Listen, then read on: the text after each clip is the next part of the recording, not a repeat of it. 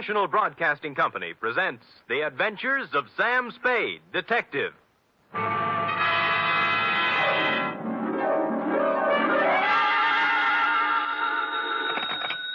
Spade Detective Agency? Me, sweetheart. Oh, you. What's the matter now? Oh, nothing. You just up and leave and don't say where you're going, and I'm only your secretary, and I'm the last one to know about it, and everybody else in town knows more than I do, and I wasn't even Enough. Wait a minute. How did everybody in town know about it? Well, it was in the newspapers, that's all. In the society column, no less. Really? Well, imagine that. Florabelle Frolics column. Florabelle. Mr. Spade, the notorious private detective, is vacationing at Westover as a guest of a promising young architect, Garrett Welch. Notorious yet. Well, at least they spell my name right. I suppose you had a great time. Well, it was exciting. What did you do? Just talked over old times, F. Did a little hunting, little shooting. Did you bag anything? F, what's your language? Sam. I see you're shocked. Well, so was I. However, if you have nothing to do, hang around the office, and I will be down with several pages from my diary telling about the whole affair. I've titled them The Civic Pride Caper.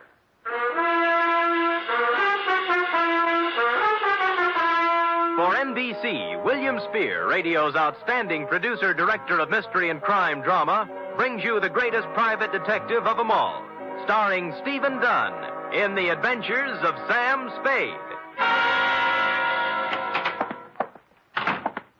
Effie! Oh, here I am, Sam. Well, I thought you'd gone chicken and run out on me. You're part of this organization. You're going to bear the bitter with the sweet, along with the rest of us. I know, but I always seem to get the bitter.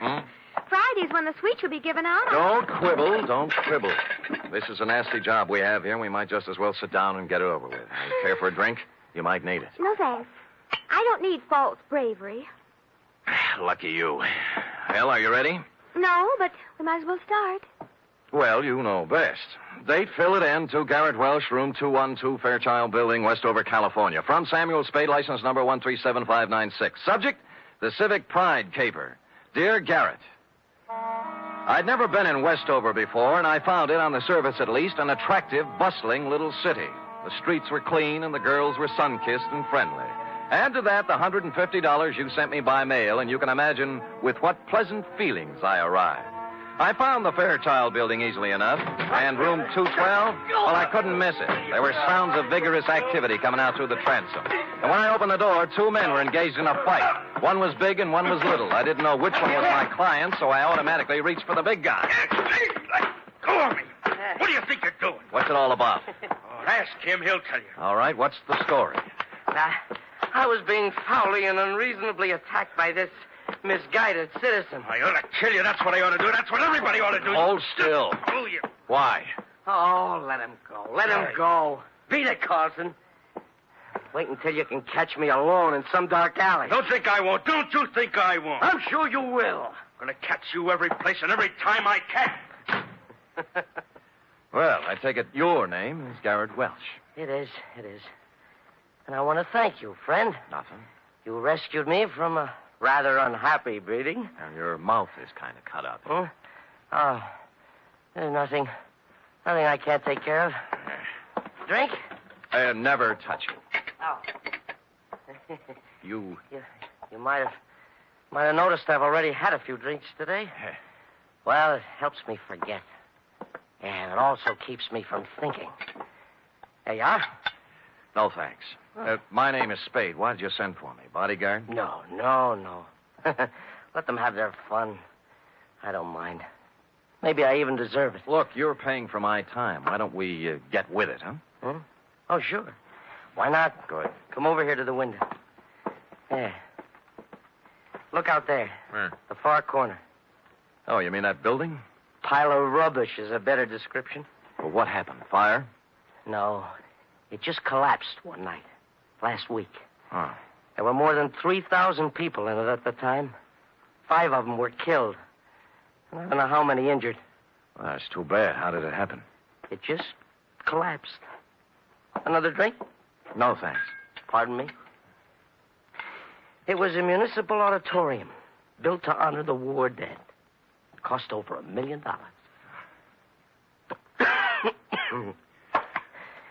I was the architect. Oh. Yeah. I was picked by the townspeople for the singular honor of designing the font memorial. Well, now they have something to remember. What'd you do wrong? Nothing. Nothing. Somebody cheated in the building of it. Somebody didn't follow my plans. I don't know who it is. I don't know who it was. Or just where to place the blame. So, you're a private investigator? What can you do? Get you some black coffee and ask you some questions.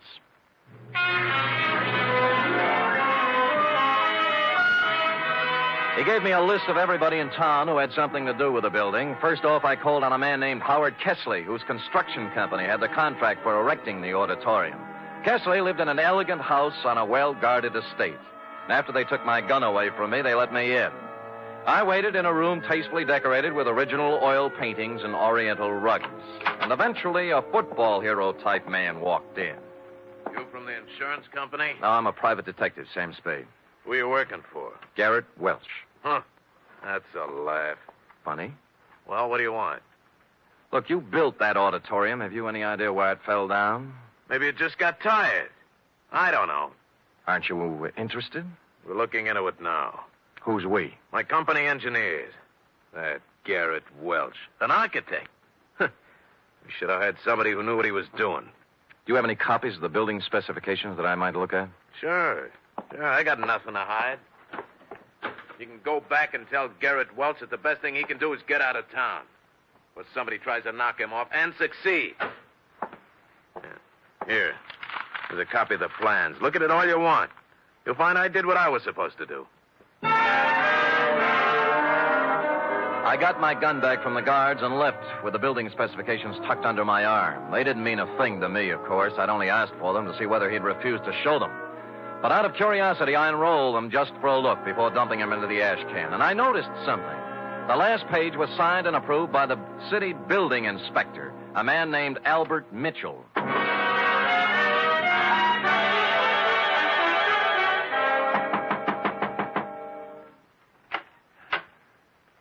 Well? Well, I don't usually receive callers at this hour, but you're a little better looking than the ordinary caller. Come in.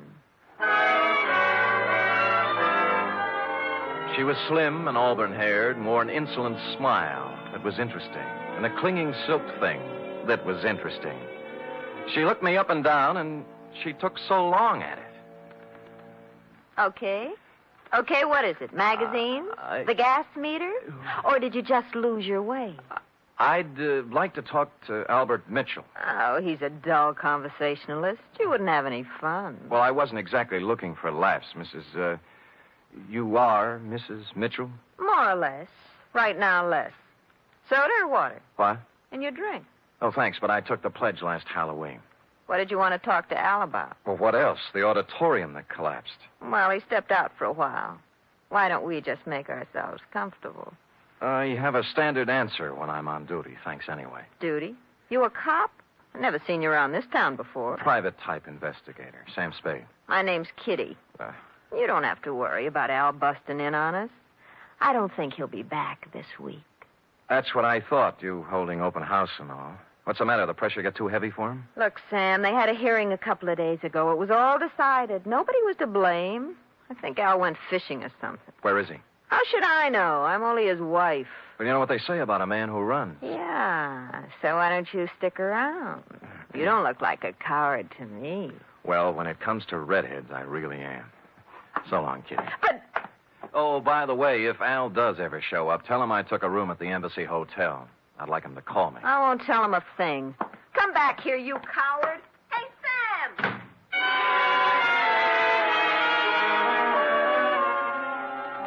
I went down to the wreckage of the auditorium. It was late, and the streets were quiet and deserted. I walked through the twisted shell of the building, striking matches and looking around. I didn't know what I was looking for, but apparently I wasn't the only one visiting the scene of the crime. I was standing just inside the gutted remains of what was once the lobby when it happened. Gunfire cut loose at the back of the building. I ran toward the noise, and when I turned the back corner, I saw a cloud of plaster dust where the shots had apparently been fired. There were no people or cars in sight, but on the sidewalk, on hands and knees, was a man. Rats. Double-crossing dirty rats. Save me. Don't let me die. Kitty. He grabbed my legs and tried to pull himself up. His face was a gargoyle of pain. I reached down to help him, but he slipped back to the sidewalk, dead. 4 bullets had gone through his back. A billfold fell out of his pocket. It was loaded with identification, and everything said Albert Mitchell, age 40, occupation, building inspector.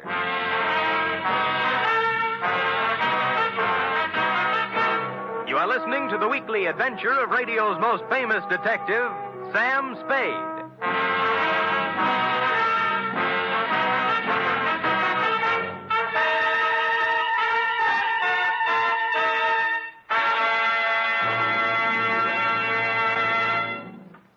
Three chimes mean good times on NBC. This Sunday, Theater Guild on the Air presents an exciting 1-hour adaptation of the Broadway stage comedy Light Up the Sky. Starring in this Theater Guild production are Joan Bennett, Sam Levine, and Thelma Ritter. And on Sunday, you're invited to another hour-and-a-half broadcast of The Big Show, starring Eddie Arnold, Jack Carson, Eddie Cantor, Olivia de Havilland, Martha Ray, Meredith Wilson, and many more. Your MC, of course, is the glamorous and unpredictable Tallulah.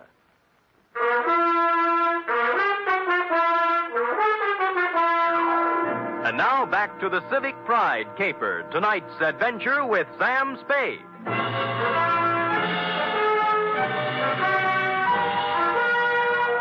A good many other people had heard the sound of Albert Mitchell's assassination, and before long a crowd had gathered. Among them were several minions of the law. They took 2 people in tow, the dead Mitchell and the live Spade. The Westover Police Department had themselves a fine time over me. It seems I was hired out-of-town killer and therefore eligible to be questioned all night. They worked hard at it, but in the morning they had to admit defeat and release me. I think they only did it because they didn't want to pay for my breakfast. By then I was pretty mad, and at 10 o'clock I walked into the mayor's office and demanded an interview. I got it. The whole thing, Mr. Spade, was regrettable. But after all, you are a stranger here. And when a man is killed and someone happens to be in on the scene, questions have to be asked. Your Honor, I'll let it pass in the interests of law enforcement. Good. Our report on you from San Francisco gives you quite a reputation as an investigator. Do you have any theories that might help us in this murder of Mitchell? Well, I could hazard an expert guess that it's tied in with the building scandal, the auditorium collapse. By the way, what's being done officially to fix the blame for that? The city council held its investigation of the unfortunate affair last week, and as far as we can determine, no one is directly responsible. No one? Oh, come, Your Honor. Are you questioning our civic procedure? Oh, well, maybe you're right. Maybe we've been too easygoing. We're all neighbors here. Yes, I'm conducting an investigation for a client who certainly has a right to know what's going on insofar as a good many citizens seem to feel he's to blame. Oh, yes, Mr. Welch. Well, he's not to blame. No one is. You must pardon my abruptness, Mr. Spade, but the events of the past week have been a little more Yes, I know. Tell me, Albert Mitchell, as building inspector, must have approved the building of the auditorium. Now, was he a reliable man? Yes. Wait a minute. You don't think... I think he was killed by somebody who wanted him to keep his mouth shut. Now, what about the contractor, Howard Kesley? Kesley? Born here. Brought up here. He's built about 1/3 of the structures in Westover. Every one of them, except the auditorium, is standing today. No, I don't think you can build up a case... I'm just examining the possibilities, Your Honor. You have to begin with the people who had something to gain from this thing. Where there's graft, there might be murder. Where are the purchase orders for the materials used in this building? That was the first question I asked. I was told they were destroyed with all the other useless paperwork that accumulated from the construction job. Oh, great. That certainly makes it convenient for somebody. Mr. Spade, I don't wish to... And I can't believe, as you apparently do, that this town's population is crooked and rotten. So if I come across any information that will help clear the good name of Garrett Welch, you can be sure that I'll be happy to bring it to your attention. Until then, I bid you good day, sir. I could understand Mayor Sullivan's desire to protect the fair name of his city, but I had to take a meaner view of at least one Westover citizen. I found out where Albert Mitchell did his banking, and misrepresenting myself as a collection agent, pried into his holdings. Let me see now, Mr. Humboldt. I really shouldn't give out this kind of information, but in your case, when you have a claim against the estate, Oh, yes, here it is. He has $300 in his account. That's all. What kind of deposits did he make? Oh, just paychecks mostly. He was a $7,500 a year man. Every Friday he deposited $150. Any deposits larger at any time? Oh, yes. 4 deposits of $5,000 each in the past year. Well, what do you know? As I recall Mr. Mitchell saying, there were payments from an estate he inherited. Yeah, thank you, Mr. Carter. You'll hear from my company soon, I'm sure. Yes. Oh, what was the name of your company again, for my records? Amalgamated Whistle. Oh, yes. Preferred. Oh, yes, of course.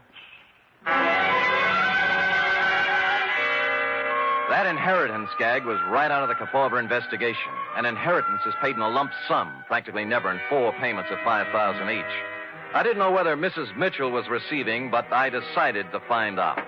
When I knocked at her door, all was quiet inside, but a second after my knock, there was a burst of sorrow. When she came to the door, there were 2 rather impossible-sized tears flowing down her face. For widow's weed, she wore a black dress, tight, satin, and low cut. Oh, Mr. Spade, I'm in no mood for talking now. Oh, just for a moment. May I come in? I guess so. I'm really kind of alone and lost. What is it you want? I must apologize for intruding on your bereavement, Mrs. Mitchell. I'm not usually as callous. Oh, that's all right. But I'm not sure I can help you any. I'm so broken up. What is it, camphor? What? Whatever you used to make those tears. All right, so I can't really cry. I never have, but it's expected of me. Yeah, all right. In that case, I sympathize with you. What do you want? Kitty, your dear departed husband made $7,500 a year and deposited $20,000 in 8 months. Now, what about it? I don't know anything about his money. All I know is that the bank told me he had only $300 left. What'd he do with it? He spent it on other women. Oh, I see. So the artificial tears do make sense, I guess. No, you don't understand. It's not that simple. It's funny, Sam, because I really mean it. Oh, I know how stupid I look in these clothes. And I did use camphor on my eyes because I wanted to cry. I wanted to cry for all the good days and the good years Al and I had. But the bad years kept getting in between, and I couldn't do it. I like you better all the time, Kitty. I knew you were real pretty. Now it turns out you're pretty real. I really loved him, and he loved me. But we kicked it away because we both wanted more excitement than this town or his salary could give us. There was no place to go. We just didn't get along. He was out spending his money on other women, being a big shot. I can't blame him, though. I helped make him do it. What about the money? He got it for falsifying the auditorium inspection papers, didn't he? Well, he didn't get it for inventing television. Who paid him? Sam, don't ask me anymore. Well, you do know where the $20,000 came from, don't you, Kitty? Don't, Sam. I'm scared. You know what you ought to do? You ought to come back to San Francisco with me. Let me help you get a job there. You can make a fresh start. You're not kidding. I give you my word. I ought to have my head examined for trusting you, but I'm going to do it. Al got that money from the Central Cement Company for, quote, an advisory capacity, unquote. Mm-hmm. You know who owns the Central Cement Company? Howard Kessler? Warm, but not quite. His brother. Last night when Al showed up in town, he was gunning for trouble. Why? He said they were going to make a fall guy out of him, and that he wasn't going to take the blame for anybody. That's what he said. Uh-huh. But I think he ran out of money and wanted to make a touch in exchange for disappearing again, for good. And you think Kessler shot him or his brother? I can't think, and I don't know anything else. Now, do I get to San Francisco? I'll be back for you. All right, but make it fast. And don't leave me here, because if anything happens to me, Sam, it'll be on your conscience. She walked to the door with me and kissed me on the cheek, and it was nice. No more than that. It was nice. Next stop, the Central Cement Company offices. Statement of Howard Kessler's brother, Ralph. I'll explain it to you in simple terms. We supplied cement for a lot of buildings in this part of the country. When you want to build something, you submit a bid. When you want to know what kind of a bid to submit, you ask an expert. Mitchell was our expert, and we didn't expect him to work for nothing. You mean Mitchell tipped you off as to what other firms were bidding? Well, call it anything you want. It's done all the time. I found Garrett Welch, my architect client, slumped over his desk, much the worse for drink, and it took a good half hour with coffee and wet cloths to bring him around to something resembling normal. I was proud of that building, Mr. Spade. As proud once as I am ashamed of it now. I spent I spent 4 years at a prominent American college and 2 years apprenticeship with a great architect to prepare myself to come back here and make this the most beautiful city in the West. Well, you must have watched them build it. What went wrong? That's the point. I wasn't here. They sent me to Chicago to study. And I bid for it. What they really wanted was for me to be out of the way. Who are they? The city council. Oh, why bother? Just tell me how much I owe you and we'll just forget it. Nobody's going to indict anybody for anything. Well, somebody's responsible for the building and for Mitchell's murder, and we'll find him. We? Yeah. If you'll lay off that bottle for a while and work with me, maybe we can do it. All right. All right. No more booze. I'll stop feeling sorry for myself and start getting mad. Hey, where you going? I'm going to start at the top. I'm going to try to get the mayor to help.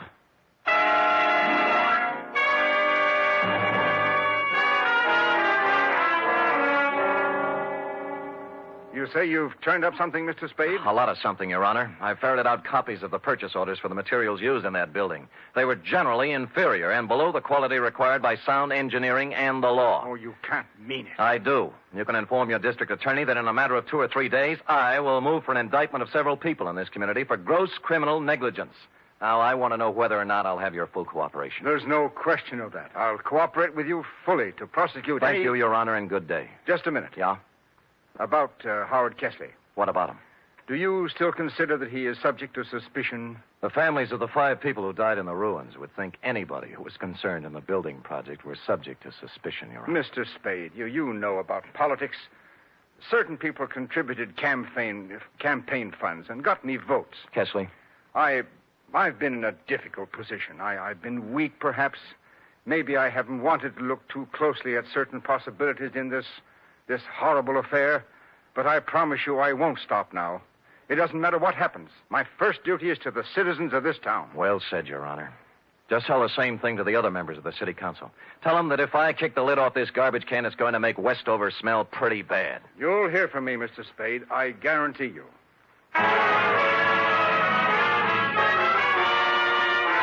In the course of the next 2 hours, I told the same story to the newspaper, the police, a couple of soda jerks, a waitress, and almost anybody else who would listen.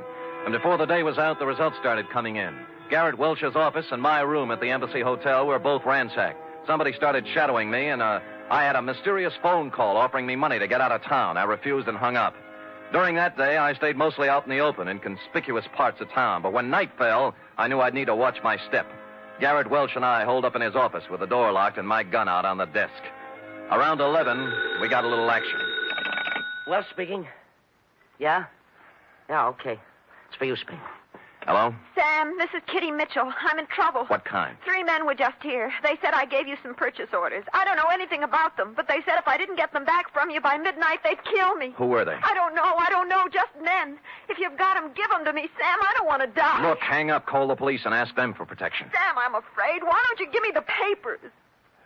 Get in a taxi cab and come up to Garrett Welch's office. We'll talk it over. I'm afraid to do that. Well, you'll have to. I can't leave here. I'm waiting for somebody. Who? I'm not sure yet. Somebody threatened Mitchell's wife. She's coming up here. Well, I think we have enough to do taking care of ourselves. Who's that? Go on, you answer it. Then step to one side. I'll keep you covered. Okay. Don't make one wrong move. I'm not going to, Spade. I came here to talk. Kesley? Yes. Who's with you, Kesley? Nobody. I'm alone and unarmed. Come in. I'm watching you from behind, Kesley. I know it. I just came to talk. All right, talk. Spade, you allegedly have information as to why the auditorium collapsed, killing 5 people. Suppose I do. Well, I came to make a deal with you. We're not making deals. I think you'll like this one. I'll give you all the positive information you want for one thing. Namely? A 48-hour head start out of town. Why should we give you that? Because nobody, least of all myself, thought the building would collapse. It's true I used inferior materials, but I had to. What does that mean? There's a man in this town.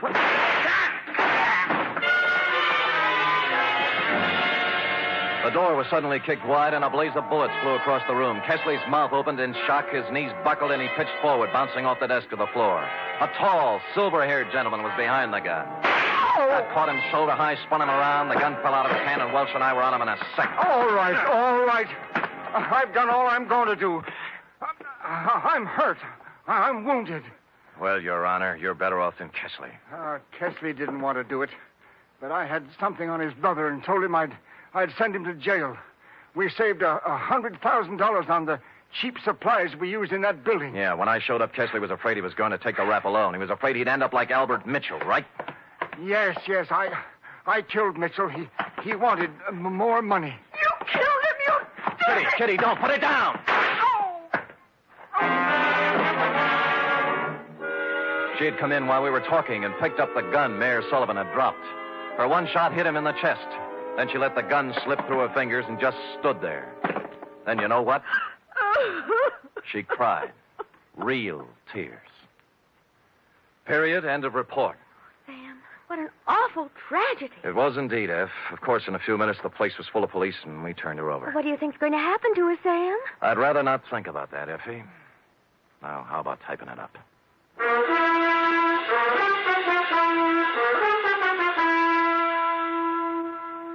Three chimes mean good times on NBC. There's fun this Sunday with two of your favorite families, the Blandings and the Harrises. Mr. and Mrs. Blanding stars Cary Grant and Betsy Drake in the title roles as the owners of the famous Dream House. And the Phil Harris-Alice Faye Show brings you Phil and Alice with more of their merry antics, plus Frankie Remley, Brother William, and the entire cast. You're invited this Sunday.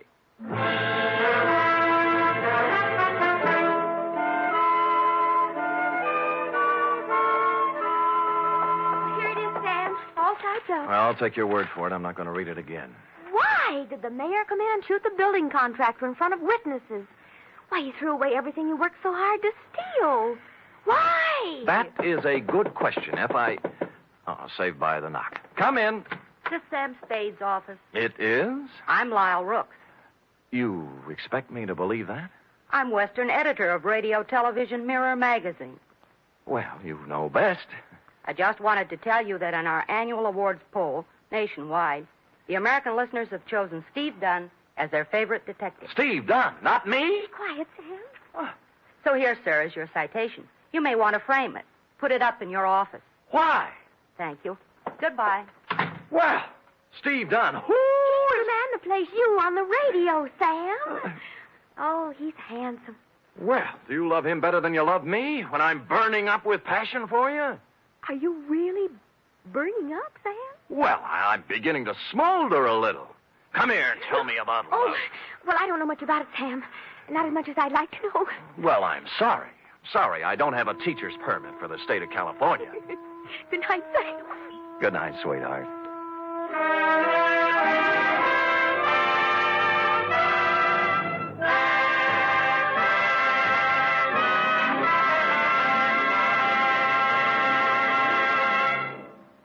The Adventures of Sam Spade are produced, edited, and directed by William Spear. Sam Spade is played by Stephen Dunne. Lorene Tuttle is Effie. Also in the cast were Shirley Mitchell, Jack Crucian, Sidney Miller, Paul Freese, Herb Rawlinson, and Lou Merrill.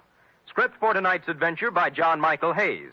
Musical scoring by Lud Gluskin, conducted by Robert Armbruster.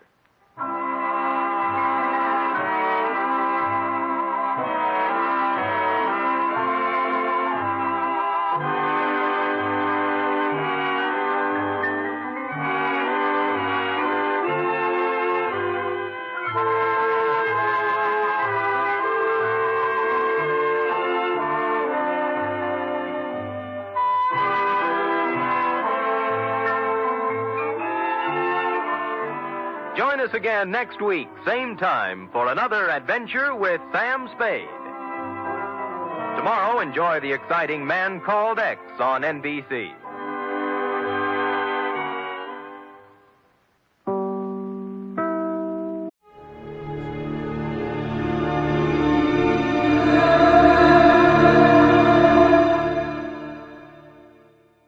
In just a moment, Suspense with Lucille Ball.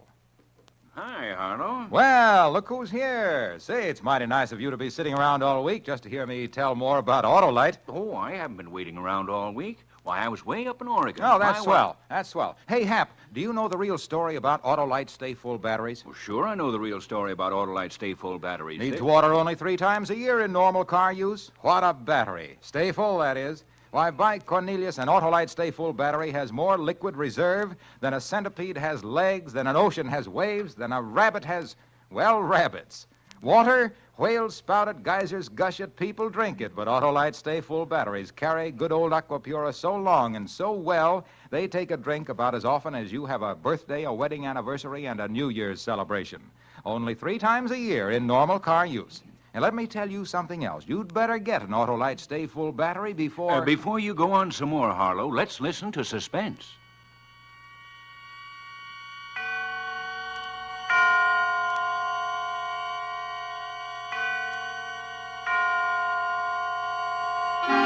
Suspense.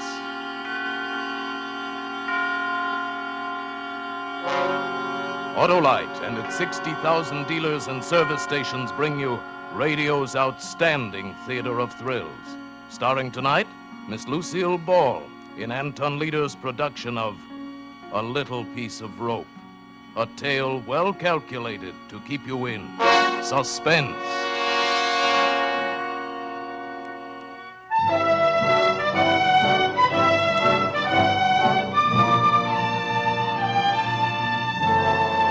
They said I'd never make good here in Hollywood. Everywhere I went, it was the same story. Sure, they'd see me, but the minute they took a look at my baby face, all I'd get was advice and excuses. No job. My last try was for a schoolgirl part. I was too baby-faced to even land that one. I was walking home, still wearing the school uniform that I'd bought to help me get the part, when I got the idea. Then I remembered another thing. It was years ago, reading an old copy of the Police Gazette in Grandpa's attic, printed about 1880, I guess. With their falsely youthful faces, dressed as innocent schoolgirls, these vicious females haunt the vicinity of select young ladies' seminaries, and with their airs of artless girlhood, they entice and trap unwary gentlemen, some from the best of families.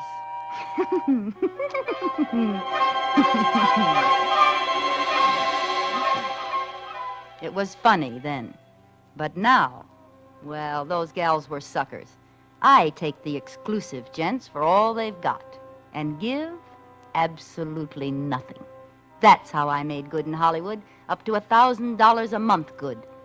I just take a little walk.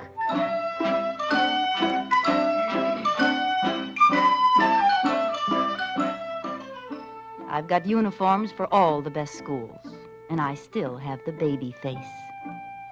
So help me, lots of those kids look older than I do.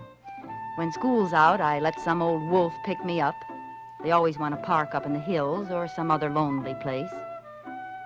I drop my compact. He bends over to pick it up. I let him have it with a special little blackjack I carry.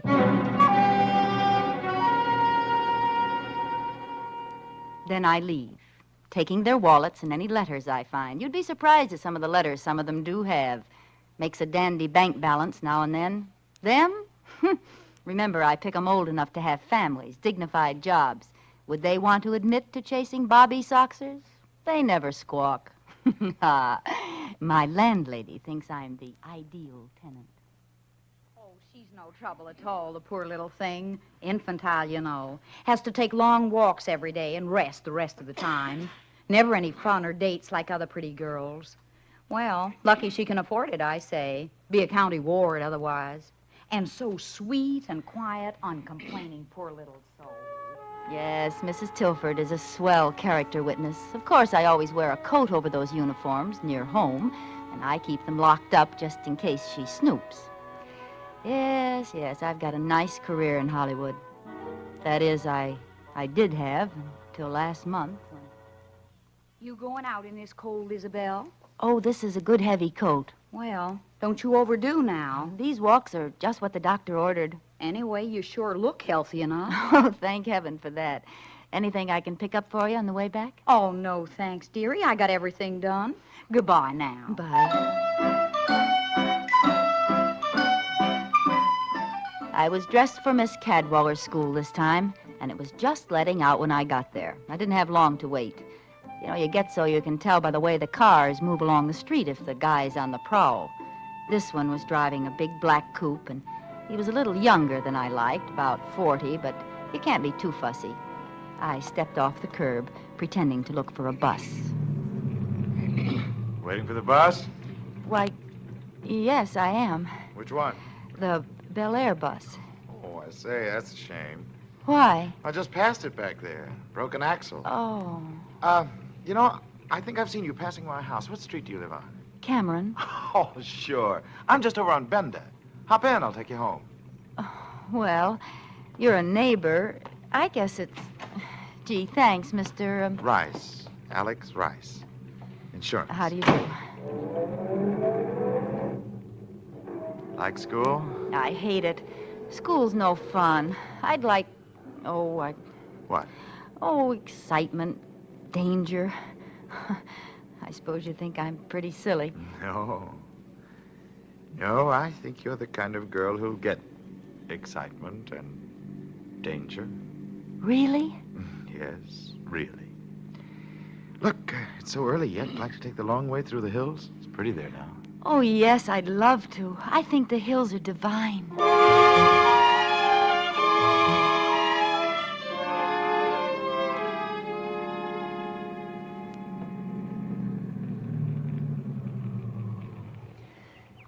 Oh, isn't it just out of this world? Yes. Yes, indeed. Oh, What's the initial on your bag for? the initial? Yeah. Irma? Oh. Inez? Ingeborg? Oh, Ingeborg, you made that up. No, it's Swedish. Imogene? No, Irene. Irene Taylor. A pretty name for a pretty girl. I'll bet. You have beautiful hair and eyes and a beautiful throat. Well, throat. Irene, you're very exciting. Oh, Mr. Rice, I dropped my compact. You don't need it. But it might get stepped on. You won't need it. But I want it now. All right. Don't yell so. Here, I'll get it for you. Oh! Character, huh? Well, here, roll back a little. There. Well, what do you know? Rope. Now, why would a guy carry a piece of rope in his inside breast pocket? Nice wallet. Well, goodbye, Mr. Rice, and thanks for everything.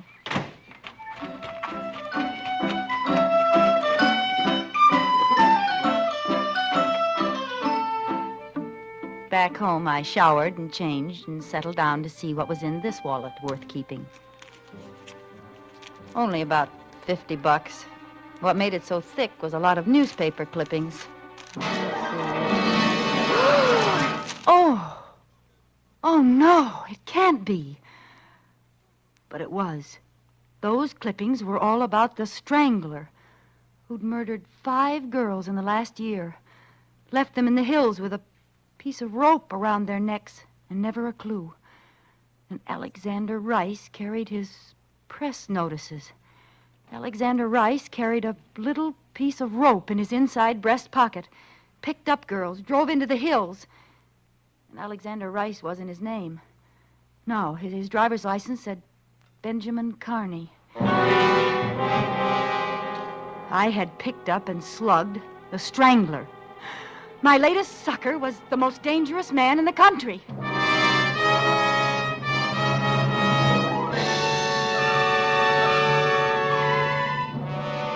For Suspense, Autolite is bringing you Miss Lucille Ball in radio's outstanding theater of thrills, Suspense.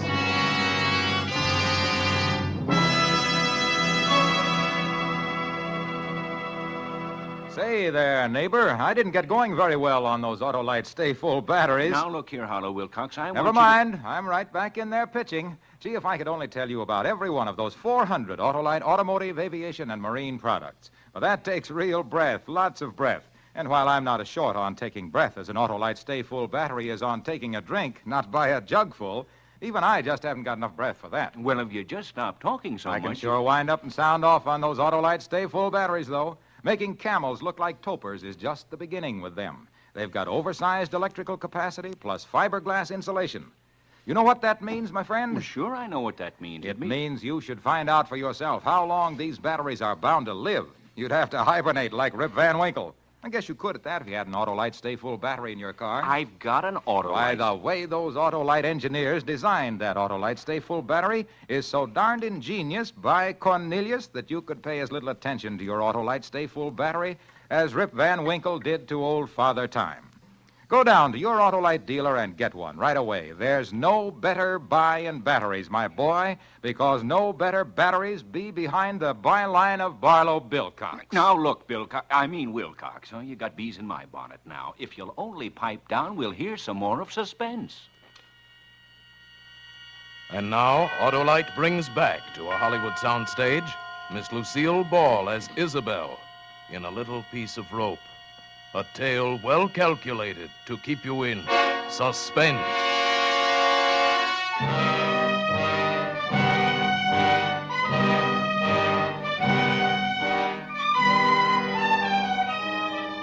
At first, I just shivered over my narrow escape.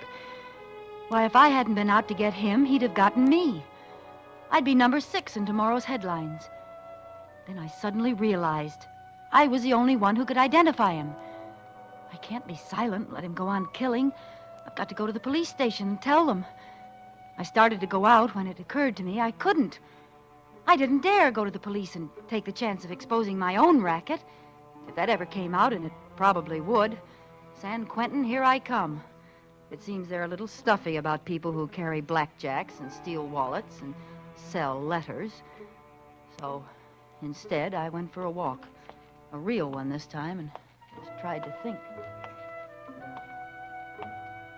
Pretty soon another thought hit me. He knew I could identify him by now. The Strangler was no fool. He'd have me figured out and know the kind of place and time to look for me. And he'd certainly be looking for me, to kill me, to shut my mouth forever. I had to find a way to...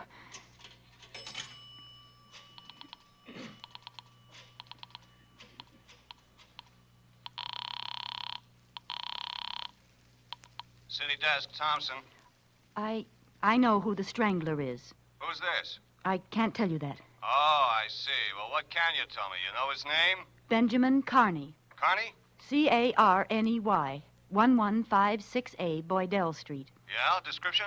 About 40, 5'9" or 10, 160 pounds, dark hair, eyes, skin, even features. Not ugly, not handsome. Drives a big black coupe, late model. Got it. Any identifying marks? Mustache? No, nothing. And how do you know this guy's the Strangler? I just know. Goodbye. Hey, wait a minute. So you can trace the call?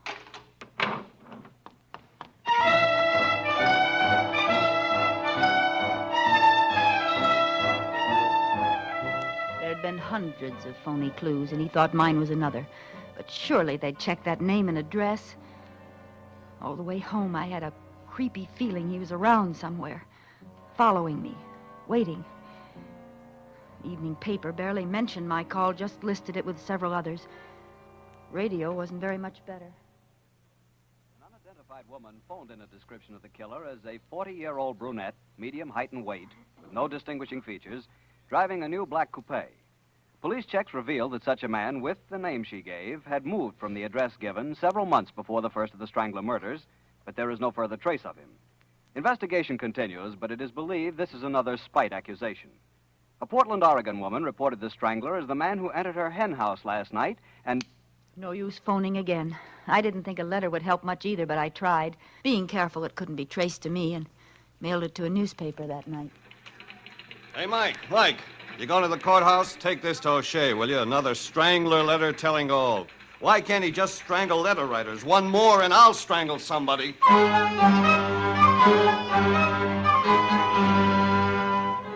Another failure. The letter wasn't even printed. I was getting jumpy from being cooped up like a prisoner. What if he couldn't find me as long as I stayed home? I was losing money every day I didn't pull my act. I could leave town, but why should I give up this good thing, my perfect setup? I'd been doing fine. In another year, I could quit the racket, make friends, invest my money, maybe even get married. But now this had happened. I'd never be safe. Not as long as we both lived. I finally faced it. I have to find him and kill him.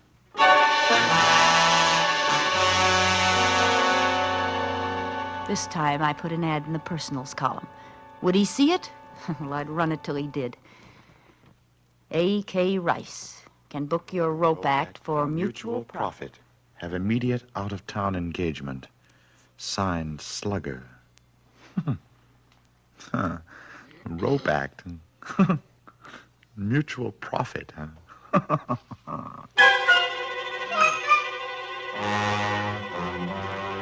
I knew that would get him because it sounded like blackmail. And by pretending to fall for a shakedown, he'd hope to get close enough to kill me. Only it was going to be the other way around. And so our strange correspondence began. He answered right away. Slugger, interested in offers. Send details, box 047M298. Rice. I had him hooked. I didn't lose any time writing.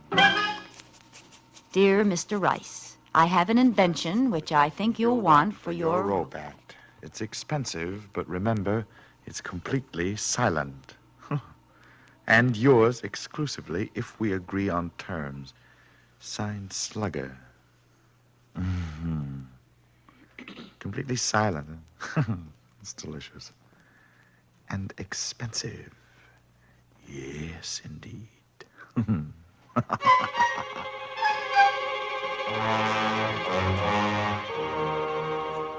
Slugger, give price and details of contract. Rice. So close now. I couldn't afford the slightest mistake now or... Dear Mr. Rice, 5,000 cash buys complete assortment of paper and leather goods. Time and place of meeting must be my choice, but decide fast. I must leave town immediately. Signed, Slugger. P.S. You should never have left that snapshot in your wallet. It's awfully good of you. Snapshot? I thought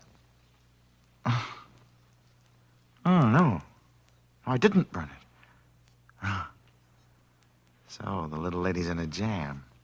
Needs money to hide out. Huh? And I can help her make her getaway? Oh, I can indeed.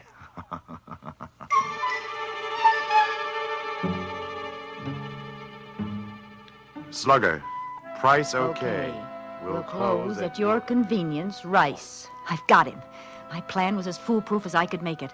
I packed a suitcase with the kind of clothes I'd hate to be found dead in, and maybe I would be, and told Mrs. Milford I was taking a vacation with friends. Oh, I'm so glad, dearie. I said to Miss Knight yesterday, that child should have country air. City air just don't do the same for you. Yes, I know it'll do me good. And you stay longer if they ask you. Don't worry about me holding the apartment for you. Well, thanks a lot, Mrs. Tilford.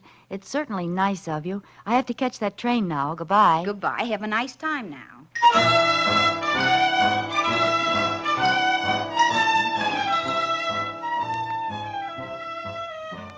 I took those awful clothes to the bus depot, changed, washed, and let the soap dry on my face till it was white and shiny and 10 years older. With my hair skinned back tight under an old beret, I saw a stranger in the mirror. Baby face was gone. Good. No one had noticed me, and looking like this, nobody would. Then I walked to another apartment I'd rented by phone last week. It was in a dingy neighborhood.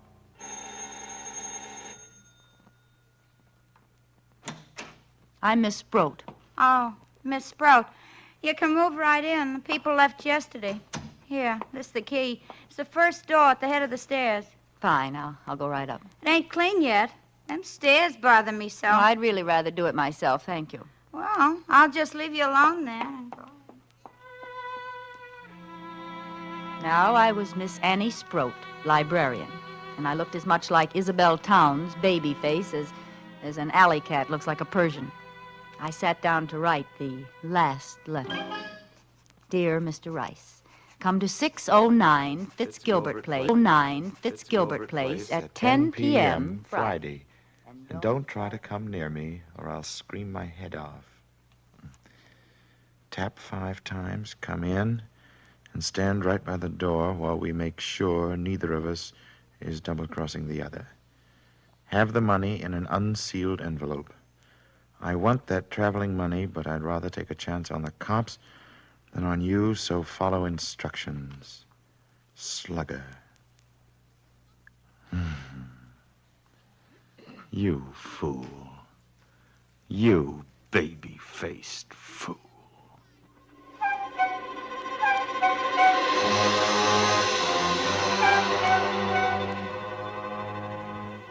He'd have to make sure the layout was right before he'd dare attack me. And the more precautions I took, the more he'd believe I was on the level. Near the door where he'd stand, I put a chest with a lamp on it. That was my booby trap, that lamp. The room was so dimly lit, he'd have to light my lamp to look at the wallet. And when he pulled the light chain, he'd shoot himself. I had a gun fixed where the bulb should be, and the chain pulled the trigger. It was set to get him in the chest. Heart, if I was lucky. Dead or not, I'd leave him there for the cops, with his wallet and clippings.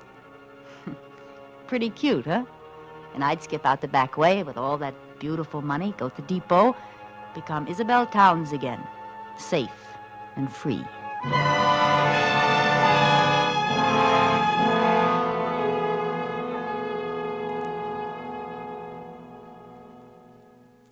I wore gloves all the time I was there, and the suitcase with Isabel Towns' identity in it was ready by the back door. The hours passed like centuries, and the old house creaked like a sick old man in a squeaky bed. Of course, it might be the house, or it might be someone on the stairs. And then it was 10 o'clock. I was standing at the other end of the room, facing the door. The light was very dim. I heard the feet coming up the stairs, or was it just the creaking of the old house? No.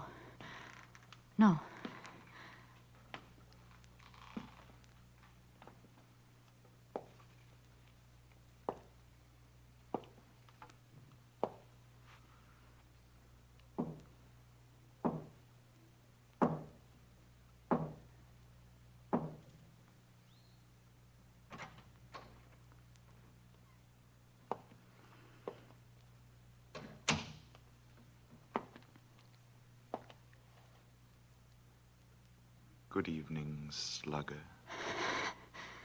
You see, I'm prompt, slugger. Stand where you are. Certainly. Did you bring the money? Yes, indeed.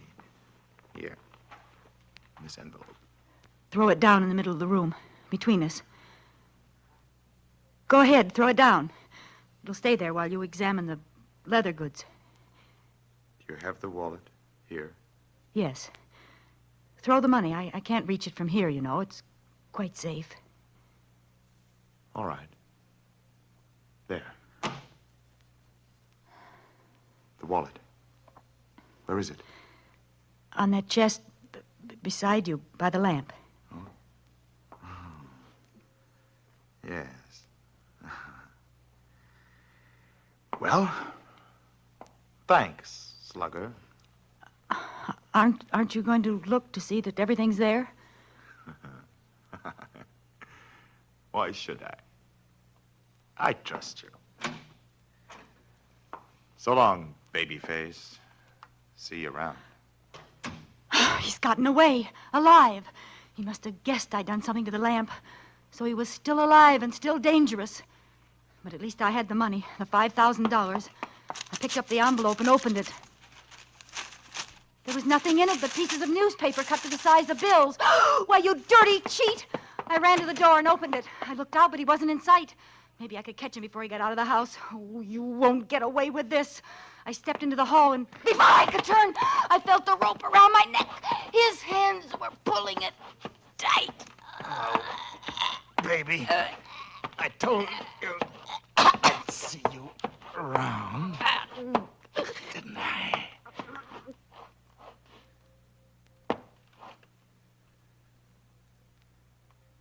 There you are, baby.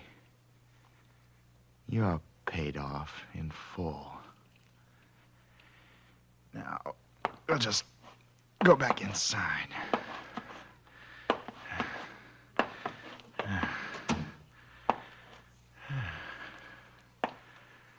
Let's see. I guess you'll be safe on the floor. while we finish our business. Now, I'll take a look at that wallet, baby. You might have held out some of those clippings. I'll just turn on this light.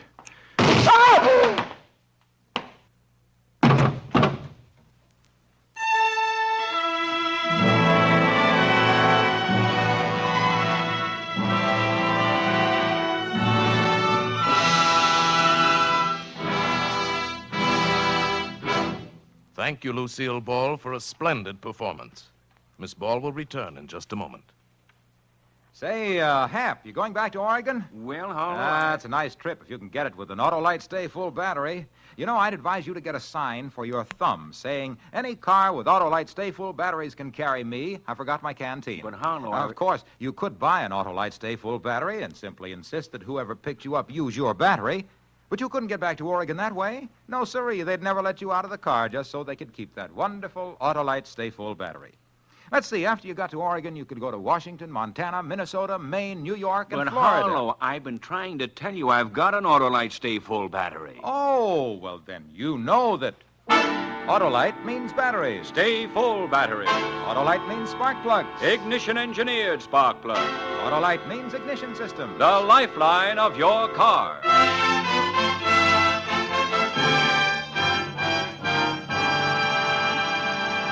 And now here again is Miss Lucille Ball. It's always a great pleasure to appear on Suspense, especially when the part is so unusual and exciting. That's right, Miss Ball. The part of Isabel tonight was very different from your regular radio role on My Favorite Husband. Plug? Why not? Why not? Something like, listen to Lucille Ball as Liz Cougat on My Favorite Husband every Saturday night. Over your favorite CBS station. All right? Wonderful. And I hope all of you will be listening next week when Suspense presents William Powell in a role that's also different from the parts he's been playing lately. He's playing a man who's just stolen $250,000 and then finds out that... But you'll hear about it next Thursday when Suspense brings you Give Me Liberty, another gripping study in... Suspense.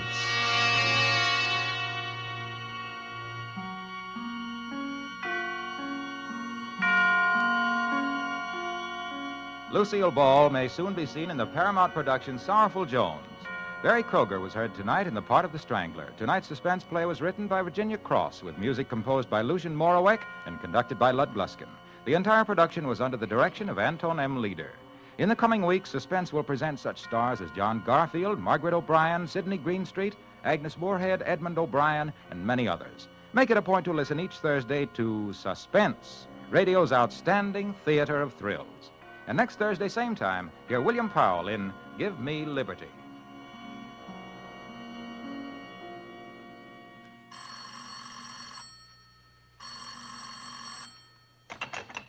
This is the Autolite Suspense Show. Here's your party, Miss Ball. We should all support our local community chest in their drives for funds. Money is badly needed for aid to the handicapped, child care, hospitals, clinics, and a host of other humanitarian services. Subscribe to your local community chest. Everybody benefits, everybody gives. Thank you. This is CBS, the Columbia Broadcasting System.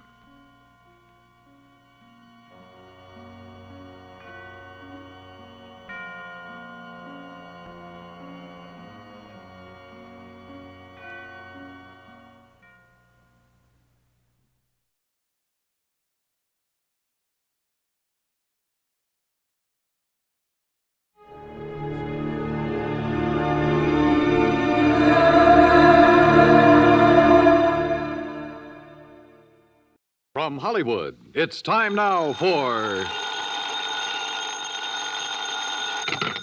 Johnny Dollar. Joe McNabb, Northeast Indemnity, Johnny. Oh, hi, Joe. What's up? At the moment, my blood pressure. Too much work? No. Prospect of having to pay off on a $100,000 life insurance policy. Uh-oh. Fella I think you know, Johnny. Art Wesley. Oh, sure. Been a pal of mine for years. Reporter. Yeah. Apparently he's working on a story right now that somebody doesn't want him to report. What do you mean? Night before last, he got beat up in an alley. Yesterday, a car made a pass at him at high speed. What about today? It's early yet, Johnny. Oh, yeah, sure. But let's hope it's not too late.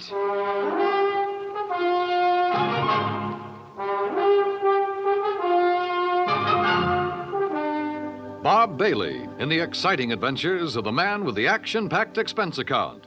America's fabulous freelance insurance investigator. Yours truly, Johnny Dolar.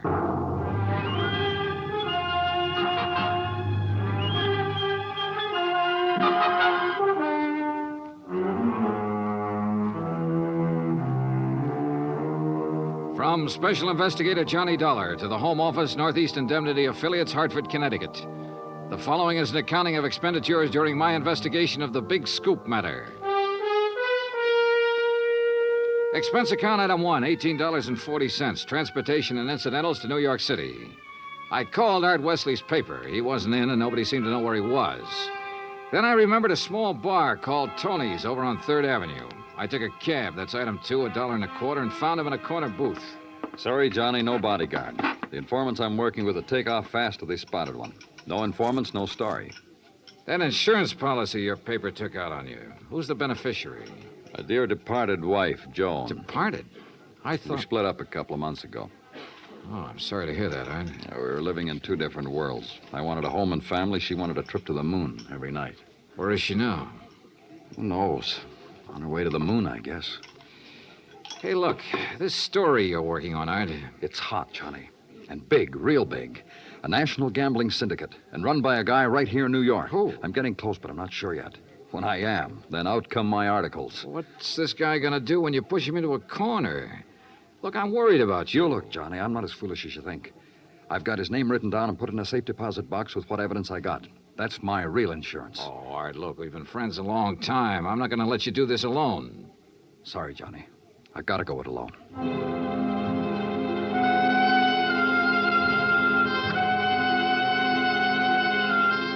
Since I'd gotten nowhere with Art, I decided to try his wife, Joan, even though they were separated. I found her in an apartment on East 68th, but she was hardly what you'd call cooperative. Look, Mr. Dolar, so you're a friend of Art's. At the moment, I'm not. Mrs. Wesley, your marriage with Art is none of my business. But that insurance policy his paper took out on him is. And incidentally, you're still the beneficiary. So? So he could be in danger, those articles he's writing. Why doesn't he drop it? Oh, look, you know Art better than that. Then what am I supposed to do about it? That story is his business. How I feel about things is my business.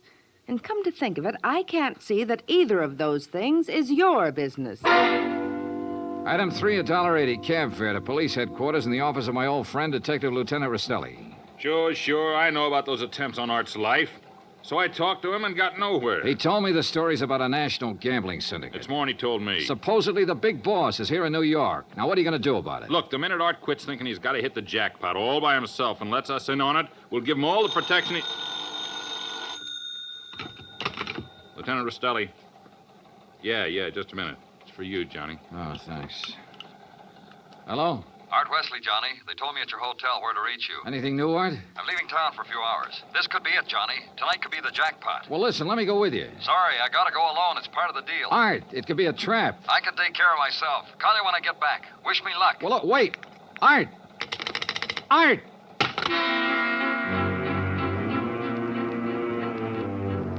Item 4, $1.80 cab to Art's apartment, where I persuaded the manager to let me in. I was looking for anything that would give me a lead. Then, near the phone on a scratch pad, I found where he'd written the word Watika several times. Sure, Lake Watika, upstate. Art had a lodge there. Item 5, $25 even for a rented car. It was a 3-hour drive to Lake Watika, which was bad enough. But to top it off, it started to rain, and rain hard.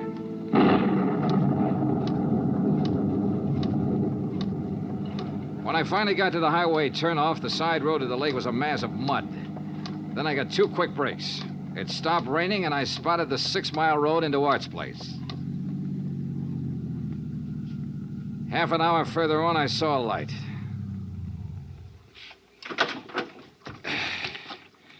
Art's car was parked at one side, and the front door of the lodge was wide open. When I got to it, I saw why. Art was lying in the doorway. Yeah. He was the one who wanted to hit the jackpot. But you can't hit the jackpot with a slug, particularly when that slug is right between your eyes.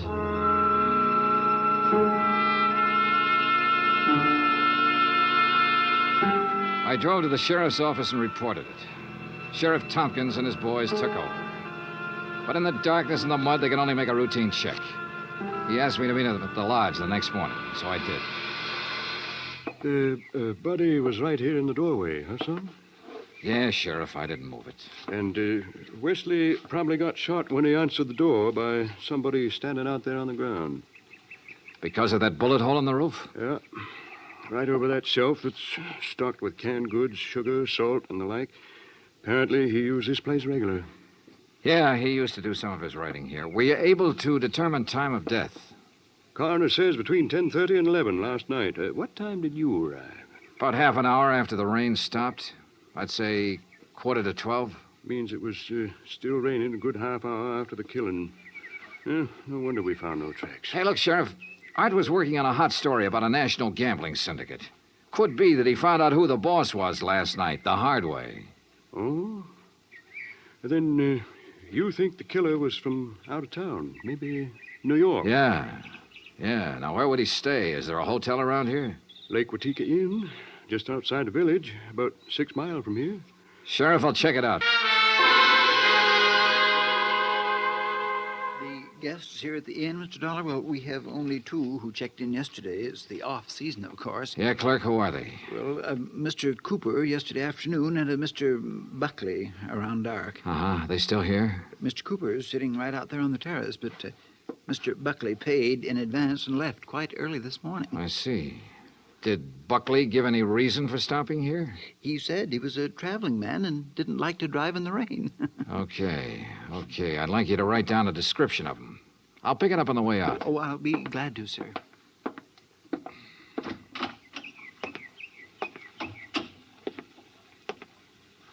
Hi. Oh, good morning. Enjoying the scenery? Yes, immensely. Oh, sit down, won't you? Sure, thanks. My name's Dolar. Mine's Cooper. You just check in? I'll just drop by. I came yesterday. Uh-huh. Pretty up here this time of year. Yes, certainly is. I really enjoy places like this in the off-season.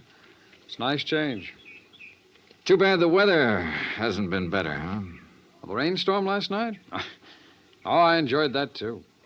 You were out in it? Oh, no. No, I enjoyed it the way a storm should be enjoyed. In front of the fireplace in my cottage with a drink and a good book. No, Mr. Dollar, I stayed in last night. And that was that. I picked up the description of the other guest, Buckley, from the clerk and gave it to Sheriff Tompkins, who got out a bulletin on him. Then I drove back to New York City, turned in my rented car, and took a cab. That's item 6, $1.70, to Joan Wesley's apartment. Yes. They notified me this morning about Art's death. I don't know what to say. What is there to say? Good question, Mrs. Wesley. If only he hadn't been so stubborn. If only he'd given up that story about the gambling syndicate or whatever it was. Yeah. You figure somebody in the syndicate killed him? Why, of course. Mrs. Wesley, did you know Art had gone on up to the lodge at Lake Watika? No.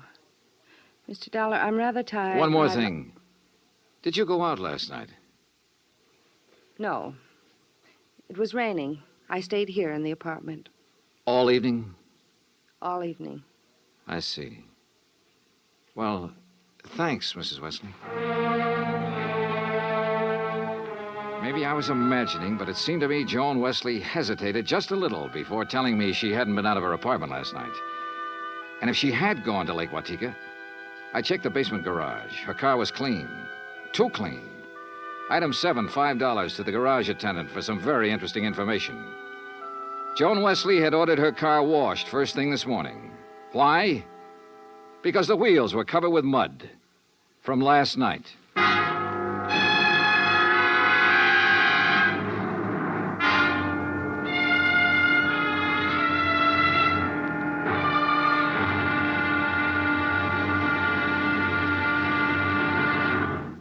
Act 2 of yours truly, Johnny Dollar, in just a moment. Better schools mean better citizens, better neighbors, better families. But we can't expect our children to respond, to learn and grow, if we ourselves are indifferent to their school environment. CBS Radio urges that you write to Better Schools, 9 East 40th Street, New York 16, New York, for information about how citizens can spark community action to improve their schools. That address again is Better Schools, 9 East 40th Street, New York 16, New York. Now, Act Two of yours truly, Johnny Dollar, and the Big Scoop Matter.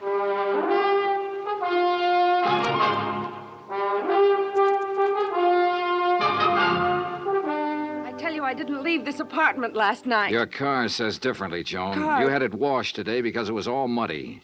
And the reason it was muddy was because you had it out in the rain last night. Look, Another thing. You told me you didn't know Art had gone to the lodge. You hadn't heard from him. But the switchboard operator told me you had a call from him yesterday. Now, why else would he call you except to tell you where he was going? Well, how about it, Joan? All right. Art did call me yesterday and told me he was going to Lake Watika. And how about last night? Yes. I went out, but not to Lake Watika. Art wouldn't give you a divorce. By killing him, you get your freedom and $100,000. I didn't kill Art. I didn't go up there last night. And where did you go? Might as well know. The reason I wanted a divorce from Art was because I'd found someone else. Oh?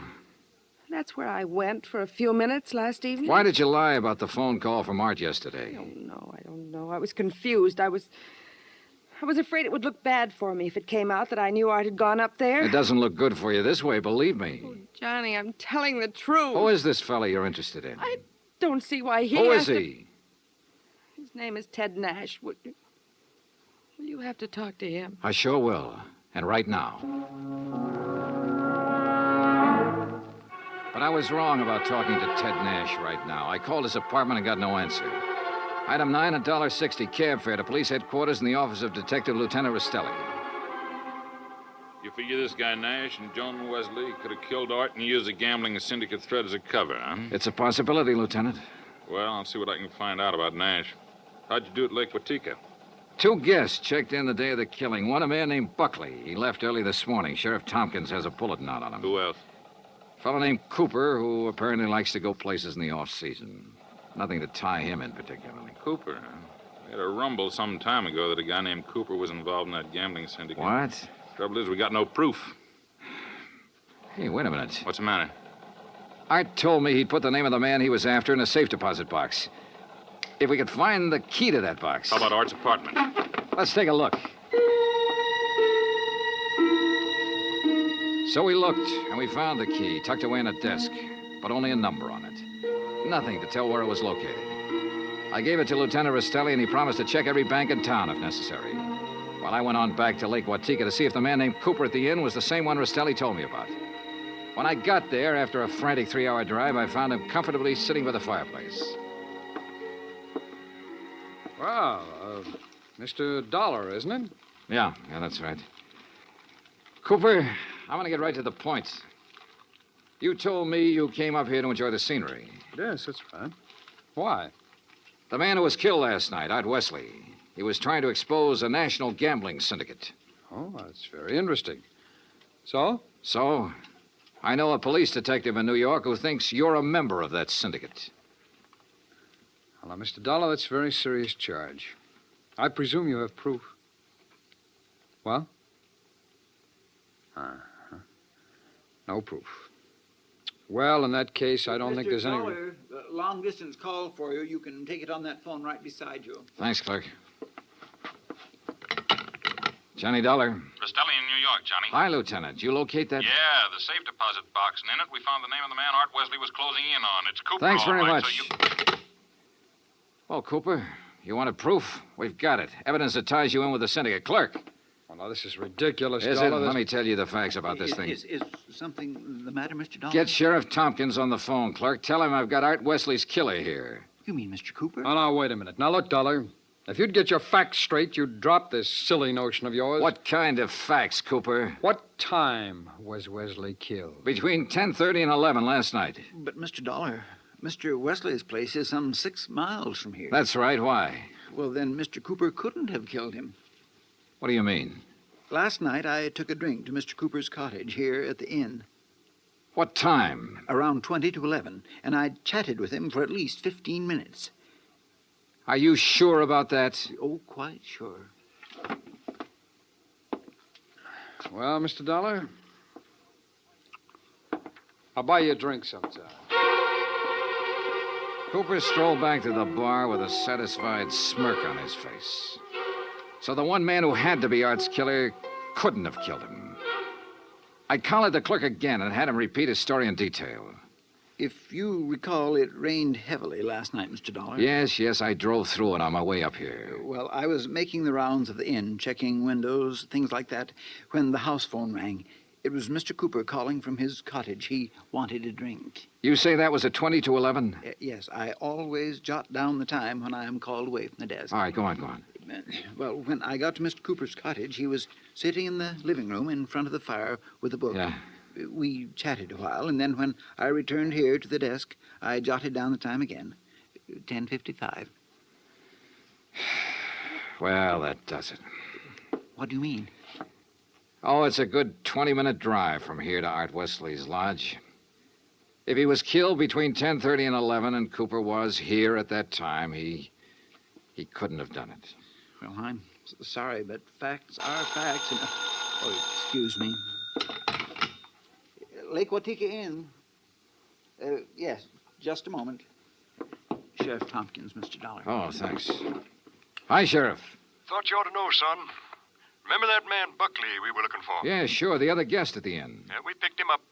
I've been questioning him for an hour. Any luck? No, sir. He's just a traveling salesman who stayed at the inn because he didn't want to drive in the rain. You sure? Buckley swears he doesn't even know Cooper. Just between you and me, Johnny, I think we got the wrong fella. No place again. I decided to start all over. Got into my car and drove to Art Wesley's place. Nothing was changed. I remember the trip I'd made the night he was killed, how it rained heavily until about half an hour before I arrived. How I'd found him lying in the open doorway, a bullet hole in his head. Yeah, and the hole in the ceiling over the shelf of provisions, marking the path of the bullet. It was there. So were the provisions. Canned food, mustard, sugar, a package of crackers. There was some... Wait a minute. Sugar. The sugar bowl. I stared at it for a moment. I remembered a couple of things the room clerk at the inn had told me. And suddenly the whole deal slid neatly and quietly into place.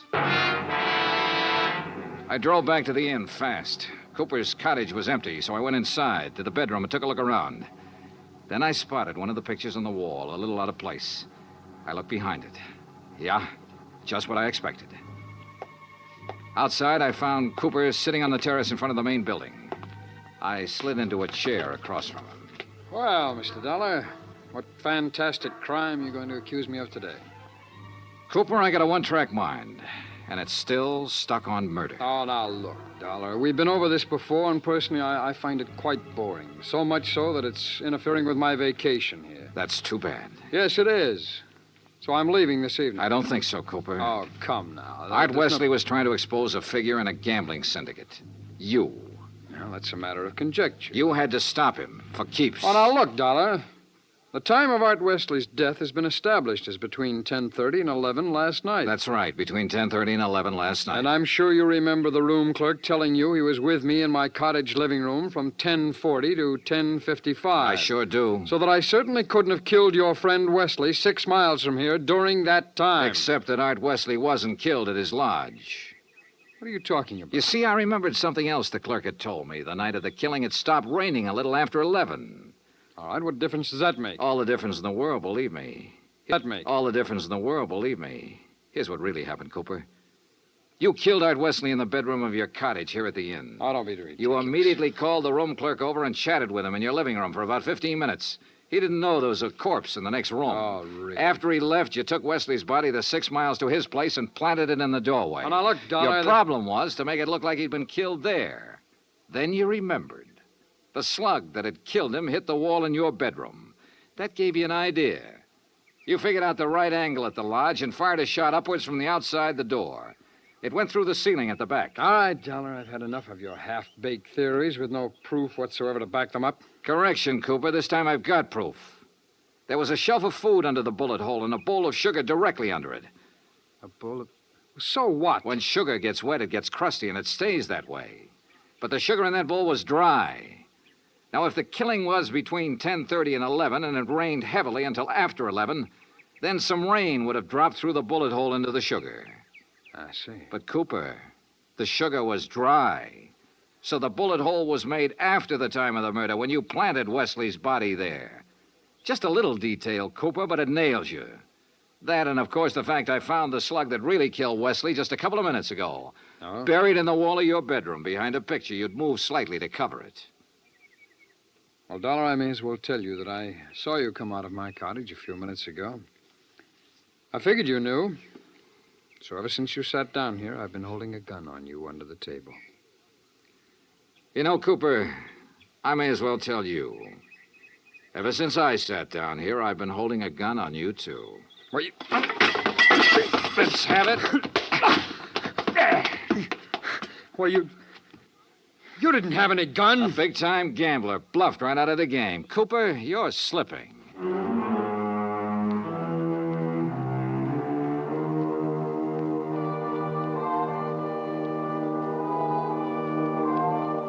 Item 10, $37.50. Transportation and incidentals back to Hartford. Expense account total $187.40. Remarks? Cooper's awaiting trial. About Art Wesley? Well, I guess that sugar bowl was a dead man's revenge. And come to think of it, that revenge was pretty sweet. Yours truly, Johnny Dollar.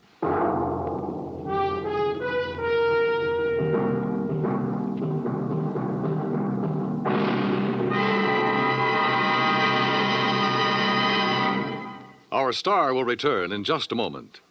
In days long since gone by, one had to go out in search of daring do. But in a fast-moving world, exciting things are happening right around the clock. Things you can be in on no matter what else you're doing, as long as your radio is nearby. With CBS newsmen on the job, you can make CBS Radio your listening post for world events. Stay tuned now for 5 minutes of CBS News, to be followed over most of these same stations by the FBI in peace and war. Now, here is our star to tell you about next week's story. Next week, colorful New Orleans, from nightlife in the Latin Quarter to the dismal, deadly swamps. Join us, won't you? Yours truly, Johnny Dollar. Yours truly, Johnny Dollar, starring Bob Bailey, originates in Hollywood. Written by Robert Reif, it is produced and directed by Jack Johnstone. Heard in tonight's cast were Virginia Gregg, Russell Thorson, Barney Phillips, Stacey Harris, Larry Thor, Parley Bear, and Les Tremaine. Musical supervision is by Amerigo Marino. Be sure to join us next week, same time and station, for another exciting story of yours truly, Johnny Dollar. Dan Cubberly speaking.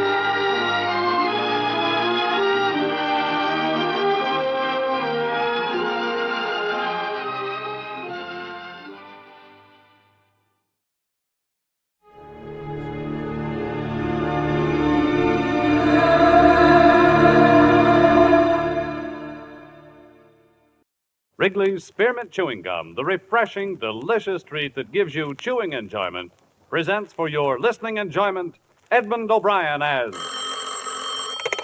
Johnny Dollar. Are you the insurance detective? That's right. Who's this? Johnny Doe for now. Do you want to crack the Calgary job? What? Calgary Products down in Camden. 300,000 payroll robbery on the first of the month. This isn't my kind of a gag. Try it on somebody else, Wait a minute. This is no gag. Check the Alliance Bonding Company in New York. they've kept it out of the papers. If you're interested, be at this same phone tomorrow night at 10. I'll call you.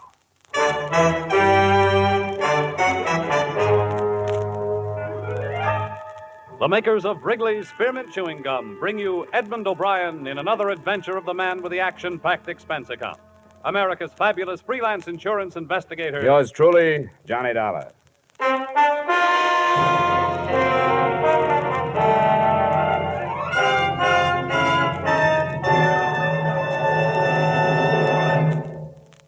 To make every day more enjoyable, treat yourself often to refreshing, delicious Wrigley's Spearmint Chewing Gum. Here's a taste treat you can enjoy indoors, outdoors, at work, or at play. The cool, long-lasting mint flavor refreshes you. The smooth, steady chewing helps keep you fresh and alert. Adds enjoyment to whatever you're doing. Wrigley's Spearmint Chewing Gum. Healthful, refreshing, delicious.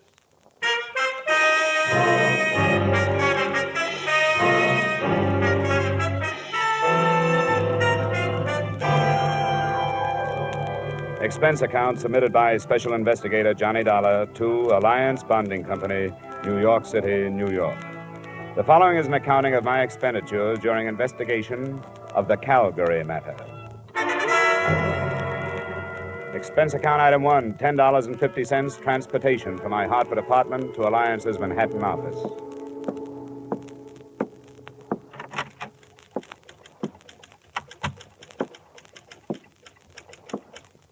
Good afternoon, sir. Hello. I think Mr. Matthews is expecting me. The name is Dollar? Oh, yes, Mr. Dollar. That door. Just go right in. Thank you. Yes. All right, Al. That'll be fine. The first bulk starts at 8, but we don't care if we miss that. All right, I'll see you then.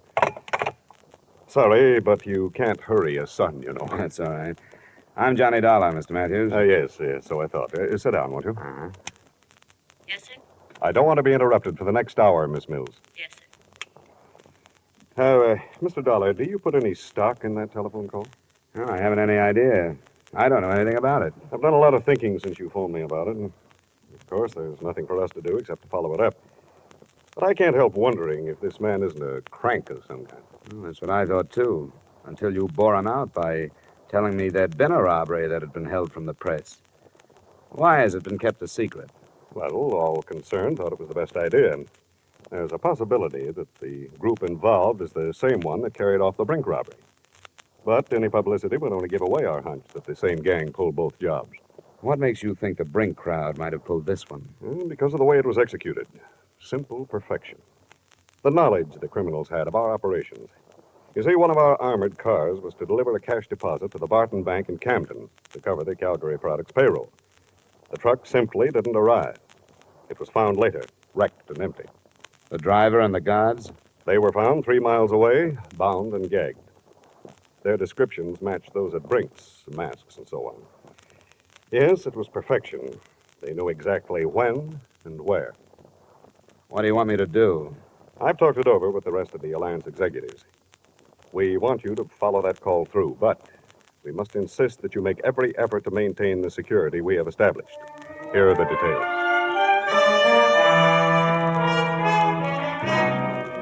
Expense account item 2, same as item 1, transportation back to Hartford. At 9:45 that night, I was in my apartment waiting for the promised call from John Doe. At 10:05, my phone rang. Johnny Dollar. Stanley, 3469. Yes? One moment, please. Philadelphia's calling. Philadelphia. Your call to Hartford is ready. Go ahead, please. Mr. Dollar, Yeah? what did you decide about the Calgary job? Well, what happened to the man I talked with last night? He didn't dare phone you tonight. He was afraid you'd be set up with the police to trace the call. I haven't talked to the police. Don't. If you do, it's all off. He doesn't want to be arrested. He wants to surrender to the New Jersey District Attorney's men. The guy I talked with last night? No, he wasn't involved with Calgary. It was a friend of his. Do you want to talk it over with him? Where? There's a room reserved in the name of Charles Randall at the Brantford Hotel in Bridgeport. Check into it between 7 and 8 tomorrow night. Sign the register, Charles Randall, 7458 Walnut Drive, Boston. Look, why doesn't he just take my address and come over here? He can't. Why not? Branford Hotel, Bridgeport. If you're interested, be there.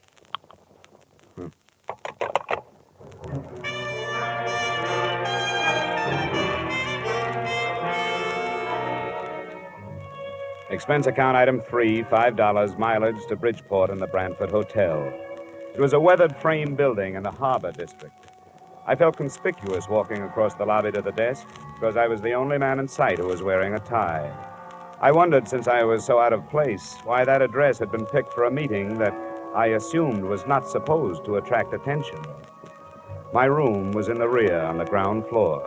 I'd no more than opened a single window to air the room of the traces left by its previous tenant when I was signaled to the door.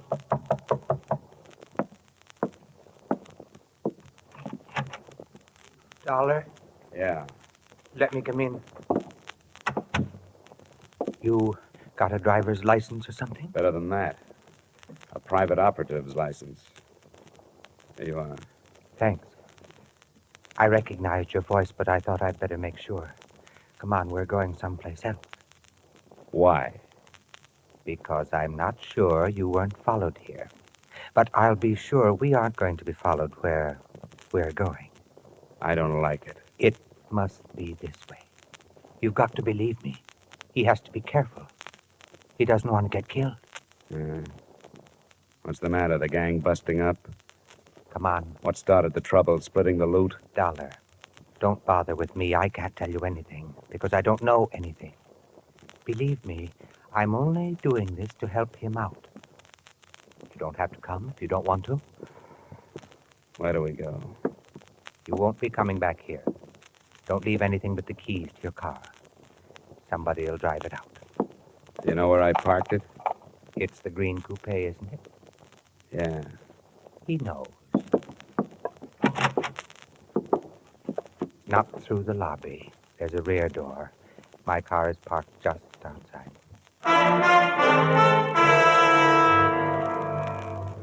We drove without speaking, crisscrossing town and backtracking until he was satisfied there were no followers, and then out of town in roughly an easterly direction, following the shore of Long Island Sound. I clocked 3 4/10 miles on the speedometer, starting at the city limits. Then he switched off the lights and turned right into a pair of ruts. Finally, we bounced to a stop in front of a cabin near the water. Watch your step. There are a couple of roots in the path.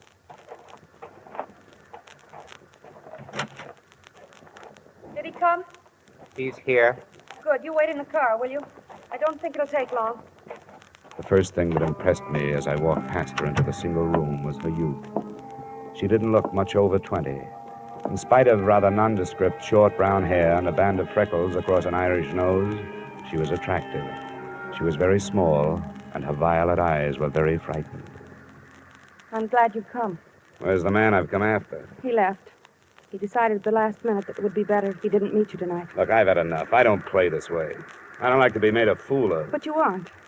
Please be patient with us. I've been patient, and all I've gotten for it is some vague phone calls, pointless instructions, and a meeting in a crummy hotel that's right out of Dime Detective. I've had enough. Please help us. How can I help you when you don't give me anything?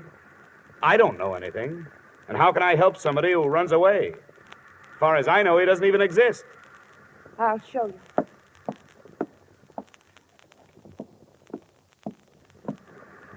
Open it. His share of the Calgary money's in it. But if you can take the wrappers off. I can take this with me? Yes. I don't get it. Does it matter? He wants to give himself up. Why this way? I told you on the phone. He doesn't want to be arrested in this state. He wants to go directly to the district attorney's office in New Jersey where the robbery was committed. He'll turn state's witness? Yes. But he has a demand. Promise of immunity. It won't work. Any promise like that destroys the value of testimony. Might even bar it from the trial. It's been done. It's never promised. You'll have to take his chances on that. It doesn't have to be public. You can try, can't you? Sure, I can try it, but I won't get it. Anything else? Yes. He wants to be placed in protective custody until after the trial. How many other men were in on the job? He wouldn't tell me. I can't tell you anymore. Will you go to New Jersey? I'll have to have 2 days. I may not be able to see anybody tomorrow. All right. We'll call your Hartford number both nights at 10. You'll have to go now. Please do your best.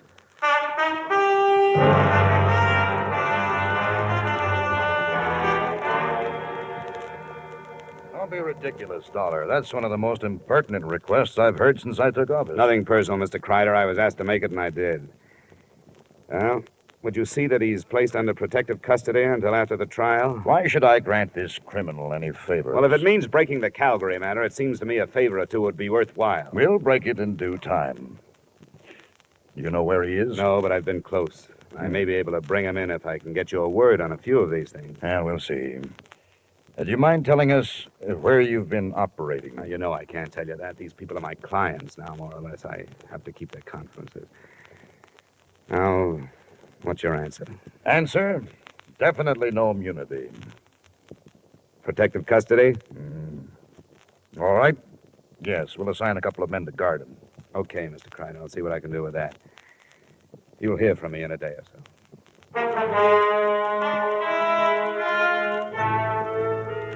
Expense account items 4 and 5, $40 traveled from New Haven to Trenton, New Jersey, and from Trenton back to Hartford. I reached home too late for the phone call that first night, but it came the next, promptly at 10, from Boston this time.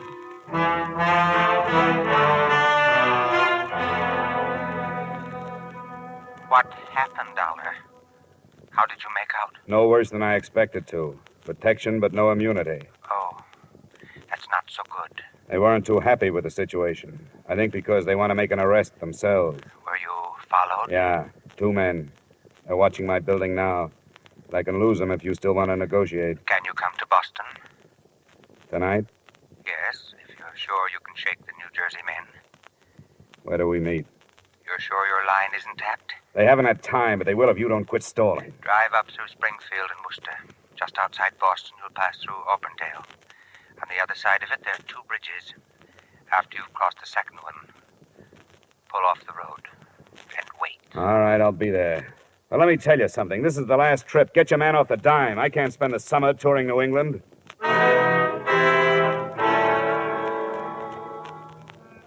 I slipped out of Hartford, found the second bridge beyond Auburndale, pulled off the road, and sat there, listening to the night. I sat there for an hour before anything happened.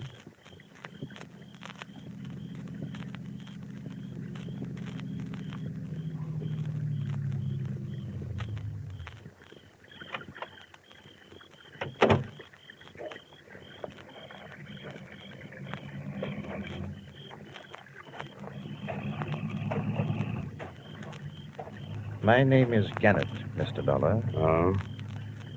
Are you the one? Yes, I'm the one. Get in. Thank you. Well, you caused quite a stir, Gannett. Yes, so I understand. I've heard that crime pays only those who write about it and those who investigate. Are you armed? No, but satisfy yourself. The DA in Trenton? Then, by all means, the DA and friends will be at the cottage by the sound side after you have delivered me. It wasn't a silent trip, but the subject of our scattered conversation was always far removed from the Calgary matter. Gannett's only typically criminal attitude was one of fear. He was never satisfied that we weren't being followed. We weren't.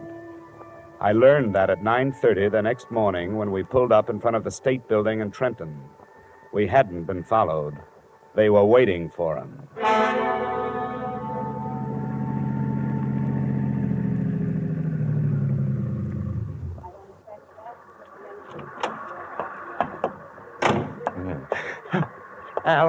Al, no, don't.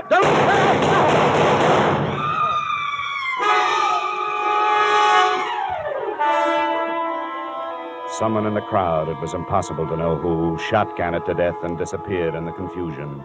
It was sudden and unexpected. More unexpected, I think, than learning after police identification that Gannett, admitted criminal, was also Arnold Gannett, LL.D., professor of law at Russell University, New Haven, Connecticut.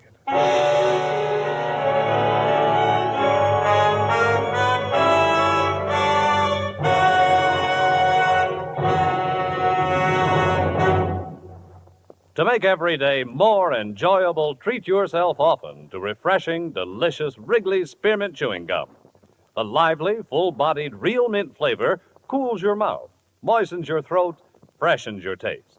And the chewing itself gives you a little lift, helps you keep going at your best. So for real chewing enjoyment that's refreshing and long-lasting, always keep Wrigley's Spearmint Chewing Gum handy. Healthful, delicious Wrigley's Spearmint Gum will make every day more enjoyable. And now, with our star, Edmund O'Brien, we return you to the second act of yours truly, Johnny Dollar.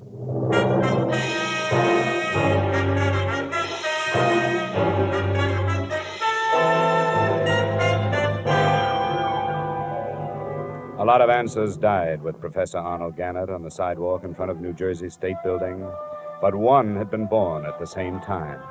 They answered why the police of 6 states had made no progress in the Calgary case. They'd been following usual procedures, carrying out their investigations in criminal circles. There was nothing for me in Trenton except the possibility of a session of questioning by the district attorney's men, so I faded out of sight and started back towards the cottage on Long Island Sound.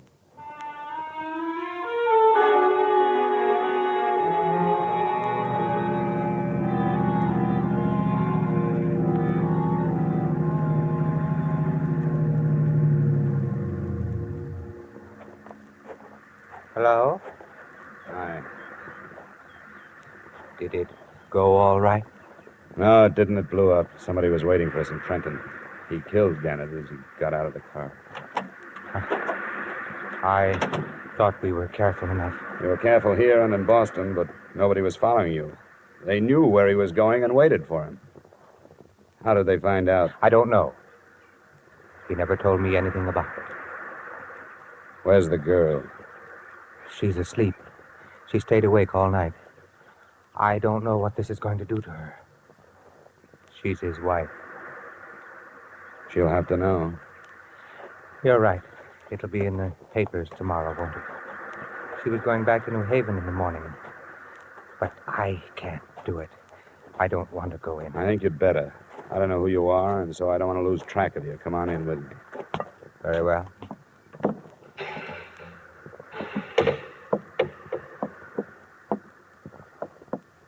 Mrs. Gannett? Mm-hmm. Mrs. Gannett?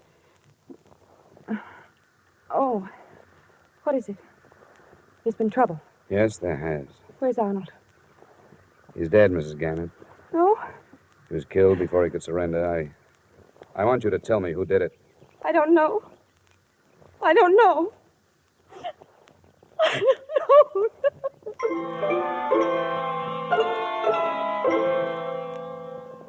I gave her an hour to get hold of herself. During that time, I learned that the other man at the cottage was Earl Becker of Bridgeport and a gardener at Arnold Gannett School. Enclosed, please find a copy of his statement. I'd known Arnold Gannett since he was a student at Russell University. We got to be good friends when we started to fish the Sound together. We didn't have anything else in common, but that sort of thing draws men together. I didn't know anything about the robbery until he told me he was in on it. That's all he told me. When he asked me to help him surrender, I said I would. When I returned to the cottage, Mrs. Gannett was dry-eyed.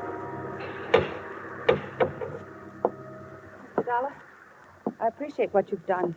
You tried to help us, and I know that you're not to blame for anything. Well, there was no way to stop it. It's all finished now. And I want you to go back to Hartford.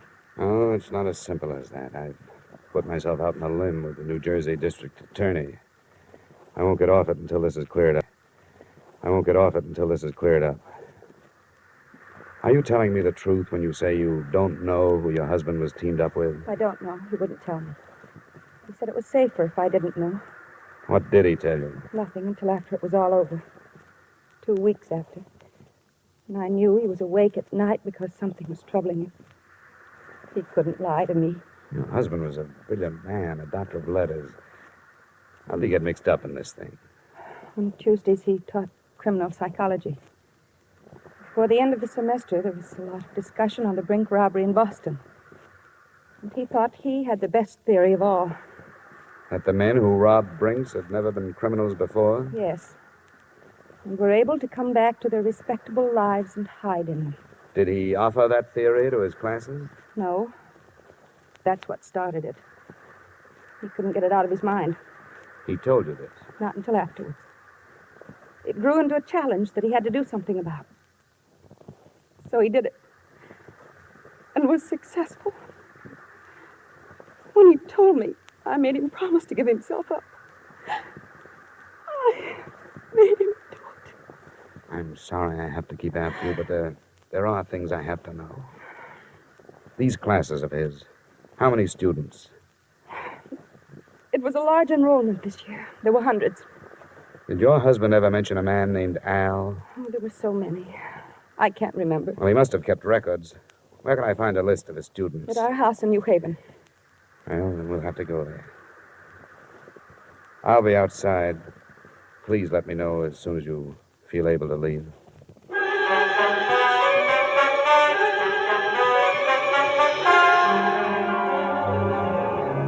By now, the time element had become important. I knew that before long, the police would be swarming into Gannett's house and make my search impossible. I also knew I'd be dragged back to New Jersey for questioning. On the way into town, I tried to get some more information from Mrs. Gannett, but no luck. She apparently knew nothing of her husband's actions.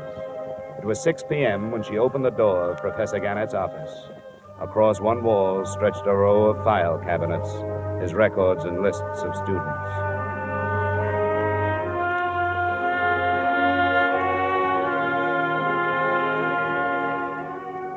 I never knew how many men's names start with the letters A and L.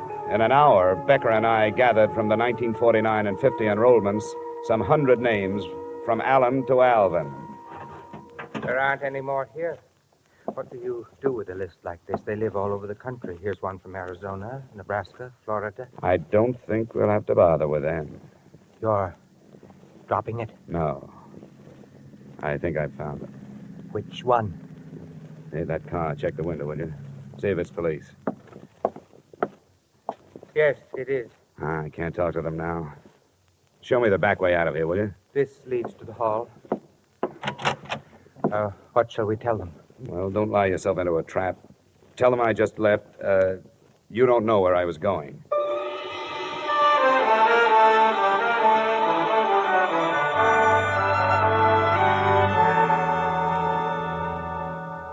Have you read the papers, Mr. Matthews? Professor Gannett? Yes, it's hard to believe. You knew him? Yes, I'd met him. I'm awfully sorry about this. But now you know how the robbery was carried off with such perfection, don't you? What do you mean? You mentioned it yourself. They knew exactly where the armored truck would be and when. Your son Albert was a student of Professor Gannett's. What are you intimating? Well, there are thousands of students at Russell. I don't know of any other who has connections with the company that was robbed. I won't stand for this. The crime was committed because of a fixation Professor Gannett had about the Brink robbery. He felt he had to prove that respectable people could commit a crime and get away with it. He did it. But he couldn't have without knowing where your truck was going and approximately when it left New York. Where is your son? Strangely enough, this possibility had crossed my mind, too, but I just can't believe Where it. is he? He's in his room, packing for a canoe trip up in Vermont. Which one is his room? I'll show you. Come on, it's upstairs. Your suspicions are very strong, aren't they? Yes, they are, Mr. Matthews. What have you learned about my son? That his name is Albert. Then there is no proof. I don't know. I want to find out. But he would have no reason to do anything like this. I have always given him everything he wanted. But he's a brilliant boy, much too intelligent. Here's his room. Al, Yes, Dad? What is it? may we come in? Well, I was just finishing... Oh, I'm sorry. Al, this is Mr. Dolar. I'm the investigator working on the Calgary matter. Oh? Well, excuse the room. My stuff's all over the place. I'm going up north. Where were you this morning at 9 o'clock? Why, What is this? Where were you? I don't see that it makes any difference. It does. Because I was with Professor Arnold Gannett at 9 o'clock. Before he was killed, he called to somebody named Al. What does he mean, Dad? I don't understand. Mind if I look over your room? For what? For a gun. A .38 from the sound of it. The police will be able to check the slugs that killed Gannett. Dad. Yes, Albert? Dad, I did it. I don't know why. I don't... What did I do? I don't know. Dad, it wasn't supposed to end like this. Dad. I can't help you now, son. All right. All right, then I'll get away. No, you don't. It's no use. Get away from me. Oh. I'm sorry, Mr. Matthews. Yes, Mr. Dollar. I'm sorry, too.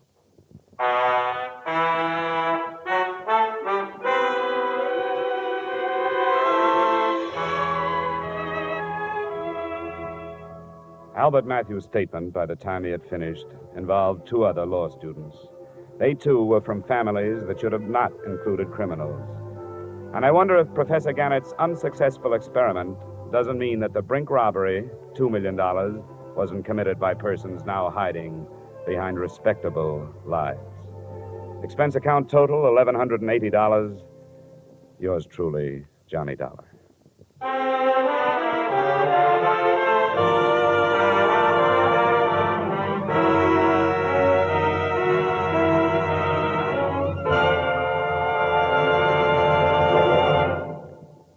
Remember, friends, to make every day more enjoyable, treat yourself often to refreshing, delicious Wrigley's Spearmint Chewing Gum. There's lots of cooling, real mint flavor in every stick. And chewing Wrigley's Spearmint helps keep you feeling fresh and alert. You feel better, work better, get more fun out of doing things. So indoors, outdoors, wherever you go, keep some healthful, refreshing Wrigley's Spearmint Chewing Gum handy. To make every day more enjoyable, treat yourself often to delicious Wrigley's Spearmint Chewing Gum.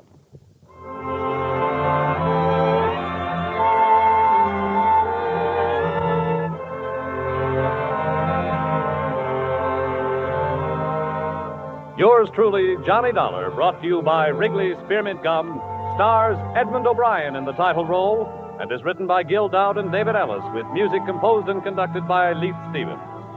Edmund O'Brien can soon be seen starring in the Columbia Pictures production 711 Ocean Drive. Featured in tonight's cast were Ted Osborne, Florence Lake, Bill Boucher, Virginia Gregg, John Daner, and Terry Kilburn. Yours truly, Johnny Dollar, is produced and directed by Jaime Del Valle.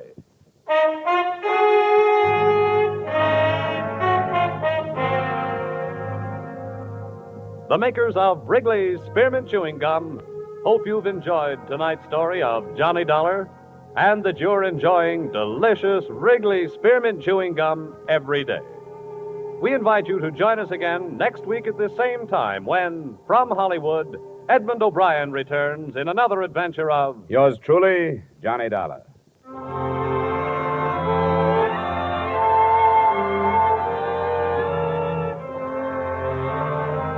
Bob Stevenson speaking.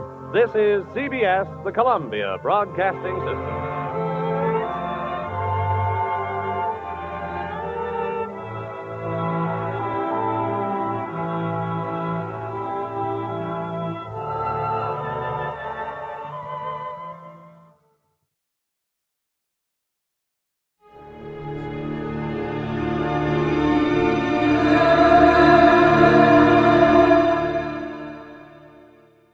The Adventures of Sam Spade, Detective.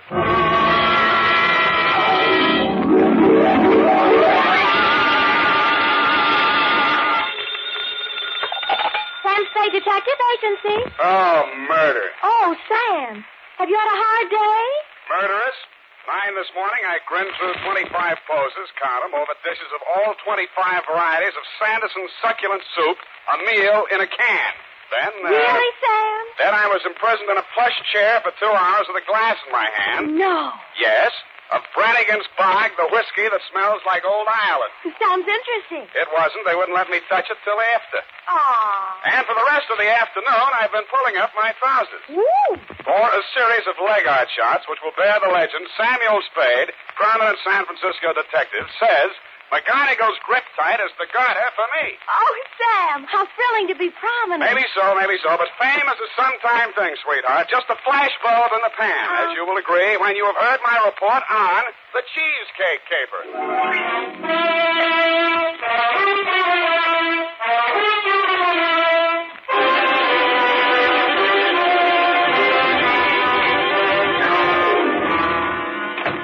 I ought to be infectious.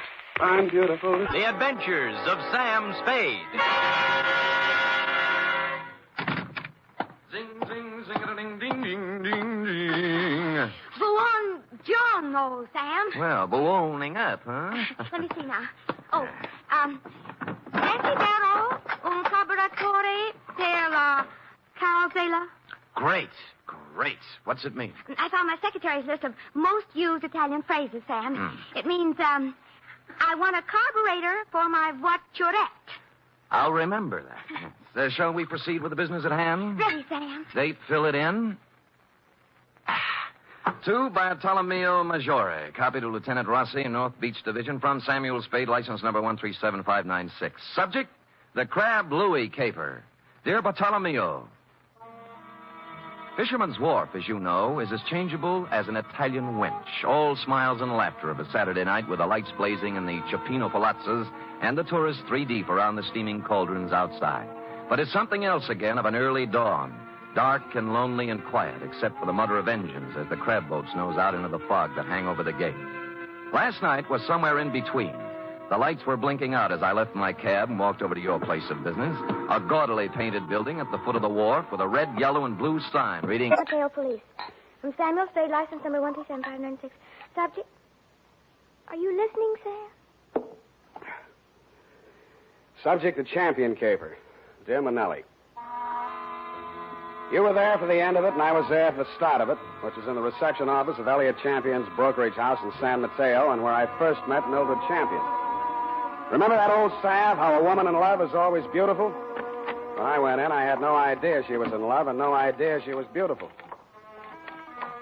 Not because she had lately been crying, but her sallow face without makeup, framed in a wisp of blonde hair, wasn't flattered by the shapeless black dress, cotton stockings, and low-heeled shoes she was wearing. Certainly not the going idea of beauty. Nor did her conversation reveal anything to indicate love. Oh, yes. May I help you? Mr. Elliot Champion, my name's Spade. Spade. S-P-A-D-E? You don't have to write it. He's expecting me. Your business, Mr. Spade? Private. I'll have to have a little more than that, I'm afraid. Always this hot here? Mr. Champion can't stand fresh air. Obvious. That's what makes it so warm in here. I'm sorry. Yeah, it is hot. Just flip the switch and tell him I'm here. Well, what is it, Mildred? I was just going out. Mr. Well? No, Mr. Spade. Seek, man. Seek. S-I-K-H, as in India. Oh, foolish I me. can see you're interested in my work. Have a good look at it. See here? The figure of the dancing girl against the sweep of the desert in the setting sun. The weary soldier tries to submerge the horrors of battle, war, in the contemplation of feminine beauty. But the sun's rays, refracted in that crystal, focus themselves upon the weapon in his hand. And he is reminded that he must revel while he can, for as surely as the sun rises on the morrow, he must answer the call to arms. Great conception, isn't it? My son's idea. Yes. Exactly why did you ask me to come over, Mr. Battle? Mr. Spade, supposing you knew a man who had committed the crime of murder in order to realize a reward beyond the wildest imaginings of the Occidental mind. Well, Suppose, then, that just as he had that dream within his grasp, you had snatched it away from him. Me? Suppose, further, that your enemy had then devoted his life and his fortune to searching you out, and you suddenly learned that he had caught up with you at last and was actually living a stone's throw away from you. What would you think? I think I'd move. Where? To a crowded city where he or his hirelings could be lurking for you around any corner? Well? I think... don't mind Mamie. She's kind of bitter. Yes, she is. She did a lousy job on her hair last time. It's all streaky. Yeah, I noticed. Go on, sit down. Nice place, Johnny. Nice place. How's the gross? Oh, ain't as good as running beer, but them days are gone. I do all right. 2 crap tables, 2 faro games, a little roulette in the living room, but I have to be careful. Yeah, you seem to have plenty of muscle outside to keep you safe and comfy. Punks, all of them. But the best I can get nowadays, no good gunsels left. Guess they all got married and settled down or something. All right, Johnny, it's cool and it's nice out here. You make a living, and I got a check for $100. Why? Well, in my line, I don't generally have much use for a private eye. I don't generally like them. Neither does Mamie. But I can use one right now. Ever see this before? No? Well, it's a little bit of necklace. Necklace case. Called the Tears of Night or something. Yeah? And it's worth quite a chunk of Geetus. These 4 diamonds are good stuff. Dame named Daphne Arlington left it here a week ago when she went in for a plunge at the roulette table. She left it for a standby till she raised the cash. Oh, a screwy dame. You know, a widow with a lot of money. Boyfriend named Lenny Eppich. He paints or something. Well, she sent me a check today for the 5 G's she lost, and I just want you to take this thing back to her. That all? Yeah, that's all. I got my dough, she gets a necklace. You're a licensed bonded investigator, insured, it's safe with you. I couldn't trust any of my punks with it, and I don't like to be seen in public, so you just take it back. It's all very simple. Uh-huh. Now that you've told me how simple it is. You see, Mr. Spade. Well, I gathered that much, but what kind of things? Helen's been singing in a cheap nightclub called the Blue Goose. What? Oh, it's very embarrassing. Low class, eh? Yes. There's a man named Torpy. He owns the club. A man named Chick Torpy? Ah, you know of him? I've heard of him. Contrary to all her father's wishes, Helen insists on seeing this man Torpy. How old is she? Well, that's beside the point, Mr. Spade. But a sordid affair now might rob her of a future of wealth and security. Mr. Scully's at the point of exasperation. He might well change his will over this matter. Correct, Mr. Scully? At best, this is an embarrassing situation, and most indiscreet of Helen to have brought it about. So, I'm supposed to go talk to Chick Torpy, is that it? In a word, yes. Well, you sound rather reluctant, Mr. Spade. Chick Torpy's a little too old for the Boy Scouts. Well, we want you to see him. Find out how much you'll take to stop seeing Helen. Tell me, what happens if Torpy isn't for sale? Oh, everyone has a price, Mr. Spade. Matter of character. You get paid for work like this, that's your price. Yeah, that reminds me. 50 a day and expenses. 5 days guarantee, to say the least. Of course, to say the least. And, Mr. Scully, I happen to have a standard client's contract with me here. If you'll just sign on both pages, I'm sure... Never mind, Spade, not now. Mr. Scully will mail it to you later on today. Ah, dear, Mr. Scully's fatigued. Well, you'll contact me as soon as you have any information for us. Bertuccio, but no, he wouldn't hear of it. I had to ride in a back seat with a window of bulletproof glass separating us. And thus we rode down to the peninsula. We glided down elm-shaded streets and finally through the gate of Monte Cristoff's estate. The driveway was lined with spring green poplars. The mansion door was opened by a rear admiral, and I was ushered in.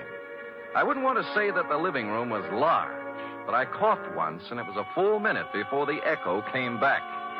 A door opened somewhere, and a tan, hard-bodied man walked in across the marble floor with an outstretched hand. It was tougher than whalebone. I appreciate your coming, Mr. Spade. Mr. Christoph. Did you have a drink? Champagne, Scotch, Irish, what? Oh, anything, whatever you like. Good. I figured you for rye. It's already ordered. Rye it is. Cigar? No, thanks. They're custom rolled Havanas, made expressly to my own taste. No, thanks anyway, but I have some beat-up cigarettes here, son. Oh, try mine. The King of England, I did him a favor once. He ships them over. How is George? You drink, Mr. Spade. Oh, thank you, Bertuccio. Now, you've been investigating me. Yes. And you haven't found out anything. How'd you know, Mr. Christo? There's nothing to find out. Well, you're red.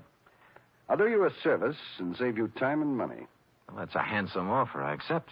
I was born in Michigan to a prosperous lumber family. I went to Phillips Andover and... The law and his people. No vengeance for Louis.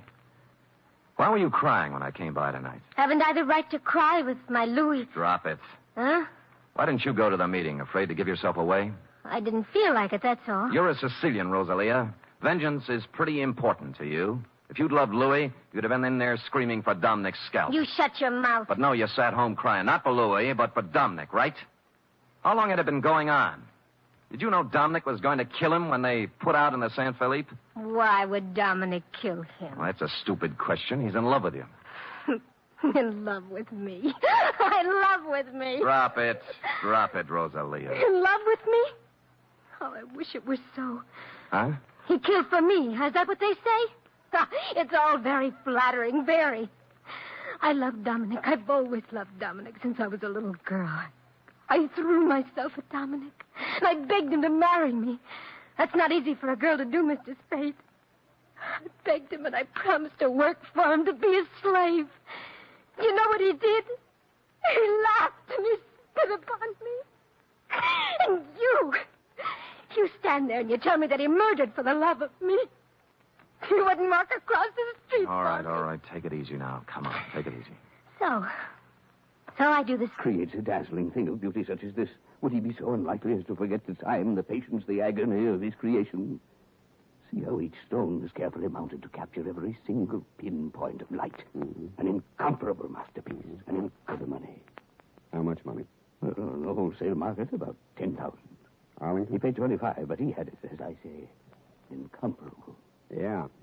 Yeah, well, I saw another one just like it tonight. Ridiculous.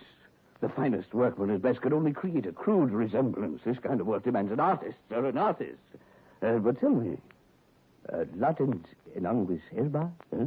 Oh, my second year Latin escapes me. Snake in the grass. Something wrong? Something wrong, yeah. You are concerned for the safety of this piece. I have a small safe in my room. You may have the key if you care. I'll take it with me. Thank you, Mr. Mortuus. My pleasure, Mr. Spade. Omnia mortuus bonum vocat est. All speak well of Mortuus, of Panzer. Good evening. In the dismal lobby of the White Hotel, I asked the night clerk for some wrapping paper and 20 cents worth of stamps. It was a hunch, plus the fact that outside in the street I spotted two of Johnny McCall's unshaved gorillas. They were looking up at the front of the building. Mr. Mortuus must have switched off his light or something because... Let's see, I ain't sure whether it's the third or the fourth. Third or fourth what? The booth from the back there. Oh. She's been sitting there all night writing letters. You better be careful, though. She got an awful temper. Thanks, light housekeeper. How about the beer? Sure. Hey, Larry, draw one.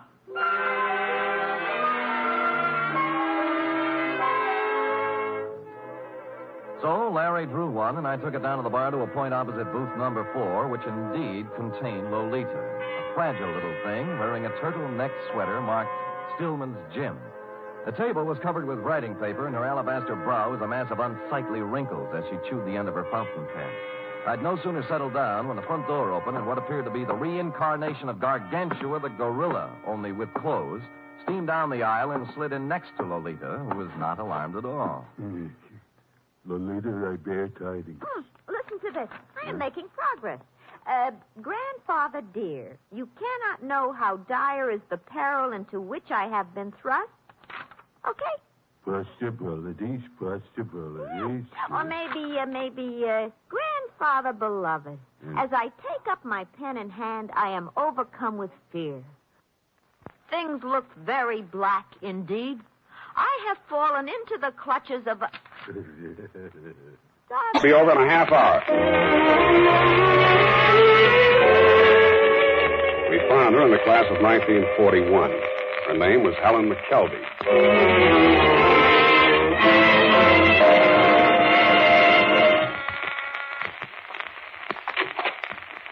Yes. What is it?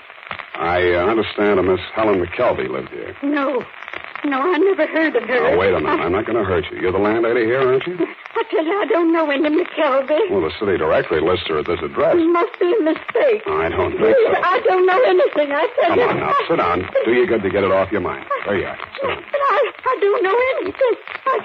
Oh, look, that's not going to help any. I told you, I'm on your side. Who are you? Sam Spade. I'm a private detective. Now, you know where Helen McKelvey is right now, I suppose. Yes, I do. Well, I'm trying to find out who put her there and why. Then what? I'll hang it on him if I can. That's why I'm here. Now, tell me, what did Helen have to do with Mike Sheldon? Come on.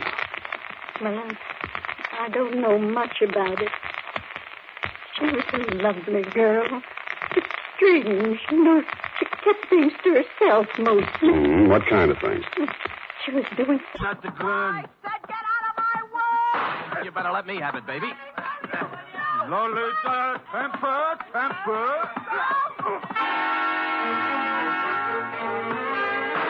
I got hold of the gun with one hand while Lolita chewed on my other one. Stuyvesant, meanwhile, catching my head under his arm like a nutcracker and kicking me in the stomach with his knee. This went on for some time, then I became vaguely aware of Stuyvesant's fist, as big as a ham, coming up from the floor. He caught me on the side of the head, and I skidded down the marble floor, past the row of booths like a ball in a bowling alley, scoring a 10-strike on the pinball machine, which leaned drunkenly over me, stuck out its coin drawer, and flashed a red light in my face, reading, "Foul ball, try again." Stupid me, I did.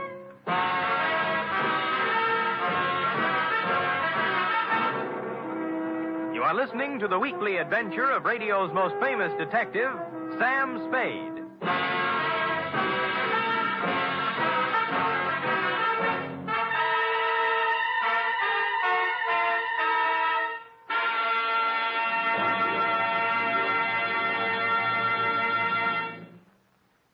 Three chimes mean good times on NBC.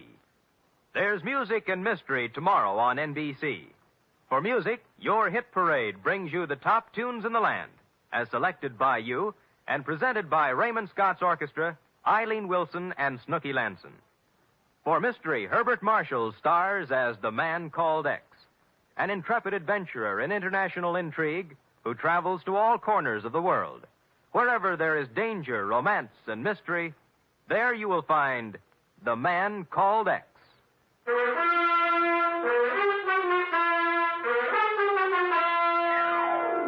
And now back to the Spanish Prisoner Caper, tonight's adventure with Sam Spade.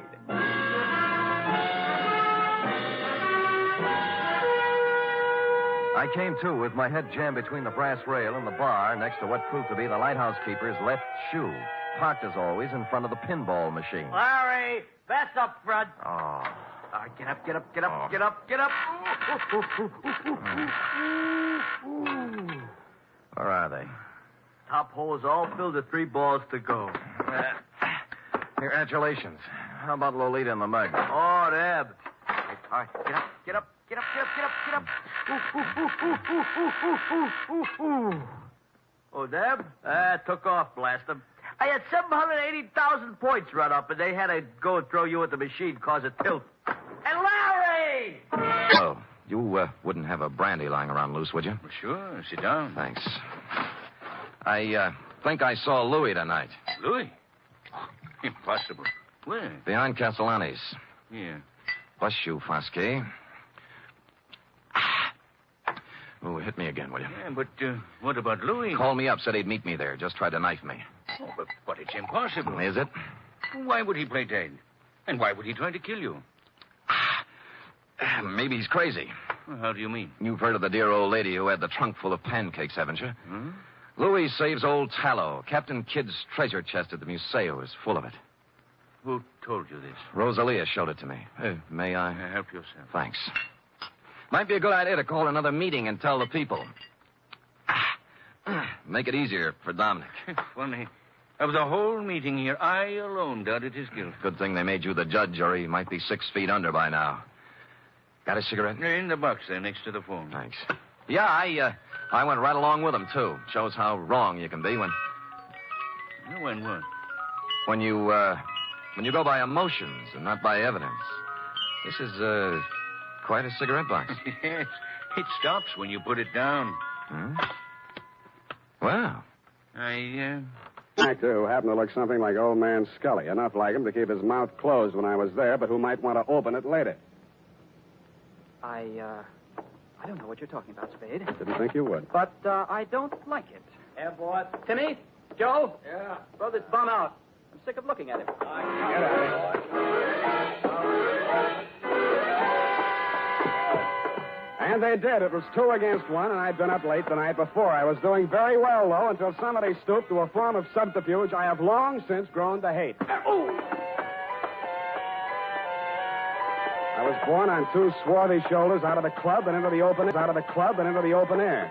I was on a balcony, and a good stiff sea breeze was blowing. I didn't enjoy it long. 1, 2, 3.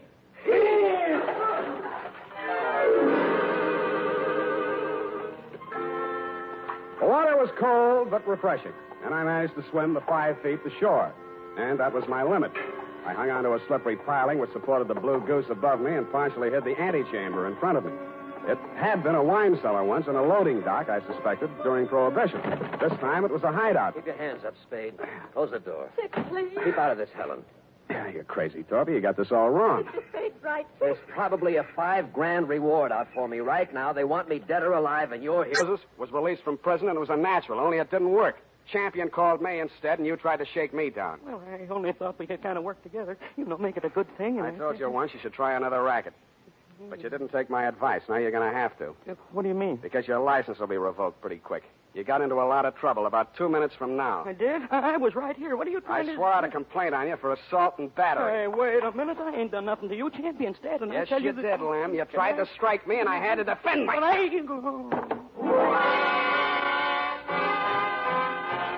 And I did make out a complaint, Lieutenant. I phoned your office, and 2 of your men were on the way out to pick him up when I heard a footstep outside the door. I knew who was there and what she was there for, and I did the only thing I could think of at the moment.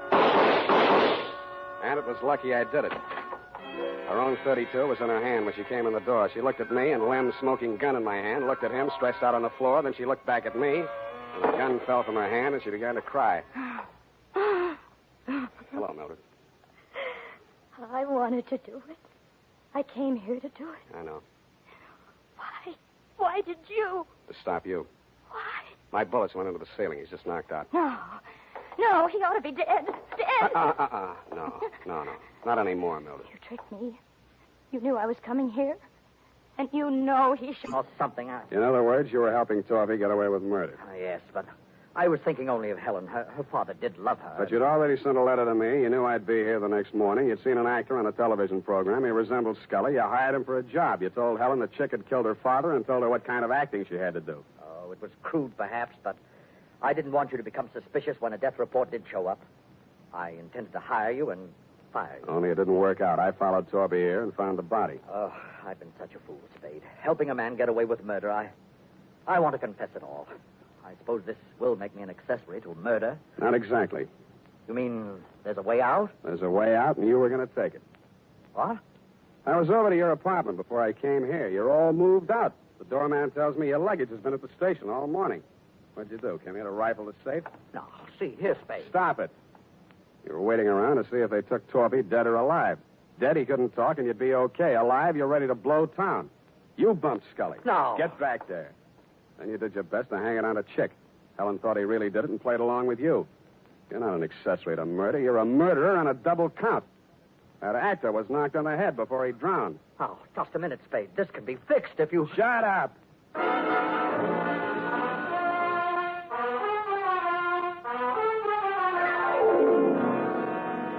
Period. End of report. Sam, I don't understand. What, Angel? I don't understand, Sam. What? Well, you say you turned Chick Torpy over to the police, yet Dr. Kensington was the murderer. A formality, F. He will be released and cleared in short order. Anything else? Well, yes. What about Danny Corvillo? An innocent bystander. But he had you beat up and knocked on the head. And he has already made amends for those tickets for the fights. No more questions, F. Type this up and I'll give you the happy ending.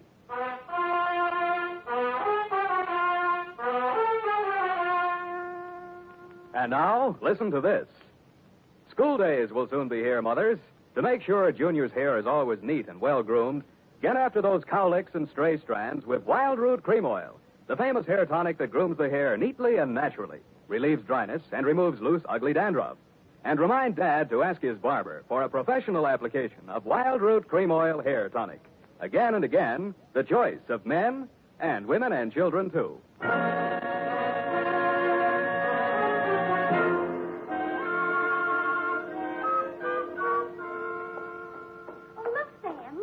What is it? Look, Sam, look. What is it? Look, Sam, look. All right, I shall rephrase the question. What?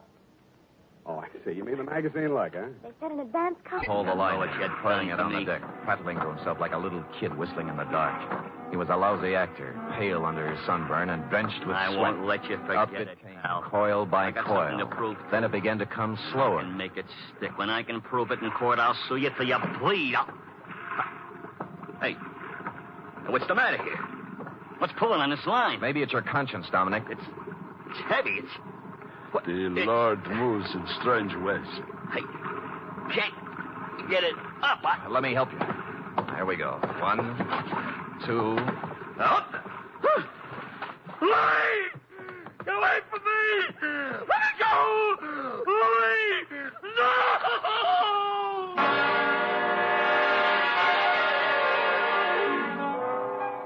I hauled Louis up onto the deck, and a grisly sight he was, too, with a knife still sticking in his back.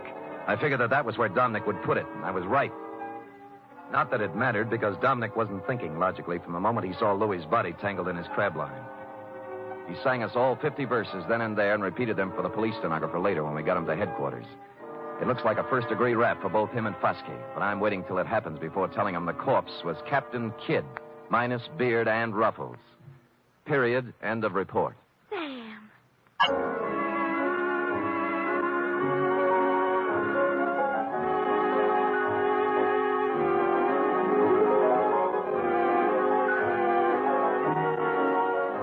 Tonight's adventure with Sam Spade was written for radio by E. Jack Newman. Musical direction by Lud Gluskin, with score composed by Pierre and Renee Garrigang. Join us again next Sunday when author Dashiell Hammett and producer William Spear join forces for another adventure with Sam Spade. Brought to you by Wild Root Cream Oil. Again and again, the choice of men and women and children, too. This is Dick Joy reminding you to... Get Wild Root Cream Oil, Charlie. It keeps her hair in trim.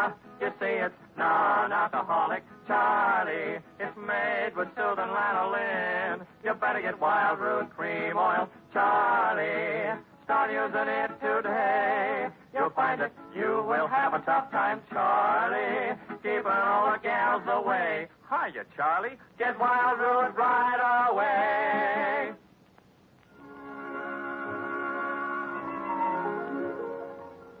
This is CBS, the Columbia Broadcasting System.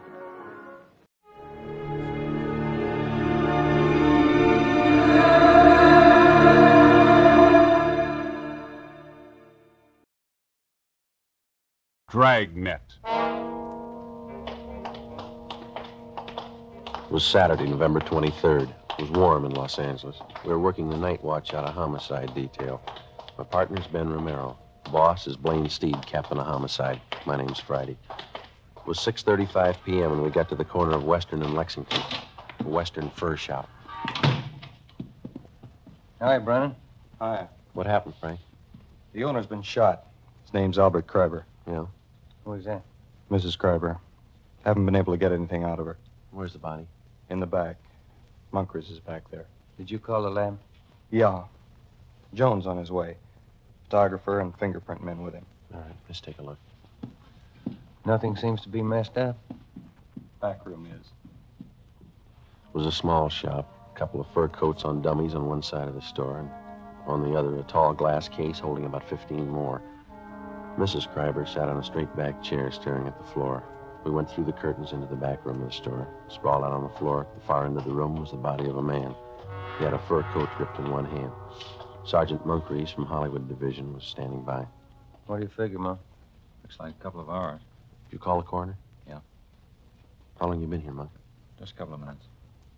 You think Miss Kreiber moved anything here? I don't think so. She was sitting in that chair when we got here. I don't think she's moved except to call in. Did she put in a call? Yeah. Empty shells on the floor. You got a pencil? Yeah. Yeah, 32. Yeah. You think robbery? I don't know. Let's talk to the wife. Wait a minute. Bottle here. Yeah, Sierra Valley Wine Company. World's finest muscatel. 27 cents a pint. Nobody touched this today. No, well, I've been here. No. Okay, let's get out front. Anything in the customer files, Brennan? Not so far. You tried to talk to Miss Kreiber again? No, pretty bad. Well, let's give it a try. Miss Kreiber? I'm Sergeant Friday. This is Sergeant Romero. We'd like to talk to you if we could. We know how you must feel, but there are a few questions that we have to ask you. Did you telephone the police? We have to know how it happened, Miss Kreiber. Miss Kreiber? Mm-hmm. Can you tell us what happened? Who is it? What do you want? We're police officers. Oh. Albert. Albert's dead. Albert! Albert! Someone call the police? Miss Kreiber, we are the police. My husband's been murdered. He's dead. Albert. We better leave her.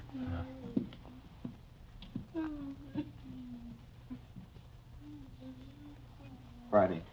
Here's something I found in the customer file. Miss Terry Shepard, 10113 Normandy, apartment 3.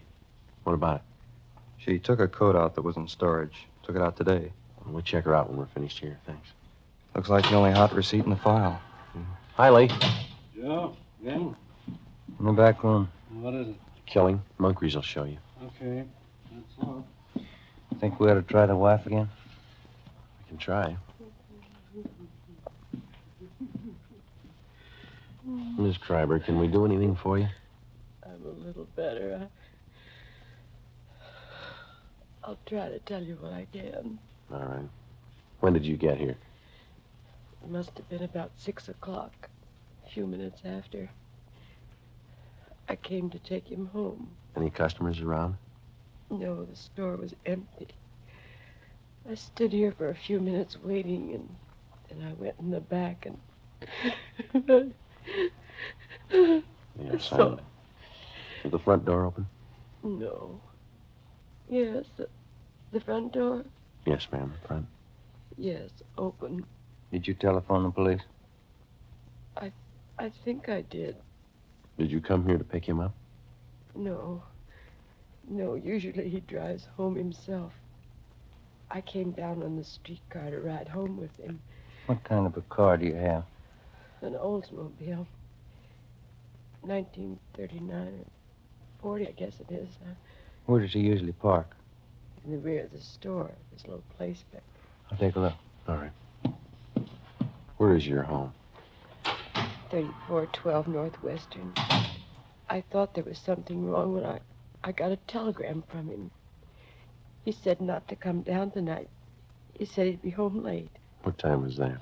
About 4 o'clock. Well, I'm all mixed up. I haven't told it to you as I remember it. First I telephoned here to the shop. That was this afternoon? Yes, 3:30. I'm sure of that because I made some other calls. I spoke to Albert. He didn't say he was going to be late.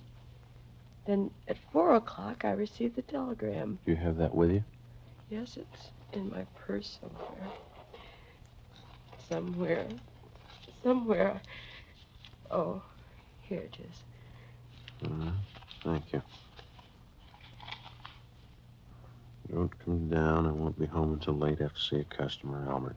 Can I keep this or return it to you? Yes. What'd you do after you got this wire, Miss Kreiber? Well, nothing. I thought it was strange, but I didn't think too much about it. Then I started wondering why he didn't say anything over the telephone about being late, so I came down here on the streetcar. Did you phone the store just before you left your house?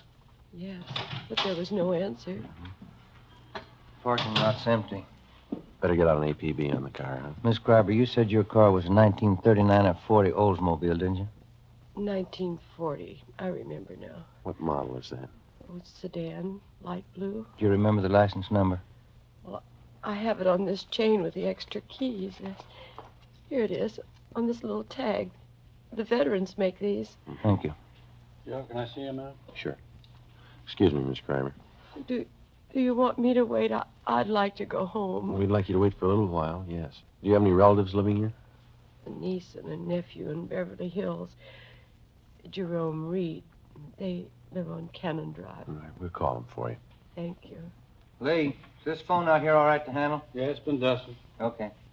Joe, you coming in? Yeah, right away. Pretty clear, easy to trace. Mm-hmm. I'd say he was standing over here by the curtains when he was shot. That's where the stains begin. Mm-hmm. And he must have stumbled along this glass case. You can see the smears here in the glass where he tried to grab hold of something. Yeah. And I guess he caught hold of that fur coat and pulled it down with him. Mm-hmm. Then he stumbled and bumped up against this coat bag, fell through that and up against the safe. How many times was he hit? 6 empty casings on the floor. Looks like 4 through-and-through wounds. 32, huh? That's right. The wife know if anything's missing? Yeah, she's in pretty bad shape. It looks to me like somebody took his wristwatch and a ring from his left hand. If he had a billfold, that's gone. No coat. All the trouser pockets are turned inside out. What about that wine bottle? It's smeared. Can't lift a thing. Okay, thanks. Ben? Still on the phone. Okay. No. License 15, Boston. 6707. No, 707. Yeah. Driver might be on. Hang on a minute, Wallace. What? Now, give that DMV, will you? Save another call. Miss Kreiber, did your husband have a wallet? Yes, brown alligator. Did he keep his identification in it? Yes. Did he carry much cash? No, just a few dollars. He was always afraid of holdups. Thank you. You want to give that to him, Ben? Yeah, okay. Hey, Wallace, suspect might have a brown alligator wallet with identification cards of Albert Kreiber. Yeah, that's C-R-I-B, Boston, B, Boston, E-R. 3412 Northwestern Avenue. Yeah. Yeah, okay. Yeah, bye. Joe? Might be something here. Yeah, Monk? Invoice from a Far North Fur Company. 3 mink coats delivered here today. I looked all around. I only found 2, 1 missing. Did you find a sales slip for the other one? No. Miss Kreiber, would you come over here, please? Yes. Where are they, Monk? Over here. All right. Over this way. Well, these are mink coats here, aren't they? Yes, it's wild mink. Albert told me he ordered them. Yes, ma'am. We found the invoice. He ordered 3. There are only 2 here. Do you know anything about any of his customers? No, I don't. I never met any of them. Oh, I remember now. Just the night before last, he called someone from home. Told her he'd have some minks in today and she could come in and look them over. Do you know who that was? I didn't hear any name. Miss Kreiber, do you have any idea who might have wanted to shoot your husband? No, none at all. He was friendly with everyone. Everybody liked Albert. He didn't run around. He was either working or at home. Did he drink? Not at all. No, I mean beer, a little wine, maybe? No, he never touched anything. All right, thank you. Brennan, do you see that Miss Kreiber gets to her nephews? Right away. Thank you. Might as well go, Ben. Yeah. We can talk to some of the neighbors. 6 shots fired. Wonder why nobody heard him. Pretty heavy traffic outside, huh? Somebody wanted a mink coat pretty bad. Coat like that costs quite a bit, doesn't it? This one's going to come a little high. Yeah.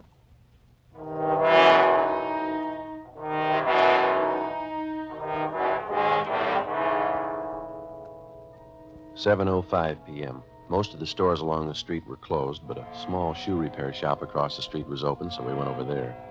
On the window was one word, Pete's, and a picture of a shoe. Sitting in the window was a small, dark man wearing a leather apron.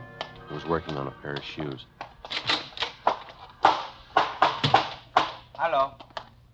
We're police officers. I see you drive up across the street. Are you Pete? Sure. What happens to Mr. Kreiber? He's robbed? No, he was killed. No. Shot? I do not hear anything. Have you been sitting in your window all afternoon? Oh, most all the time. You see, I have machinery here. I advertise that way. People watch me. Mm-hmm. Do you remember seeing anybody going into Mr. Kreiber's this afternoon? 2, 3 long black cars. Uh-huh. Anybody else? Some. Were they women? Officer, they are all women. Did any of them walk out with a new fur coat? They're all done. I do not see all of them, I guess, but I see 2. Can you describe them? One beautiful young girl, tall, red hair. She walk out with big package. What time was that? 3, 4 o'clock. The second woman is about the same time. Funny thing. I do not see the bottle, but Benny from liquor store on corner tell me the second one, the blonde. She buys bottle wine. Did he tell you what kind? No. Reason I remember, I laugh when he tell me. I go over to Benny's for a can of beer. He tells me she buys cheap wine, walks out of Kreiber's with new fur coat. Me, I spend $5 for good wine, and my wife has no fur coat. How old was this blonde? How was she dressed? She's maybe 25. Young, not too young, but young. She has on slacks, gray. Mm-hmm. What kind of a fur coat was she wearing when she came out? Mink. Look from here like mink. I see. Did you notice where she went? The blonde, the gray slacks, mink coat. Yes, it turned the corner onto Lexington and she went up the street. Did you see Mr. Kreiber's car drive away? No, he parked in back. I don't see him come in. I don't see him come out. All right. Thanks a lot, Pete. Mm-hmm. You know, officer, that blonde, something wrong there. How do you mean? Well, she has got fur coat, but she drinks wrong wine. I don't understand. Why do you say that? $5,000 coat, 27-cent wine. 7:45 p.m. Ben and I questioned Benny Davis at the Safety Liquor Store. He remembered the blonde and said she bought a bottle of Sierra Valley Muscatel from him between 2:30 and 3 o'clock that afternoon. He'd never seen her before. We contacted communications and gave a description of the blonde to supplement the All Points Bulletin. Then we started checking Western Union offices to find out where Mrs. Kreiber's telegram had been sent from. We finally traced it to the office at Normandy and Hollywood Boulevard. The operator who sent the telegram to Mrs. Kreiber also remembered receiving the call. She told us that the person who phoned in the message was a woman. The time, 3:22 p.m. We asked her to put a tracer on it and told her we'd check back. 8:24 p.m. Ben and I went to 10113 Normandy to talk to Miss Terry Shepard, whose name had appeared in the customer files at the fur store. The receipt showed she'd taken a coat out of storage that afternoon. This is something like the place the wife and I used to live in. Yeah? Same people must have built it. Apartment 3. Miss Terry Shepard. All right, come in. The door's open. Find yourself a seat, Fred. I'll be with you in a minute. Police officers, Miss Shepard. Oh? What's wrong? We'd like to talk to you. What about? Wonder if you could come out here, please. Well, I just got out of the shower. You'll have to wait a minute. Yeah? Yeah, this place has got the same floor plan as mine. Huh? Kind of small, isn't it? Not too bad. Wonder what rent she pays. You don't mind if I wear this tubby, do you? My hair's wet. It's all right. We're sorry to bother you. What can I do for you? You got a fur coat, Miss Shepard? Yeah, sure. Wonder if we could see it, please. Sure, but I don't think it'll thrill you. It's only muskrat. I bought it in Pittsburgh. Where is it, in the closet? Yeah. I'll get it. It's down the hallway, first door on the right. I think I know where it is. What's this all about, Lieutenant? What time were you at the Western Fur Shop today? Oh, I'd say 3 o'clock. Why? What'd you do while you were down there? I got my coat out of hock. I had it there during the warm weather. Paid the man, signed something, and he put the coat in a box, and I took it. Mm-hmm. Do you know Mr. Kreiber down there, the man that owns the store? You got me. The man was about 50. His hair was a little gray. I hardly even looked at him. This is the only fur coat, Joe. Could have passed for Mink when I first bought it. It's pretty sad now, isn't it? Not me. I'll give that closet the last check. All right. What happened? Did somebody steal a coat? Was anybody else in the store while you were there? Yeah. Yeah, there was another girl there. What was she doing? Nothing, just sitting. Do you remember how she was dressed? Oh, she was wearing a gray suit. Slacks. Blonde. Her face wasn't much, but she had a neat little figure. Do you remember anything else about her? Well, I didn't pay that much attention. Anything else in there, Ben? Not a thing, Joe. Maybe I'd better take this towel off my head. It doesn't look so hot when it's wet, but it's natural. It's natural red. Yeah. Is there anything else that you might be able to tell us? I think that's about all. I gave the man my claim check and the money, and he got the coat and put it in a box and gave me a receipt. Mm-hmm. Nothing else? No.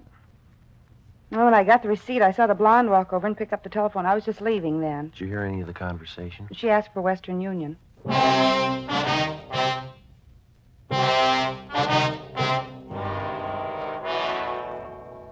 Sunday, November 24th, 9 a.m. Ben and I contacted the owners of all the shops in the vicinity, but none of them saw or heard anything at the time of the shooting.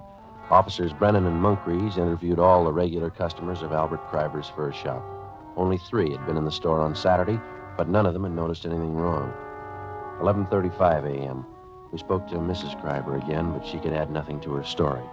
Her niece and nephew had been to a football game at the Coliseum in the afternoon and knew nothing had happened until they were telephoned by Officer Brennan.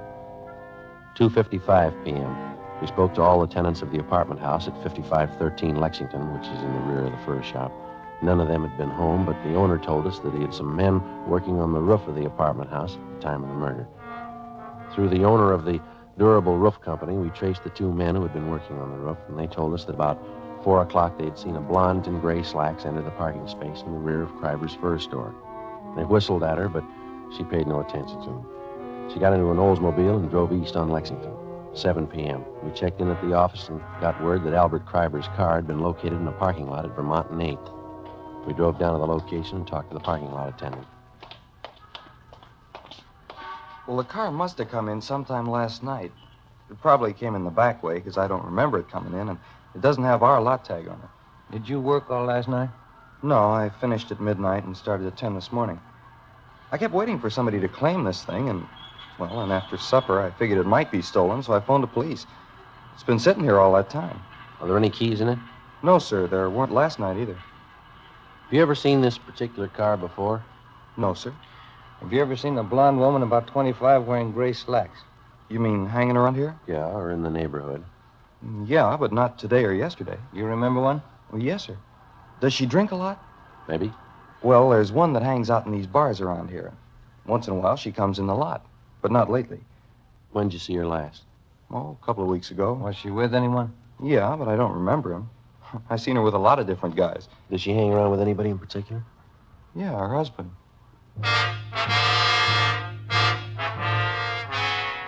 Before leaving the parking lot, we pulled the rotor out of the distributor so that nobody could drive the car away. 8:12 p.m. We called homicide and asked for more men to canvass the bars in the neighborhood. Ben and I staked out on the car. We sat in our car across the bars in the neighborhood. Ben and I staked out on the car. We sat in our car across the street from the parking lot until midnight. Nobody showed up to claim the car. The streets were almost empty. Our only chance was that the blonde lived in the neighborhood or was in a bar and would sooner or later try to claim the car. 1:53 a.m. What rent do you suppose that Shepherd girl pays? You got me. 75? I don't know. I bet I pay more than she does. Is that Munkry's? Yeah. Hi, Monk. Hi. Let's take a look up the street. See that couple? Where? Coming this way. Blonde, gray slacks, fur coat. She's pretty drunk. Where'd you spot her? Turned the corner from Olympic. They've been looking in parking lots. Monk, there's a rear entrance to this lot off the alley. Do you want to cover that? Yeah. Thank you. You see him all right? That's it. Where'd they walk under that light?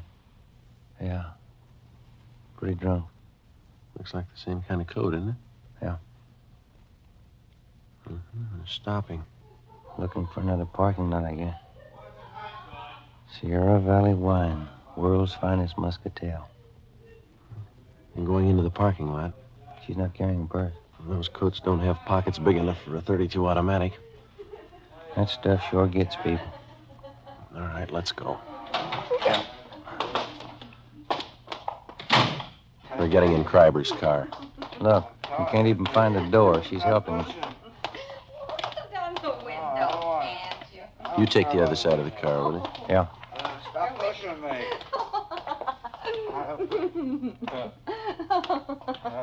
Who are you? Police officers. Can I see your driver's license, please? I ain't got a driver's license. What's going on? What's your name? Betty Moore, what's it to you? The registration slip on the steering column says Albert Kreiber. What's the matter with this car, anyway? Who's Albert Kreiber? Oh, I know who he is. Let's get out of here. Who is this man? Huh? What you say? He's a friend. That satisfy you? Yeah, I'm a friend. What's the matter with this thing? Take a look in the glove compartment, Ben. You okay? Come on, honey. Let's get going, huh? Yeah. It's locked. What do you want in there for? Let me have those keys. Hey, Here you are, Ben. How about going home? there's nothing in there. Let's go. Here's a purse. Give me that. You keep your hands in the wheel.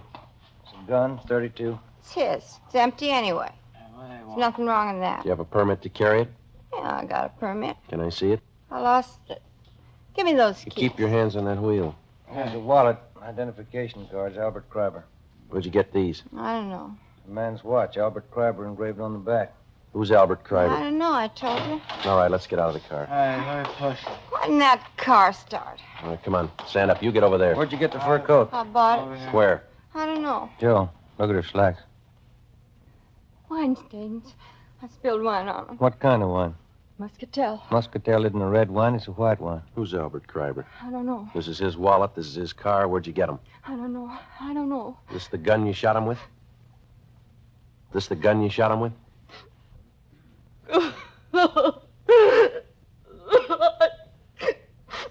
I was going out with him.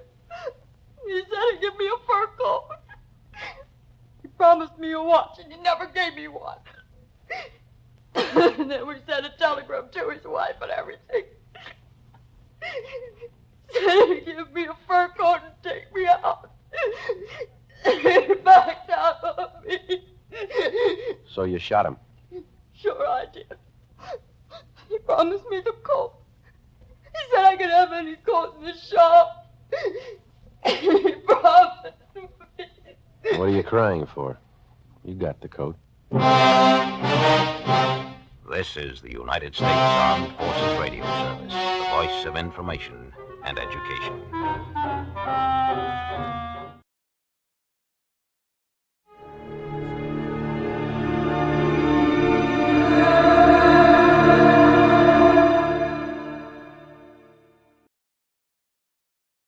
Wrigley's Spearmint Chewing Gum, the refreshing, delicious treat that gives you chewing enjoyment, presents for your listening enjoyment Edmund O'Brien as Johnny Dollar. Frank Gaber at Monarch Life, Johnny. You free for about a week? What's the deal? The name is James, Mrs. Martin James. She disappeared May 25th. Her husband's a wealthy contractor in the Denver area. What's the policy price? $200,000.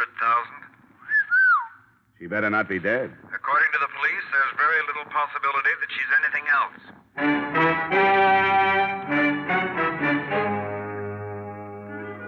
the makers of Wrigley's Spearmint Chewing Gum bring you Edmund O'Brien in another adventure of the man with the action-packed expense account.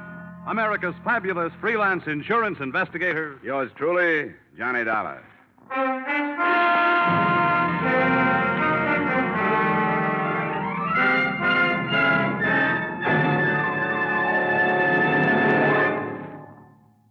To make every day more enjoyable, treat yourself often to refreshing, delicious Wrigley's Spearmint Chewing Gum.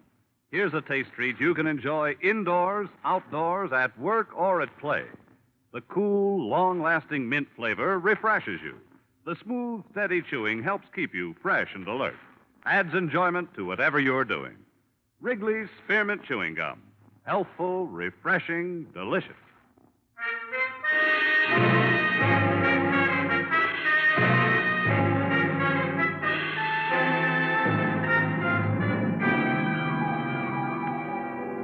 Expense account submitted by Special Investigator Johnny Dollar to the Monarch Life Insurance Company, Home Office, Hartford, Connecticut.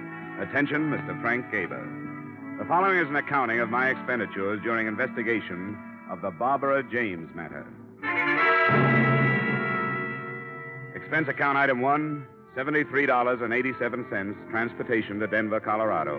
Expense account item 2, $2.30, taxi fare from airport to police headquarters, where I spent a few minutes getting myself up to date. Detective Lieutenant Harrison locked his hands in back of his head, leaned back in a swivel chair, and filled me in on the meager facts. And a swimming pool. He must have loved her. Well, he could afford it. And tennis courts, anything to hang on to her. See, Dollar, he's one of these silly old fools dreaming of a sparkling youth. What about his wife? She was 28. I got a picture of her here. Now, would somebody like this be interested in a 50-year-old baldy with a paunch? For money? She was originally. When she got all the money she wanted, she started cavorting. It's my guess that's what happened. Oh, what am I saying? My guess. That's what did happen. Up till the time she disappeared, anyhow. Married long? 3 years. No children. Her first husband was under contract to one of the movie studios. He lost his contract, went to New York to starve a while, found he had no wife when he got back to Hollywood. Don't tell me. James met his wife in Reno. Reno it was. He had just let go of something his own age. Wanted a little romance before he died. 6 weeks ago, he called up the department and said she was missing. In the last 6 weeks, he's aged 10 years. Looks like a very unhealthy 60 now.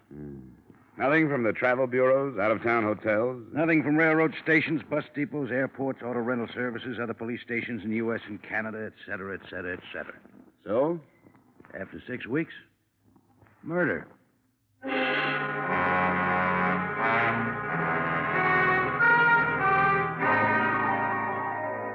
Expense account item 3, $1.50 taxi fare to the lush mansion of Mr. Martin James. On the way over, partly for pleasure, partly for business, I studied the glamour photo of the missing girl. She was standing beside a swimming pool in a bathing suit, smiling at whoever was taking the picture. She was quite a girl. The James place was a colonial-style museum piece up on a hill overlooking the city. A pretty young thing in a nurse's uniform met me at the door, took my name, and disappeared behind two high oak doors. In a moment, she was back. She ushered me into Mr. Martin James. Mr. James looked very old. His legs were wrapped in a patch quilt. One hand clutched the collar of his bathrobe about his throat. The other hand held a glass of milk. How do you do? Sit down, won't you? Oh, thank you, Martha. That'll be all. I know your suspicions, Mr. Dollar. And my answer is no. I'm not at all sure she hasn't run off with a younger man. But all the ticket officers show... She'd use another name. Very possibly. You see, Mr. Dollar, Barbara married me for my money. I married her for her youth and her beauty. It was a decent enough arrangement until she became dissatisfied. Yes, I suppose I was a fool. Then you think she left you? If I ever allowed myself to really believe that, I wouldn't want to live.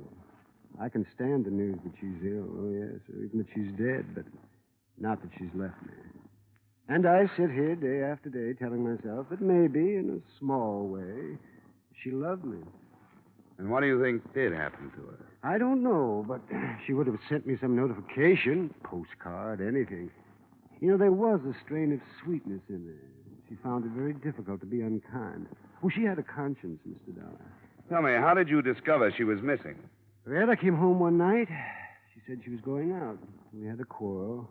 It was the only time I ever raised my voice to her. She stormed out of the house, didn't even take any of her things.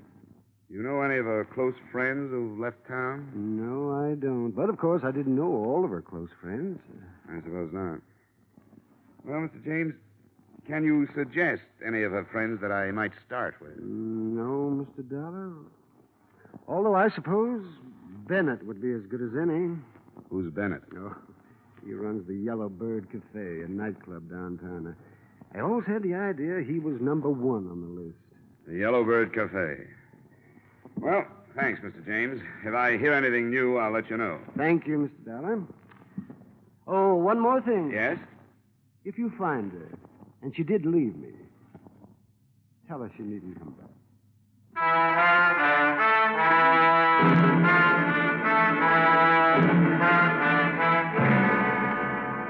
Expense account item 3, 90 cents taxi fare to the Yellow Bird Cafe, a blue-lighted night spot. In a minute or two, I was seated opposite a slick-haired leading man in a dinner jacket. From the size of the bills on his desk, I'd say his wallet was pretty well dressed, too. Don't look at them too long. They'll burn your eyes out. Must be awful to have to rake all that off the lawn every morning. Oh, I just wanted to impress you. That's a whole week's take. Denver isn't what I call a good club town. My place in Frisco does much better. The only town worse than Denver for club trade is Cleveland. Cleveland pulls in the gutters at 6 p.m. Well, I'll keep that in mind if I ever get the urge to open up a clip joint. I'm here about Barbara James. It's funny how that name keeps cropping up. I suppose it'll keep cropping up until somebody finds her. You have any ideas? Sure, lots of ideas. She could have crossed against the light, fallen into the Great Divide, thumbed her way to Hungary. You're a comedian. Oh, now, look, Dollar. I'll tell you what I told the lieutenant. I don't know anything about it, and if you insurance rubes had any brains, you'd check with the cops first before making fools out of yourself. You saw quite a bit of her. Saw, that's right, saw. That was a long time ago. Listen, guy, I got a book in my pocket with names of girls who make Barbara James look silly. Now, why should I take away an old man's child bride? That's not the way I heard it. All right, for laughs, sure, I used to take her out. She was lonely. She used to come in here and sit alone at a table. I had nothing else to do. We'd dance. I'd buy her a few drinks. That was it. She gave you the brush, Bennett. Oh, yeah, sure. You don't like to be given the brush. Anytime I can't hang on to a dame like Barbara. She gave you the brush and you didn't like it. All right! All right, Dollar, she gave me the brush. I took that girl and gave her a new life.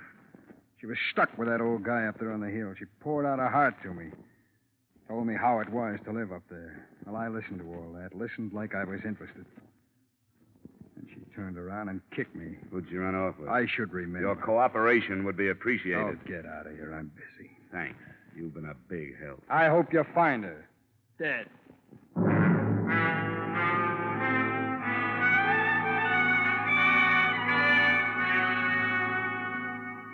Expense account item 4, $3 for 2 drinks, 1 for me, 1 for the young lady I dragged away from the dice table.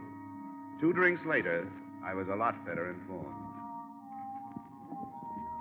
You know, if he catches me talking to you, I'll probably be fired. If he catches you, you'll deserve it. I bet they were quite a team, this Bennett and Barbara. She gave him the brush. That's what everyone said. You think she's dead? I don't draw any conclusions without having the facts. Bennett hates to be brushed. So do I. Bennett started this place on money he borrowed from James. Now, that's a new thought. Mm-hmm. Here's another. Barbara James's first husband is in town. I didn't catch the name? Fred Fogel. Another leading man. Another leading man. Yeah, I think that's worth another drink. Uh-oh. Here comes Bennett. Say, where's this Vogel staying? The Parkson. Goodbye now.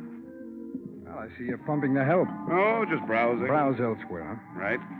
Well, it's been swell. Wait a minute, Dollar. What did she tell you? We discussed baseball. Come on, sit down, Dollar. Make up your mind. All right, sit down. Sure. Look, Dollar, I don't know where Barbara James is, and for all I care, she's at the bottom of the ocean, but there are a few things that have nothing to do with this case, which I would hate to have circulated around. Every man has personal matters. I'm glad you recognize it. Now, come on, what did she tell you? You didn't tell me Vogel was in town. Is he? What's he doing here? How should I know? All right, Bennett, forget it. But listen, this girl, this Dice girl, I don't go firing her for anything. I appreciate your interest in her welfare, Dollar, but I keep her for all the things she doesn't say. Finish your drink, Dollar. Ice is melting.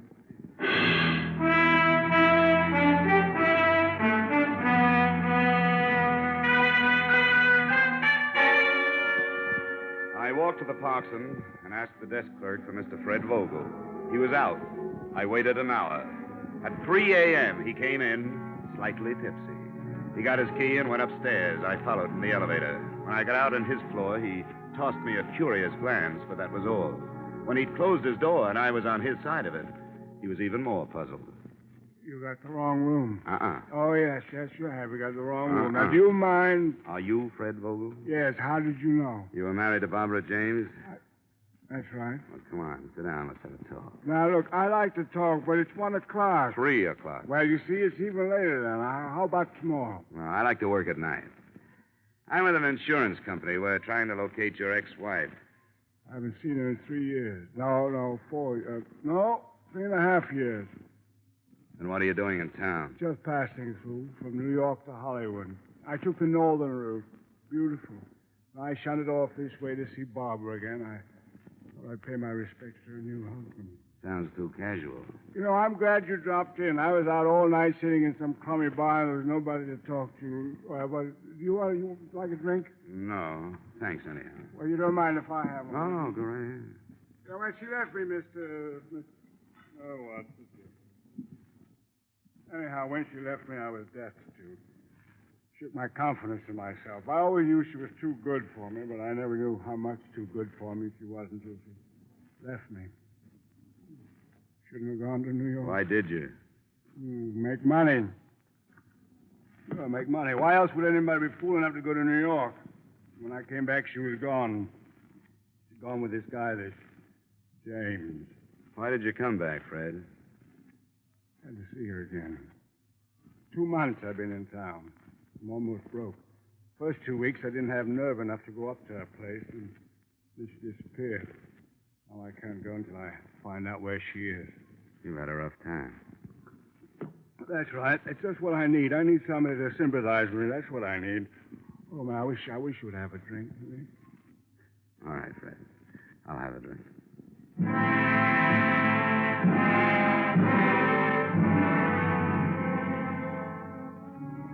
I went home at 5 and slept till 11.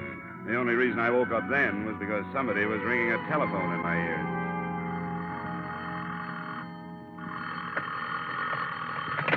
Yeah, hello. You sound like you're in the crest of a hangover. Well, who's this? Harrison. Who? I'm with the police department. Oh, sure. Yeah, what's up, Harrison? Did you know that Bennett was one of Barbara James' favorite people at one time? Yeah. Well, there's a girl named Dorothy, a dice girl. Yeah, very nice. Dice. D-I-C-E, dice girl. Oh, yeah, Dice Girl. We found her this morning on the highway. 4 bullets too late.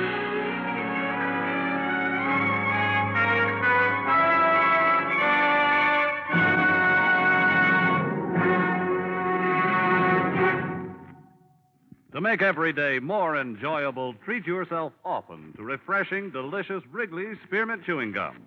The lively, full-bodied, real mint flavor cools your mouth, moistens your throat, freshens your taste. And the chewing itself gives you a little lift, helps you keep going at your best. So for real chewing enjoyment that's refreshing and long-lasting, always keep Wrigley's Spearmint Chewing Gum handy. Healthful, delicious Wrigley's Spearmint Gum will make every day more enjoyable. And now, with our star, Edmund O'Brien, we return you to the second act of Yours Truly, Johnny Dollar.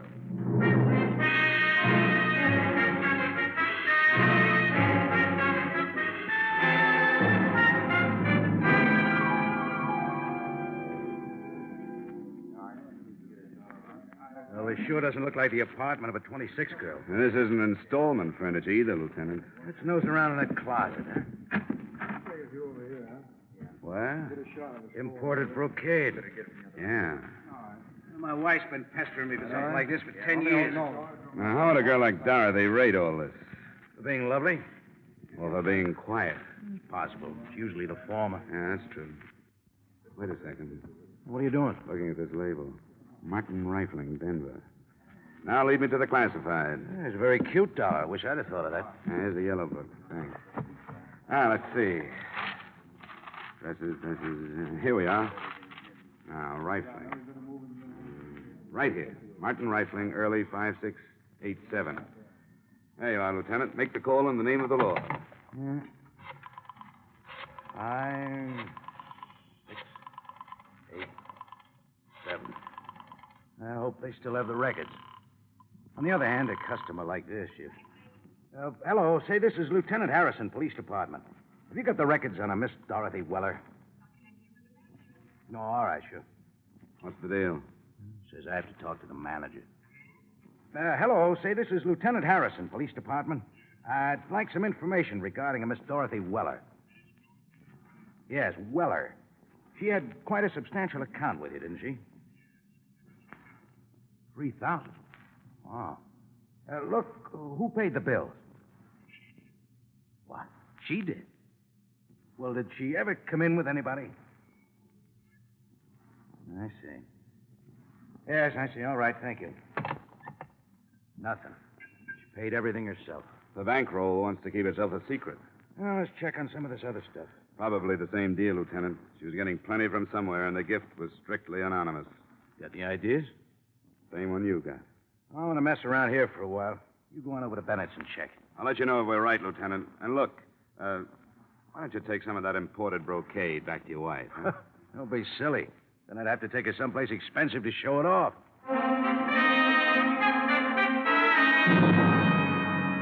Expense account item 5, $1.30 taxi fare to the Yellowbird Cafe. It was 2 in the afternoon, and the place was quiet as a mausoleum. I went to Bennett's office and tried the door. It opened. Bennett was in his chair, bent over the safe. As I closed the door, he bounced up.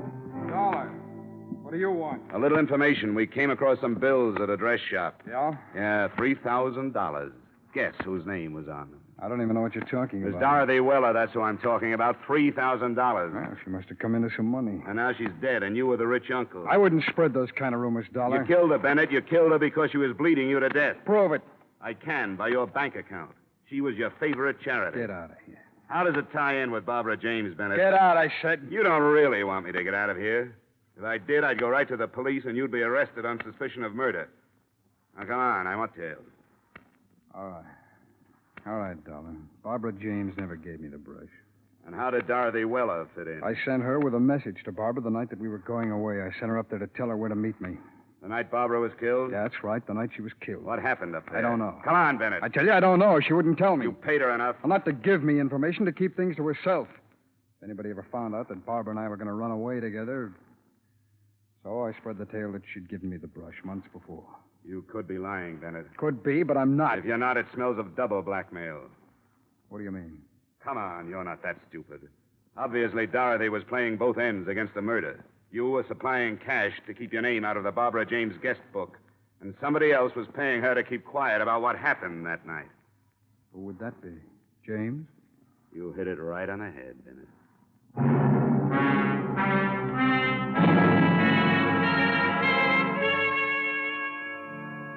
Expense account item 6, transportation to the Martin James place. I found old Mr. James out by the swimming pool, accumulating a wrinkled tan. He sent the nurse for something cool for me, and we settled down to conversation. Are you calling me a liar? All I know is something drastic happened the night Barbara James disappeared. Now, look, I don't prosecute anybody. I'm just an insurance man. My job is to find your wife, that's all. Well, I've told you the truth. I'm afraid not, Mr. James. Because it happened something like this. You came home. Happened something like this. You came home. Barbara was packing. She was there with another girl, a girl named Dorothy Weller. She told you she was running away with Bennett. You had a quarrel. Oh, it's the most You've been ridiculous paying thing. Dorothy Weller plenty to keep that quarrel to herself. Why, that's sheer invention. Investigation, Mr. James.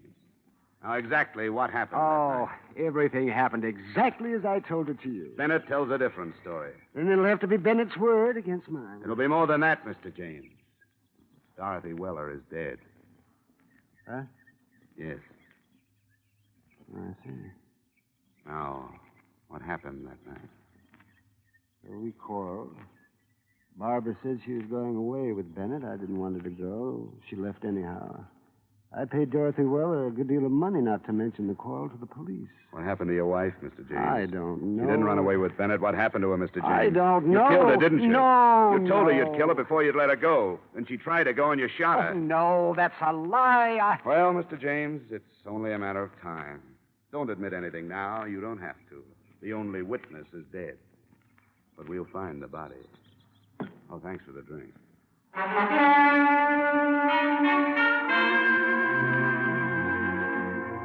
3 weeks passed.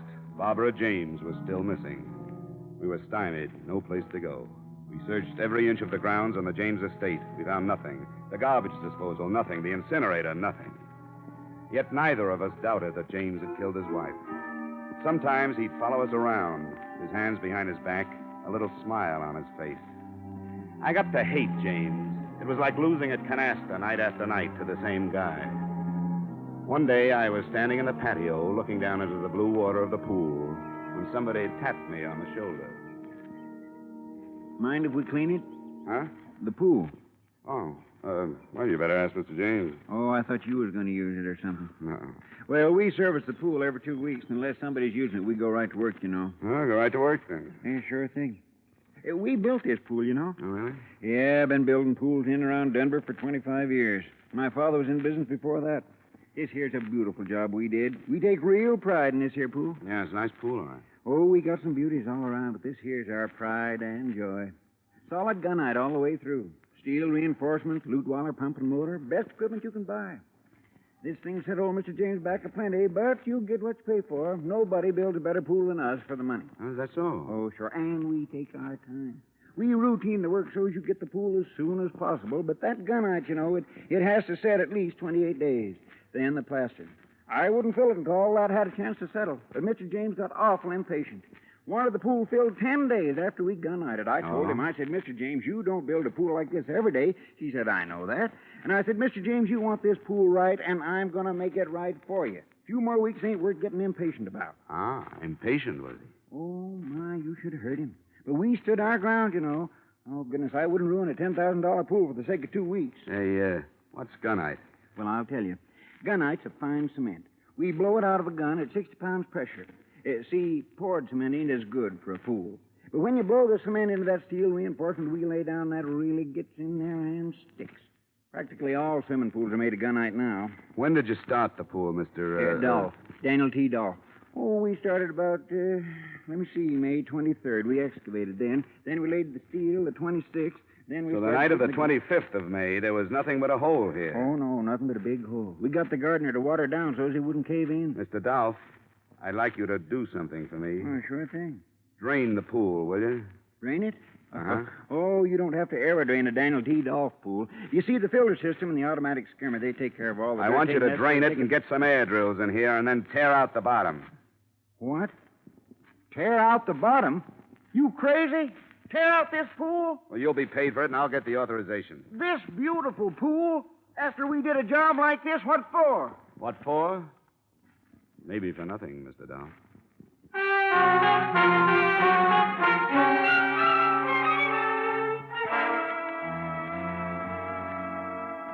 You dig up the pool? That's right, Mr. James. Oh, that's the most outrageous suggestion. I've got a police order. Well, then you and the police department and the company you work for better be prepared to pay the consequences, Mr. Dollar. I'll admit this is a pretty expensive hunch, but it's all right. I work for pretty expensive people.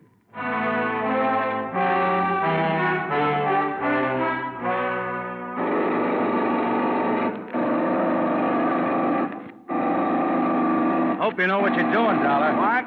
I said I hope you know what you're doing. Well, it's only a hunch, Lieutenant. May 25th, the girl disappeared. Now, May 25th, there was nothing but a big hole here. James knew that the next day they'd put the steel reinforcement in and then gunite over it. What better place for a body? Oh, here comes James now. What? I said James is coming. Oh.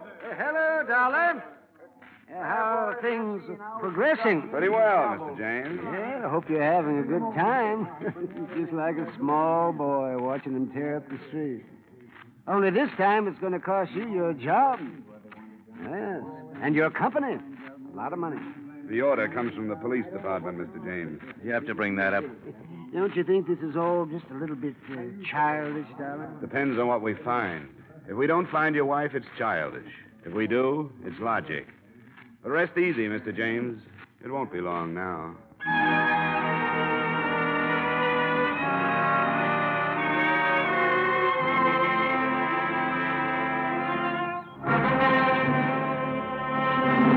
Dollar. Yeah, Dolph? I just hit a loose section. Oh, wait a minute. I'm coming down. Come on, Lieutenant. Right behind you. Yeah, right here, Dollar. You see, it shouldn't be this loose. Yeah, give me that shovel.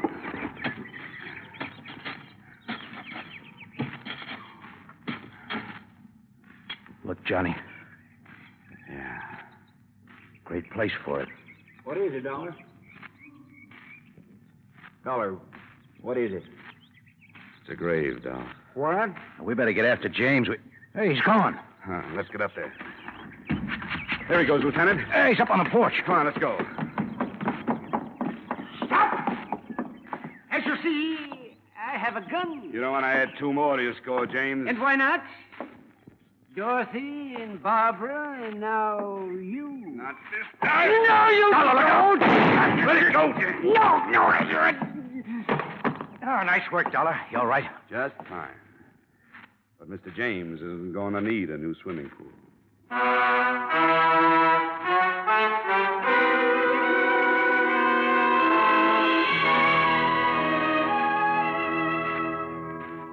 So Mr. Martin James had fashioned his wife's tomb, a foot of loam and 1/4-inch steel mesh, 4 inches of cement, and 8.5 feet of water.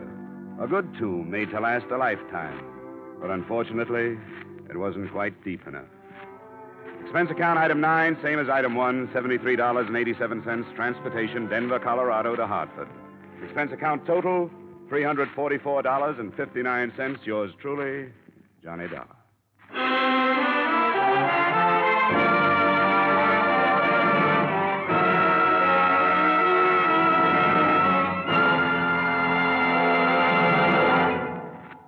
Remember, friends, to make every day more enjoyable, treat yourself often to refreshing, delicious Wrigley Spearmint Chewing Gum.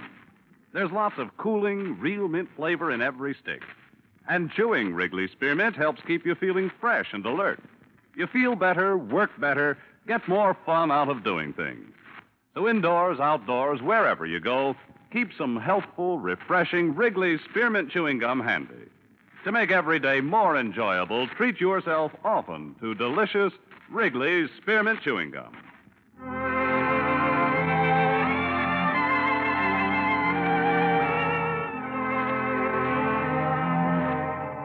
Yours truly, Johnny Dollar, brought to you by Wrigley's Spearmint Gum, stars Edmund O'Brien in the title role, and is written by Gil Dowd and David Ellis with music composed and conducted by Leith Stevens. Edmund O'Brien can soon be seen starring in Columbia Pictures' production 711 Ocean Drive. Featured in tonight's cast were Parley Bear, Jack Moyles, Howard McNear, Stacey Harris, Gene Spaulding, and Jay Novello. Yours truly, Johnny Dollar, is produced and directed by Jaime Del Valle.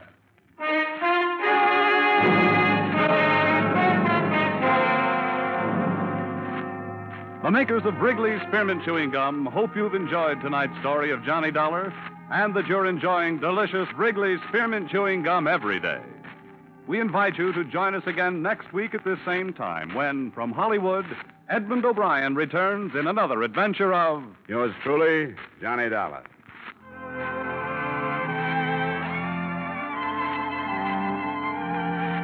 Bob Stevenson speaking. This is CBS, the Columbia Broadcasting System.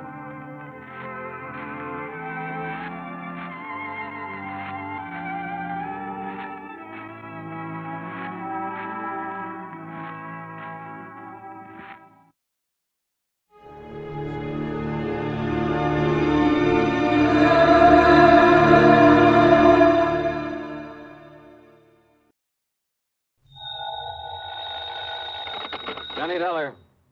Yeah. What? I said, yeah. Oh, what's that supposed to mean, and who are you? Oh, Johnny, this is Pat McCracken at Universal Adjustment Bureau. Well, hi, Pat, but what's with the crazy dialogue? Oh, that word, that yeah, was most of the conversation I got from some crazy character who just called in. I'm afraid I don't dig you. Oh, he called about 5 minutes ago. Said he'd been trying to reach you, but he got no answer. I was out picking up a morning paper. Who was he, Pat? He wouldn't say. He just gave his phone number. Wait a minute. There's only one man in the world talks like that. Yeah. Yeah. Was the call from San Francisco? No. Oh. Los Angeles. Well, then maybe I was, Oh, because the man I was thinking of... Now, wait a minute. Yes, I'm waiting, John. Tell me just one thing, Pat. Well? Have any of your insurance companies been having to pay off on any big fires lately? I mean, out in Los Angeles? On any fires? You'd better start checking with those companies out there. No, wait a minute. Do it, Pat. And I'll lay odds that you get a handful of arson reports. Arson? Yes. Johnny, just because some silly guy calls up and all he says is, yeah. Hey, let me have that phone number he gave you. Now, Johnny. Come on, Pat. What is it? Hollywood 8, 3142. Okay, now you go ahead and check with your West Coast insurance company. And get ready to pay my expense account to Los Angeles. Are you kidding? Are you trying to tell me that the way some jerk says yeah means arson on the West Coast? Now, don't be silly. You, want to bet? Oh, Johnny. Pat, I'll call you back.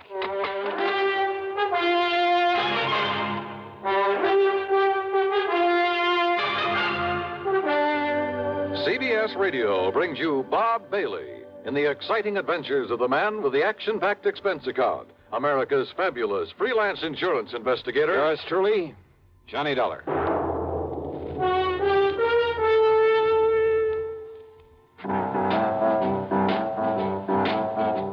Talk about best-selling records. Here's a familiar tune about America's best-selling filter cigarette, Winston.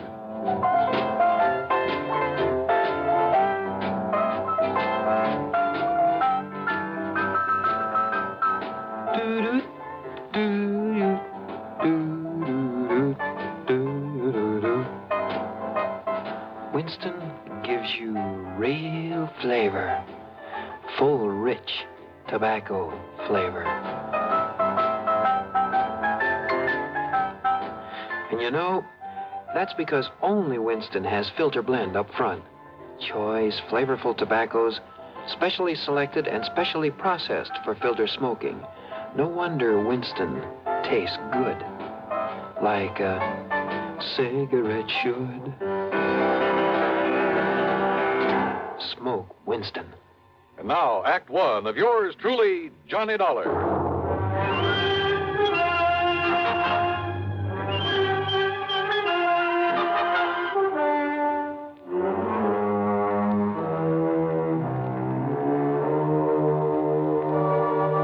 Expense account submitted by Special Investigator Johnny Dollar to the Universal Adjustment Bureau, Home Office, Hartford, Connecticut.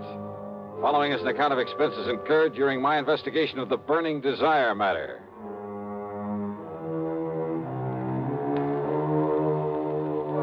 Yes, I told Pat McCracken there was only one person I knew whose conversation might consist mostly of that one word. So, expense account item 1, $250 for a phone call to Hollywood 8, 3142.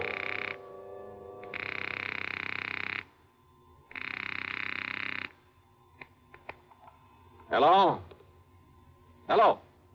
Yeah? Yeah, I thought so. Yeah? Smokey Sullivan. Well? Smokey, this is Johnny Dollar. Yeah? Hey, you tried to call me here in Hartford. I was out. You called Universal Adjustment Bureau. I got the message. Here I am. Yeah, Johnny. Only what are you doing in L.A.? Last time I saw you was in San Francisco. Got a job here, Johnny. Legit. Hey, that's the stuff. Pays off, too, doesn't it? Yeah. You're my friend, Johnny. You've done a lot for me. So, when I got a chance to help you... Well, is something doing out there, Smokey, that I ought to know about? A bunch of fires, Johnny. Arson, huh? Yeah. Is there insurance involved? Why else anybody use a torch? Yeah, you got a point there. But do you have any lead on whoever is behind the fires? Yeah. So you better come out here, Johnny. Okay, the first plane I can get. Where'll I find you? 322 South Equity Avenue. South Equity. Okay, Smokey, I'll be there. Yeah. Uh-huh. Now I'll call to Pat McCracken, pack my bag, and... Johnny Dollar. Oh, Johnny, thank goodness. Pat? Yes. I was just about to pack up and call don't you ever get off that phone of yours? I was talking to the guy who Listen to me. Johnny, you were right. Only reason that nobody smelled a rat is because a different insurance company was stuck with each of those fires out there. So until I called them to give me a report... Oh, and listen. I'm listening, Pat. According to the L.A. police, every one of them could have been arson. Okay, I'll grab the first 7 plane. of them in a row, Johnny, that we know about so far. I mean, I haven't got the reports in yet from all the companies, and I'm also waiting for another report from the police. Now, Johnny, your best contact out there... That I've already got. What? Yeah. Oh, you mean that character who called us up? Yeah. Look, will you please tell me, who is he? What does he know about this? Universal Adjustment putting the old expense account on this? Yes, of course. Then I'll give it all to you in the usual report. See ya. Oh, now, Johnny, listen. Sorry, Pat, I gotta catch a plane. Expense account item 2, $162.85 plane ticket from Hartford to Los Angeles. Thanks to the time differential, it was only shortly after dark when the big mainliner set down at the L.A. International Airport. Item 3, $7.50 for a cab to Smokey's address. It was hardly Beverly Hills or Bel Air, believe me. 322 South Equity was in a beat-up part of a downtown industrial section. A weather-beaten 3-story house with a sign out front that said Boarders by the week a month.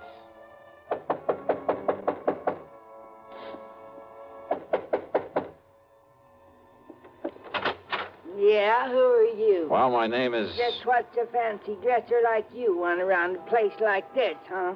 Well... I'm looking for a man by the name of Smokey Sullivan. I understand he lives here. That's right. Are you the man he said he was expecting? That's right. My name is Johnny Dollar. Well, he didn't tell me what the name was, but if you're sure he was expecting... I'm sure. Now, where is his room? Now, I don't know. Where is his room, please? Well, it's up on the second floor. It's just to the right after you get up the stairs. Okay, But now, thank look, you very much. Well, now, maybe you'd better... It's all right. I'll find it. Thanks a lot. No, what I mean is, I thought you'd already come. I mean, what I mean is...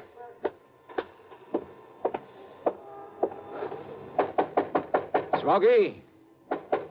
Hey, Smokey, it's Johnny Dollar. Ah, what was that? Smokey! Now, what's all the... Oh, no. Hey, Smokey, can you hear me? Who did this? Are you... Good Lord.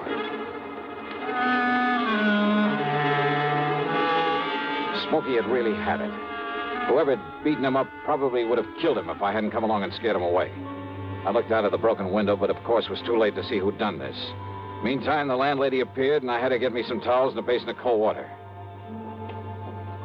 Here you are, Mr. Oh, good. Thanks a lot. Ooh, somebody sure laid into him, I'll say that. You ask me, it's a wonder if he stays alive. He'll be all right. He'd better be. You're lucky you come along to see him, is all I got to say. Yeah, you better get me a couple more towels and maybe another basin of water. No, wait. What? You won't need him, mister. I got a much better idea. If I can find it. Hey, Smokey. Give me a minute to find that bottle. Well, here it is. Yes, sir. This here'll fix him up. Smokey, can you hear me? Fix him up quicker than a wink. It's Johnny Dollar. Here now, mister. You just pour a slug of this down his gullet and see if it don't bring him to. Huh? Oh, yeah, good idea. Let me have that. Oh, sure. It's real genuine California cognac, it is. And soak up another towel for me, will you, please? I sure will, mister. All right, here now, Smokey, here. See if you can get down some of this. Easy now. That's it.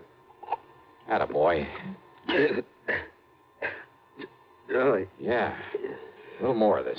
Here. You know, before you come up here, mister, I tried to tell you. Easy now, Smokey. Yeah, I tried to tell you. I thought that other man that come up here to see him was the one he was expecting. Here, now, here's your fresh towel. Thanks.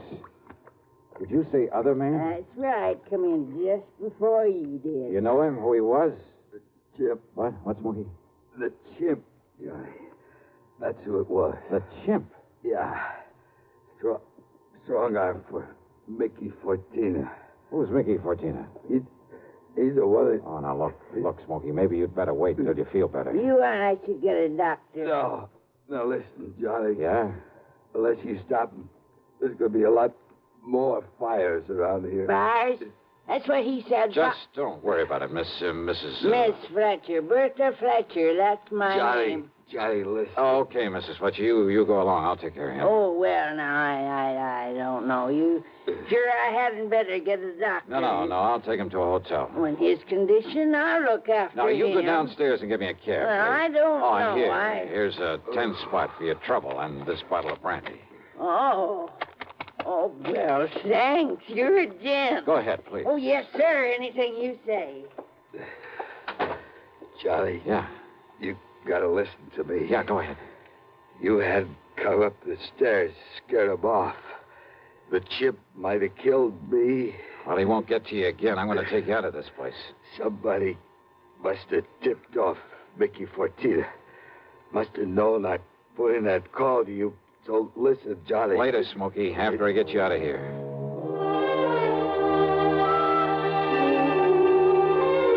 Item 4, the $10 to Miss Fletcher. Item 5, a bucket and a half for a cab to the Statler Hotel, where I had to show my credentials to the room clerk to get a bed for the somewhat mangled Smokey Sullivan.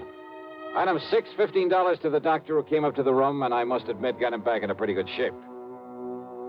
Then, when the doctor had left us... Yeah, Johnny, all those fires, big insurance, all of them set. 7 of them in a row. So that means by one firebug, this Mickey Fortina you mentioned, huh? No, Johnny, Mickey's too smart for that. What? All set by different guys. I don't know who they are, but I see no remains. And the police ain't sure, but I know there was arson. Who's Mickey Fortina? He's a go-between. I seen this happen before. Yeah? Frisco, Seattle, and Denver, a lot of places. He brings in a lot of boys of his own. Everyone got a different way of setting the blaze. So the cops can't tie it up with any local boy whose methods they know. Yeah. Fortina's a go-between? He makes the deal with whoever wants a fire. And the police aren't onto him? What for? He never set a fire himself. Well, I know, but he's the guy that... By the time the arson squad is in, the guy who done it is far away. So there's no witness can prove Fortina set up the deal. And the police have never been able to put the squeeze on whoever made the deal for a fire? And get sent up for it? For being accessory or whatever you call it? Oh, yeah, I see what you mean. Yeah. Fortina sent for me when he found out I was here in L.A. I used to know him, Johnny. Wanted you to be a torch for him, huh? He just asked if I wanted to work for him. And he knew that I knew what he meant. But if you knew that Fortina was operating here... Smokey... How could I prove it? How can I prove it now? Well, maybe I can. But if he finds out I sent for you, Johnny... It looks to me like he already has. Oh, yeah. All right, then. If somebody who wants a fire can get to Mickey Fortina, there must be some way I can. At his office. His what? At his office every night. 1025 South Spring. He has an office for a racket like this? Why, you'd never know it. You'll see. Yeah, I think I'd better see. Hey, Smokey, you... Who's that? You got a gun, Johnny? Right here and ready. Open up in there. This is the police. Police, huh?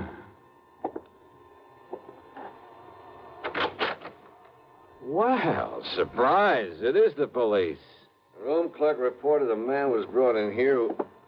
Johnny! Yeah, Pat Nichols. Sergeant Nichols now, Johnny. Good. How are you, boy? Now, wait a minute. Is this the man you brought in here? Smokey Sullivan? Listen, officer, Johnny, you think maybe Smokey is tied in with this string of fires out here? No, tell him, Johnny. No. You tell him, Smokey, anything you want. Well, no. Look, you know I'm no good at talking to a cop. Yeah, well, Johnny. give it a try. And, Pat, be sure you stick around to keep an eye on him. What? Smokey may need a bodyguard. You. Huh? Yeah. Until after I've made a little business call. Johnny. Now, look, if you're out here because of those fires... Did I say I was? I didn't tell him anything like that, did I, Smokey? No, Johnny. And I see what you mean. Now listen, Just you two. stick around, Pat. I'll see you later.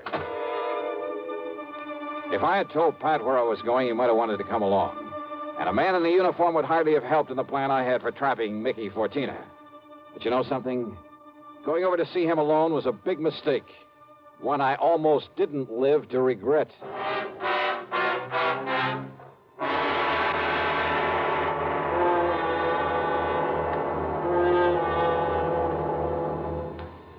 We'll bring you Act Two of yours truly, Johnny Dollar, in exactly 1 minute. Here's Hollywood star Mona Freeman. Who feels like acting with a miserable cold? I relieve cold distress the fast way with 4-way cold tablets. Yes, tests of all the leading cold tablets proved 4-way fastest acting. Amazing 4-way starts in minutes to relieve muscular pains and headache, reduce fever, calm upset stomach, also overcomes irregularity. When a cold strikes, do what I do. Take 4-way cold tablets. It's the fast way to relieve nasty cold distress and feel better quickly. 4-way, only 29 cents. Now, here's a word about another fine product of Grove Laboratories. Had dandruff for years? Now get rid of it in 3 minutes with Fitch Dandruff Remover Shampoo. 3 minutes with Fitch regularly is guaranteed to keep unsightly dandruff away forever. Apply Fitch before wetting hair, rub in 1 minute. Add water, lather 1 minute, then rinse 1 minute. Every trace of dandruff goes down the drain. 3 minutes with Fitch, embarrassing dandruff's gone. Fitch can also leave hair up to 35% brighter. Get Fitch Dandruff Remover Shampoo today. And now, Act Two of yours truly, Johnny Dollar and the Burning Desire Matter.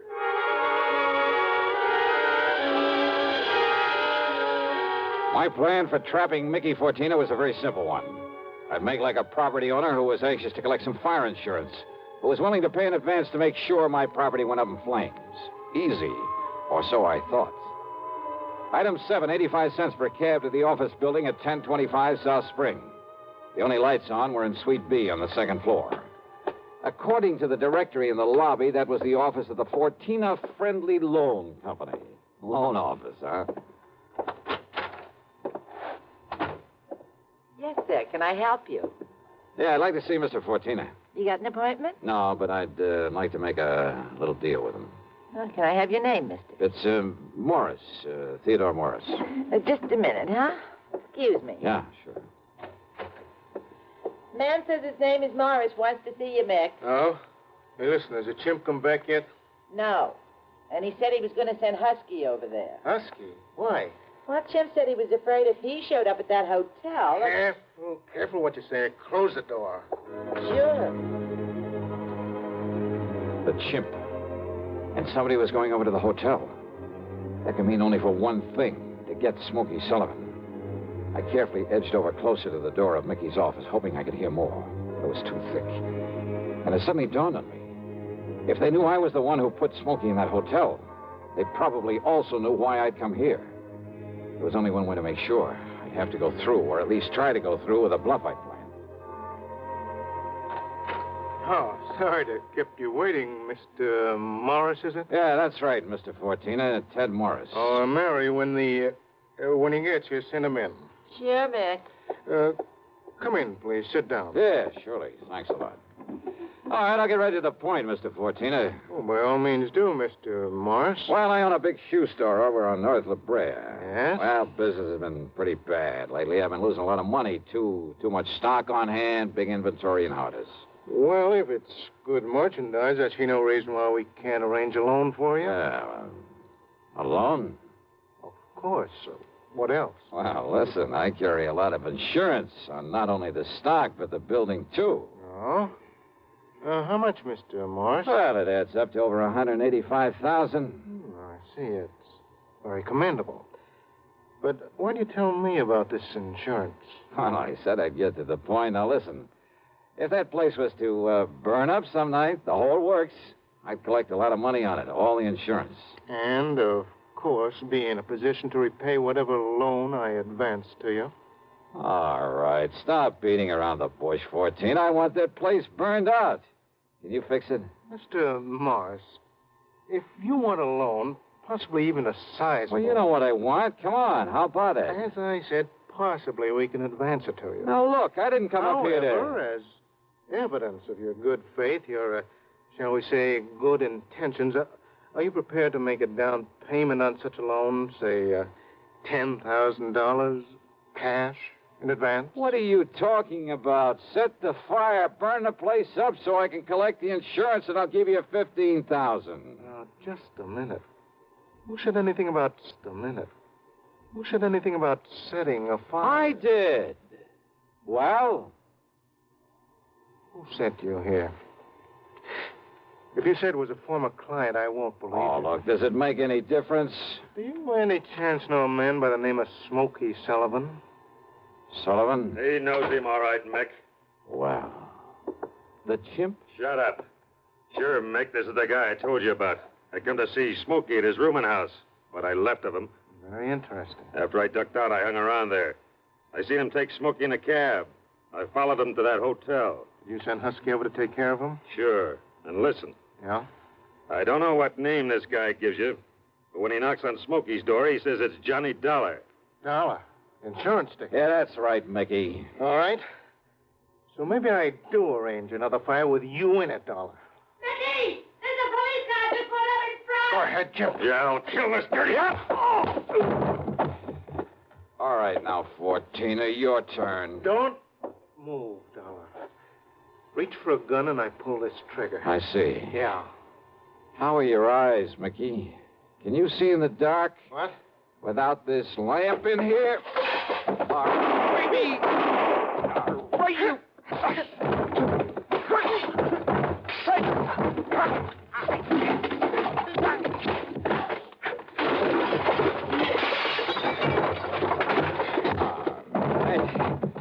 Yeah. Wow. I guess Smokey was right at that, Johnny. Hi, Pat. He seemed to think you wouldn't need any help around here. You all right, Johnny? Yeah. When that strong arm, that husky Castellini, came up to the hotel room after him, well... I had to tell him, Johnny. I had to tell him what it was all about. That's okay, Smokey. It's okay. So we threw Husky in the clink and came over here. Well, I got an admission out of him, Pat, but unless you can get these goons of his to talk, I don't know what you're going to hold him on. After what just happened in here, Johnny, we'll hold him and his goons just as long as we need to. And unless they want to take the whole rap for him, I think they'll talk. Yeah, they talked all right. And as a result, the police in a couple of nearby states should have no trouble at all in picking up some of the other of Fortina's boys, his hired torches. Funny, isn't it? These stupid jerks just never seem to learn. Expense account total, including hotel bill, plane ticket back to Hartford, and the sizable bit of folding money for Smokey Sullivan, $874.20. Yours truly, Johnny Dollar.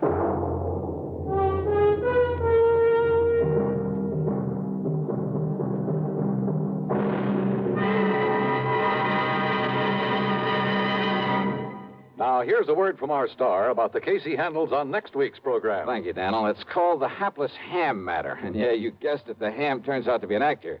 A really bad one with one of the cleverest methods of committing murder I've ever known. There's a lot of action, suspense in the story, and I think you'll like it. Who knows? Maybe if you listen closely, you'll be able to figure out his method even before I do. So join us, won't you? Yours truly, Johnny Dollar.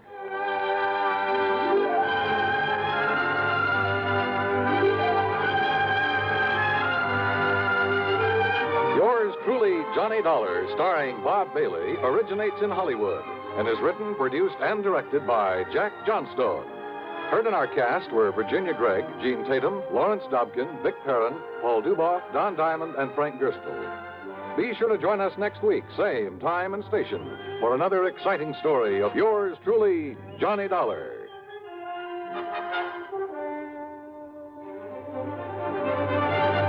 This is Dan Cubberly speaking. Intrigue breeds terror as Suspense brings a shady moonlight sail next on the CBS Radio Network. If I should ever become totally disabled, it would be a mighty comfortable feeling to have a check coming in every month regularly. Yes, it's a good feeling to know you have a financial cushion against trouble like that. Well, if you're a veteran with World War II or Korean GI insurance, you can protect yourself. You do it by adding a disability income rider to your present policy. The cost of the extra premium is just a few cents a day. For example, a 40-year-old veteran with a $10,000 term policy would pay only $1.60 a month for the added protection. If you sign up for the disability income provision, it works this way. After you have been totally disabled for 6 consecutive months, VA will pay you every month as long as this condition persists. $10 for each $1,000 of your GI insurance policy. That adds up to $100 a month if you hold a $10,000 policy. Full details about total disability income at any VA office. Radio 59 WROW, first on the dial in Albany, Schenectady, and Troy.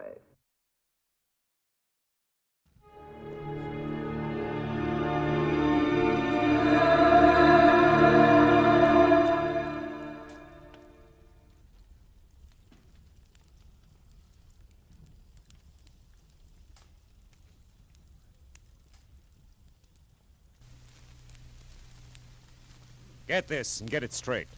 Crime is a sucker's road. And those who travel it wind up in the gutter, the prison, or the grave. There's no other end. But they never learn. From the pen of Raymond Chandler, outstanding author of crime fiction, comes his most famous character in The Adventures of Philip Marlowe.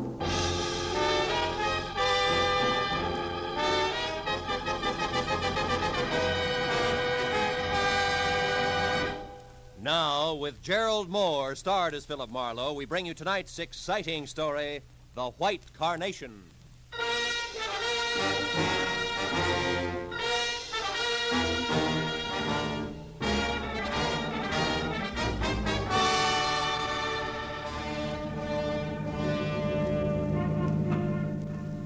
Understand it. Ben Reynolds is a wonderful guy with a really great future, intelligent, handsome.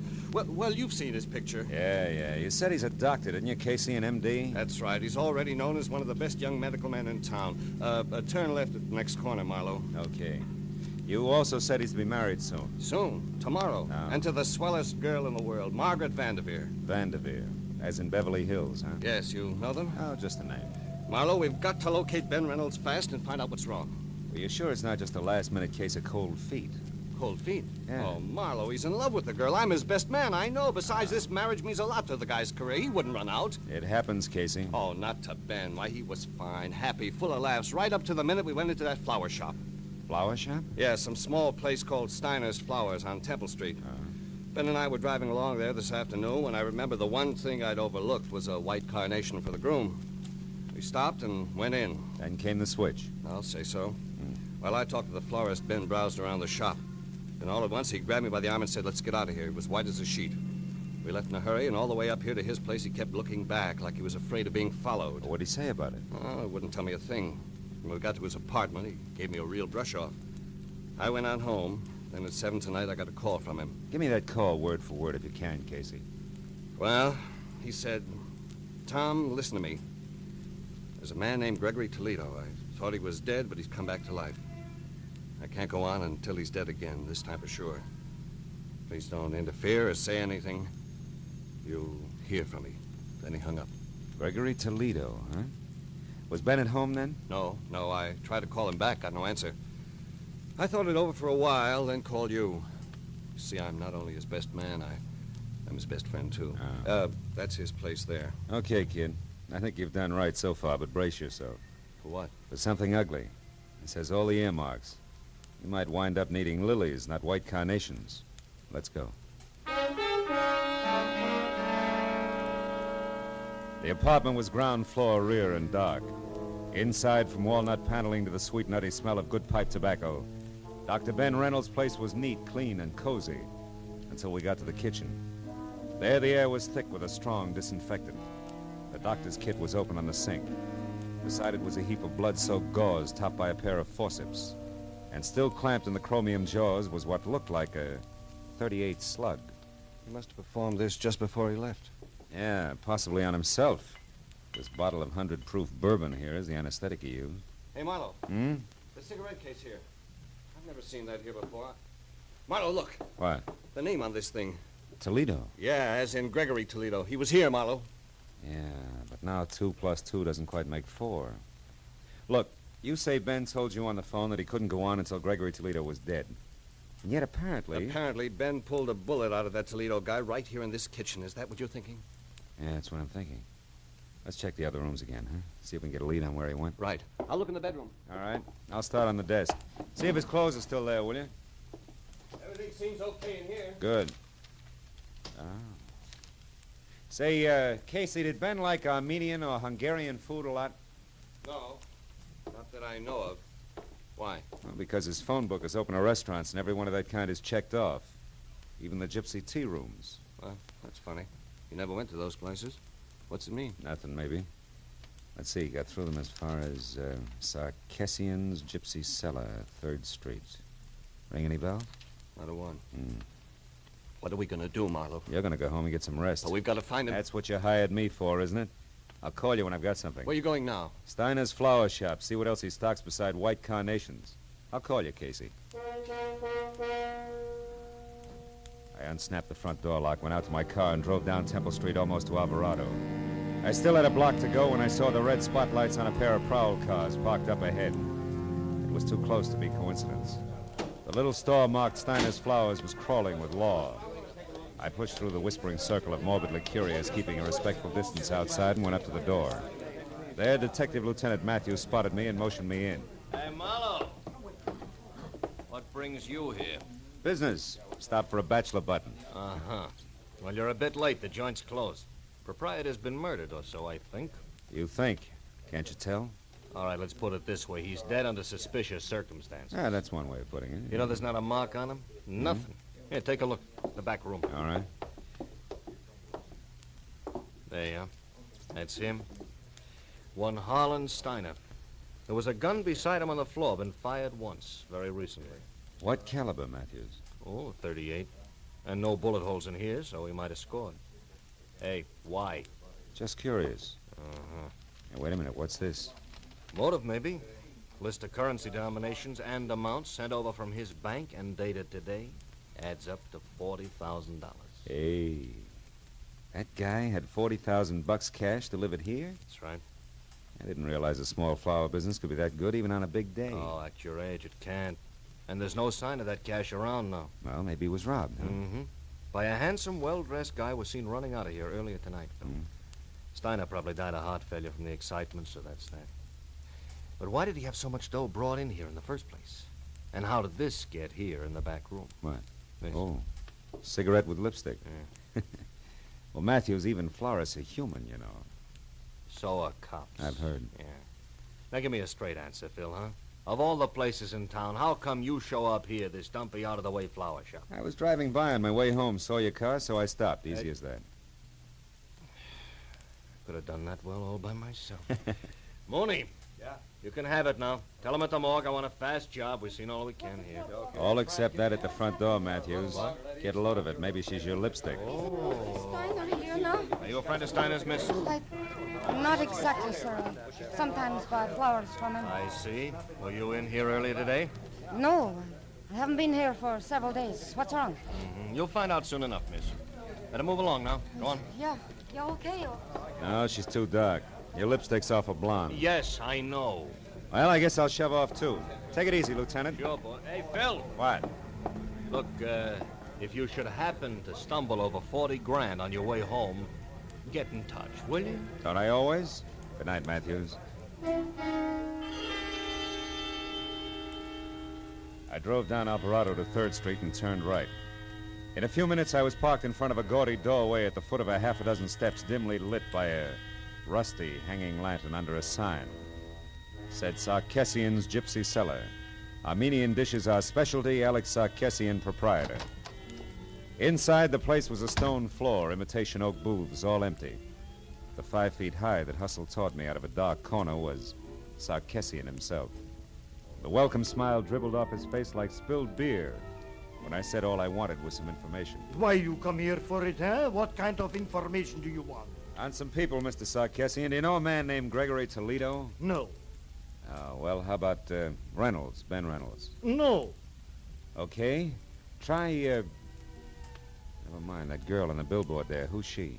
Madame Vadena, just like it says, she's on the billboard. What's her real name? Ruby Vadena. She works here. Works. If somebody wants to call looking at tea leaves in a cup, work. But the customer expects it. The customer is always right. So Ruby Vadena works here, but not tonight. All right, where can I find her? Why? Because I saw her a few minutes ago in a certain flower shop. Oh, that's a very good reason. Now, look, mister, I run a restaurant, not a Lonely Hearts. You look, Sarkessi, and your little gypsy's in a murder right up to her big brass earrings. I gotta talk to her right now. A murder? I knew it's that fake. Oh, that no good. She ruins my business. What kind of appetite can murder give anybody, I ask you? I ask you for the last time, where does Ruby live? In Villa Garibaldi on the end of Reposa Street. Thanks. When you find her, tell Sarkasian says she's fired. She don't come in my place again, you hear? She's washed out.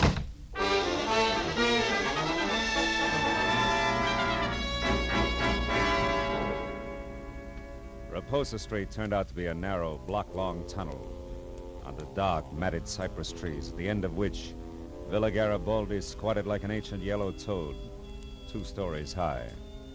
I'd gone far enough in my headlights to pick up the clutter on the stairs when Ruby herself stepped out from the trees and headed for the front door.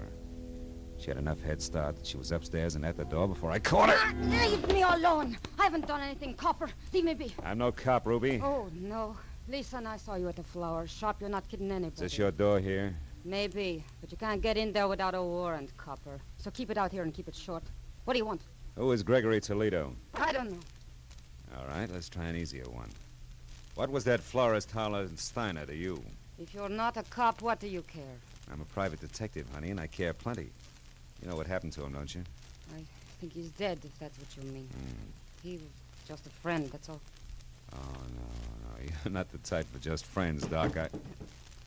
Hey, wait a minute, sugar. Somebody's in your room. Oh, no. The money. Open the door. Hurry up, will you? I'm trying Well, to. come on. Get out of my way. Reynolds! Ben, stop! Stay back, you! For an instant, I'd seen Ben Reynolds, his face twisted in fear, a package wrapped in green oil paper clenched in one hand. Then he grabbed up the only lamp and smashed it at me. In the dark, I heard him run through the kitchen and out the back door. By the time I got outside, he was gone. I started for my car to follow him, but stopped again at the sudden sight of a gun barrel shoved out from the shadows between 2 trees and pointed straight at me. Don't move, fella. Not 1 inch or I'll kill you. You sound like you mean it. I do. You're not going any farther, fella. Don't try. And whoever you are, forget about the green package. You'll live longer. Yeah, I'll take your word for it. Just tell me one thing, baby. Are you and the doctor a team? That all depends. Now go on. Back the way you came. I've got an appointment with the doc, and I wouldn't want to keep him waiting. Start walking.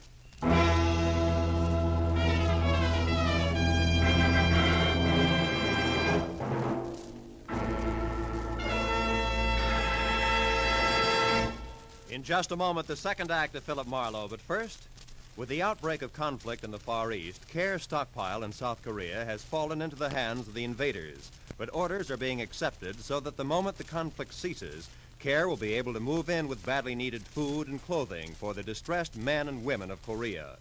By cooperating with Carr today, you can help bring hope to Korea tomorrow. Now with our star, Gerald Moore, the second act of Philip Marlowe, and tonight's story, The White Carnation.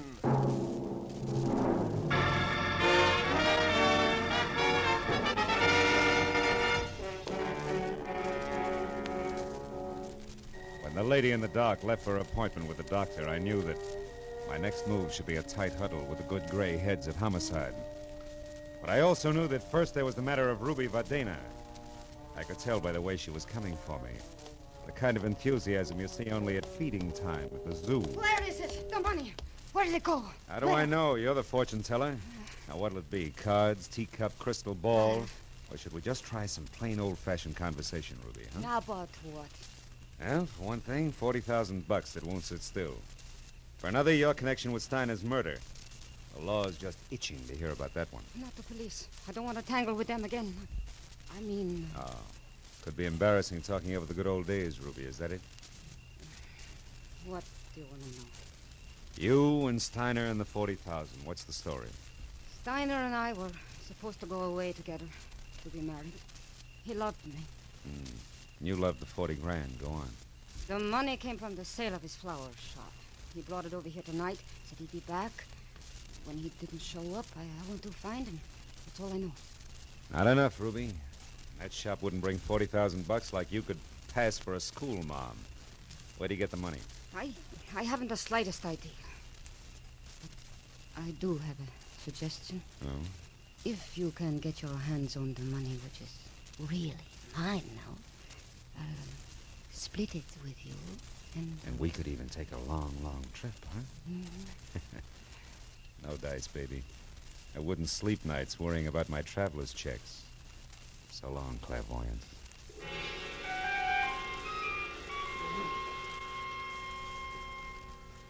When I left the piano-shawled beauty with a $sign heart, I stopped at a mobile gas station, and while they filled my tank, I made a call back to the flower shop.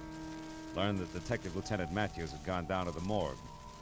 But 20 minutes later, when I was there, I was still a step behind, because Matthews had since gone on to headquarters. However, I was also a step ahead. They had just learned why Steiner had died. Connor, the attendant, was pleased as punch to tell me all about it. Hey, see, Marlowe? Right here in the back of the neck. Got slap of the hypodermic needle. Holes no bigger than a mosquito bite. Real hard to find. Mm-hmm. And it was an injection that killed him, Connor, huh? Some kind of poison? We'll have it tagged in a couple of hours. Want me to let you know what it is? No, never mind. I'll be in touch with Lieutenant Matthews anyway. By the way, Connor, mind if I use your phone? Why should I? They don't send me the bill. Over on the wall there. Thanks. But, Marlowe, Huh? no long distance, huh? Oh, no. Downtown, Connor. Not another inch. That case, help yourself. Mm-hmm. You know, Marlowe, one night some news hawk got on the tube here and talked to his girl in Long Beach for 40 minutes. It was 2 weeks later we found out it was Long Beach, Long Island, not Long Beach, California.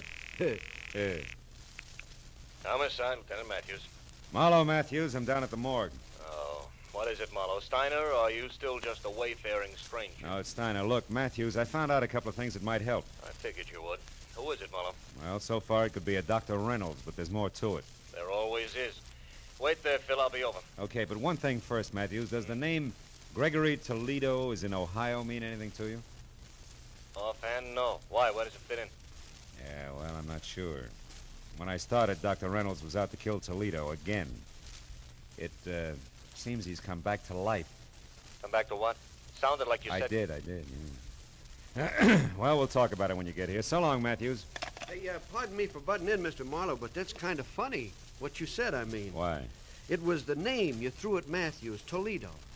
You see, No, it couldn't count. Well, Oh, wait a minute, Connor.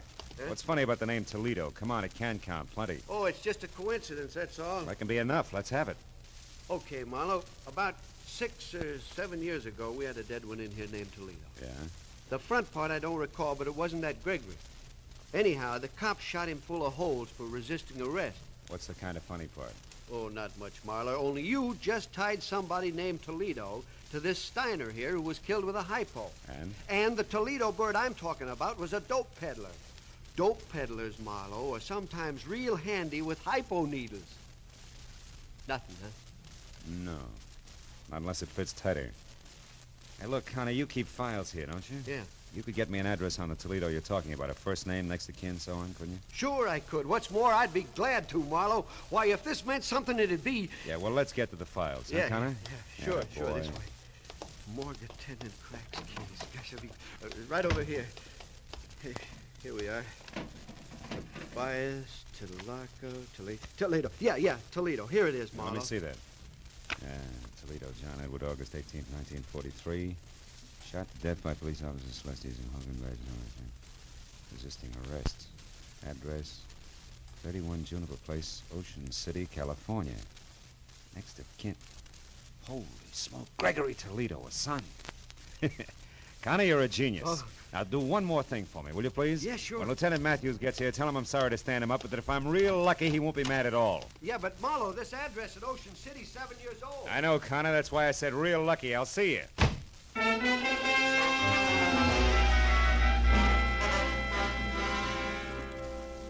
The gentleman who answered the door at 31 Juniper Place was about 60. Wore a spotted torn bathrobe that read like a menu and needed a shave, a haircut, and peeping through his torn slippers, I saw a Blue Jay corn plaster. However, his spirit was bright. Seems he liked having visitors. Yes, sir? You're the manager? Oh, I am indeed. Have been for 18 years. Albert A. Keyline. You were looking for a room, sir? No, just some information, Mr. Keyline. My name's Marlowe. I'm a private detective, and A private detective? Well, come right in, sir. My goodness, don't often get to chat with a man in your profession. No, I welcome I like... the opportunity. I usually keep the living room closed except on Sunday, but tonight I think we can forget that regulation. Yeah, well, look, The Morris chair there is the best one. Make yourself comfortable. Thank you. Mr. Keyline, did you know John Toledo? Toledo? I most certainly did. He stayed here for 5 years. I'm unhappy to inform you. He was killed on my front lawn there in 1943. It was good riddance to... Oh, I see why you're here, Mr. Marlowe, but frankly, I expected the police, not a private detective. Well, why should you expect the police? Because not 2 hours ago, Emma Mallory, my neighbor, saw Greta Toledo over at the amusement pier. Greta Toledo? Amusement pier. Greta Toledo? You mean Gregory Toledo, don't you? I don't think so. I would have said Gregory if I meant Gregory. Oh, I don't doubt that for a minute. Besides, that boy'd know better than to come back to Ocean City. It's done him enough harm. I said Greta Toledo, John Toledo's daughter, Gregory's twin. Twin? Wait a minute, Mr. Keyline, this is important. Greta and Gregory Toledo are twins and the children of John Toledo? That's right, sir. All three lived here for 5 years, like I said, and a more different brother and sister you never heard of. Well, different like what? Like heaven above Careful. and that other place below, that's what. The boy was fine. The girl a terror. At 13, she was tormenting alley cats, and at 18, when she left here, she was a brazen hussy. Both went their separate ways from here a week after John was buried. You haven't seen him since? No, except one night about a month later when the boy, Gregory, came here to visit me and asked for all the pictures I had of him and his father and sister. I used to be an amateur photographer, you know. I got a pictures, one time at a... Pictures, Mr. Keyline, why did he want them? Sentiment, I guess. He was kind of soft-hearted. I gave him the whole batch except one of Greta, and I only saved it because the lighting was so good. I've got it right here. I took it a couple of weeks before they got John. Look, see how the sunlight behind her head gives a soft feeling to the whole picture? Yeah, it's practically a halo. Yes, sir. Very professional.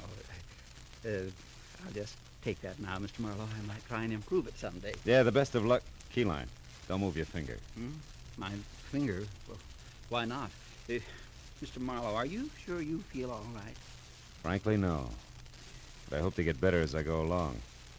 Listen, Keyline, that neighbor of yours, that Emma, who said she saw Greta Toledo at the amusement pier, was it the big one off the foot of Surf Street? Oh, sure was. Emma saw her go behind one of the concessions and take a flight of stairs down to the beach. Which flight of stairs? There's a half a dozen of them, Keyline. Think, will you? You don't have to. I know, because Emma said it was the flight by the cotton candy concession.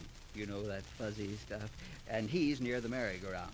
I'm sure of that because Emma mentioned the merry-go-round. She never leaves out any details, you know. Emma's a thorough...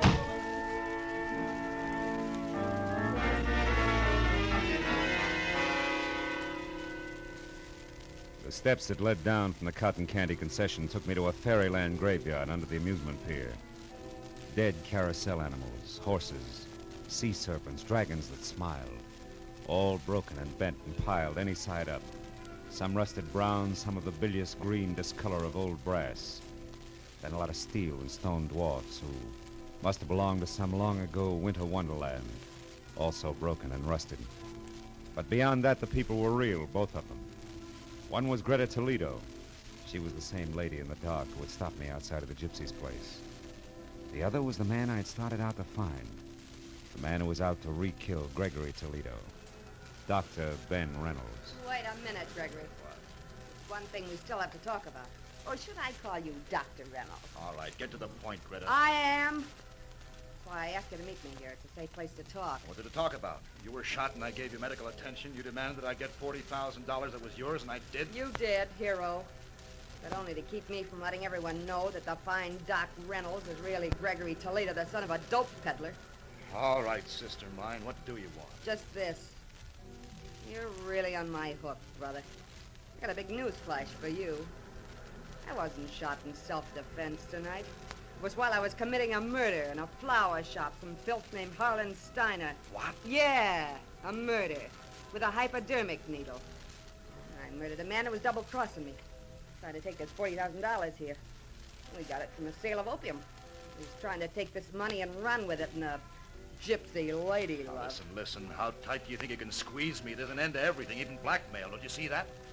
I'd be much worse off as a murder accomplice than exposed as a doctor with a very unsavory family background. Also, Greta, I've got a few moral compunctions. A doctor's supposed to save lives, not destroy them. Then see what you can do about yours, Doctor. Don't try it, Greta. Lousy aim, sister.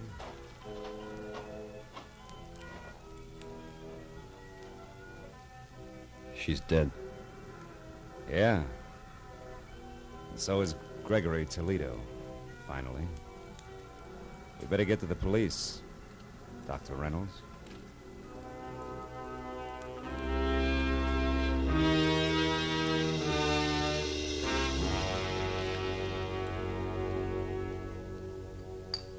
Well, Marlowe, you stepped out of turn all right, but you happened to step in the right direction. How? I still don't know. Yes, that picture Keyline showed you out in Ocean City, Mr. Marlowe. It was Greta, wasn't it? Yeah, it was. Ooh, this coffee's hot. Didn't mean a thing, though, Tom. I'd only seen Greta in the dark at the Gypsies. Yeah, then how did it help? More coffee here, please. Huh? Coffee. Oh, sure. Well, it helped, actually, when Keyline added his finger. That covered the girl's hair. And when I could only see the face... It looked like a man, and you saw not Greta, but her twin brother, Gregory. Wait a minute, who you knew as Dr. Reynolds from a picture you'd seen earlier? Good work, Marlowe. No. Good luck, Matthews.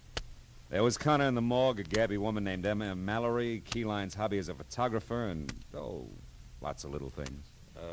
Pardon me, Lieutenant. I don't quite know how to say this, but what about the publicity, the newspapers, and what it'll do to, well, Dr. Reynolds being Gregory Toledo. Dr. Reynolds being who? Hey, miss, I'd like that coffee tonight. You know, I always did like you, Matthews. Good night, fellas.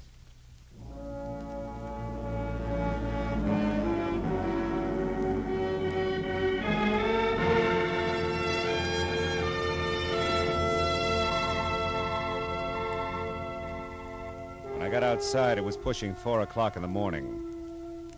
And I was tired of a long night that had been crowded with a lot of death and a lot of people. But I was also looking forward to a lot of life. Good life. For Dr. Ben Reynolds and his bride.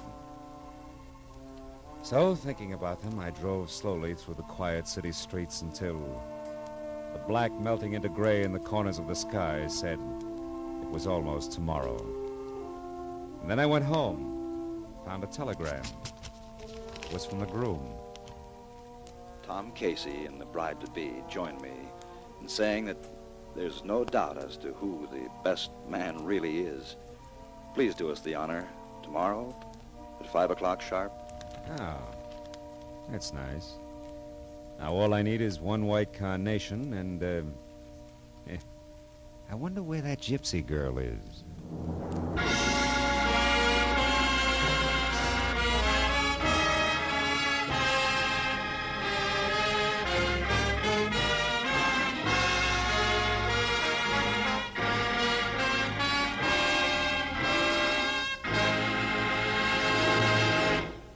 The Adventures of Philip Marlowe, bringing you Raymond Chandler's most famous character, star Gerald Moore, are produced and directed by Norman MacDonald and written for radio by Robert Mitchell and Gene Levitt. Featured in the cast were Paul Dubov, Virginia Gregg, Fritz Feld, Georgia Ellis, Tom Tully, Parley Bear, and John Daner. Detective Lieutenant Matthews is played by Larry Dobkin. The special music is composed and conducted by Richard Arant. Be sure and be with us again next week when Philip Marlowe says... This time a Skid Row suicide changed into murder. A cobbler with an accent was afraid to call the police.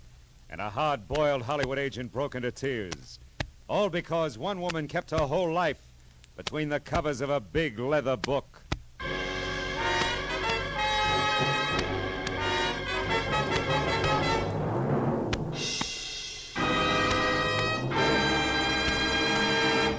There's a very charming, very amusing young couple to be found at CBS, the Star's address every Saturday evening.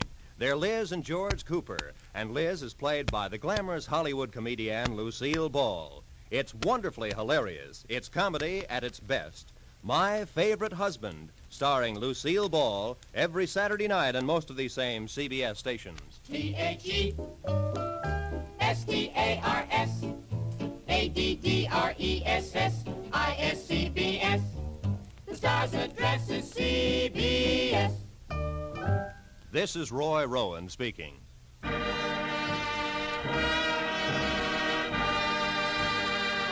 This is CBS, where you dance to the music of Vaughn Monroe, Saturday nights, the Columbia Broadcasting System.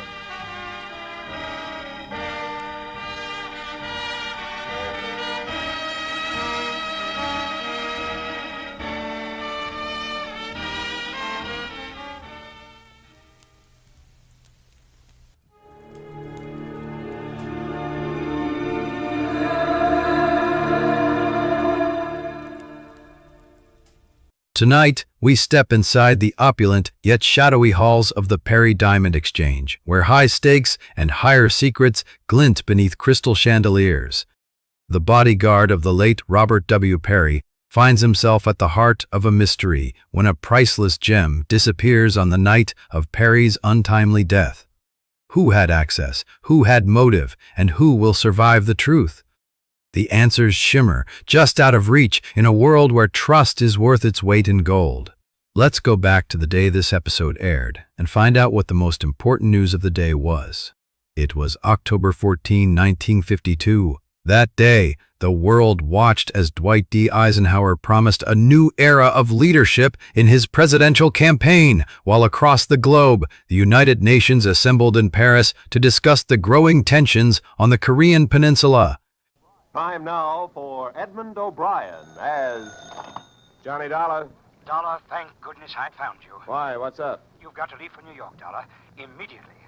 A policyholder. He's afraid for his life. Here we go again. Who's he afraid of? Well, he wouldn't say over the telephone. All I know is, to us, he's worth $100,000 alive. Well, that makes it simple. He must be afraid of somebody to whom he's worth $100,000 dead.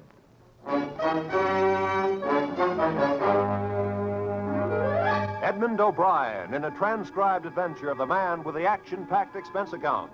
America's fabulous freelance insurance investigator. Yours truly, Johnny Dollar.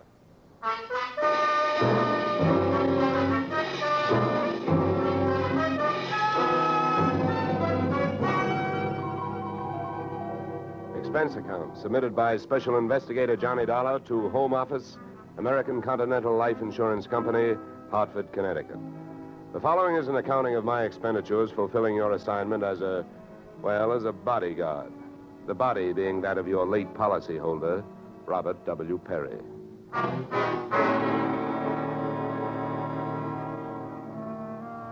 Expense account. Item 1, fare on night train, Hartford to New York, $3.65. Expense account item 2, $1.80 taxi to Lower Manhattan following morning to offices Perry and Van Bruten, importers, arriving as promised at exactly 9 a.m. Oh, good morning. May I help you? Yes, you certainly can. My name is Johnny Dollar. I have an appointment with Mr. Perry for 9 o'clock. Oh, yes, from the insurance company. Well, you're right on time. Yes, they told me I'd better be, and I'm glad that I am. Mr. Perry just came in. He's alone and waiting for you. I'll buzz him that you're here. Thanks. Come on! That?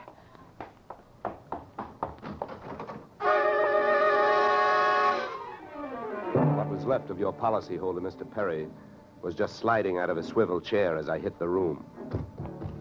The top of his desk had erupted, and splinters of mahogany pointed their sharp fingers upward through lazy circles of smoke, swirling toward the ceiling. The buzzer from his secretary's desk had been rigged to a booby trap. Oh, no. Mr. Perry. Stay away from him. Come on, there's nothing you can do. He's dead. Oh. What happened? What happened? Whatever happened? Let's go. Let's get back out of here. Here you are. Sit down. I'll get you a drink of water.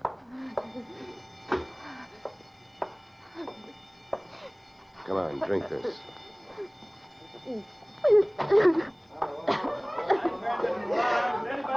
There's a doctor on the third floor. Shall I call him? Never mind the doctor. Go call the police. Nobody gets in here till they arrive. Now, the rest of you, go on, run along, beat it, will you? And have the building superintendent turn off that alarm. Okay, miss, now take it easy. It was all so sudden. What happened? Well, that's not hard to figure out. Somebody wanted to give your boss, Mr. Perry, a shortcut through life. So whoever it was figured out that a secretary would never buzz a boss unless he was at his desk. They rigged up a bomb somewhere in his desk that would go off when you buzzed him. Oh, then I killed him. Now, wait a minute, will you? Wait a minute. Don't go hysterical on me. There's excitement enough, and there'll be more when the police get here, so you keep cool. But I did it. You saw me do it. Look, honey, the way you put it, I killed him by coming in here and giving you my name so you would buzz him. And I was here to protect him. So drop it, will you? I'm sorry. Now tell me, what about yesterday? Was Perry here? Yes, all day. What time was it when you last used the buzzer? Oh, right up to the last minute, about 5:30. Who left the office first? Oh, Mr. Perry, he always leaves first. I lock up. From the looks of things, you should have used more locks last night. Somebody got in here to do some wiring. Oh, I forgot that fire alarm. Look, before the police arrived, do you know why I was sent here? Oh, yes. Mr. Perry felt that his life was in danger. He thought that, well, with a $100,000 policy, the insurance company would do everything they could to help keep him alive. Well, we didn't have much of a chance, did we? What was he afraid of? I don't know. Okay. Tell me, what were his other appointments for today? Well, he only had two. His partner, Mr. Van Bruten, at 11, and later he No, had one at a time, please. Van Bruten. Anything special about their meeting? Oh, yes, Mr. Van Bruten arrived just yesterday from Holland. Oh, you mean there was a branch of this firm in Holland? Oh, huh? yes. Mr. Perry was buying out Van Bruten's interest. They had a final meeting at Van Bruten's hotel last night. I see. Van Bruten was coming by this morning to pick up his money. Cash? No, a cashier's check. The bank is to deliver it here at 10:30. Well, Perry's other appointment, who is that? Christine, his wife. Now she tells me. Christine, the beneficiary. Yes, she wouldn't have been the beneficiary in about another 2 weeks. They were getting a divorce. Thanks for the motive. You don't like her. Well, I didn't mean it that way. Well, how about Perry? Did you like him? Okay, here's an easy one. What's your name? Susan Gates. Now, isn't that about enough? Okay, Susan, you better save your voice. During the next few hours, you're going to have to do a lot of talking. I've been everywhere else. Is the fire in here? Well, you'll have to stick around. When the cops get here, somebody will get burned.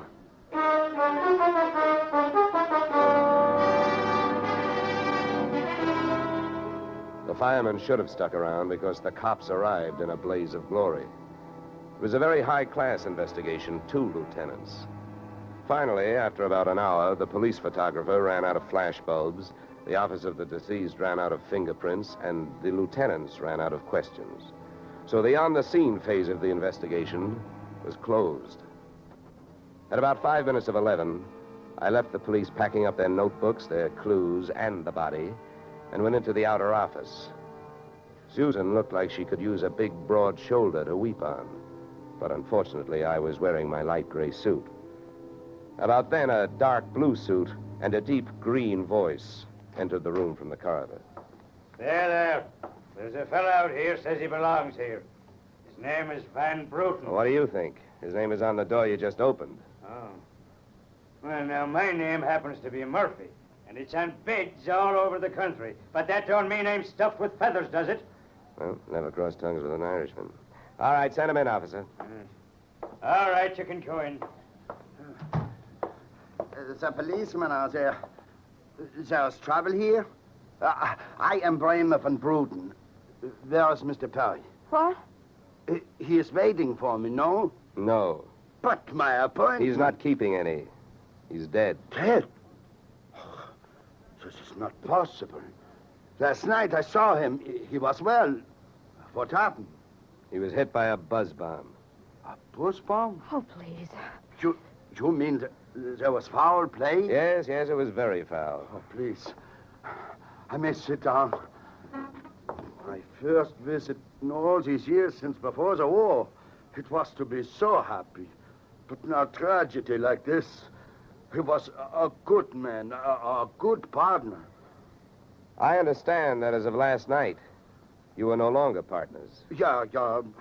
I am glad you mentioned that. I realize, of course, that it is indelicate to speak of such things as money at a time like this, but that is why I am here, to receive my payment. Just because Perry got his, there's no reason for you not getting yours, huh? Oh, but you misunderstand me. I am deeply grieved, but, well, since the transaction was consummated, what is there to do? A delay would be a needless waste of money. I have already paid for passage back to Antwerp tomorrow. Your check is here, Mr. Van Bruten. Oh. Here you are. Yeah. Thank you. In all of my years of business, this is indeed the saddest moment. Yeah.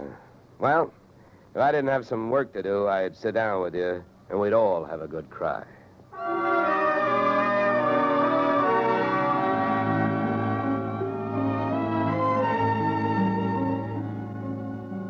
Expense account item 3, 90 cents. Phone call to the home office. Mr. Gordon's office. Look, honey, this is Johnny Dollar. I want to speak to Mr. Gordon. While I'm telling him what I've got to tell him, maybe you'd better sit there in his lap with some smelling salts. I'm not that type of a secretary. Besides, he doesn't have a lap. Hello, Dollar. How are you making out? Out? About $100,000. What's that? Yeah. You know, you should have sent me earlier. Somebody turned Mr. Perry into a firecracker just after I got here. He's dead. Oh, that's bad news. Big policy. Yeah, what I want to know is, shall I stay on the case? Well, certainly, Dollar, by all means. Is there a chance of proving suicide? There's a non-payment clause. Yeah, to make this one a suicide, there'd have to be a Santa Claus. Nobody could hate himself enough to do it this way. What are the fraud possibilities? Fair, there's an estranged wife. She's the beneficiary, but she wouldn't have been in a couple of weeks. Divorce coming up. I'll start with her. All right, Dollar. Good luck. But watch those expenses. Why, Gordon, I'm surprised. I think an insurance man would be the first to want to see a fellow live a little.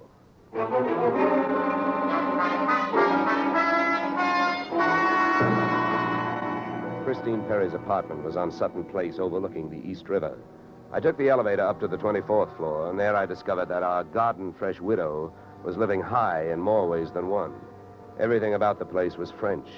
The maid who led me into the living room through a long foyer, the decor, and the perfume which reminded you that breathing can be fun. I looked up from enjoying my nose to see Mrs. Perry looking down hers. Mr. Dollar? Mrs. Perry. I believe we can dispense with the social amenities. You're an insurance investigator, interested in the death of my husband.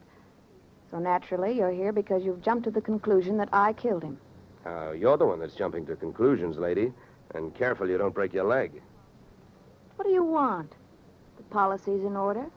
Premiums are fully paid. You know, I'm not quite sure what I want. I know that you've got a great motive. So far, the only motive I've found. You haven't had much time to look, have you? Check. This is my first stop. Maybe you can help me. Do you know anyone who would be happier with your husband out of the way? I know very little about my husband's friends.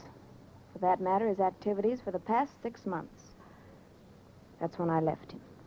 Well, that's not much help for either of us. You know, without someone else to suspect, I may just have to concentrate on you. Mr. Dollar, I picked the men I want to concentrate on me. I hope you're as long on alibis as you are short on temper. Where were you last night? With a friend, Al Donovan. For a while, the same place my husband was. But I have witnesses to prove who was with him. Anybody at the Clover Club can tell you. Save me a trip. I can't afford the prices they get over there. Certainly. A pleasure. My husband was with his beautiful little secretary, Susan Gates. Well, I wouldn't be more surprised if your late husband walked through that door and said... All right, mister, that's enough. Al! Yeah.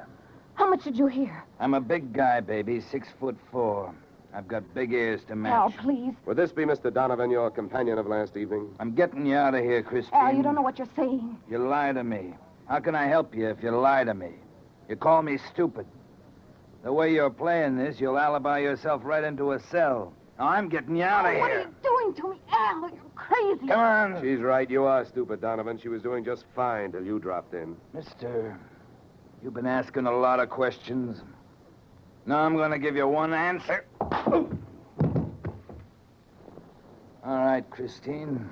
So much for the wise guy. Now, about you and your alibi. You wasn't with me at the Clover Club last night. And if it's so easy to prove that your husband was there with his secretary, who were you there with? Remember, baby, you told me you were going to be with your husband. When Al measured me for that swing, I measured my chances with him. To me, he looked like one of those corporate assets of Murder Incorporated. So I rolled with the punch and kept my eyes closed and ears open. What I heard was Christine's alibi flying out the window, Mr. Donovan giving her a few loving cuffs, and finally, the pair of them flying out the door. Just then, the noon whistle blew somewhere in New York, and I decided to allow myself the luxury of 1 full minute for lunch.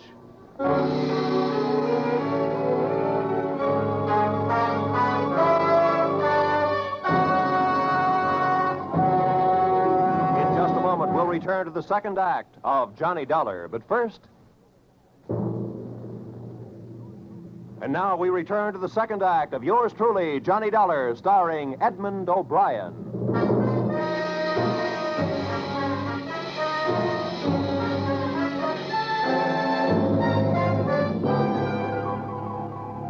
I spent the minute I took out for lunch eating a handful of Mrs. Perry's bonbons on the run.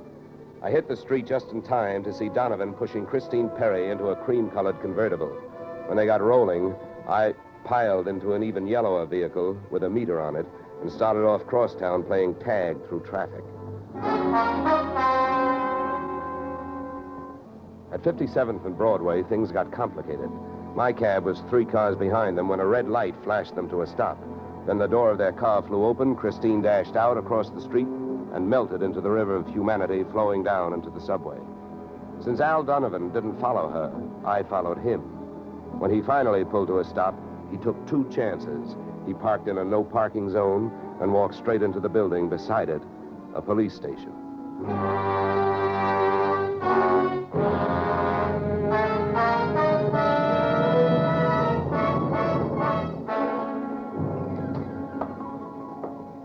This is Mr. Dollar, Lieutenant. He's been waiting for you. Well? My name is Johnny Dollar, Lieutenant. Here are my credentials. Insurance, huh? Yeah, the Perry murder in particular. You've come to the right place, Dollar. A man named Donovan just walked in here and made a full confession. He what? That's right. My clerk's just typing it up. In the meantime, the gentleman is down in the tank having a bite of lunch on the city. He confessed. Well, does his story add up? As far as I know, I haven't heard too much about the case myself. It's not in my precinct. Yeah, but what did he use for a motive? Jealousy. Says he's in love, wanted to marry Perry's wife. Did he say how he managed it? Yeah, he stole a key to the office from the wife's apartment, entered the building last night, and wired the bomb to the buzzer system. Well, I guess guys do a lot of strange things in the name of love. It looks like Donovan did. Yeah, he either killed a man or he's trying to cover up for someone who did. Say, Lieutenant, don't execute him for a couple of days, will you? I spent the rest of the afternoon downtown in the offices of Perry and Van Bruten, importers. The partners' correspondents told me 2 things. They had been extremely friendly, and Van Bruten was extremely bald. Perry had been sending him toupees from a famous Hollywood makeup firm. At 4:30, I got to the employment files, which rocked me with 2 minor explosions of their own. First, I learned that Al Donovan had been employed over a period of years as Perry's bodyguard, and that he had been canned the day before the murder. That confession of his, which had been a little hard to swallow, was suddenly more digestible. On top of this came blast number 2. The employment application of Perry's secretary, Miss Susan Gates, informed me that during the war, she had worked in a munitions plant. Her specialty, wiring bomb fuses. When Miss Susan Gates reached home at 8:30, she found a visitor. Me.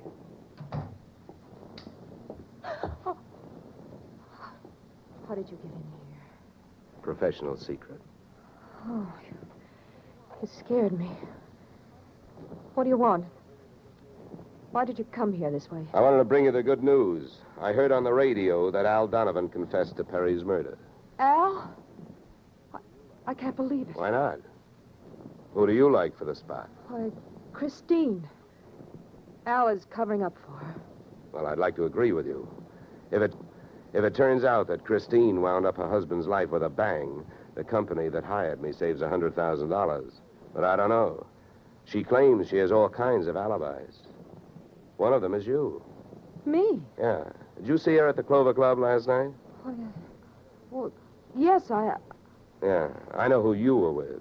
Your boss. There's nothing wrong with that. No. I'm not preaching a sermon. I want to know who she was with. I don't know. A man I'd never seen before. Mr. Perry knew him, but he wouldn't tell me who he was. Why not? I don't know. He said I might get the wrong idea. About what? I don't know. We didn't sit there and talk about it all night, so why should we sit here and talk about it all night? All right. Good heavens, when a census taker shows up and asks a lot of questions, people answer them. When an investigator tries to do his job, they make the proverbial clam look like a blabbermouth. Look, Mr. Dollar, believe me. This has been a greater shock to me than to anyone else. Yes, excepting, of course, your late employer, Mr. Perry. How long did you work for him? 4 years.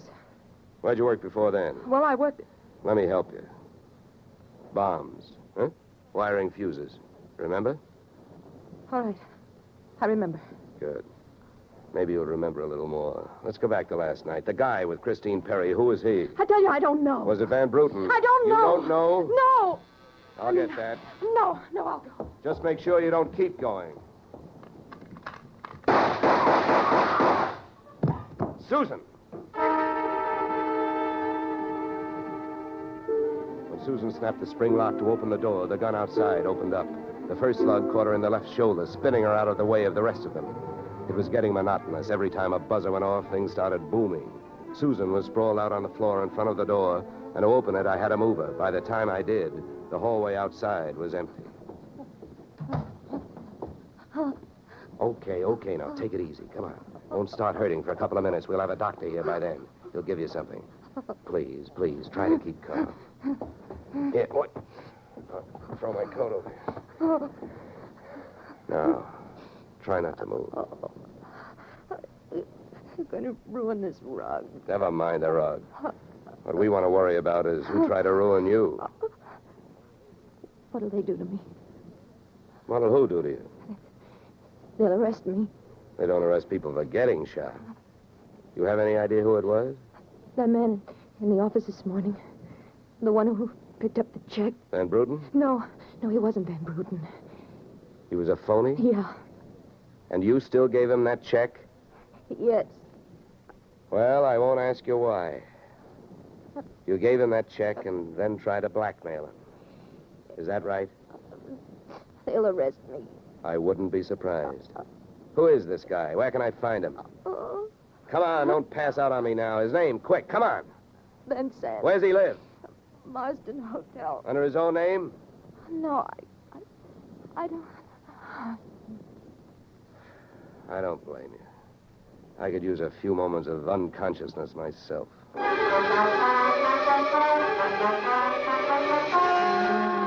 Marsden Hotel didn't have a Dutch name on the register, so I got a hold of the housekeeper and found out how many rooms her staff hadn't been able to make up all day because of no disturb signs on their doors, and then I went a-calling at those particular rooms. On the 9th floor, I wakened one old maid. On the 7th, I startled a bunch of poker players who thought they were being raided. And on the 4th, I struck the door of 427 and the jackpot. Who's there? Don't you see the sign? I do not wish to be disturbed. Sorry, I must have the wrong room. I started up the hall after the fire axe. When I got to it, I changed my mind. Out of the few things I learned about this guy, Van Sant, was that he loved to shoot people through doors. So I decided against trying to chop his down.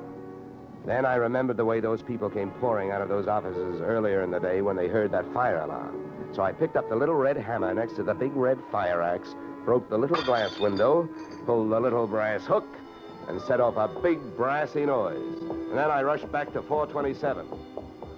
Fire! Fire! Hey, fire! Fire! There's the fire. Right here in my eyes, sweetheart. Why you come here, you wish you don't? Never mind the dresser. You're through shooting guns. What do you think, Van Sant? You want to try some more? You cannot make me stay here. It's a fire. We will all die. You'll look good barbecued, but I'll make a deal with you. You talk, and if I like what I hear, I'll show you how to get out of here alive. How I know this? You don't think I'm going to stay here and fry, do you? And if you don't start flapping that tongue in a hurry, I'll probably just tie you to a chair and run. So first, where is the real Van Bruten? You will find him in the bedroom. Yeah? He'd better be alive. He's out cold. What's the matter with him? He will be all right. He's under sedatives. Where did this identity switch start? Come on, hurry up, talk. I smell smoke. I knew Van Bruten from Antwerp. I know about the sale of his interests. I know the girl in the office here had never seen Van Bruten. Look, we go now. Don't get up. Come on, keep talking. I can feel it getting warm in here. Oh, the firefighters. We will be saved. Don't be too sure. They always start at the top floor and work their way down. Come on, I can hear those flames crackling. You know the rest.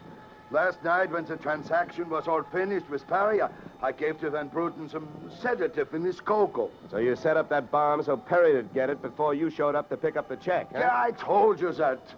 How the girl knows I am an imposter, I don't know. Well, let me tell you. She's been sending old Van Bruten toupees for the last 4 years. Gray ones, my red-headed friend. Oh, I can stand up now. We go out from here, no? We go out from here, no? Yes, out cold.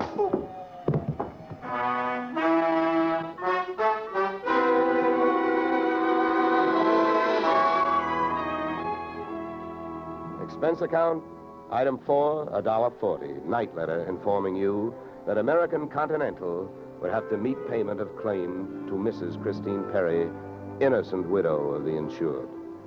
The only thing she was guilty of was trying to stay on the right side of a hot-tempered boyfriend. She lied about who she was with at the Clover Club, not to fix herself an alibi, but to keep Al Donovan from learning that she'd been out with another man. That man being the real Mr. Van Bruten, who had only taken her out to try to talk her into reconciling with his friend, her husband. Expense account item 5, $100. Fine for turning in a false alarm, which, since you're paying it with me, is just fine. Expense account total, $463. Yours, truly, Johnny Dollar.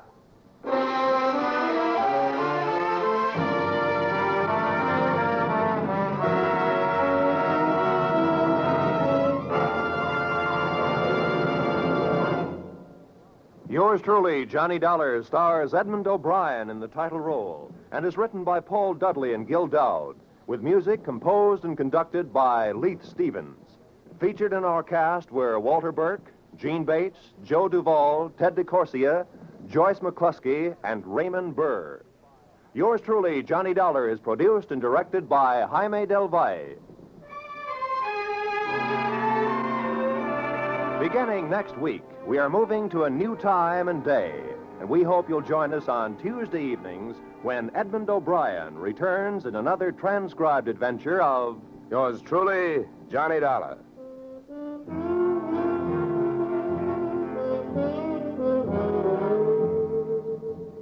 You, Mrs. Bloom, Molly Goldberg's famous invitation to fun in the Bronx now echoes across the country each Saturday night on CBS. It's the same fine brand of comedy mixed with a tear now and then that's made Molly and her whole family, Jake, Sammy, Rosalie, and the others, favorites for many years. CBS invites you to hear the Goldbergs on most of these same CBS stations this Saturday and every Saturday. This is Roy Rowan speaking.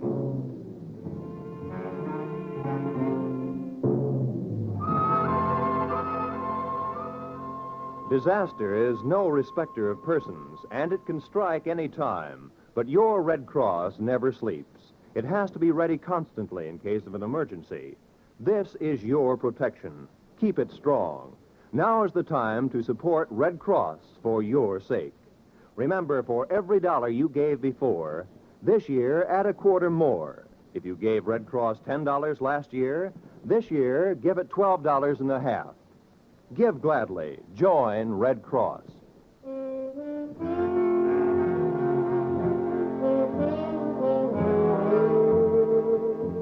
This is CBS, where yours truly, Johnny Dollar, meets adventure next Tuesday night, the Columbia Broadcasting System.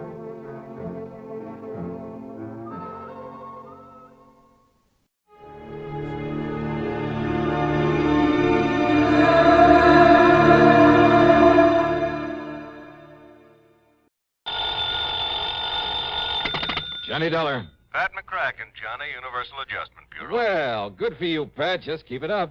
Now, what's that mean? 2 assignments in 1 week? Fine. Oh, 1 week and 1 day. So I still like it. What goes this time? Johnny, how old are you? Just exactly 30... Huh? Why?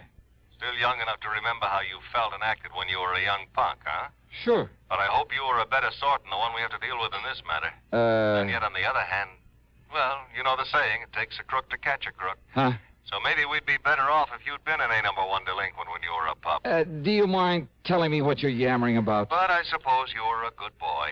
Well, I was no mama's boy, if that's what you mean. Oh, I mean no real trouble with the law. No stretch in a reform school, no hoodlum gang, no good contacts, experience, that sort of thing. Pat. Oh, I guess not. It's kind of too bad, though. You mean if I had a nice black record, I'd be just right for this whatever you have in mind. And yet, on the other hand, Oh, Johnny... come on, Pat. Start making sense, will you? Well? Yes. All right.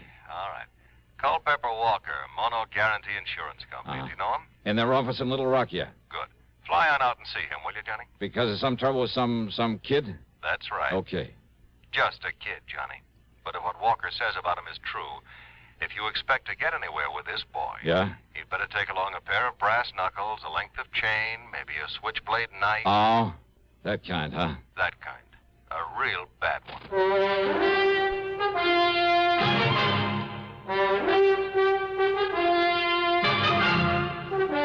CBS Radio brings you Bob Bailey in the exciting adventures of the man with the action-packed expense account, America's fabulous freelance insurance investigator. Yours truly, Johnny Dollar.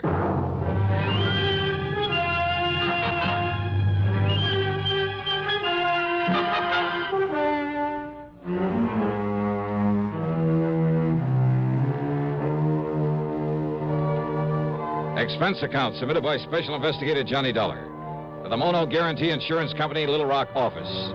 Following is an account of expenses incurred during my investigation of the Bad One matter.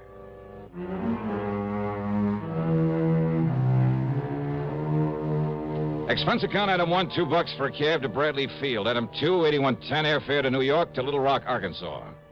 The plane had left New York at 6 p.m. At 8:50 Central Time, we set down at Little Rock Municipal Airport.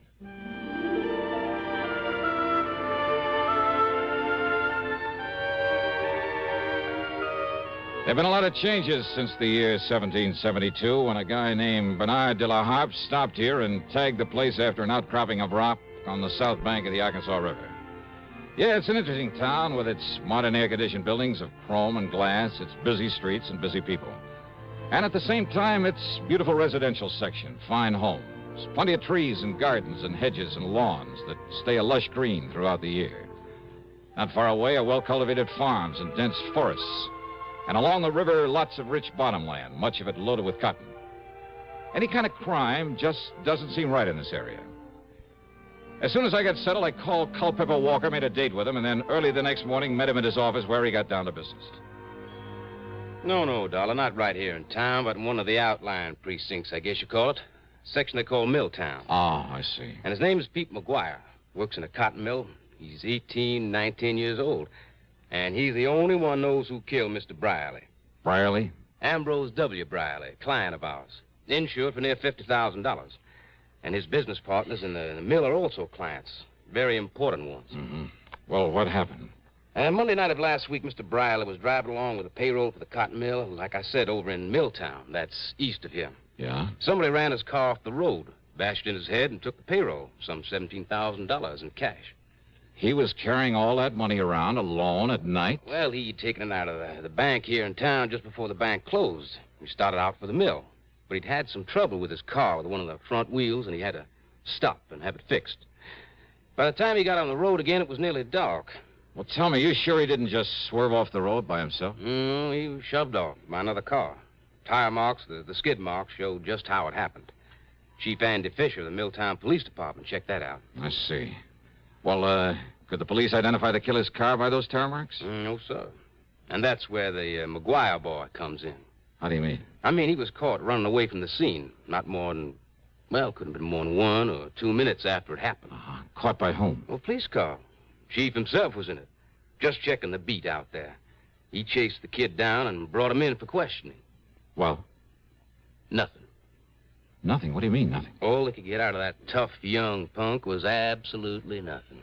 Well, then, what am I supposed to do if the police haven't been able to get anything out of him? Well, you could try, can't you? But it's a matter for the police. If it wasn't for Mr. Bryle, his partners. Now, what do they got to do with it? Their insurance. Insurance on the cotton mill. Thousands of dollars in premiums every year. So? Well, I can't afford to lose it, Dollar. Well, so why and should they're the ones, his partners, who insisted that I get you out here to investigate. Oh. Yes, sir.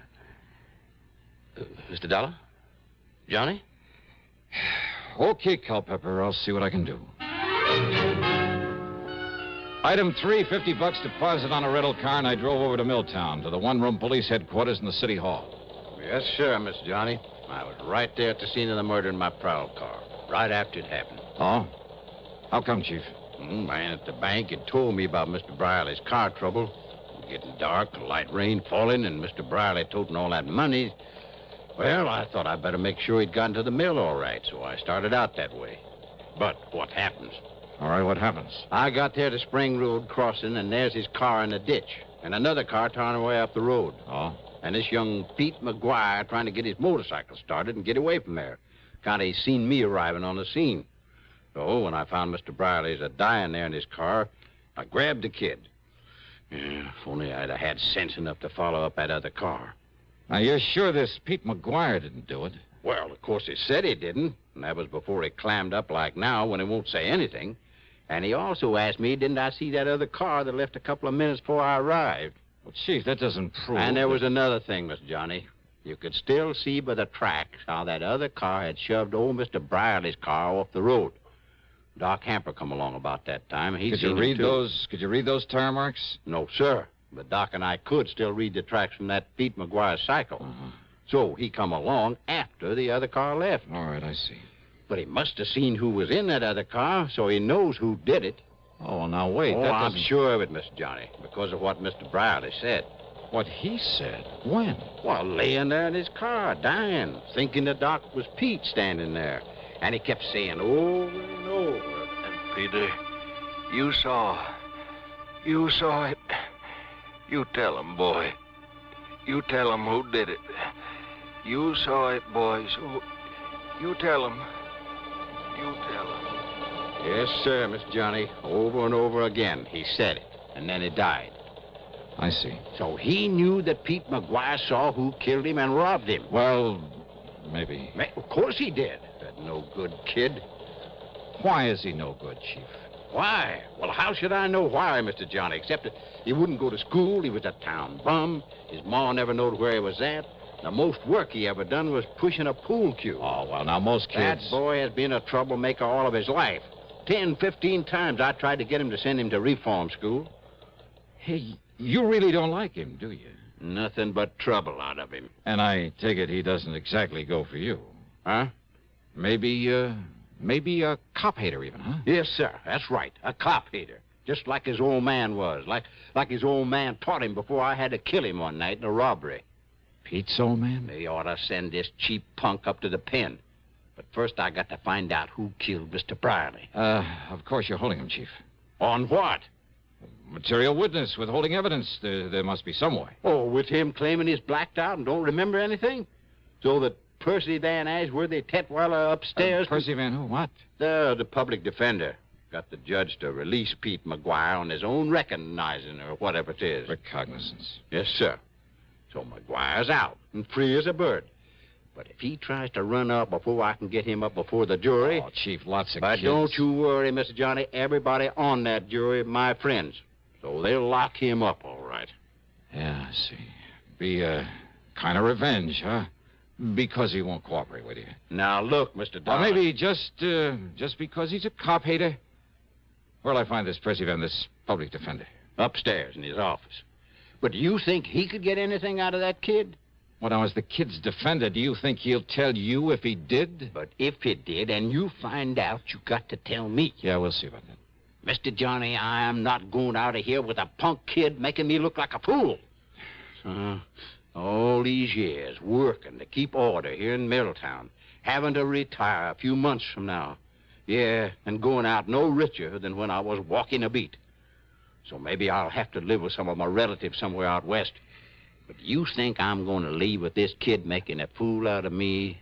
I'll see you later.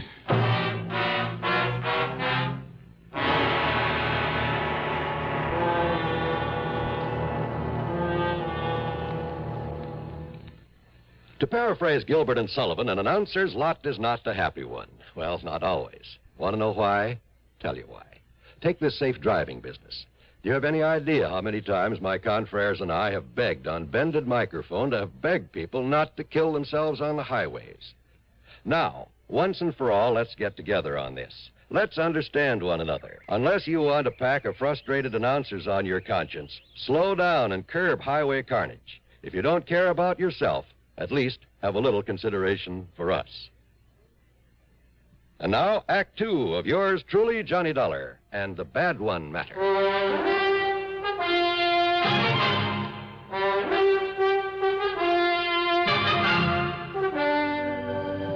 Percy Van Ashworthy Tetweiler was hardly what his name might have implied.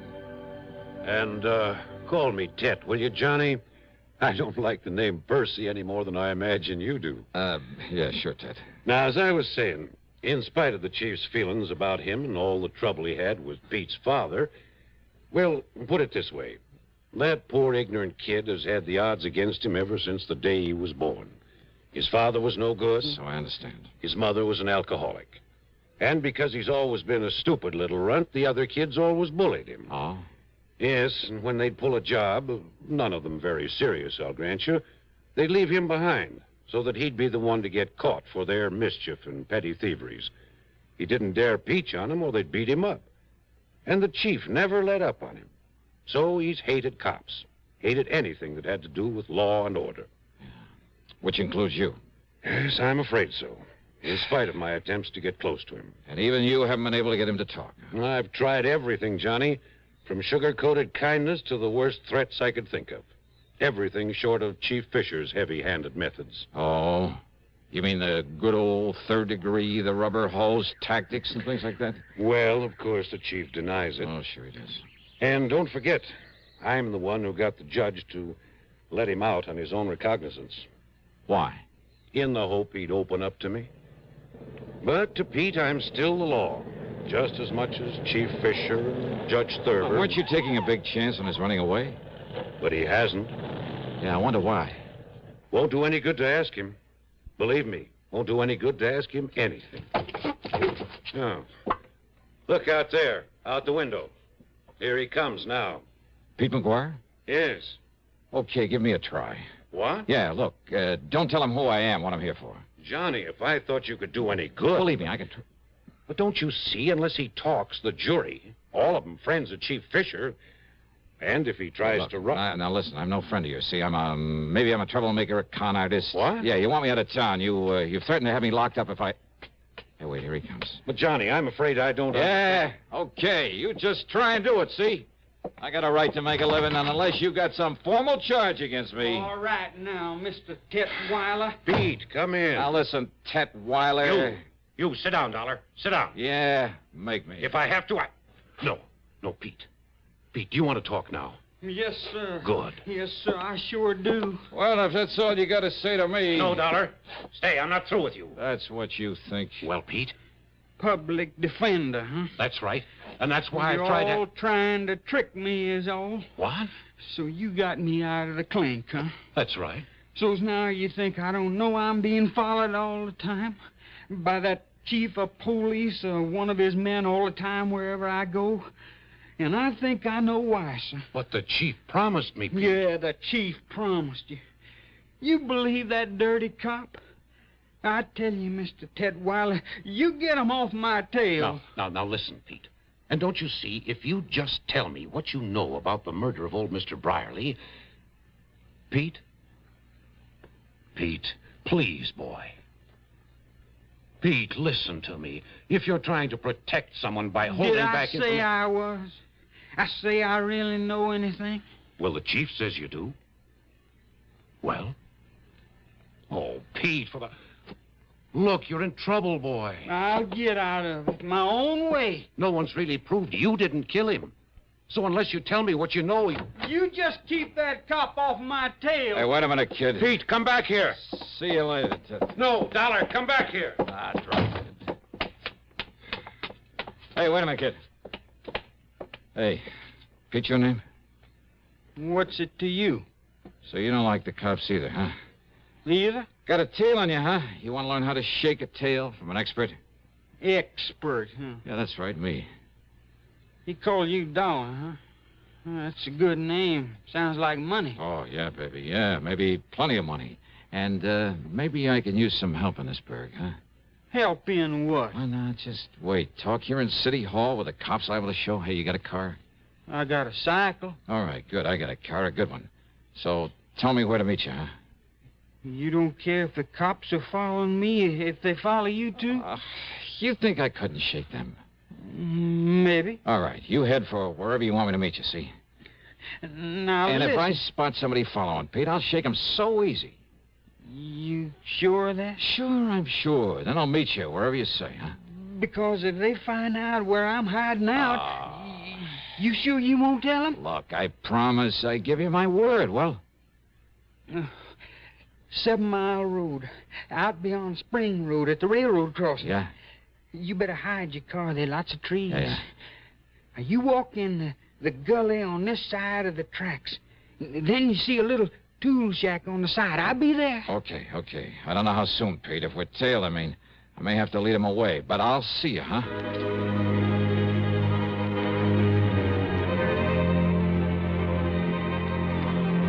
We were tailed, all right. And I could see by whom.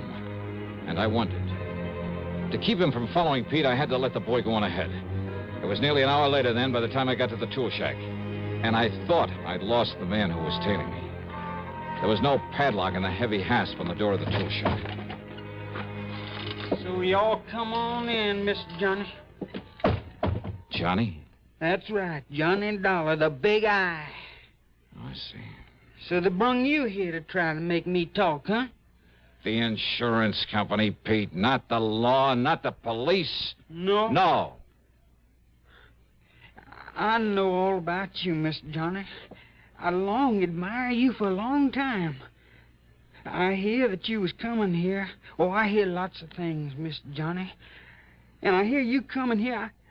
I figure maybe you can... Help you, Pete? But unless I know whatever it is you know about that murder... Maybe I can tell you.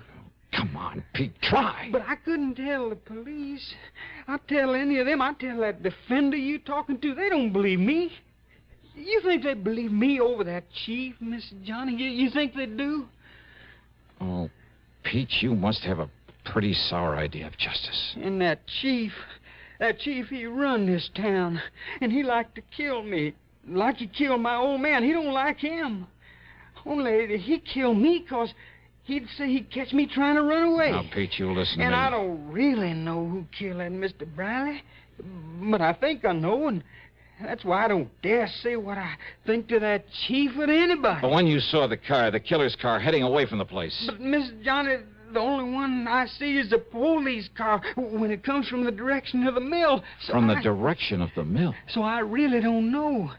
But that chief say I do, and if I try and answer the questions... Oh, wait, they Pete. trick questions, like that chief trying to make me answer when he come there and see me there. Pete, listen. And I tell you, they only let me loose so they can make me try and run away.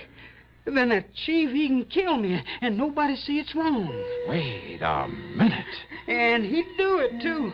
And that's Chetweiler. why I gotta hide He away himself from said anybody. that. Yes, Dollar. The chief had me let him go in the hopes he'd have confidence in me. Talk to me. The chief had let him go. Sure. Maybe it was to get an excuse to kill him if he ran. And that other car? Pete saw no other car. So how would the chief know one had left the scene a couple of minutes before he got there? And there were other things. You think I'm gonna retire with this kid making a fool out of me? Pride of an old man who's been running the town. Yeah, and going away no richer than when I was walking a beat. Oh, but he'd be rich enough with that 17,000 payroll. Sure. And meantime, he knew that Pete McGuire, in his ignorance of justice and his fear, didn't dare to say what he suspected, didn't dare accuse this man to say what he suspected, didn't dare accuse this man he thought would kill him with impunity. Yeah. And that everyone connected with the law was against him. They're all against me. And so I want to live, Miss Johnny. I can't tell nobody, not even you. Maybe you don't need to, Pete. And besides, I only think I know who killed Mr. Briley. Yeah. Well, I'm sure. As sure as I... Huh? Hey, Pete, that smell. Coal oil. Yeah, kerosene. Hey, look. Soaking in around this door. It's locked. Somebody's jammed something into that hasp out there. Mr. Johnny, fire! Now they're smoking this fire. You're right. Winds is locked in here. We'll be burned alive. Keep talking, Pete. You forgot the hinges are inside this door. What's it? Keep talking while I pull the pins out of those things. We're dying here. We're going to be cooked alive in here, Mr. Johnny. Here's one. We're going to burn up in here, Here's the Mr. other. Johnny. We're going to be cooked alive. Come on, Pete. Come on. Mr. Johnny, we're going to die. All right, Chief. Dollar? Yeah, that's right. I see the shack on fire. Yeah, well, you set this fire. There's further cover-up for having killed Mr. Briley. This boy told you that. I'll kill him, too. Oh, no, you won't, Chief. Put away that gun. I'll kill you, too. Oh, no. Chief! You miss you, Pete? I'm all right, sir. Oh. So you killed old man Briley. Mr. Dollar. And if this boy did know. But until you were sure he did, and you kept him too scared to talk. All right, Chief, you want to write and sign a confession? But if my people found out I Or did shall I use this gun of yours on you? No, please. Be justice, though, wouldn't it? Well? No. Oh, yes, sir. I'll sign the confession. Okay, then. Up on your feet. Up on your feet.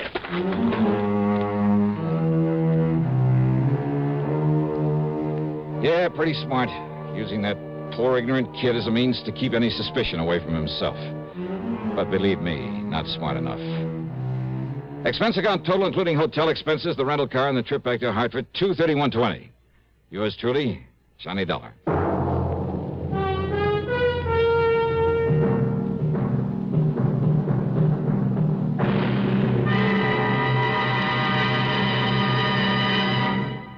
Catching a cold? Well, I guess most everyone knows that the smart thing to do when you feel a cold coming on is to get plenty of rest. But there are some days when no matter how miserable you feel, you just can't stay in bed. And if tomorrow is one of those big days and your cold is complicated by constipation, well, that's when you'll appreciate X-Lax most. You see, X-Lax has the qualities doctors consider most important in a laxative. It's gentle, effective, and close to natural acting. Taken at bedtime, X-Lax won't disturb sleep. It works effectively, overnight, to help you toward your normal regularity. And X-Lax is so close to natural acting, there's no upset or discomfort. So gentle, it's even recommended for children. So, if tomorrow's a big day for you, if you have a cold and need a laxative too, take X-Lax, a laxative with the qualities a doctor would recommend. X-Lax. Now, here is our star to tell you about next week's story. Next week, the double deal matter. And I give you one guess about who comes out at the short end of it. Join us, won't you? Yours truly, Johnny Dollar.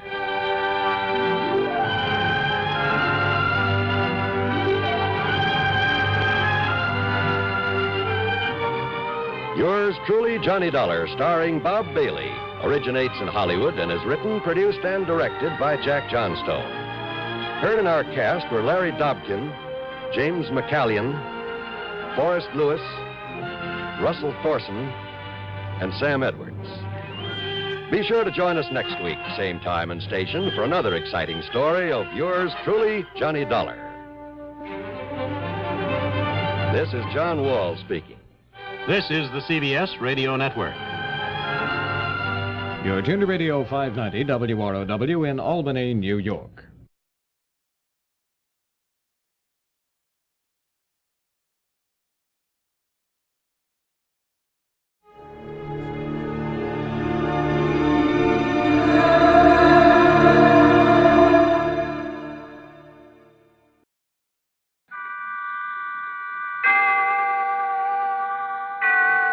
Autolite and its 96,000 dealers bring you Miss Linda Darnell in tonight's presentation of Suspense.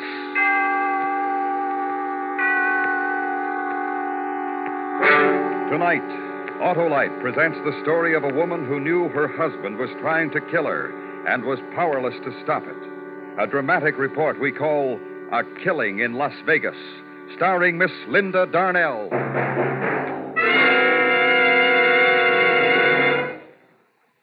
Hi, Hap. Huh? Oh, hello, Harlow. Boy, you really gave me a powerful start. Just like the powerful starts you can be sure of getting from your Autolite Stay Full battery, Hap. And an Autolite Stay Full needs water only 3 times a year in normal car use. I know, Harlow. And, Hap, do you also know that the Autolite Stay Full gives longer life, as proved by tests conducted according to accepted life cycle standards? I do, Harlow. Well, okay, then. Visit your nearest Autolite battery dealer. He services all makes of batteries, and he has an Autolite Stay Full for your car in case a replacement is needed.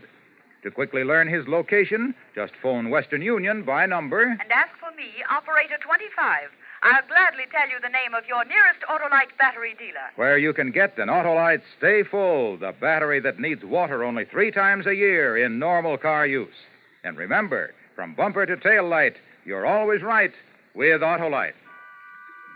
And now, with A Killing in Las Vegas and the performance of Miss Linda Darnell, Autolite hopes once again to keep you in suspense.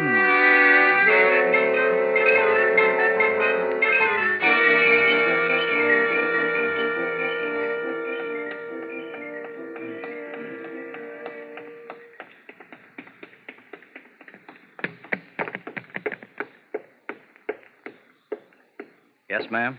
I'd like to see the policeman in charge, please. Well, maybe I can help you, ma'am. What is it? My husband is trying to kill me. I see. You'd better come with me.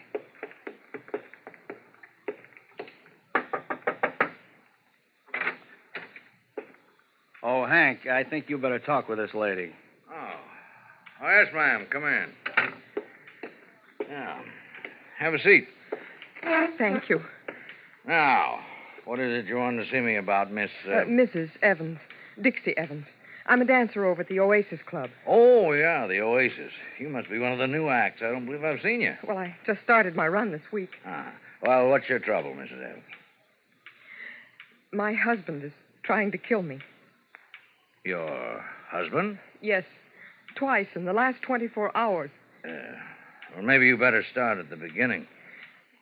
Well, my husband, Charlie, and I arrived here in Las Vegas about a week ago. Frankie Paris, a booking agent in Los Angeles, had gotten me a 6-week run at the Oasis Club over on the main highway. Yeah, I know the place. Well, Charlie doesn't usually bother to travel with me when I go out on road bookings, but this time he did. Charlie likes to gamble. I guess that's why he came with me. Uh-huh. Well, last night, Charlie didn't show up at the club at 1:30 to pick me up like he usually does, so I waited for him. And by 2 o'clock, the club had been emptied and everybody had gone home. I was still in the back, waiting for him.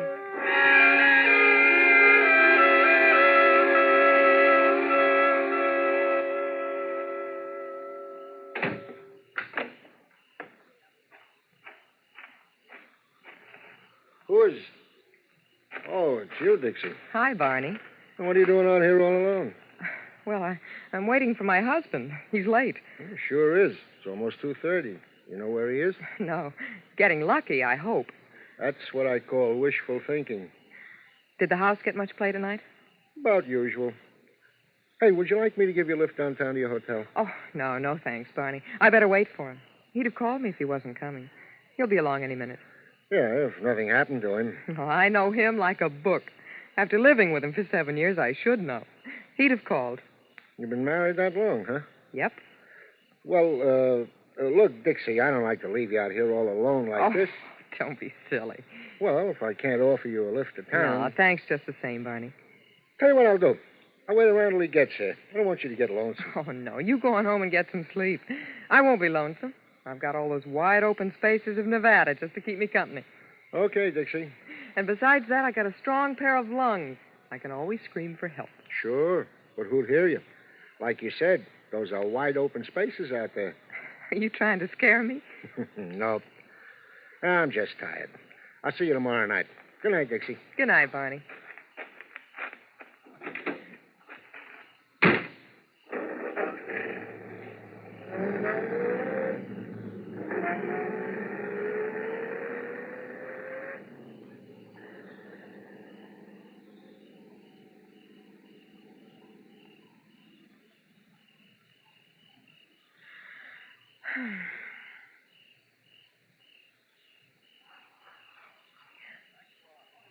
Who? Charlie? Charlie? That you? Who is it? Charlie?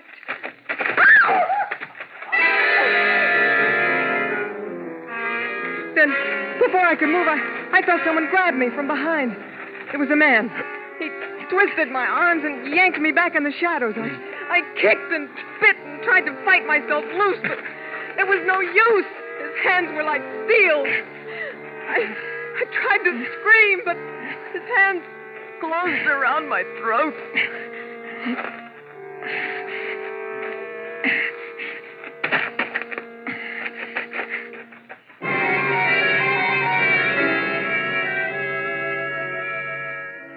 When I came to, I was lying on the gravel back of the club.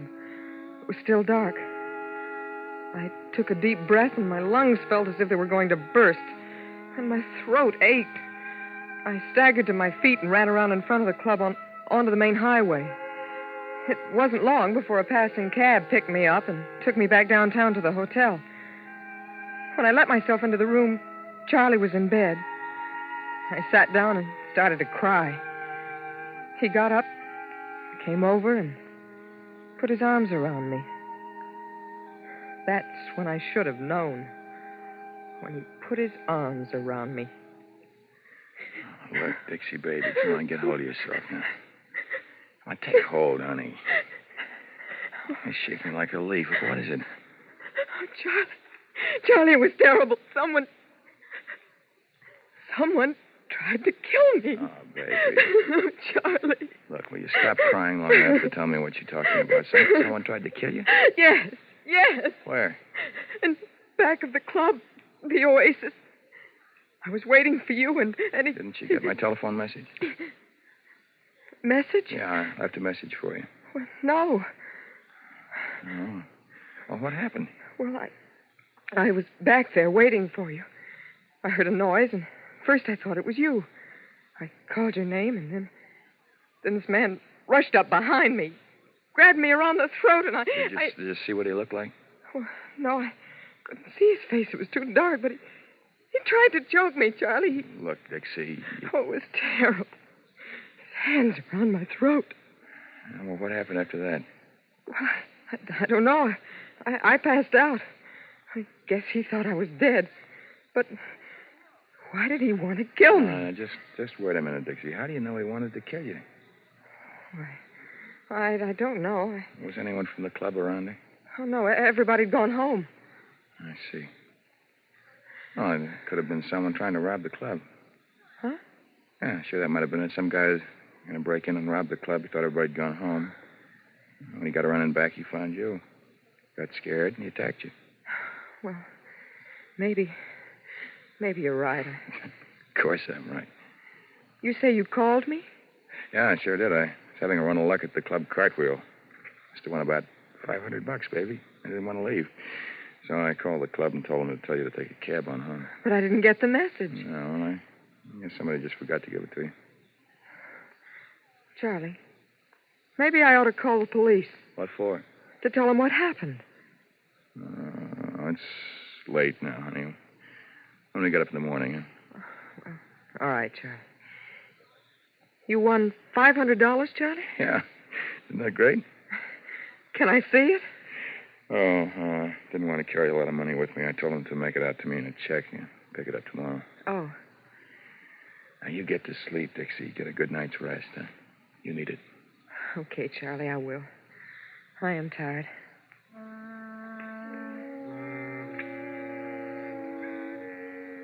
I had a very restless night. I didn't get much sleep. But the next morning, the more I thought about what Charlie had said, the more I began to believe that maybe he was right. Maybe it had been somebody just wanting to rob the club. We got up late and had lunch at one of the restaurants along 5th Street, then played some bingo at the Palace. Then we walked around town for a while and went back to our hotel about 2:30. Hey, Dixie, why don't you go on upstairs and take a nap, huh? Got to get some rest. You had a pretty restless night there. Yeah, I know. Charlie, you're not Oh, gonna... no, honey. I'll go on over and pick up the check at the club cartwheel. It should be ready for me. You can get yourself a half hour of sleep. It'll do you good. Maybe I will. I got your key? Uh-huh. Good. Okay, I'll come wake you up in about half an hour. All right. Charlie, Yeah, Dixie? lay off the dice table, huh? Oh, sure.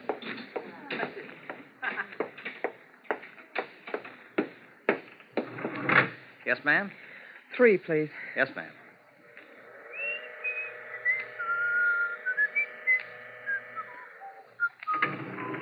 Three out.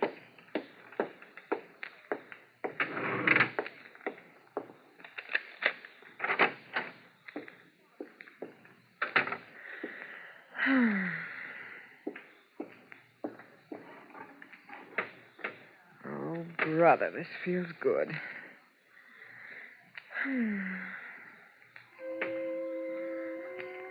I didn't even bother to take my clothes off. I was too tired. All I could think about was getting some sleep. And the bed felt soft and good. I started to drift off into a dream. It was a terrible dream. I saw the man in the back of the club in my dream. He was chasing me now. I tried to run away, but he caught me and tied me up. Then he picked me up in his arms and carried me over to where a train engine stood and laid me down in front of it. The train in my dream hadn't started to move yet, but I could hear the hissing of the engine. And it seemed that the louder the hissing got, the harder it was for me to breathe. I tried to wake up, but it was hard, and then finally I did. But the hissing of the train didn't disappear with the rest of my dream. The hissing became the gas jet in the corner of the room. Oh, the window. The window. Gotta break it. Break my shoe off.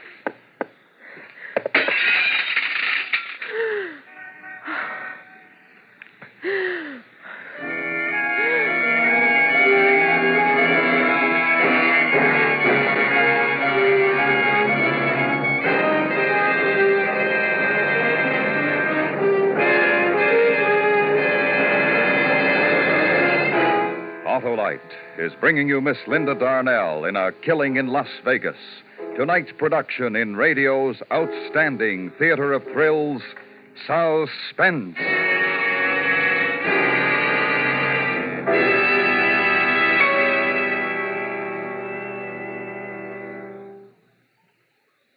Harlow, I've told you before that I have an Autolite Stay Full battery. What do you think of it, Hap? Oh, it's great. It's grand. It's magnificent. And it's protected, too. Protected? Yep. Every positive plate in the Autolite Stay Full is protected by fiberglass retaining mats to reduce shedding and flaking and give the Autolite Stay Full longer life, as proved by tests conducted according to accepted life cycle standards. And the Autolite Stay Full needs water only 3 times a year in normal car use. So, friends, visit your Autolite battery dealer, the man who services all makes of batteries. To quickly learn his location, just call Western Union by number. And as for me, Operator 25, I'll gladly tell you the name and address of your nearest Autolite battery dealer, where you can get an Autolite Stay Full, the battery that needs water only 3 times a year in normal car use. And remember, from bumper to tail light, you're always right with Autolite. And now, Autolite brings back to our Hollywood soundstage Miss Linda Darnell in Elliot Lewis's production of A Killing in Las Vegas, a dramatic report well calculated to keep you in suspense.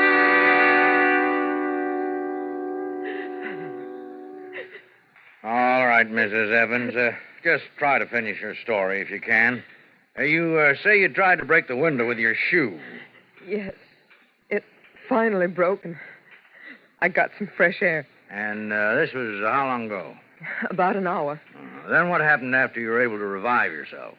Well, I was scared. I asked myself, what have I done so bad that someone wants to kill me for it? Because now I believe that someone was trying to kill me. I tried to get hold of Charlie, my husband, to tell him to come back to the hotel right away.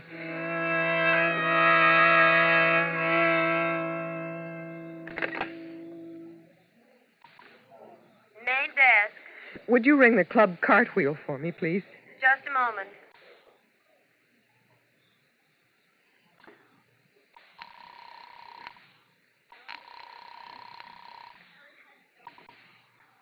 Club Cartwheel. Julio Cole speaking. My name is Evans, Mrs. Dixie Evans. My husband was coming in to pick up a check. Can you tell me if he's still there? Pick up a check? What's he do, work here? No, he came in there last night. He had a run of luck, and he said he told you to make out a check for him. What was that name again? Evans? Yes, Charles Evans. Just a second. Hey, does anybody know anything about a check for Evans? No. You mean he hasn't picked it up yet? No record of a check waiting for him. But he told me. Yeah, lady, sure. He told you. I'm sorry I bothered you. No bother at all.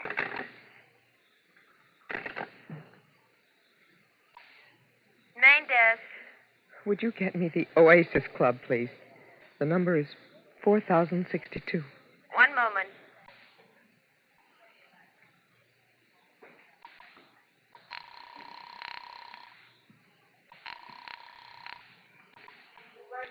Oasis Club. This is Dixie Evans.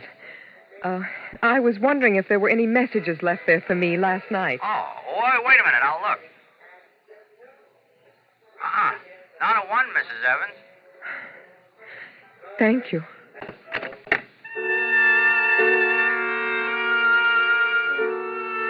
And just like that, I find out that my husband, Charlie, is the person who's been trying to kill me. My own sweet, loving husband. He didn't win a pile at the club cartwheel. And he didn't leave a message for me at the Oasis Club. I guess I must have surprised him when I walked into the hotel room last night. He'd left me for dead. So he'd had to try again. Sleep, Dixie. Get some rest. So he could turn on the gas jet in the room and try again. What does a woman do when she finds out that her husband is trying to murder her? What does she do? What would any other woman do? She'd go to the police. So I came to talk to you. Is that all of it, Mrs. Evans? Yes. Isn't it enough? Oh, Mrs. Evans, tell me something. A man who tried to choke you back at the club, did you see his face?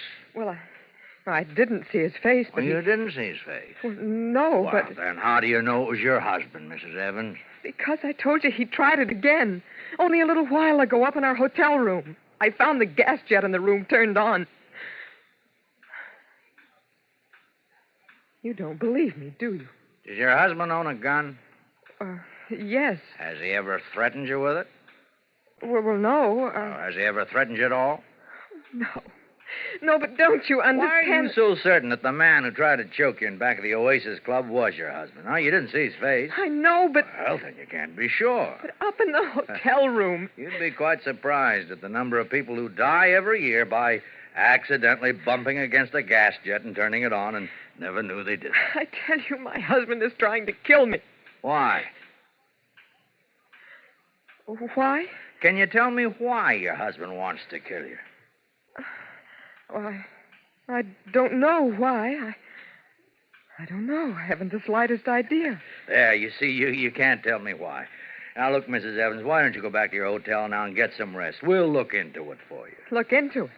But, well, aren't you going to arrest him or something? Well, I don't see how we can. You haven't seen how we can. You haven't given us any kind of substantial evidence that would prove your husband is trying to kill you. In fact, you can't even tell me why he wants to kill you. I can't tell you why. I don't know myself. Well, you'd better get back to your hotel, Mrs. Evans. Get some rest. We'll get on this right away. Yes. Maybe you're right. I'll go back to my hotel. Sure. Thank you, Lieutenant. Not at all. You get taken care of, lady? Huh? Oh, yes. Yes, thank you.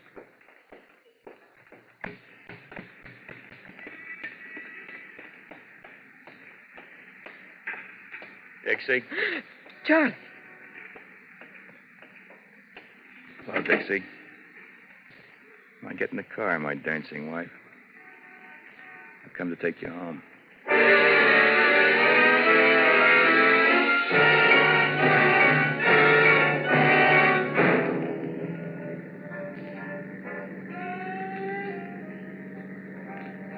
Charlie, I thought we were going back to the hotel.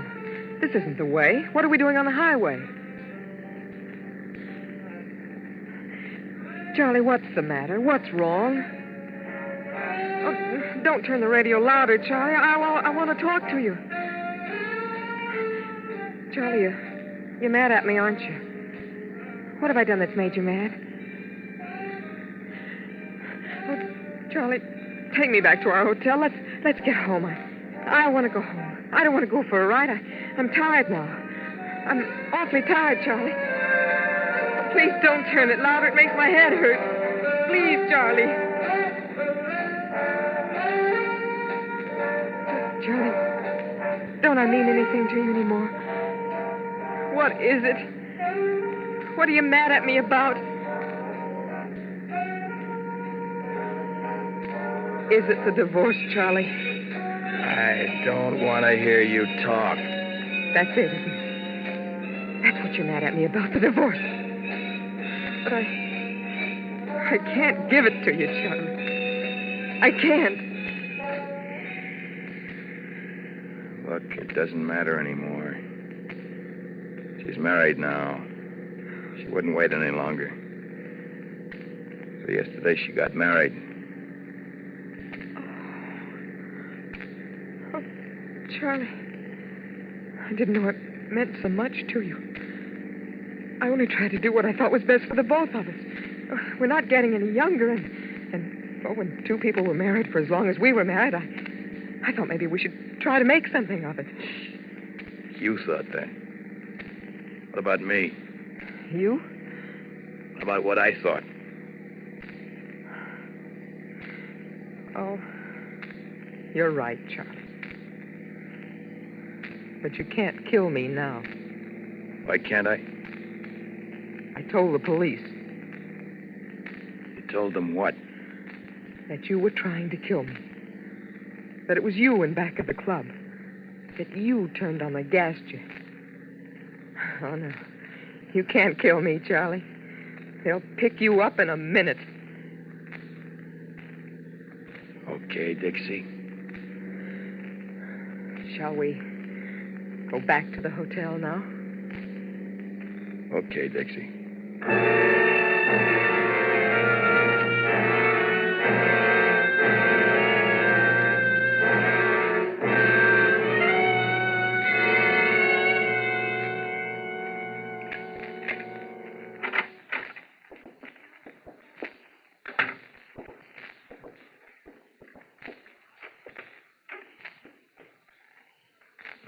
we do now?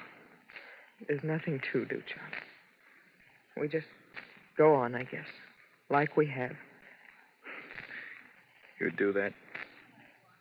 You stay with me, married to me, knowing I want you dead? I have to, Charlie. Because I won't give you a divorce.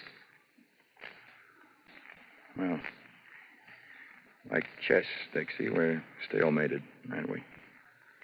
Looks that way. You know how much I hate you. Now I know. Up to now, it's been a game of cat and mouse. You were the mouse, and I was the cat, ready for the kill. But you tricked me, my pretty wife. You must feel pretty proud. But look, the game's going to change, Dixie. Work hard. You make lots of money because I'm going to spend it all. Charlie. Have I been a good husband to you, Dixie? And think back. Remember all the soft, sweet things that we ever held between us. Think about them, because those soft, sweet things will become just a memory. From now on, I'm going to make life hard for you, Dixie, and I'm going to make it so hard for you, you'll wish that I had killed you. I'm tired, Charlie. I'm going to try to get some rest. Yeah. Get some rest.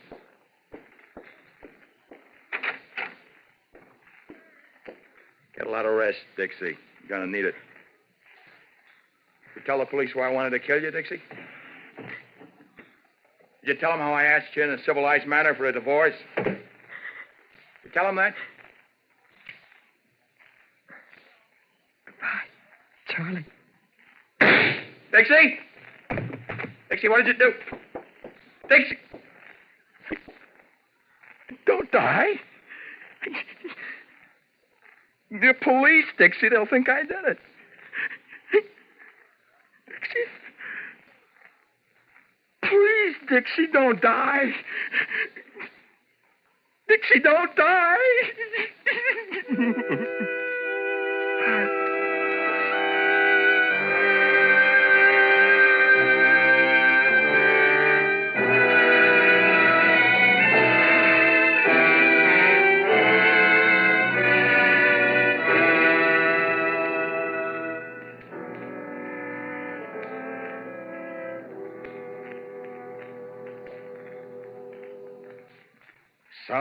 Suspense.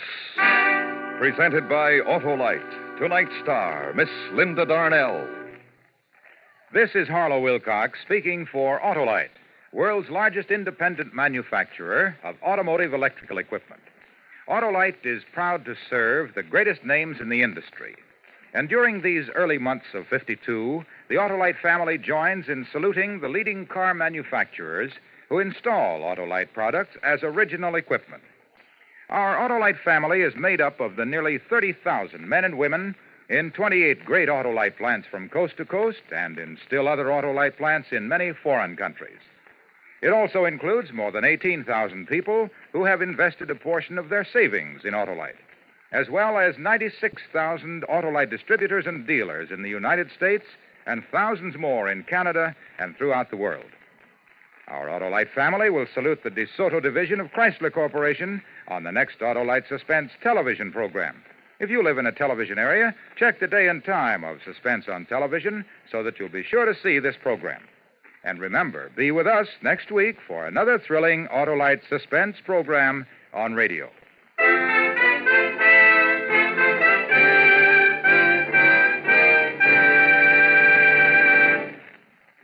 Next week on Suspense, our star will be Mr. Herbert Marshall in a radio dramatization of the true story of the 39 Steps. In weeks to come, we shall also present Ray Milland and Frank Lovejoy, all on Suspense.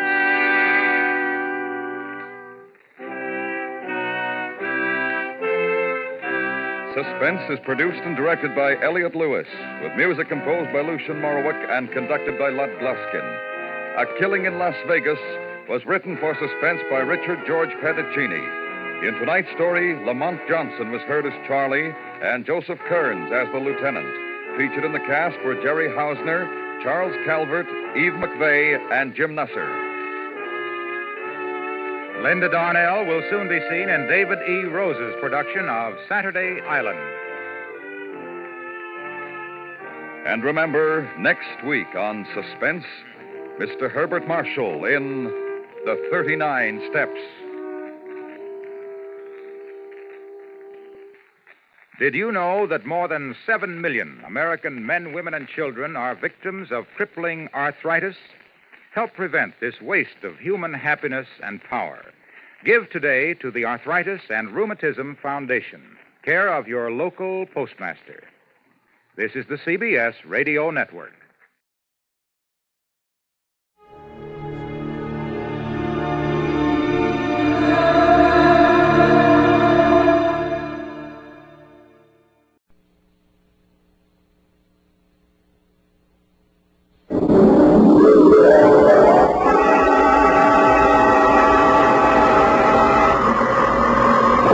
Sam Spade, Detective Agency. Me, sweetheart. Sam, how opportune.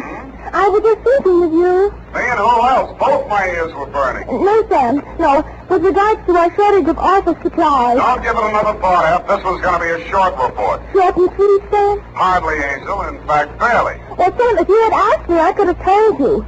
That girl was merely trying to stir up a tempest in her boyfriend's teapot. Again? It was perfectly observant to me, Sam, that she had sour grapes written all over her. Sour apples, Effie, but you're warm, and that's why I'm so fond of you. Oh, thank you, Sam.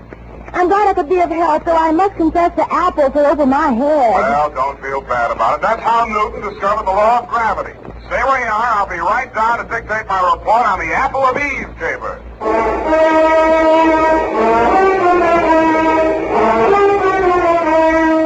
Dashiell Hammett, America's leading detective fiction writer and creator of Sam Spade, the hard-boiled private eye, and William Spear, radio's outstanding producer-director of mystery and crime drama, join their talents to make your hair stand on end with the adventures of Sam Spade.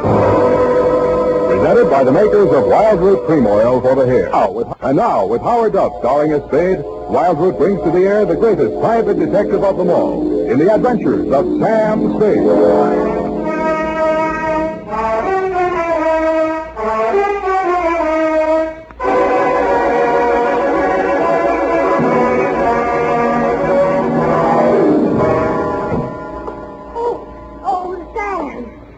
Come right in. Sure. Why are you so nervous? Oh, nothing, really. I'm just glad to see you, dear. Oh, I'm glad to see you. That's all. Come on, out with it. What are you hiding behind your back? Well, it's a surprise, Sam. So you just run along into your office, and I'll be right with you. Surprise, huh? Let me think. Father's Day? No, surely not. Oh, no, Sam, no. It's just as regards our shortage of office supplies. I do hope you'll be able to mince your words. What's all that junk you got stuffed in between the pages of your notebook? Where? Oh, well, Sam, you see, improvisation is a child of necessity, so, to stretch our supplies, I just cut up some old strips of waste paper in case we run out of the genuine. Well, very ingenious. Shall we commence? Yes, but not too many corrections, Sam. I'm afraid this eyebrow pencil might not last. Well, don't bear down on it. Where was I? Okay, Sam. Date? I already have that, Sam. This one goes to... Hey, Yes, Sam? the calendar. Where is it? Calendar? Which calendar, Sam? You know perfectly well which calendar. It's been hanging there on the wall for 3 years. The one from Harold's Club in Reno. Oh, that old calendar. It was out of date anyway, Sam. That calendar was timeless. It was not, Sam. It was vulgar. That's a lie. I met the girl who posed for it. In more modest circumstances, I hope. Put it back. Now, Sam, don't. What did you do with that calendar? You mustn't excite yourself, Sam. Let me see that notebook. Old waste paper, indeed. An art treasure mutilated, and for what? To serve your own base purposes. Just because you were too absent-minded to order a few office supplies. But I frequently alluded to our dwindling resources, Sam. But no, you were too proud. Take these and put them in a safe place. You can put it back together with Scotch tape on your own time. Oh, we're out of Scotch tape, Sam. We've got a first aid kit, haven't we? Well, you don't. Use the adhesive. Date, June 19, 1949. I won't soon forget that. 2, Detective Lieutenant Dunne, Homicide Detail, San Francisco Police, from Samuel Spade, license number 137596. Subject, the Apple of Eve caper. Dear Dunne. The start of it was yesterday when Eve Adams first walked into my office. She was angry, and she was terribly, terribly hurt. In fact, she had a shiner, a swollen jaw, and somebody had bitten her on the arm. And furthermore, she had the audacity to suggest that there was something shady between I and Mr. Hagen, when it is an item of public information that her and Gorse Hagen were voiced up practically before they started. And I might just add in passing... Just a minute, Miss Adams. You say this girl came to your apartment in a jealous rage and attacked you without provocation. None whatsoever. I never opened my trap to her, except to remind her that it would have been a blessing to the human race if her old man had never met her old lady. And if she thought those 3 layers of pancake on her puss could fool a blind man as to her true age, and seeing as what her mouth was, she should never open it for fear of what might come out. I see. And the girl's name? Down at that flea bag where she works, she's billed as Dream of Love. And is she ever a nightmare? Dream of Love. That's D-R-E-A-M-A? It says there, but I do not intend to take this episode lying down on my chin, Mr. Spade. Why, if it had not been for the timely arrival of my concierge, that cheap mare would have brained me with my own gin bottle. I see. Landlady broke it up. And you say she threatened to return with a gun and blast you if you continued seeing Mr. Hagen. That is a fact. And she is just cheap enough to try some low trick like that. Mm-hmm. And what do you want me to do, Miss Adams? I want you to pay a formal call on that dame and tell her that upon the very next occasion of any violence or threat stir up out of her, I'm going to yell cops. In fact, Mr. Spade, I am placing my life and limbs in your hands, and if you are anything of what you're cracked up to be, you'll have no difficulty in giving that creepy crow the bum's rush straight out of my life. Pardon me, Miss Adams. My secretary seems to be calling me. Out of my way. I know who's in there, and I'm going in. Out of my way. Mr. Spade is here. Keep her off. You should have hired the 4th Marines, dearie. Now, ladies. Ladies, please. Break it up. You all show you who to get tough with. You don't call me shamus, or I'll let you have it. Now, ladies, please. Now, let's talk this over calmly and sensibly. Okay, you asked for it. Now, ladies. Oh. Please.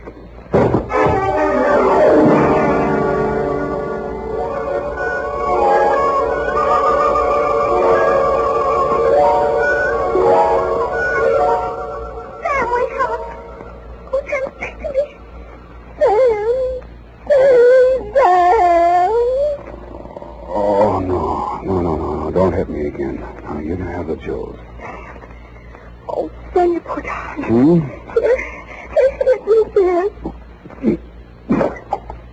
What is it? Tastes awful. Water, Sam. Oh. Where'd they go? Oh, they chased each other down the hall.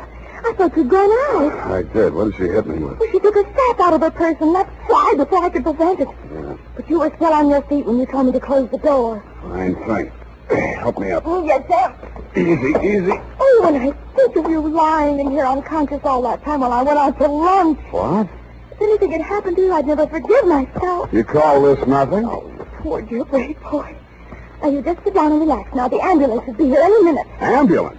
Don't you know these things cost money? Oh, I'm sorry, Sam. I lost my head. And I saw you lying there all over heat. Forget it. What's that gadget there on the floor? Oh, it's lipstick. It dropped out of her purse when she opened it with a sap. Huh. Apple of Eve. It's a ghost color, Sam. Apple of Eve. Unique Garage, Harry speaking. Spade, this is Dream of Love. Keep your distance. Look, you left your lipstick, but don't bother to come after it. I'll mail it to you. What kind is it? Apple of Eve. Sorry, I've never used it. Good, then I won't give you another thought. Oh, but you've got to. She's dead. Eve Adams? Yeah. Jumped into a taxi in front of your building. I went straight after her. But I got caught in traffic where they're tearing up Market Street. That could be anywhere between the Embarcadero and Twin Peaks. Fine alibi. What comes next? Well, I'm at her apartment now, and she's dead. Sam! Hold on. Yeah, Effie? There's your ambulance. Can I send him away? What should I do Well, with him? it's $10 now anyhow. I'll use it for a taxi. Hello, Miss Love? Yeah? Stay there and don't touch a thing. I'll be right over.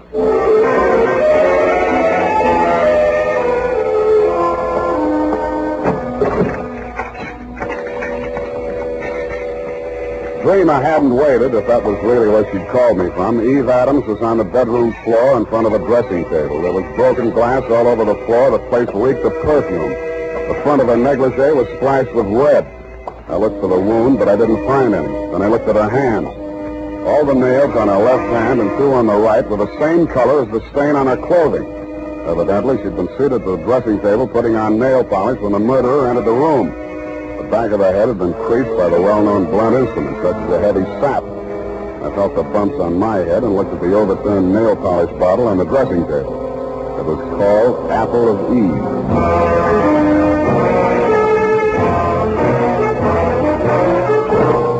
The makers of Wild Root Cream Oil are presenting the weekly Sunday adventure of Dashiell Hammett's famous private detective, Sam Spade.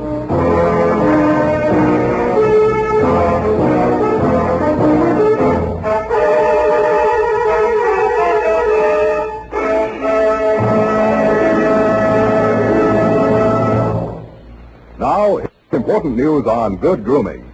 If you want the well-groomed look that helps you get ahead, socially and on the job, listen. Recently, thousands of people from coast to coast who bought Wild Root Cream Oil for the first time were asked, how does Wild Root Cream Oil compare with the hair tonic you previously used? The results were amazing. Better than 4 out of 5 who replied said they preferred Wild Root Cream Oil. Remember, non-alcoholic Wild Root Cream Oil contains lanolin. It grooms the hair naturally, relieves dryness, and removes loose, ugly dandruff. So if you want your hair to be more attractive than ever before, get the generous new 25-cent size of Wild Root Cream Oil, America's leading hair tonic, on sale at all drug and toilet goods counters.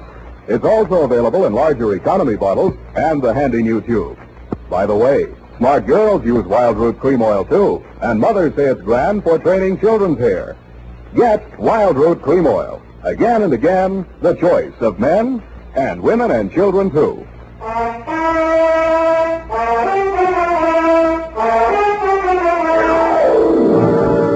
And now, back to the Apple of Eve caper. Tonight's adventure with Sam Spade.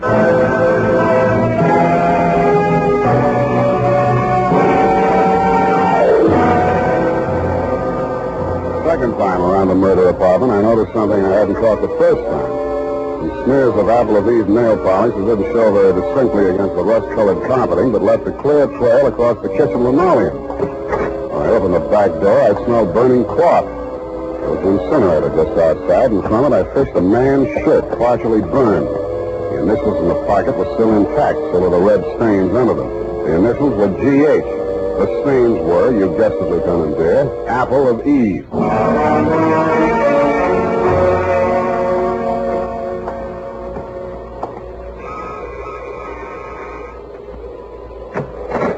Yeah? I'm looking for Miss Drina Love. She home?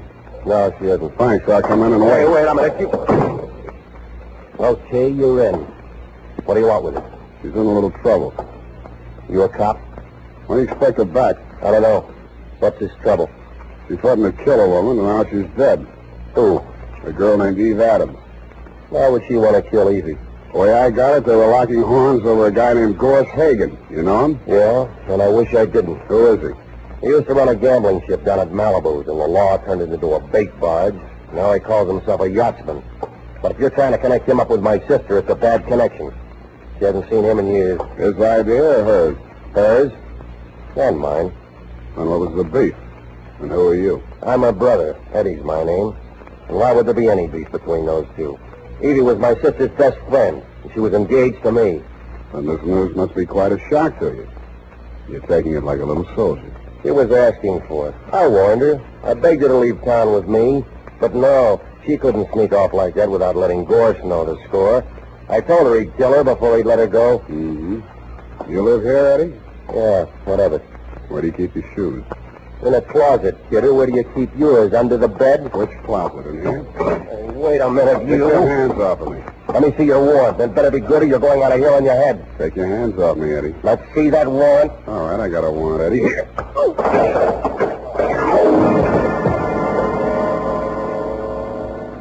I didn't find what I was looking for, a pair of crepe-soled shoes with traces of Apple of Eve nail polish on them, but in one of his coat pockets I found a sales slip from a department store cosmetics counter.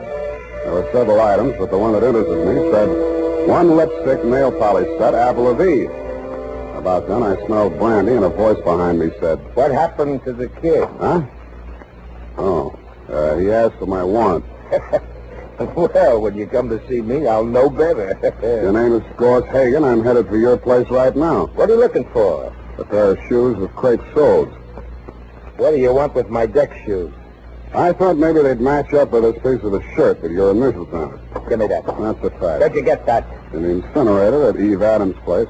Well, that don't prove anything. Lots of people got the same initials. Have you talked to, George Howard? He's alibied. He's out of town. That proves it's a frame. I don't know any George Howard. I thought so. Okay, let's cut out the monkey business. Give it to me. It's evidence. Give it to me. All right, I'll give it to you. I did, but he gave it right back to me. I was only losing on points until I tripped over poor old Eddie and lost my balance. That's when he gave me the coup de grace. I wasn't quite unconscious, but somehow I just didn't feel like getting up. And when the apartment door opened, I opened my good eye just wide enough to see Dream of Love walk in. Oh, what are you doing here? I've come to help you, Dreamer. I don't need any help from you, Gorse. I told you that 3 years ago. Why did you kill her? I don't know what you're talking about. You killed Eve Adams. Why? You're wrong, Gorse. I haven't seen Evie in ages. Why did you kill her? All right, I did it. Yeah? Why? I was jealous. Seeing the two of you together after all we've been to each other. Go on, laugh at me. I committed murder out of love for you. It's very funny, isn't it? I'm very fond of you, Dreamer. My poor little Dreamer love. I'd give you anything, honey. The shirt from my back. Here's a piece of it on account. What? I see you're impressed. Me too. Come on, we'll go someplace where we can be alone and talk things over. Oh, no, Ghost, please. I can explain everything. Explain in the car on the way down to the boat. Come on. You're hurting me. Oh! Come on, out the door.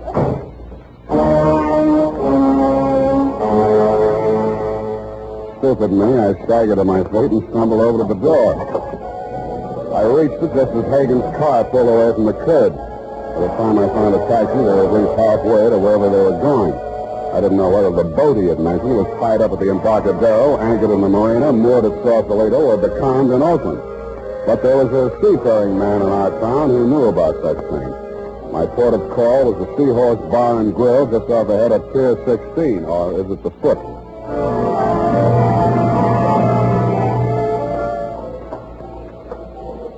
Captain Pasoldi? He is silent, son, as in facade. My mistake. Salty the name, salty the nature. When the one salty thing I can't abide. Saltwater coffee and the teeth, you know. Here, have a lifesaver. Well, thank you, sir. You're very generous. No, it ain't money maker, but it's straight from the mint. A joke, wasn't it? What's up, Sonny? You in the hole again? Catch my drift? Yeah, what do you know about a yachtsman named Gorse Hagen? Oh, nicely put, matey. If there's anything lower than the yachtsman, he's it. Mm-hmm. Where does he keep his boat? Well, now, she's still afloat. She'd be dragging her hook summers off Sausalito. Now, she's a converted PT, you know, because of the sea queen. Mm-hmm. He had her bottom planks ripped out in the battle of the Coral Sea, and he patched her up with plywood. Well, she's got 2 diesels, she has, and twin screws, 2-to-1 reduction gear. Yeah. What's the quickest way of getting out to her? Well, now, there's not much craft for trout to hear about this time of night, you know. There's that Novak fella, but just at present he's sleeping 1 hour. Figures. Might not be worth your while anyway. Why not? If Hagen stopped by here 20 minutes ago looking for his engineer. Said he was casting off on-side engineer or no engineer. And what about your boat? My boat? Well, now, matey, on a plotted course, she'll stand up to any double-end of Monterey Dory in the cloud. Yeah. Without a head sea, that is. Then on the other hand, you put her in the bottom rate. $1.25 swell. Yeah. How much? $5 an hour. And that's with you, man, and the bilge pump. Okay, let's go. This, you're Hagen fella now. You onto the trim of his sails? Sails on a PT boat? Not the boat. Send me the man, cut of his jib. No, I didn't notice that, but he was wearing crepe-soled shoes. I'll tell you about this Hagen, matey. Fella once tried to board him. A customs officer, no less. What's that? Picked him up 4 days later in a gill net with a fish gaff goes clean through his neck. Here, have another lifesaver. You may need it.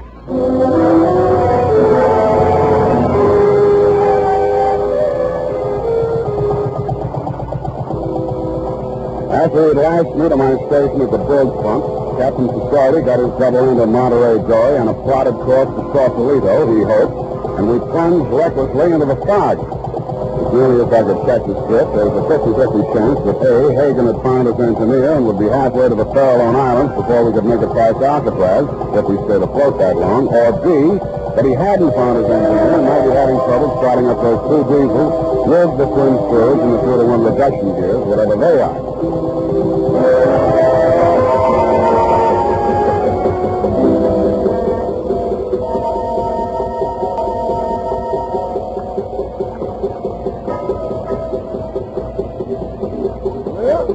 Your eyes, Major. Which one? About 5 points across. The gray one with the high freeboard. You get up on the corner, Major. The ladder's round on the landing side. Now swing round and push on it.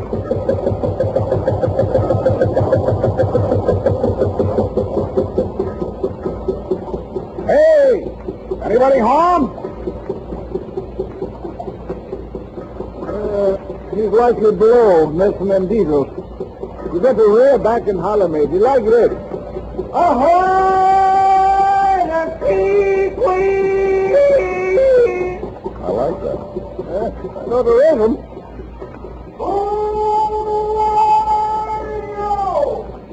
Captain Salty, board the leather crab tree. The Super Cargo requests permission to board, sir.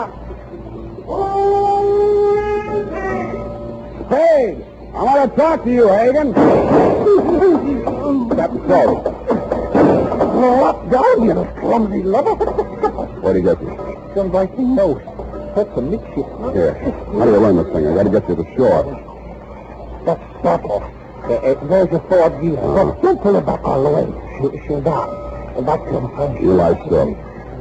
What are you looking for? Jump a bucket. Lifesaver. In case you need it. I don't know more. The wings on your after quarter make you remember that. Take it easy, Captain. Keep a balance. Don't let your jib ruffle. Keep her on course, mate. Keep. Hey, Captain. Captain Salty. Sour racket.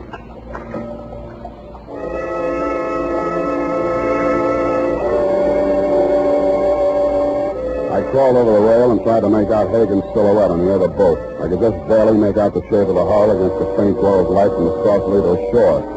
He drifted a few yards astern of Hagen's boat, but not out of rifle range. I wondered why. If he could see us well enough to drop Captain Salty, he'd let it go at that.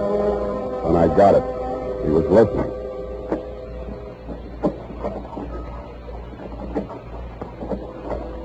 Somebody was pulling out from shore in a rowboat. I didn't waste any more time listening. I dug into Captain Salty's jumper pocket, fished out a waterproof pouch. I took the seaman's papers out of it. He didn't need them anymore. Wrapped it around my gun. And I took off some clothes and eased myself over the side. I didn't swim for speed, but for distance. Stopping now and then to make sure the man in the boat was still covering for me. I felt my way around the hull till I found the anchor rope. Just as I grabbed it, I heard him rest his oars. Hagen, who's that? Eddie Love. What do you want? I've come after my sister. Go on home, Eddie. She's sailing with me. That's the way she wants it. No lying. Wait a second. Come on out there, Creeper. What's happened? Your brother's down there in the boat. Talk to him. Well, what am I doing? Talk to him. All right. Eddie! What's he done to you, sis? I'm all right, Eddie. Everything's all right. Bruce and I decided... Go on home, Eddie. He's lying to you. He knows you framed him. If you sail out with him, you won't come back. No, Eddie. I'm coming aboard. He knows. God, please. No, Eddie. Drop it, Hagen. Oh, drop the rifle. Go up. You lousy Seamus. Stop.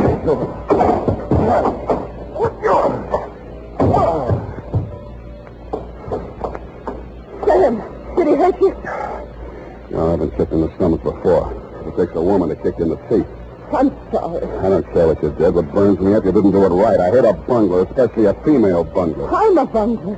You're the one. It would have worked if you hadn't gone poking in the incinerator. I should have called the police. They'd have known what to do with evidence like that. They've been wanting to get something on Gorse ever since repeal. Listen, Angel, any flatfoot could have seen through that setup. Eve Adams was sitting in front of a mirror when she was maced. She saw the murderer enter the room. She got it in the back of the head. That means she trusted whoever walked up behind her. That also means the evidence of a struggle was fake. But the nail polish on Gorse's shirt. You put that nail polish on her fingers after she was dead, laid that trail to the incinerator with a pair of Gorse's shoes where any flatfoot was supposed to think he'd try to destroy the incriminating shirt. But the dumbest thing you did was lying to me about that matching lipstick you dropped in my office. That made you look guiltier than anybody, because anybody could have planted that fake evidence. I didn't kill her. I'm not a murderer. Your brother might have got off easy. Crime of passion. Please don't say that. I can't bear the thought that after everything I did, it's all come to nothing. Here. Have a lifesaver. You may need it.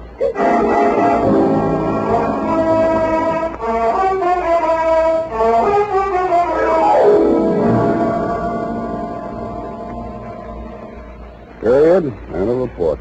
Oh, Sam. Poor Captain Consolity. She is silent. Everything's the same. Go type that up.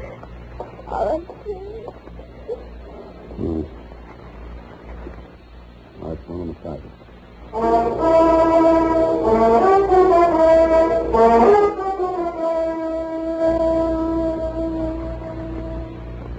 And now, listen to this.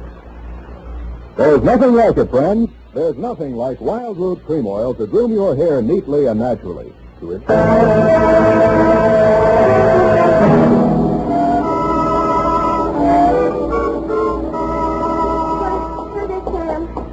got. What stopped you? The last page of my notebook learned where I started with supply, Sam. But anyway, I'm glad. Because I didn't have to go through it again. I mean, so Captain Consolity. Yeah, please. Please, now, honest, I'll buy you a new notebook, a nice fat one. Would you like that? Oh, yes, sir. There's always something so final about final pages of things. And when I think of all the risks you take... To say nothing of my clients. I think I'll put a new sign on the door. Abandon hope, all ye who enter here. Oh, but I haven't, Sam. Where there's a will, there's a wisp. There's a what? A wisp, Sam. Small now. Which reminds me, I've got the canvas left. Join me, just a wisp? No, Sam. One of us has got to have a clear head. Well, it'll be me. All best. Good night, Sam. Good night, sweetheart.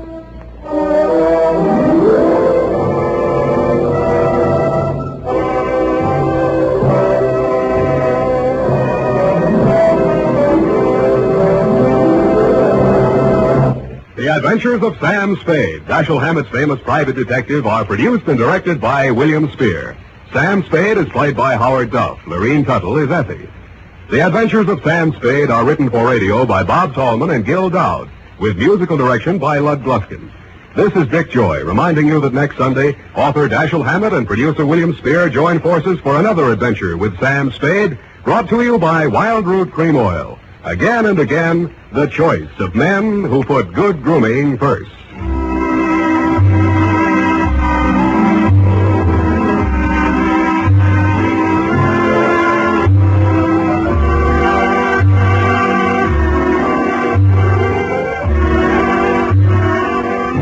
Smart girls use Wild Root Cream Oil, too, for quick, good grooming and to relieve dryness between permanents. Mothers say it's grand for training children's hair. This is CBS, the Columbia Broadcasting System.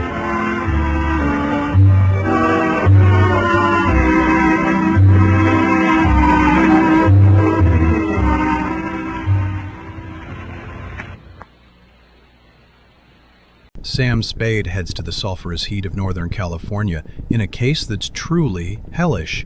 In a landscape of bubbling mud pots and hissing steam vents, a deadly double cross leaves one man dead and another on the run. The Betrayal in Bumpus Hell is a scorched earth mystery where the air is thick with poison gas and even thicker lies.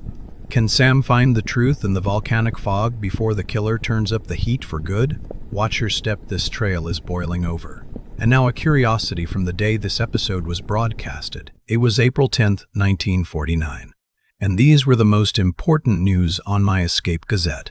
The Berlin airlift sets a record.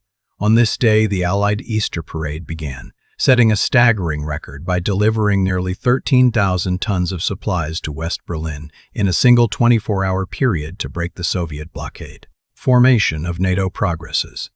Following the signing of the North Atlantic Treaty just 6 days prior, diplomatic discussions dominated the headlines as nations began the formal process of ratifying the alliance to counter Soviet influence in Europe.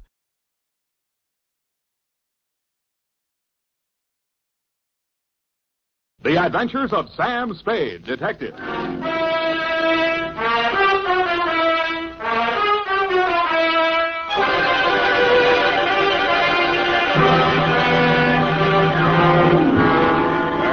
Date, fill it in. To Detective Lieutenant Dunne, Homicide Detail, San Francisco Police, from Samuel Spade, license number 127596. Subject, the Betrayal in Bumpus Hell. Red Gillis was a raw-boned poke from the border country. He was a stranger to Bumpus Hell, but he was no stranger to trouble. He jogged his Pinto down the narrow main street, not liking what he saw, and reined up in front of the sheriff's office. He dismounted and slapped the trail dust off his Levi's. Then he hitched up his gun belt and ambled inside. He looked at the heavy-shouldered, blue-jowled man behind the desk, and he didn't like what he saw. Neither did the sheriff, Rance Blaggett.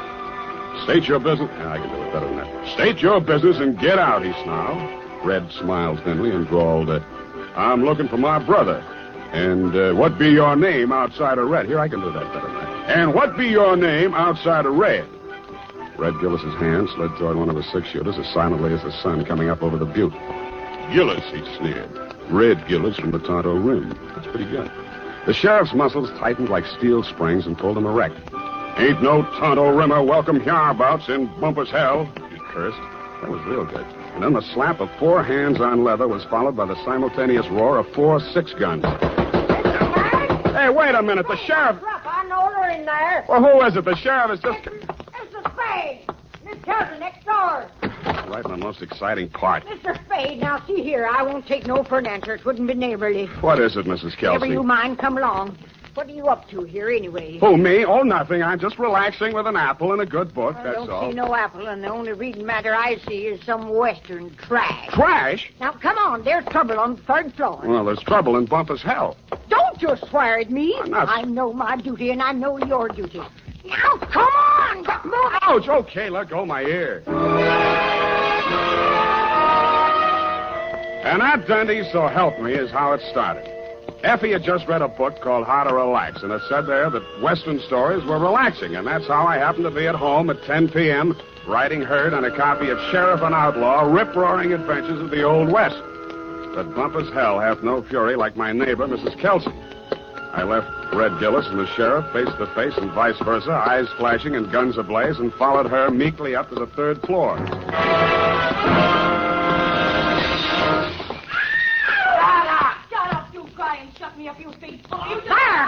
Fire, you hear that? Been at it for 3 hours they have. Won't be a stick of furniture left in the room, lest they're stopped. You speak to them? Did I speak to them? You see this lump? No, here, under my transformation. Oh, well, why didn't you call a cop? Well, it wouldn't be neighborly. Hit me that did. You see this lump? Yeah, you showed it to me. Put your wig back on. I'll see what I can do. And tell them about my lump. It's evident. Yeah, put it back. Hey, open up. I would not go back with you if you was the last man on the Hey, open up. Have it your own way. If I catch you with that square again, I'll tear your head off. Oh, you had you boy, you rotter, you cheap grifter, you. Now you slam out of here before I'm forced to seek the assistance of a couple of flashies. Do not try anything fancy behind my back, you big slob. From now on, you and me is strictly on the cool beaty. Well, you unprincipled rat. Hey, let go of me. Don't throw it. Hey, wait a minute. Don't I remember you from someplace? No, I'm only being neighborly. Why did you beat up on kind, nice Mrs. Kelsey? That is a gross falsehood. I did not lay a hand on the old wag. It was that odious stinker, Joe Donegan, who was just left. And you can tell him, as from me, that I'm extremely unimpressed with his cheap threats to rub me out, and that I intend to continue on seeing Mr. Hobson or any other Johns which I care to. That's pretty good singing. Oh. Well, you better tell him that yourself. I don't imagine I'll be seeing him. You won't? Hey, wait a minute. Who are you, anyway? Just another tenant. I live downstairs. Oh, well, now I recall whom you are. You are that Seamus, which lives on the second floor. Shamus, we call it in the radio. Shamus, would you care to come in and discuss a certain matter? Well, thanks. Another time. I got to get back to Bumpus' hell. Whoever she is, let her cool her heels for a few moments. No, you don't understand. Bumpus' This is hell. an urgent matter which I would like to hash over right now and without further delay. Well, May I invite you in for a straight slug? Well, okay, but just one. In a glass. All right, make yourself comfy. Oh, now, say when. Just up to the lipstick mark. Here you are. Well, now to make a long story short, Mrs. Spade, my name is Rosemary Fell, which remains my stage name, notwithstanding the circumstance. But I am legally married to that barnacle which has just dusted this joint. Now, being as you are in the detective business... Now, wait a minute. Kindly permit me to finish, honey. Sorry, sweetheart. I'm not the type to jaw about my troubles just to pass the time of day. I'm sure you are. I am an actress. I knew that. And although I'm low in funds, due to being between jobs right now, on account of that knothead making a scene in the last joint at which I worked... Cheap ginger ale. Just to show you how the breaks fall, Mr. Spade, Belita Wilkerson, who just happens to be about the biggest talent agent in this city, if you have the time, I'm impressed. phoned me on the telephone, and arranged an audition. She also advanced me the sum of 100 clams, 100? Which I will pay you to put the bee on that dog, Joe Donegan, the rat. Now, which is he? What do you mean, put the bee on him? Listen, Sam, that grifter has got a record as long as my arm, and what I have got on him is longer than his arm. Please. In short, I should like him thrown into the can so that I can feel safe to sing on him.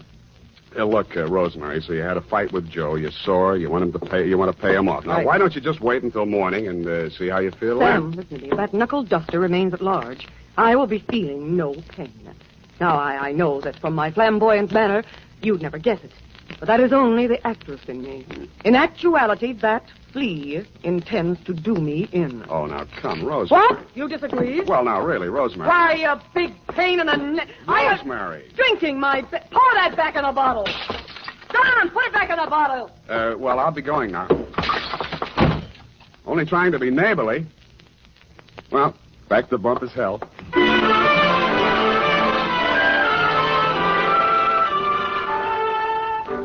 Rance Blaggett, the smoking Colt still gripped in his hairy fists, suddenly pitched forward like a fallen Joshua tree at Red Gillis's feet. Red leaned over with a thin smile playing at the corners of his mouth, not liking what he saw, and lifted the badge off of Blaggett's cowhide vest and pinned it on his own. Bumpus' hell had a new sheriff. Hey. Then I heard it. It sounded like a man sneaking up a fire escape. I went over to the window, raised it, and looked up. I didn't like what I saw. An overcoated figure reached the third-floor landing and stood silhouetted against the lighted window of Rosemary's apartment. He was about the height and weight of that rat, Joe Donegan. By the time I'd rolled out the window onto the fire escape, his right hand had come out of his coat pocket. Donegan! Donegan, watch it!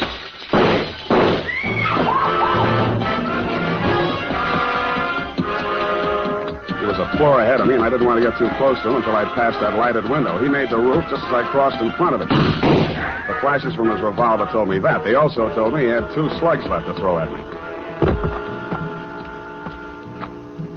The only light up there was a feeble glow from the skylight, dead center. I headed for the cover of a brick chimney just to the left of it. I had 2 things in mind. The skylight was his most logical avenue of escape, and I hoped I could tease him into emptying his gun at me. It didn't work. I stuck my head out. No shots. But he did use his gun. I should have stood in Bumpus' hell. The United States Armed Forces Radio Service is presenting the weekly adventure of Dashiell Hammett's famous private detective, Sam Spade.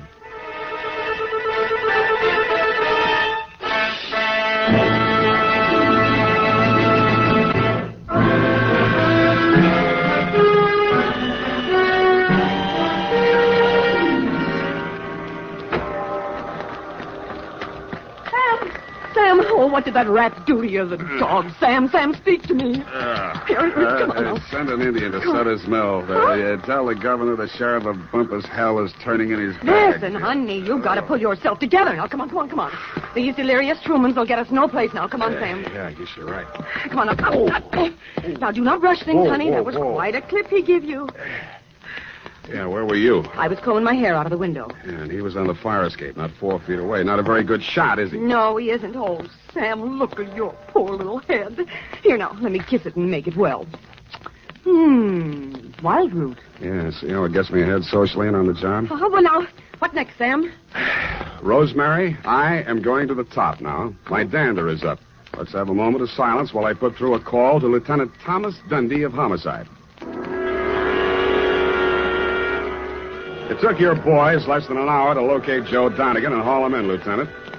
Rosemary's charges were not enough to hold him on attempted murder, and all I could identify was the back of his neck. But you were good enough to bag him anyway, so Rosemary and I could relax. I went downstairs to bed and started Chapter 4. Aha. Red Gillis didn't trust Curly Mallard, the foreman of the Crooked S. Aha.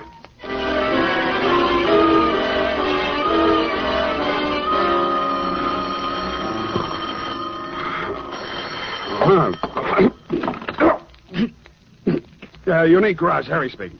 Sam, this is Dundee. Yeah, Dundee. What time is it? 8:30.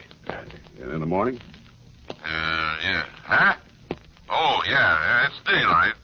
See, about that, what was his name? Donegan? Anyway, that fellow we booked last night on your say-so. Well, what about him? That was a bad beef, Sam. How come? You better tell me. Man was alibied, Sam. When did that happen? Well, a fellow named, got it written down. Yeah, Hobson. Warner Hobson says Donegan was with him at the time. Who else says so? Hobson's word's good enough for the commissioner. Ran for assembly once. Did you know he also ran for Donegan's wife? You don't say. Well, that's a real puzzler, Sam. The human mind is unpredictable, Dundee. Huh? Oh, yeah. Well, I hope you figure it out, Sam.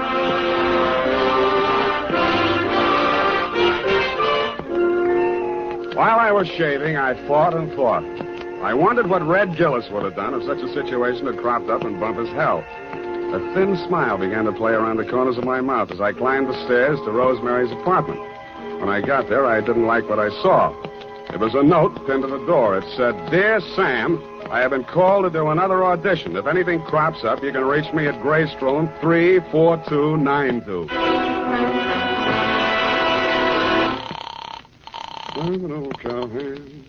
The Belita Wilkerson Talent Agency. I want to speak to Rosemary Fell. Hello? Yes, I'm still on the line. Who's calling, please? Sam Spade. I'm sorry, Mr. Spade. Miss Fell can't come to the phone. Who's in charge there? This is Miss Wilkerson speaking. Yeah, well, why can't she come to the phone? She's in the middle of her audition. Well. Is there any message? Yeah. Tell her Donegan's out and it's Hobson's choice.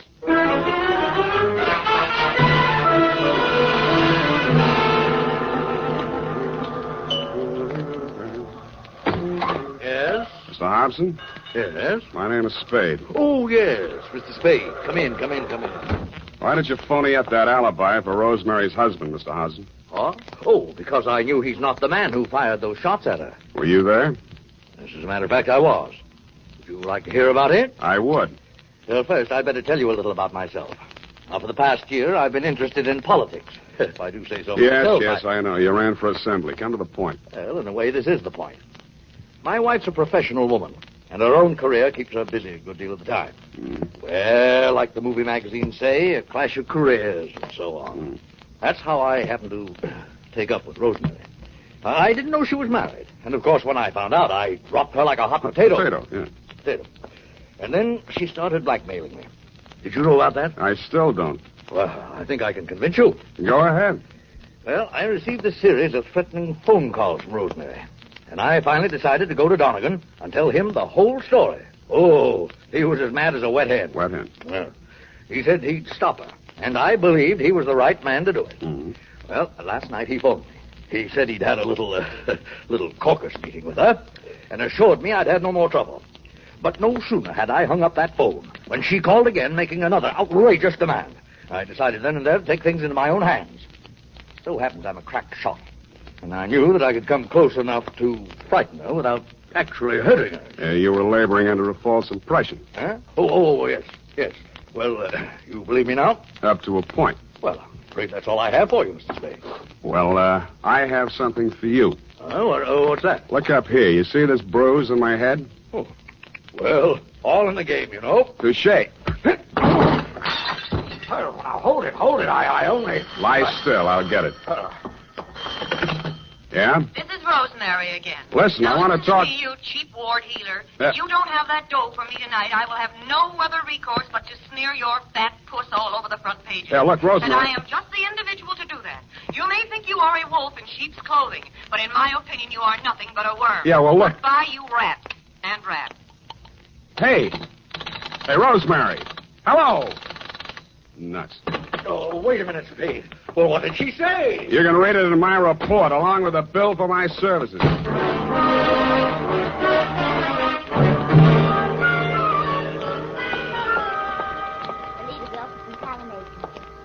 No, I'm so sorry she isn't in. You do that, sugar. Hello there. Likewise. Are you talent or just interested? I could be. In the meantime, is Rosemary Fell still here? Did she have an appointment today? Yes, honey. I called this morning. She was here then. You must be mistaken, No. darling. The office didn't open till noon today.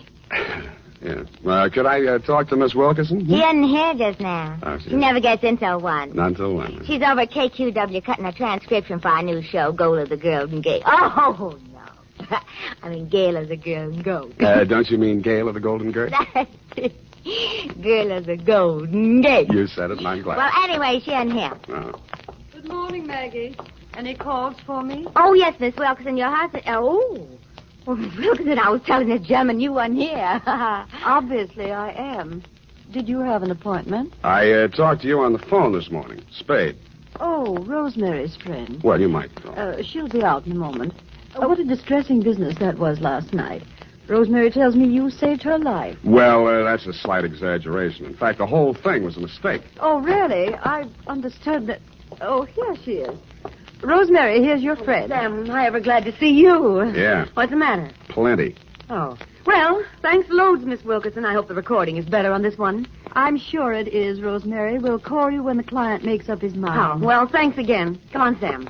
Goodbye, Mr. Spade. Goodbye. Sam, what is this new development that appears to be griping you? Why didn't you tell me you were shaking Hobson down? Uh-huh. And who's been feeding you this pile of gross falsehoods? Look, Rosemary, you may be an actress, but with me, your audition is over, and you did not get the part. And just what are your future intentions in regards to me? None whatsoever. I'm sorry I ever met you, and I'm going back to Bumpus hell. I went back to the office, swiveled my chair into a comfortable position, opened the February number of Sheriff and Outlaw to page 112, Betrayal in Bumpus Hell, Chapter 5, Stampede. It was disappointing. There was a lot of stuff about bawling cattle and dust clouds and Flo and Curly standing on top of a butte, not liking what they saw, when somebody yelled, Stampede. Red Gillis was riding ahead of the cattle when his horse stepped into a chuck hole and he sprained his ankle. Red of the horse, it didn't say which. But Red was lying prostrate in the path of the avalanche of tossing horns, not liking what he saw. Hold it a minute. Let's see. Continue on page 113. Learn to be a private... hello? Spade, this is Hobson. Come out here right away. Something terrible has happened. Such as? Rosemary is here, and I think she's dead.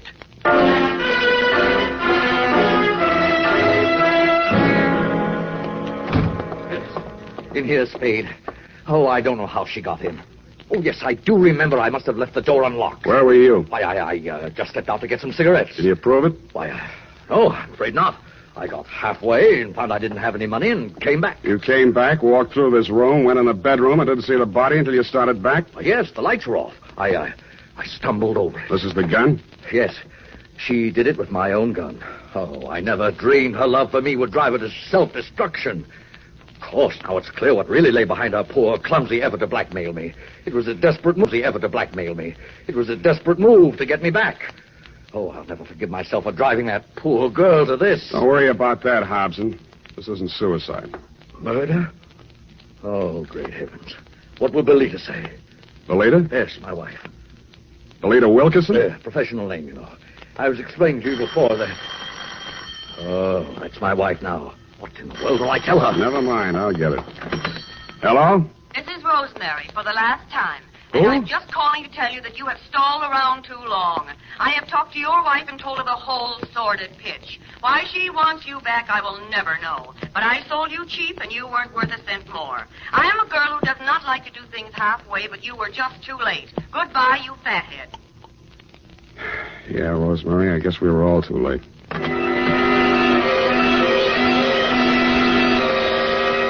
I called you, Dundee, and then, like the rat I am, made off with your prize suspect before you and your boys from Homicide arrived. We arrived at the Belita Wilkerson Talent Agency just as the boss was shutting up shop for the day. She had the recordings under her arm. All right, Belita, I'll take those. Well, what are you... Warner, Mr. Spade. Unlock the door, Belita. We're going back in. Warner, why are you... You'd better do as he says, Belita. Well, all right, but... Give me those keys. I don't... Inside, both of you. Where do you play these records? The recording studio is just through there, but you can spare yourself the trouble. I admit I tricked Rosemary into recording those blackmail speeches and then played them back over the phone to Warner. If trying to hold on to my husband is a crime, then I'm a criminal. Oh, now, Belita, my dear. Come on, stop that. We gotta get busy. I phoned the Hobson house, and you were still there, Dundee. You said it was an open and shut case against Hobson and to deliver him at once or kiss my license goodbye.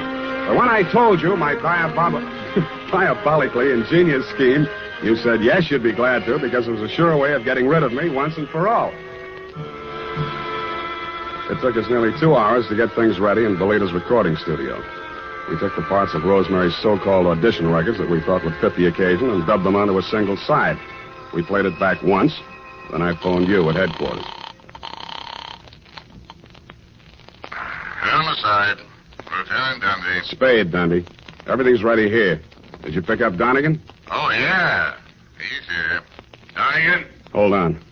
Okay, Belita. Start the record when I give you the nod. Yes, Mr. Spade. I didn't say Donegan. That's for you. Thanks. Yeah, who's this? This is Rosemary. Huh? I forgive you for everything, but there are some things I cannot forget. You Rosemary, lied. it sounds like We have you. meant a lot to each other, but after what you have done to me, it is time you take through the nose. Rosemary, I didn't mean it. When I followed you to his house We and have you went meant a lot right in to like each you other, lived but there, after I what just you went have done nuts. to me, it is time you paid through the nose, you Listen. rat.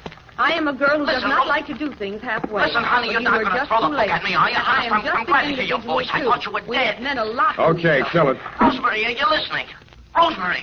Hey, no, she's still on the line. I want to talk to her. Take him, House. Wait a minute. Take him. Sam, Yeah, Dundee. congratulations. That was a brilliant piece of work.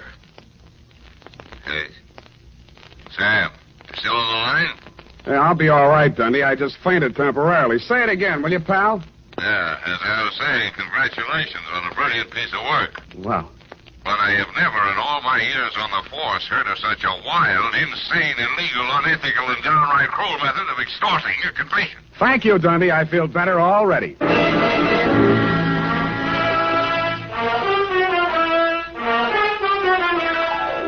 Period. End of report. But Sam, what happened? Effie, I thought I had made that abundantly clear. No. In order to discredit her husband's paramour, Belita gave her a come-on about an audition and had her play the part of a blackmailer reading lines from a script which she, Belita, had prepared, and thereupon proceeded to play said records over the telephone, well knowing that her husband would erroneously believe Rosemary to be a blackmailer in fact, and would drop her like a hot spud. No, Sam, no, I don't mean Don't that. interrupt. Oh. It was my inspiration, I, Sam Spade, to use Belita's fiendish device for a higher purpose. No, Sam, no, Yes. that is what No, Sam, I meant the Western story. Betrayal and Bumpus Creek. It is not Crick, Effie. You can't say H over the radio, Sam. Oh, yes, you can. Bumpus Hell is the post office designation of a hamlet right here in California. It is? Mm-hmm. Well, anyway, what happened? Did Red Gillis ever find his brother? I didn't quite finish, Ev. Go type that up, and I shall.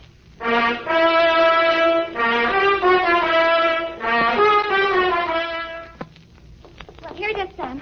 Oh, Sam, what's the matter? You don't look at all well. Can't be. It didn't happen. It's a misprint. That's what it is. What, Sam? What? Maybe the writer was tired. Oh, Sam, it's only a story. That's what you think. Well, did Red Gillis find his brother? I won't tell. Oh, no, Sam, now, don't be childish. Oh, well, all right. Remember the sheriff he shot on page 1? What? Yeah, it turned out to be the new schoolmarm. Oh, how ornery. A woman, huh? Nice. Get off. Good night, sweetheart. This is the United States Armed Forces Radio Service, the voice of information and education.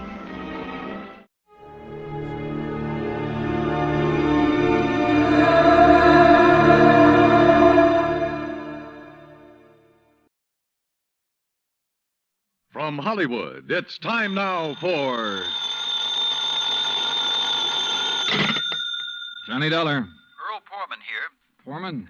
Tri-State Life and Casualty. I'm the branch office manager down here. Oh, sorry, Mr. Foreman, but the answer is no. Well, this is an arson case, Dollar, and we're already having to make one payoff on I'm it. sorry, but it'll have to wait. I'm going to get as far away from this New England winter as I can. Well, for that, I don't blame you, but there's no reason you shouldn't come Look, down. I've had a rough year of it. I'm tired and I'm cold. And unless I can get down to where the warm, balmy breezes waft in... Dollar, I have got to have you on this case. There's a lot at stake. Now, my office is down here... No, sir, I'm sorry. You down see... here in Sarasota. I just can't do it, Mr. Foreman. I've already made a plane reservation for Sarasota, Florida. And this is one time I'm going to... Where did you say your branch office is? Sarasota, Florida.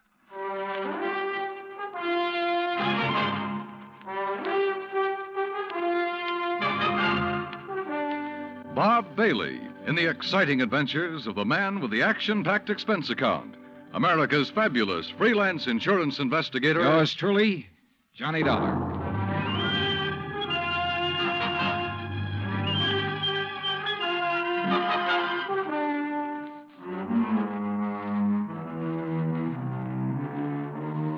Expense account submitted by Special Investigator Johnny Dollar to the Tri-State Life and Casualty Insurance Company, Home Office, Hartford, Connecticut. Following is an account of expenses incurred during my investigation of the burning Carr matter. Expense account item 1, which I'd thought I was going to have to absorb myself. $129, transportation and incidentals to Sarasota, Florida.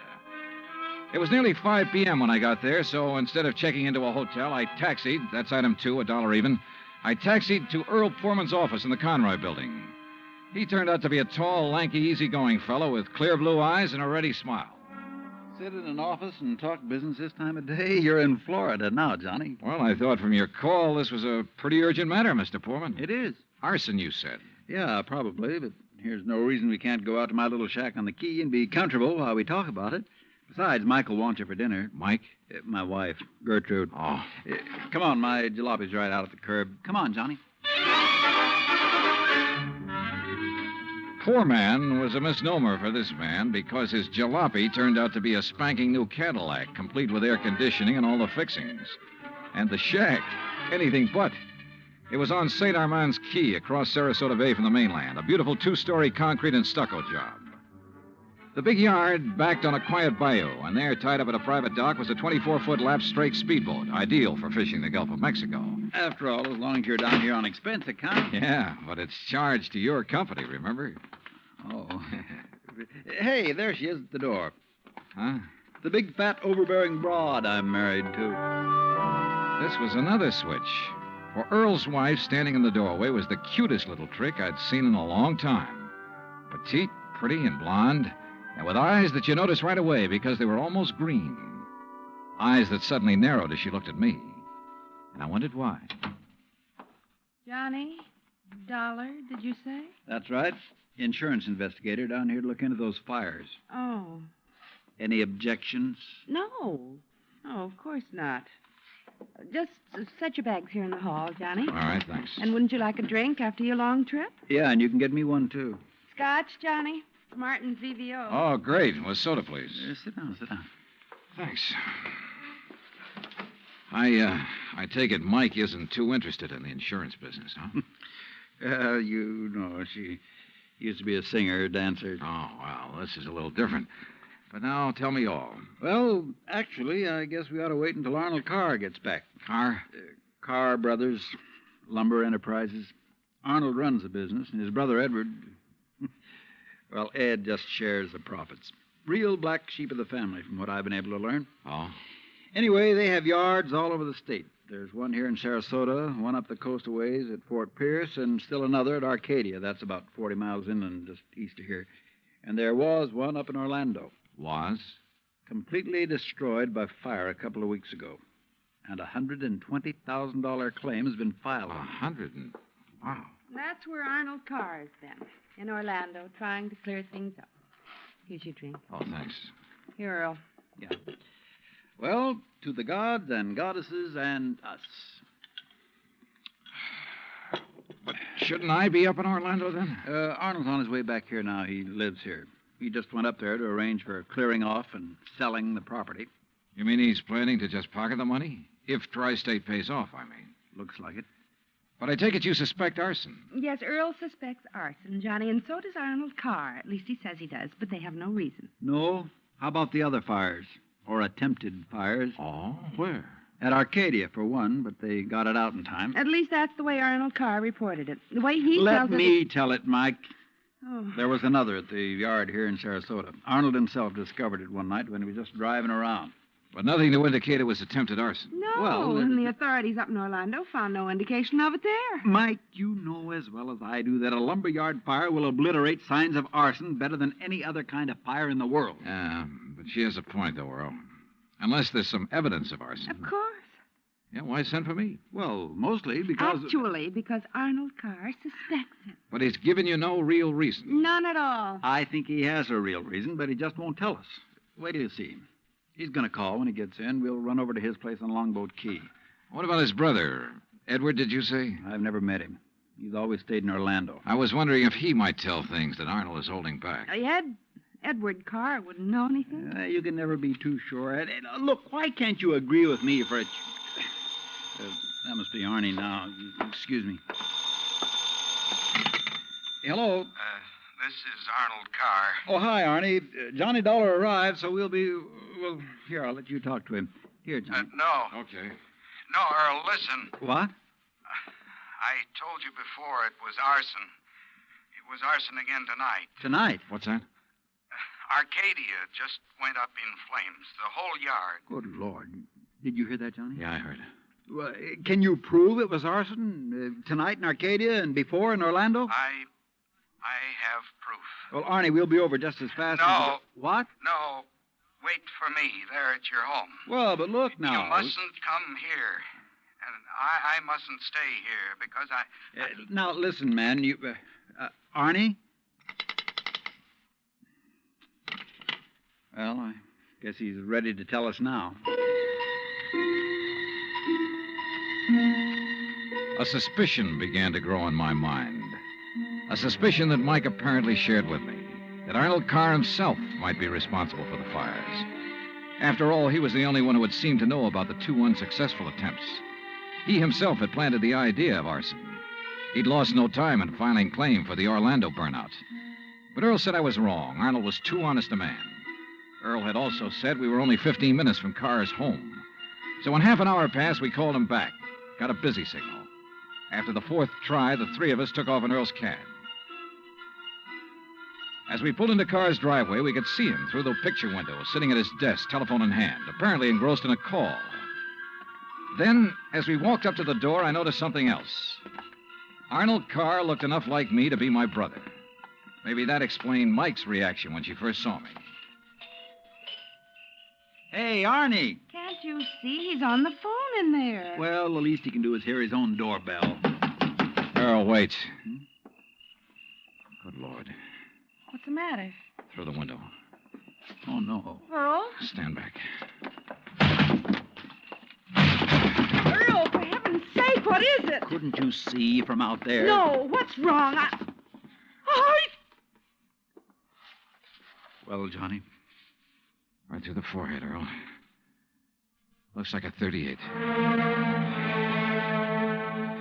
Before I could stop him, Earl took the phone out of the dead man's hand and called headquarters. Mike turned pale and slumped into a chair. And I gave the place a quick rundown, checked doors, windows, etc. A few minutes later, an officious young sergeant named Larkin arrived and took over. 38 caliber straight through the middle of the forehead. Were all three of you here when it happened? Mr. Foreman, Mrs. Foreman, and who are you? The answer to your first question, Sergeant, no, none of us was here. And this is Johnny Dollar, insurance investigator. Hiya. You insurance guys work pretty fast. You related to Mr. Carr? No, why? Look a little like him. Who busted in the front door? The killer? I did. When we drove up, we saw Mr. Carr sitting there at his desk. We rang the doorbell and knocked, but... When he didn't move, you took things in your own hands and busted in, huh? That's right. You haven't moved anything, have you? No. Except I took the phone out of his hand to call you. Dollar, if you're any kind of investigator, you should have known better than let him touch anything. Now, let's see. The shot must have come from somewhere near this window by the fire. Sure, here we are. Bullet hole right through the pane. Bullet was fired from outside. You're sure, Sergeant? Sure, I'm sure. Look for yourself. You call yourself an investigator? Hey, Cummings, Woolway, check the area around that window beside the chimney out there for footprints. Maybe an empty cartridge case. You folks get out of here so I can call Doc Hanley over and get on with my investigation. And no, Dollar, I don't need any of your help. Well, thank you, Sergeant. Your job is fires, not... Hey, where did Mrs. Poorman go? Out to the car. Why? Who told her she could leave? Who told her she had to sit here looking at a corpse? All right, Dollar, all right. Just be sure the three of you stick around town in case I decide to question you further. Oh, of course, Sergeant. Yeah.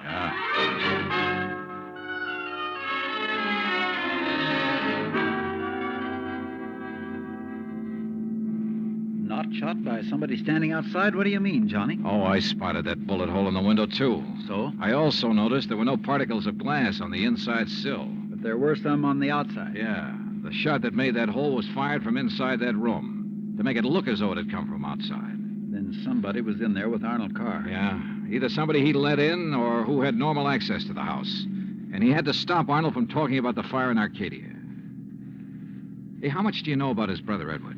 Well, nothing really, outside of what Arnold told me. Was either of them married? Family of any sort? Arnie wasn't. But Arnold's death means Edward will own the business then. Well, yes. And he lives up in Orlando, scene of the first big fire. Yes, very good heavens. Johnny, you don't think his own brother... Where can I rent a car? Take Mike's Chevy. It's in the carport at the house. But what are you going to do? Drive up to Orlando by way of Arcadia.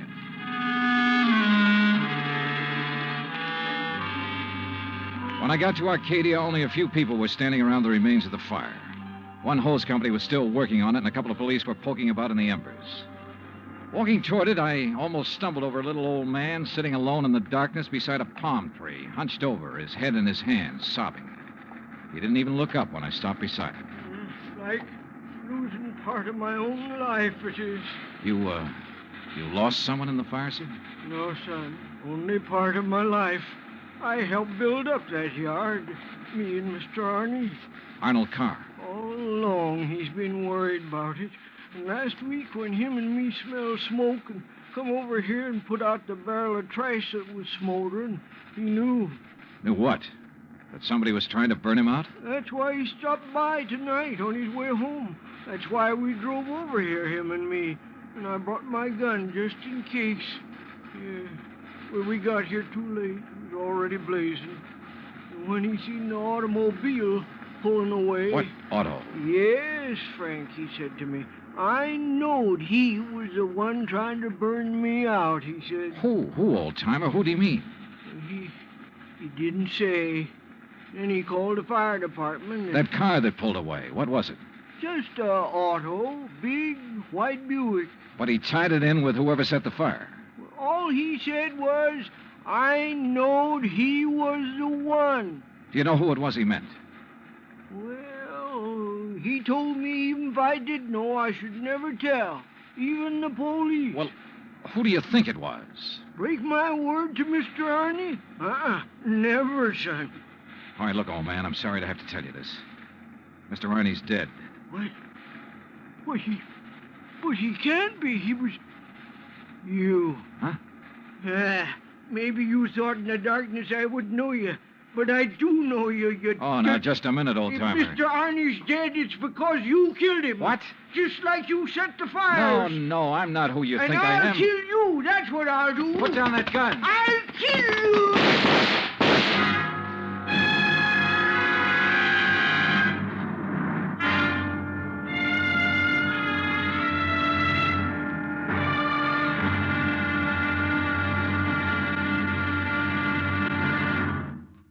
Act 2 of yours truly, Johnny Dollar, in just a moment. Back in the old days, the very old days, that is, a girl named Cassandra had a corner on the oracle market. But nowadays, you can do some foretelling yourself. On Jukebox Jury, for example, You can help decide which of Tin Pan Alley's new recordings are destined for the hit brackets and which ones are likely to spiral all the way down to oblivion. Remember, Jukebox Jury is yours to hear on most of these same stations every Sunday. Now, Act Two of yours truly, Johnny Dollar, and the burning car matter.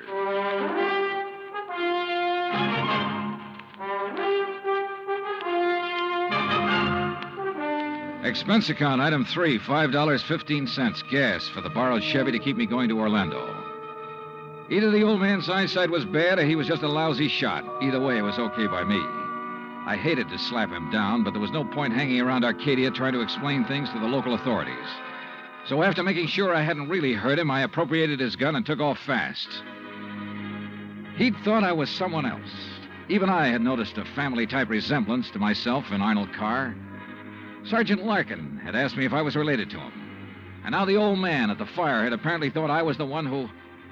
Oh, well, I'm afraid I made the rest of the trip to Orlando in somewhat less than legal time. And at police headquarters, I barged into the office of Lieutenant Cal Hudson without bothering to be announced. So early in the morning? Sit down while I finish up a report, Mr. Carr. Thanks. I was trying to reach you, but we got no answer to the phone at your house. Well, that's very interesting, Lieutenant. I'm afraid I have the painful duty of notifying you that your brother Arnold down in Sarasota last night...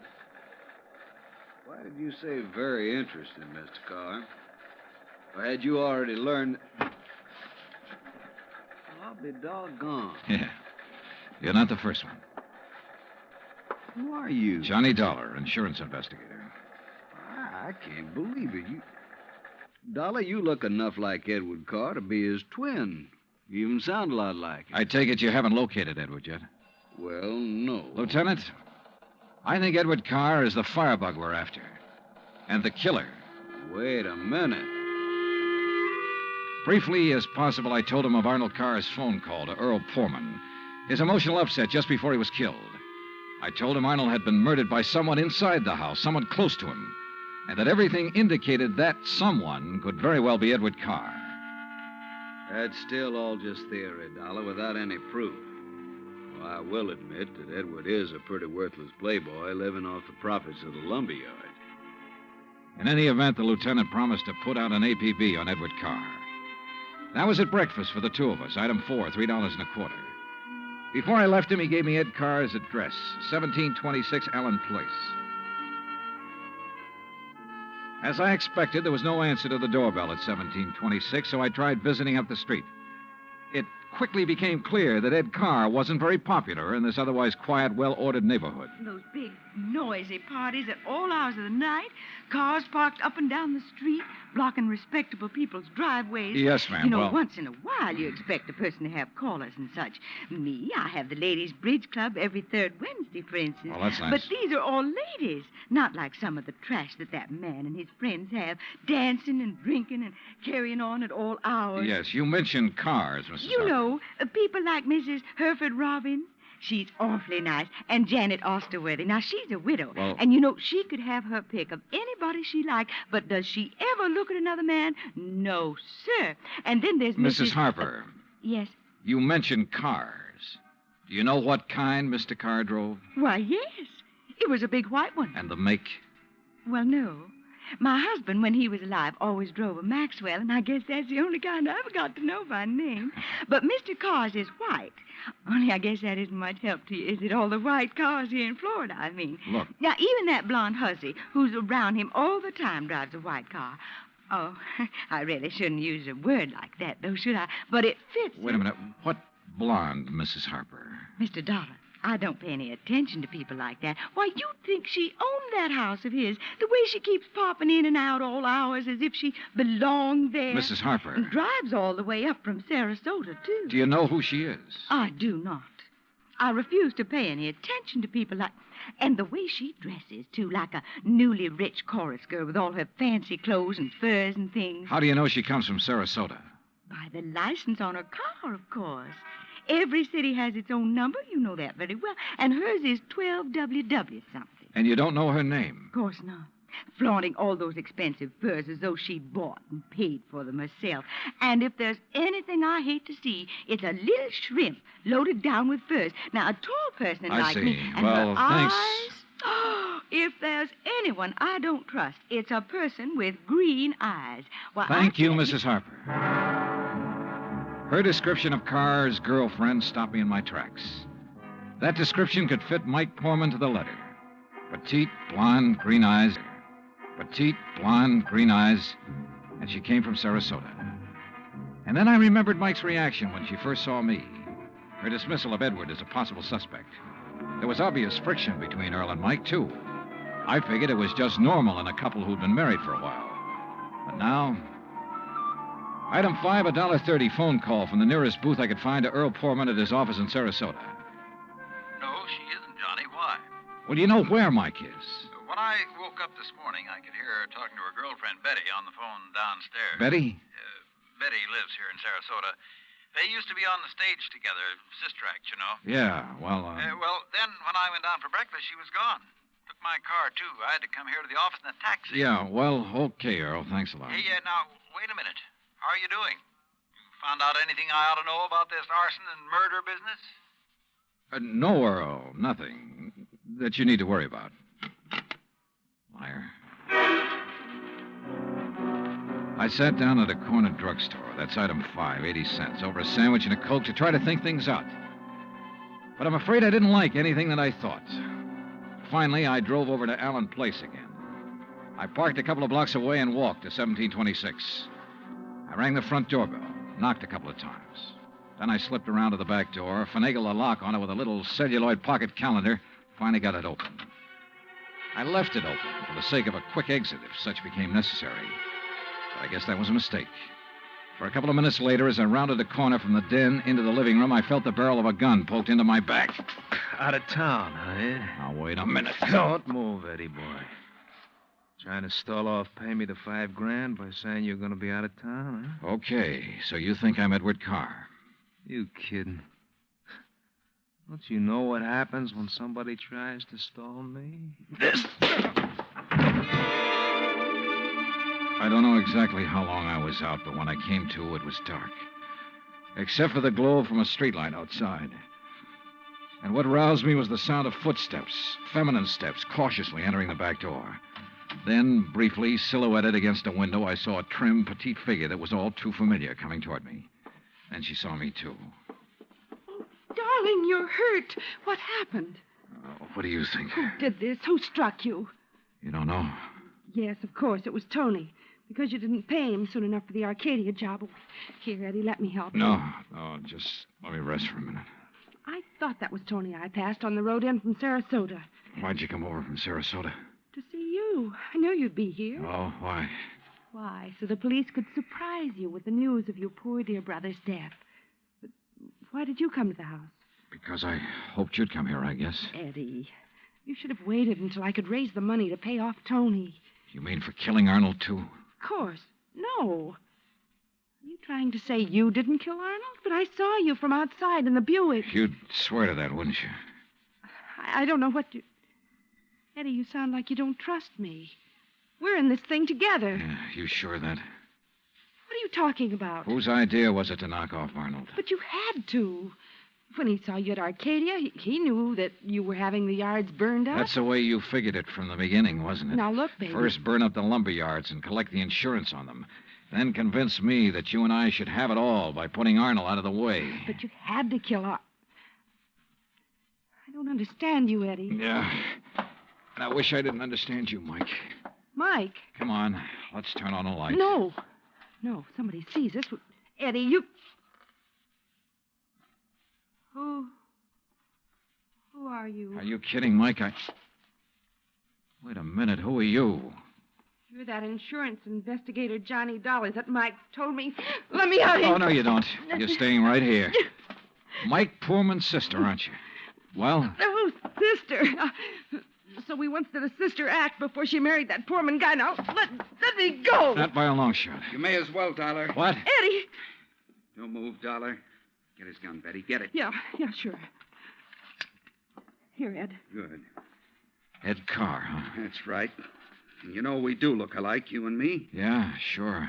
Enough for Betty here to have told me all I need to know. Don't believe him, Eddie. He's lying. I heard, No, baby. Eddie, I thought it was you. Don't you see? Sure. Why'd you come up here anyway? Because Mike told me that Dolar was coming up here. You been shooting off your mouth to her, too? She knew about us. She thought you might have something to do with the fire. She was my friend. She was trying to get me out of this whole mess, and I wish I'd listened to her. Well, it's too late now, baby. Eddie, what are you going to do? Now I gotta get rid of both of No! them. And figure some way to shut up Tony's mouth. Ed, please! You know you'd never get away with it, Carr. Oh, no, I'll call him. That's what I'll do.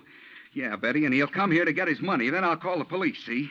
Tell him to come right away. Tell him I found out about you having Tony start the fire. What? That's right, that you had him burn up the yard so there'd be even more money for you to bleed from me, like all the dough you got from me already. You're crazy, Ed. I'll tell the police to meet me here. And when they come in, it'll just be in time to see me kill Tony in self-defense. After getting here too late to save you, I'll tell them. You're out of your mind. They'll check that gun of yours so fast. And that'll prove it. Because the only shot out of my gun will be the one that gets Tony. This gun of yours is the one that's going to knock you two off. And they'll think it's Tony's. Oh, Eddie, please, you're drunk or you're crazy. Crazy to save my own life, to keep you and Tony and Dolar from putting a noose around my neck? If you think that harebrained scheme of yours will ever work, you're off your rocker. It's got to work, because it's my only chance, so it's going to work now.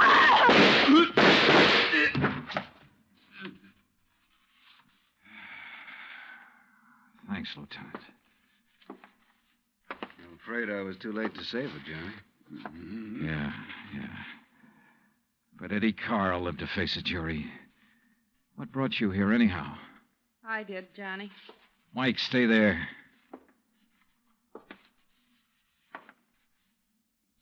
Stay right here, Mike. I know. I don't want to see it. She was my friend.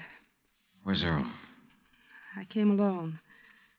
When I talked to Betty this morning, I knew your suspicions about Ed were right because, you see, I knew Betty and Ed were going together.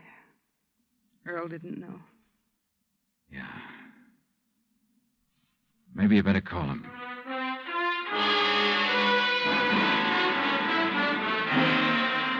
Expense account item 6, $9.80, gas and incidentals for the drive for the two of us back to Sarasota. Remarks? Betty, of course, has already paid for her part in the deal, and I guess it's pretty obvious what'll happen to Ed Carr and Tony Ricardo. The insurance money in the Carr estates will be distributed according to Florida law. Further remarks? The apparent friction between Earl and Mike was only part of a normal married life. They're a pretty nice pair. Oh, and I thoroughly enjoyed 3 days of fishing in the Gulf, thanks to Earl. Expense account total, including all the incidentals I could think of, $385.26. Yours truly, Johnny Dollar.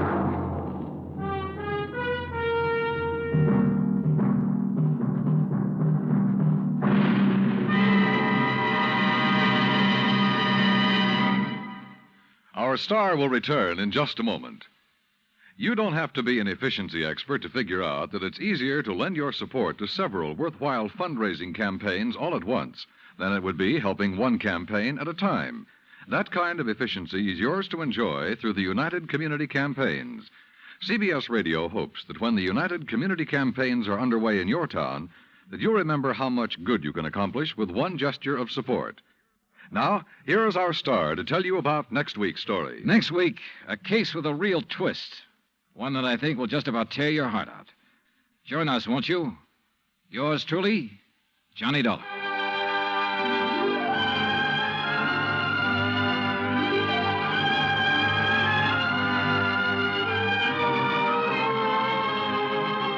Yours truly, Johnny Dollar, starring Bob Bailey, originates in Hollywood. It is produced and directed by Jack Johnstone, who also wrote tonight's story. Heard in our cast were Virginia Gregg, Harley Bear, Victor Perrin, Bob Bruce, Harry Bartell, Vivi Janis, Tony Barrett, and Junius Matthews. Musical supervision is by Amerigo Marino. Be sure to join us next week, same time and station, for another exciting story of yours truly, Johnny Dollar. Dan Cubberly speaking.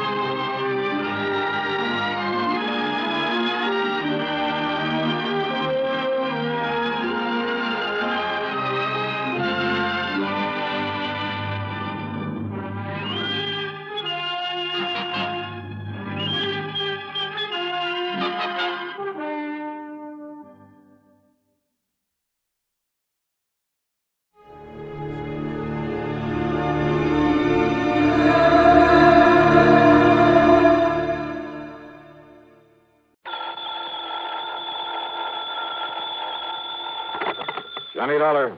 Pat McCracken, Johnny, Universal Adjustment Bureau. Pat, haven't had an assignment from you in, several days. Yes, I know. Now, listen, this expense account of yours. Huh? On that case you just finished. Oh, now listen, Pat, after all these years, and I not only gave you a full report, but an itemized statement. I know. That expense account was completely legitimate from start to finish. Every single item was money out of my own pocket that I spent to solve that case. What case? The one you're talking about, the one I handled for you last week, whatever it was. You don't remember what it was. Well, what difference does it make? All I'm saying is that whatever expenses I put down there were completely justified. You remember what the total came to? Haven't the least idea. Then let me remind you. Oh, now, look, that's Johnny, beside the point. To exactly $12.30. Well, I tell you, every penny of it was $12.30. That's right. Now, do you blame me for thinking maybe you were sick or something? Oh, no. And I thought you were... Okay, Pat, argument's over. Only it isn't, Johnny. Huh? Not by a long shot. You mean you are going to question that expense account? No, I mean we never discussed a fee on that case. Oh, well... And in view of the fact that you had a pretty rough time of it and almost got yourself killed, well, I persuaded the company to slap on an extra fee of $500. Oh, Pat, you are a doll. And I ought to slug you. Instead, how about taking on another one? Fee on this one, too? We'll see. I'll risk it. Then grab a flight to Buffalo. Buffalo. Contact Edward J. McNair at McNair's Emporium. McNair's what? The Emporium. That's one of the big department stores. Somebody lifted a few dollars out of their safe last Saturday. How much? Something over $400,000. Wow-wee. Yeah. Well? Okay, Pat, I'm on my way.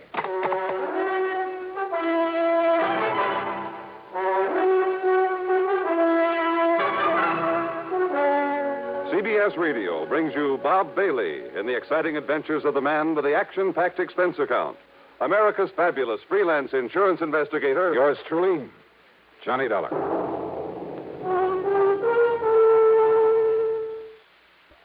And now, Act One of yours truly, Johnny Dollar.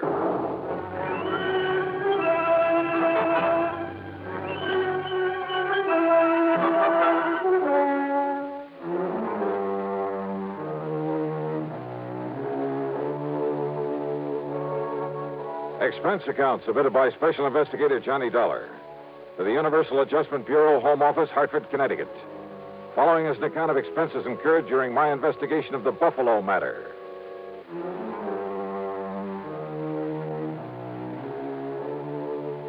Expense account item 1, $49.50 plane fare and incidentals to Buffalo, New York. Item 2, $8 even for taxi fares. After dropping my luggage at a hotel, I went over to the Emporium. In the big office on the top floor, I talked to Mr. McNair himself. $421,216, according to the books. Well, that's quite a loss, Mr. McNair. And I suppose, Mr. Dollar, that to some extent it's my own fault. My fault. Oh, why do you say that, sir? Heaven knows John Harker suggested changing the procedure more than once. John Harker? Yes, my young personal assistant. Also company treasurer. Oh, I see. But I've run things single-handed the same old way for so long, and nothing like this ever happened before. Mm-hmm. What do you want to tell me about it? We've followed the same procedure every Saturday night for over 28 years, which is to say that as soon as the store was closed, each department head, in turn, brought his cash receipts up here to the treasurer. This, John Harker. Then Harker gave the department head a receipt, put the money in the vault, and that was that. Well, sir, it seems to me it would have been a lot safer to have an armored car deliver that money to the depository of some bank during the day, maybe several times a day. Exactly what John suggested some time ago. I suppose I should have listened to him. Well, go on, sir. Last Saturday, after we closed, things went along quite as usual. That is, until Mr. Ellery in Sporting Goods, always the last to bring his money to the vault, until he knocked on Harker's door. Well, right on cue. Excuse me. Come in. Mr. McNair, John, come in, please.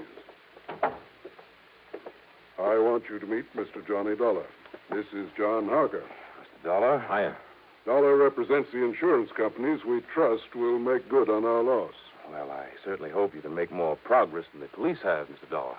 That bandage on your head have anything to do with the robbery, Harker? Yes, it certainly has. Terrible, isn't it? Now, sit down, John. Tell Mr. Dollar exactly what happened on Saturday night when Mr. Ellery came up to turn his cash over to you. Thank you, sir. Oh, I'm afraid it was all my fault, Dollar. Not a bit of it. Yes, for being caught off guard. All right, what happened? Well, when Ellery knocked on the door of the vault room, I asked who it was. He told me, and, well, I should have known by his tone of voice that something was wrong. Now, John, you're not to blame. This sort of thing could have happened to anybody. Even to me. Thank you, Mr. McNair, but it doesn't alter the fact that... Well, Dollar, I went over and unlocked the door for Ellery. But instead of walking in, he was forcibly thrust into the room. The door was thrown back so hard, it knocked me down, knocked me unconscious. Terrible. And when I came to, the cash drawers of the vault were empty. The keys had been literally torn out of my pocket. You shall have a new suit for that, John. Thank you, sir.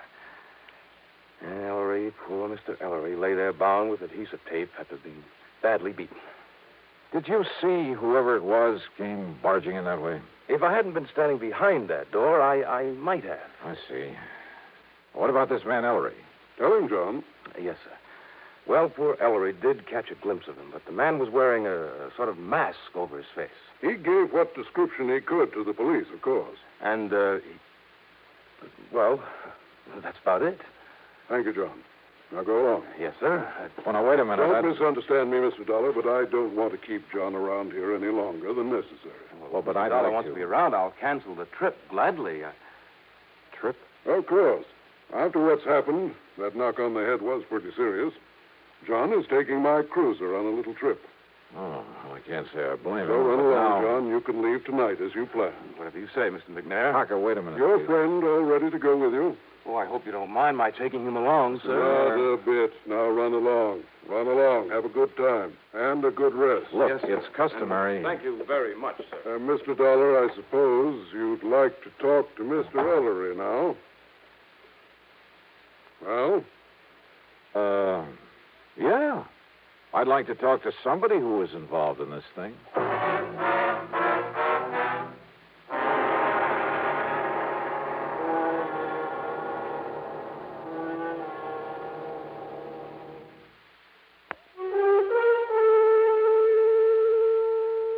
David Ellery, the other victim of the robbery, was still out to lunch, so I grabbed a bite myself. That's item 3, $1.75, and checked with the police. Nothing helpful at all. No leads on the man who'd got away with over $400,000 from the store there in Buffalo, New York. Then I went over to the Emporium to the sporting goods department. Ellery was back, and I talked with him in a little office in a corner of the stockroom. He was still suffering from the beating he'd taken. Yes, sir, Mr. Dollar. It was awful, terrible.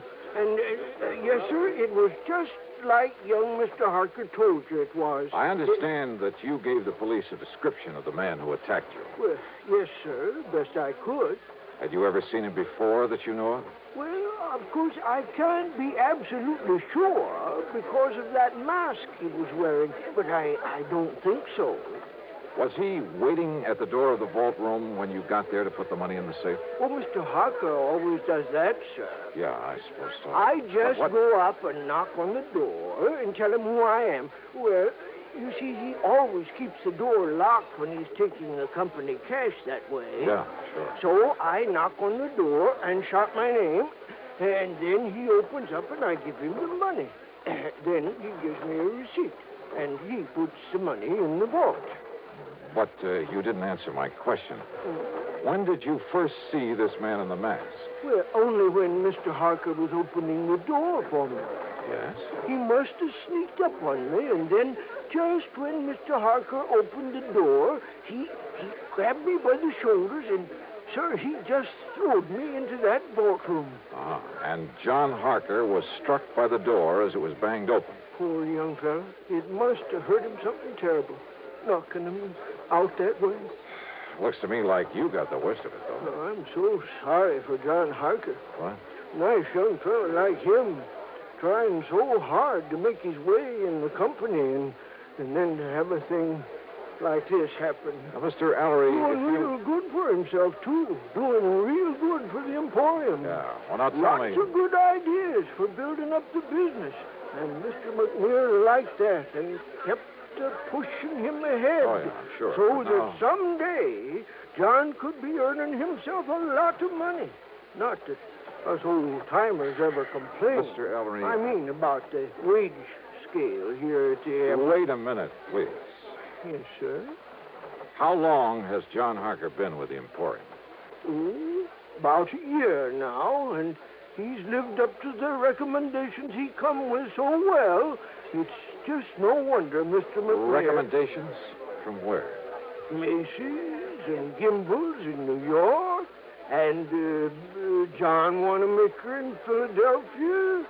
Oh, from lots of big stores. A couple in Chicago, too. Oh? Yes, sir. Mr. McNair told us about it himself when he hired Mr. Harker and explained that's why he'd give him a better job than some of us old-timers have. Macy's, Gimbel's, Wanamaker. You don't believe me, you ask Mr. McNair. You know something, Mr. Ellery? What, sir? That's the one thing I believe I'd better not do. What? Well, thanks a lot. You've been a lot of help. Well, now, Mr. Dolar. I had suddenly begun to wonder about the way Mr. McNair had gotten Harker out of his office before I could fairly question him. About the possibility that McNair might have engineered this robbery himself. Because it had to be somebody completely familiar with the procedures, the routines of that store, because of the timing. Somebody who knew the place would be virtually empty at that time of day. Who knew that Ellery was always the last to take his money up to the vault. I'd noticed a checkbook on Mr. McNair's desk. It made a mental note of the name of the bank. But it was now after 5 p.m., so rather than push things until I was sure, I went back to my hotel room to clean up, eat some dinner, and get a good night's sleep. But as I started to open my handbag, wondering, by the way, if I'd forgotten to lock it for the first time in my life. Yeah, I'd heard that sound before. I grabbed the bag, made a dash for the open window, and threw it as hard and as far out from the building as I could, out over the empty lot beside the hotel.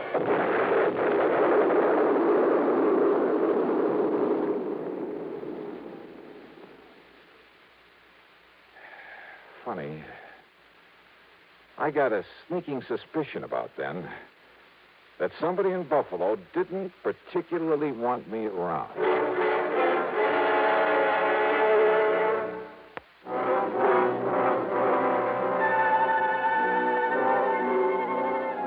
Needless to say, I had to do a bit of explaining to the police about the infernal machine in my handbag that I'd tossed out of my hotel. And the company will have to pay for some broken windows in that neighborhood. And needless to say, their only theory about who might have planted that bomb was the man in the mask, whose identity was still unknown to them. But I had an idea.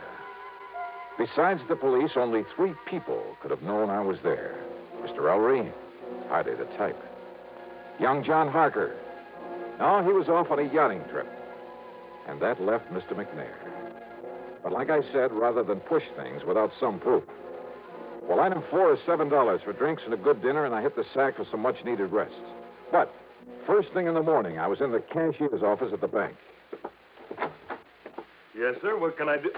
Johnny! Holy Barton. Now, what under the sun are you doing here? I'll have you know that I'm not only cashier of this bank, but a vice president, too. How are you, boy? Congratulations. Well, look, I got to get right to the point. I want to know all I can about the financial condition of not only Mr. Edward J. McNair, but also the store he owns, the Emporium. Oh, now, Johnny, you know that things like that are of a confidential nature between a banker and his client. Oh, I can see you're going to be a lot of help. I'll tell you this, though. McNair is worth millions. Millions, Johnny. Well, how about outstanding debts against the store? McNair's old-fashioned. He pays cash. Cash on the line for everything. That store hasn't owed a penny for, I'd say over 25 years. Nor has McNair himself. So, Johnny, if you're by any chance thinking... $400,000 is still a lot of money, Will. To him, it's only a drop in the bucket. But, of course, he's entitled to recover it, and if one of the companies you represent has to pay it... Wait a minute. Let me use your phone. Why, surely, here.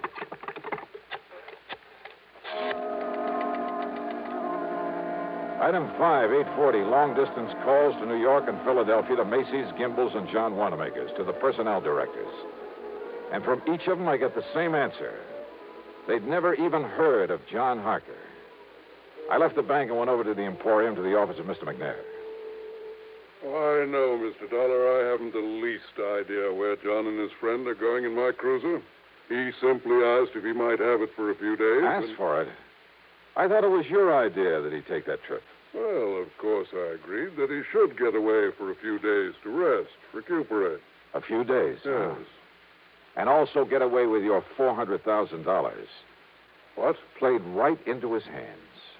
You know anything about this friend he's taking along? Well, I presume, being a young man with lots of lady friends. Well, I presume it's the guy who helped him with that robbery. What are you saying, Mr. Dollar? Oh, brother, how nicely things are beginning to add up around here. To begin with, it had to be somebody here in the store. And listen. I'm listening, sir. Harker told me, right here in your office, he told me that when old man Ellery knocked on the door of the vault room, that Harker should have known something was wrong when Ellery called to him and identified himself. Mr. Dollar. I should have known by the tone of his voice that something was wrong. Now, those were the words that Harker used. You heard him say it, too. But he was lying. Lying? Yeah. Because Ellery didn't know the robber was even there until after John had opened the door for him. You're sure of that? I'm sure. Mr. Dollar, are you trying to say that John Harker, that fine young man... I am trying to tell you that you have made an old fool of yourself, that you made your first mistake when you hired that smart young crook. I'll have you know that John came here with the highest possible recommendation. Yeah, well, Macy's and Gimbel's and the rest never even heard of him.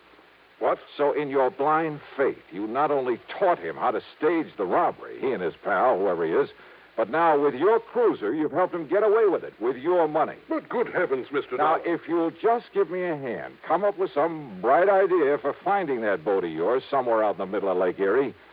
Yeah, and probably headed for some remote little port on the Canadian side of the lake. Believe me, if ever I needed a stroke of luck, it's right now.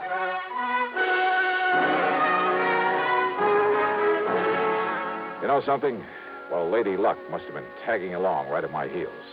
And don't ever underestimate the United States Coast Guard. A big sou'wester had built up over Lake Erie, so they'd contacted every small boat within 100 miles. The boys aboard McNair's yacht hadn't dared not answering the call. They would only have sent the Coast Guard out looking for them. And where were they? Dollar, they're riding out the blow in the lee of Long Point off the Canadian shore. Here it is in the chart. Or is that just where they say they are? No, radio compass checks have verified their position. Right there. But now, Mr. Dollar... Yeah, no. That puts them in Canadian waters, doesn't it? Yeah, I'm afraid so. Which means we have no jurisdiction, no authority. Of course, our friends across the border will be glad to cooperate any way they can. I'm sure of that. Yeah, but by the time we take whatever legal procedures may be necessary... No, listen. Yes, sir? Now, off the record, unofficially, suppose I were to go out there after them myself. Oh, now, Mr. Dollar... Well, somebody has to nab them.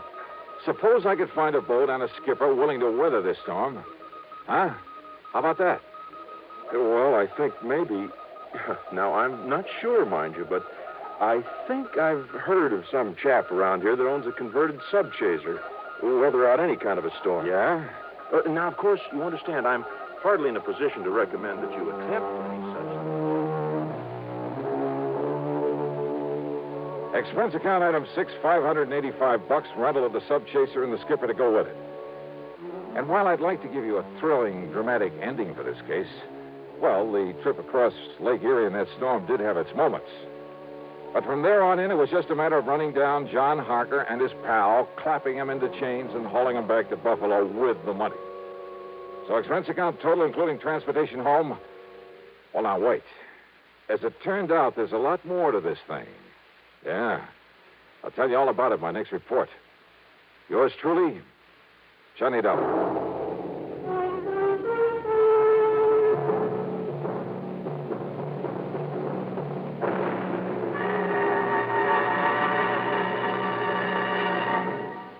Now, here is our star to tell you about next week's story. Next week, well, as I told you, there's a lot more to this case. As a matter of fact, it turned out to be the most exciting, most dangerous assignment. Well, join us, won't you?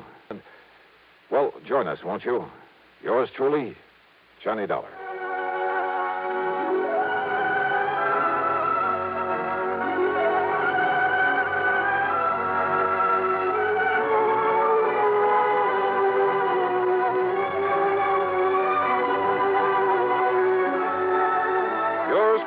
Johnny Dollar, starring Bob Bailey, originates in Hollywood and is written, produced, and directed by Jack Johnstone.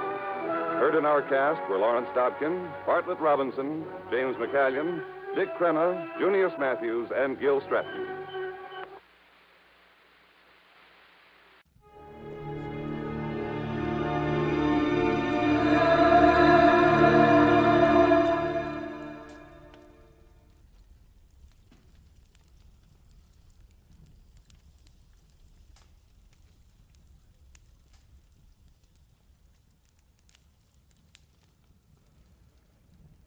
Get this and get it straight.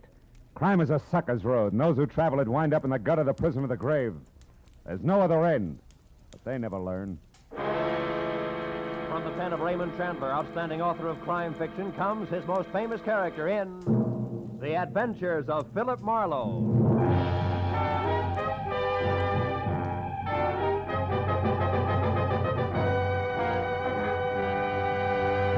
Now, with Gerald Moore starred as Philip Marlowe, we bring you tonight's exciting story, The Collector's Item. Hey,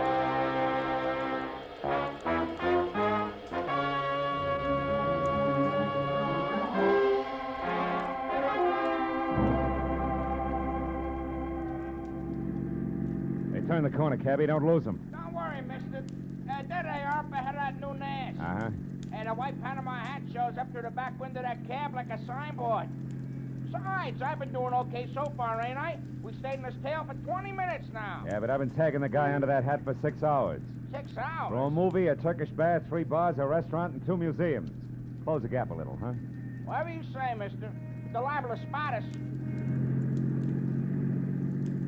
How much longer you gonna keep this up? What difference does it make as long as your flag's down? Big difference.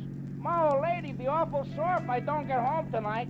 And this follow-the-leader routine looks like an endurance contest. Take it easy, cabby. At 10 o'clock tonight, a certain big deal will be closed, and then we can both forget about that guy up there and go home. Big deal? What kind of big deal? I ain't nosy. I just don't want no trouble. You'll get no trouble. It's approximately legal, ain't it? Legal as Confederate money.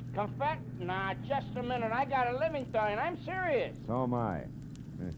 Serious is a rare coin dealer. Oh, a numismatist. Yeah, that's right. Well, what do you know? I collect Indian pennies myself. Small world. And the guy up there in the hat's trying to louse up for sale, huh? That it? Roughly, yeah. Keeping an eye on him till the deal goes through at 10. He's a screwball from the deep south. Hey, the light's changing. He's gonna be caught.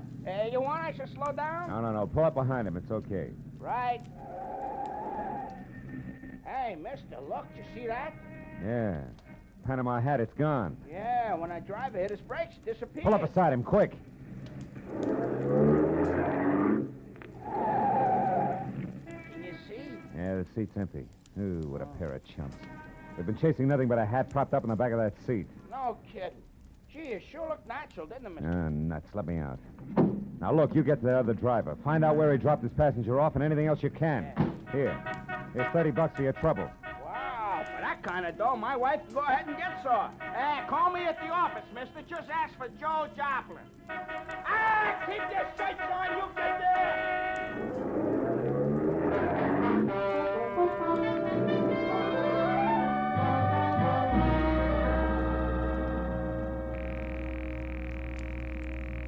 Come on, Rayardi, be there. Be there. You'll go off like a Roman candle. Come on, be there. Hello. Ah.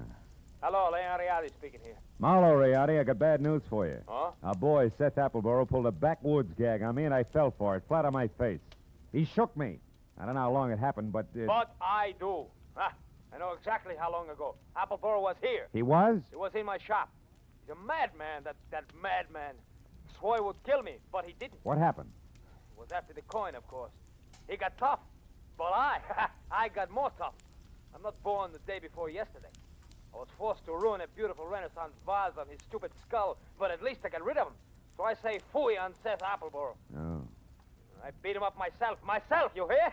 And I throw him out. It's finished. So at 10, I shall sell the coin to Pierre Bowman as arranged, and that will be that. Well, glad to hear it, Rayardi. To send the check to... Just a minute, Mr. Marlowe. Huh? Who's there? Who's back there? Who is it? Rayardi, Hey, Rayardi, what's the matter? No! No, wait! No, listen, dog! Good! Rayardi! Marlowe, you... Rayardi! Rayardi! Rayardi! I ran out of the phone booth, hailed the first cab that came along, and headed for 113 Marion Avenue. Leon Rayardi's shop was a narrow cell with tattered green shades drawn over dingy windows. The front door was locked, so I went around to the alley where I'd left my car earlier. The back door to Rayardi's was half open. Rayardi sat on the floor, his legs spraddled out, his head slumped against the bottom drawer of his desk like a drunk too tired to look for the way home. Beside him on the floor was all that was left of the reason for it. A small open box lined with blue velvet and labeled Unique, Confederate States of America, $50. One of 4 struck at New Orleans Mint, 1861. Only piece of this series now in existence. Source, Colonel J.J. Appleboro Collection, 1880. But the box was empty. The 4 bits worth of Confederate money was gone. I picked the phone up in my handkerchief and called the cab company office. 2 minutes later, I had Joe Joplin. Yeah, I got that other driver okay, mister, but I couldn't pry much out of him. Even the hard way, I tried. He left that southern drawl off at the Wilshire Gardens, Villa 9. And he got orders to take the Panama hat on a $10 drive around town. That's all? That's all he knows. He thought it was some kind of joke. Wilshire Gardens, number 9. Okay, Joe, Yeah. thanks.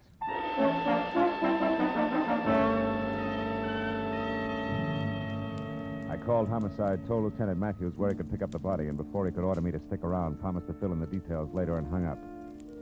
After that, I got in my own car and drove to the Wilshire Gardens Hotel, Villa 9. What finally came to the door and eased it open a cautious 2 inches. Had a mop of renegade hair the color and shape of tumbleweed, a body as gaunt as a piece of barbed wire, and 2 sick gray eyes that tried hard to hide under a pair of scrub brush eyebrows. Seth Appleboro wasn't glad to see me. State your business, sir. What's more, I'm a busy man. I'm not well, so be brief. Okay, we'll start off with murder. Murder? Now, see here, We'll sir. follow that with a missing Confederate $50. Now, do I come in peaceful like, or do I knock the door down? Don't go riling me up, Yankee, or you won't get in at all. What's your name? Philip Marlowe. My business at the moment is trying to square things with a client I let down very badly. Client?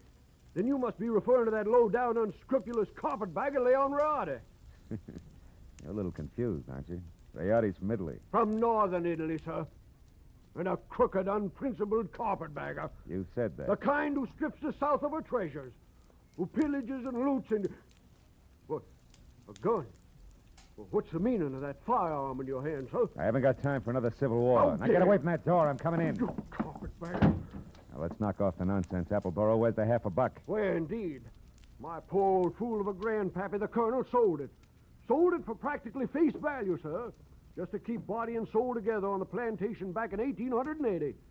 And what he was give for it wasn't worth dirt compared to what that fine old piece of Confederate money's really worth. All right, all right. Where is it? Come on, hand it over. Oh, I don't have it, sir. Oh. Not yet. But by ginger, I'm going to get it. And when I do, it's going home where it belongs, you hear? To the South. Oh. You better go to the couch and take another pull on your mint julep, Buster. You look bad. My head. And then I want that coin. I'm not kidding. That Rayardi crowned me with an iron pot. Oh. But that won't stop me, sir. I'm not going to stand by and let that rare old $50 be desecrated any farther. I'll prevent it being sold to any rich, dawdling oaf of a collector who has the audacity to live in Sherman Oaks. If it's the last thing I do. And you, sir, you won't stop me either. Sit down, I told you. Oh. You crackpot. Oh, my head. I should have known. Win, lose, or draw, I'm turning you over to the police right now, Appleboro. Charge is murder and larceny, and it's too bad, but you're a cinch to beat both raps on a goofball plea. You, big boy, put down the phone, drop your gun. Oh, rebel reinforcements. Drop it, I said. Oh, friend indeed. Providence is still smiling, sir. Yeah, sure. She's hilarious, Mr. Appleboro. Right, big boy? Or don't you see the humor of the situation? Oh!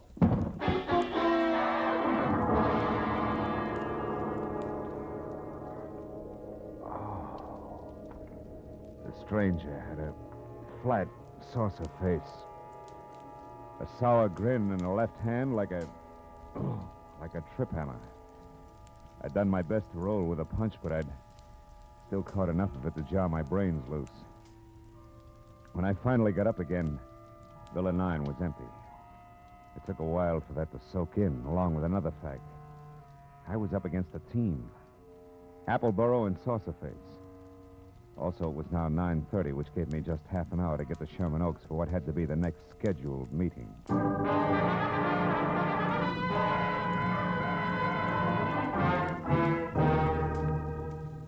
The Boneman Mansion on Clooney Drive, from giant iron gate out front through overgrown grounds and up to the entrance, looked a lot more like the prop room at the Metropolitan Opera than anybody's residence.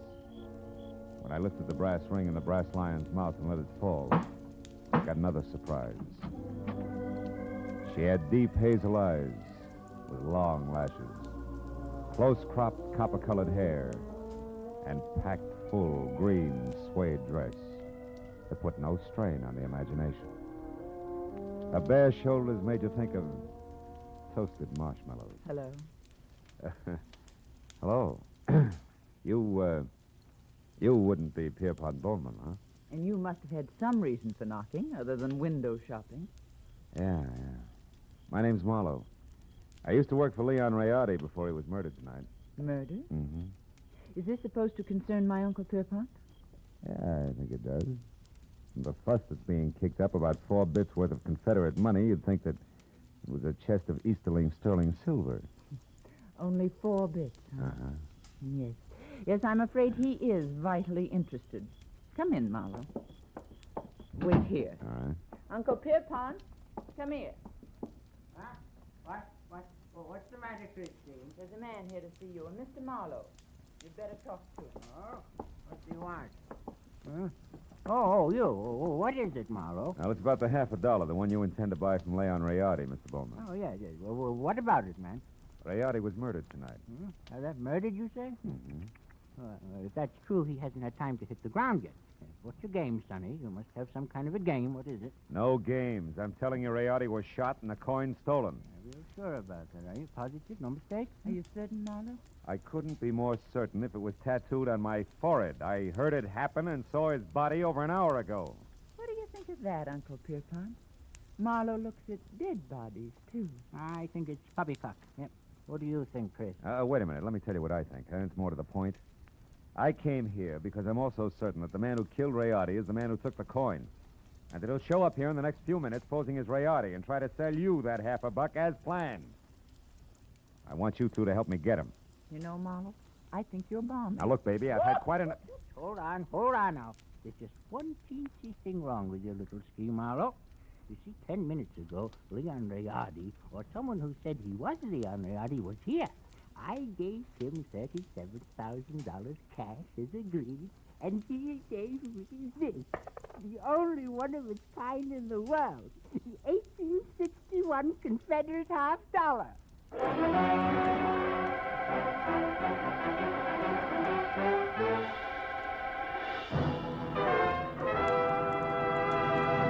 In just a moment, we will return to the second act of Philip Marlowe. But first, there are songs for sale, and one of them may turn into the nation's newest hit as you listen in to CBS on Friday night. This hour-long program of melody is called Songs for Sale, and during the hour, you hear 4 songwriters with unpublished music as they present their tunes to a panel of veteran, top-flight songwriters. At the end, the panel picks out one song to be published and plugged, and you'll hear the reasons they give for their choice. Be listening to Songs for Sale tonight on most of these same CBS stations. Now with our star, Gerald Moore, the second act of Philip Marlowe, and tonight's story, The Collector's Item.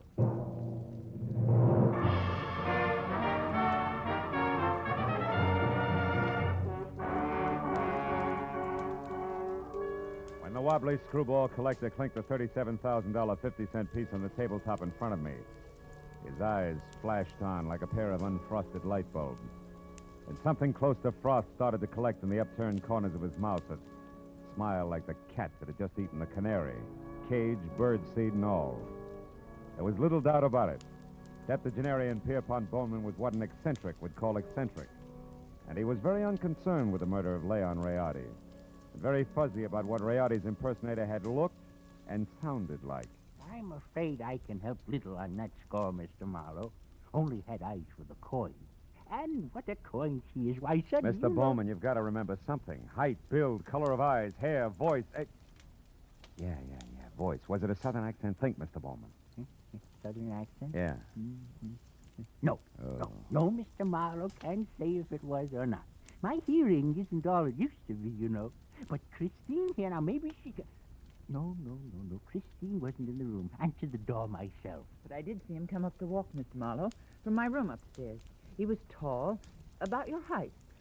Oh, no, perhaps a mite shorter. And he wore a gray suit. No, darker than gray. Sort of light blue shade. Oh, that's I think, great. like Yeah, thanks a lot. Before I start reaching for a butterfly net myself, I think I better get back to Seth Appleborough's place on Wilshire. Why there? Surely if he's the guilty one, Mr. Marlowe, he won't wait to be apprehended. Not on purpose, no. But when I last ran into him and his buddy saucer face, he was fighting an acute case of vertigo.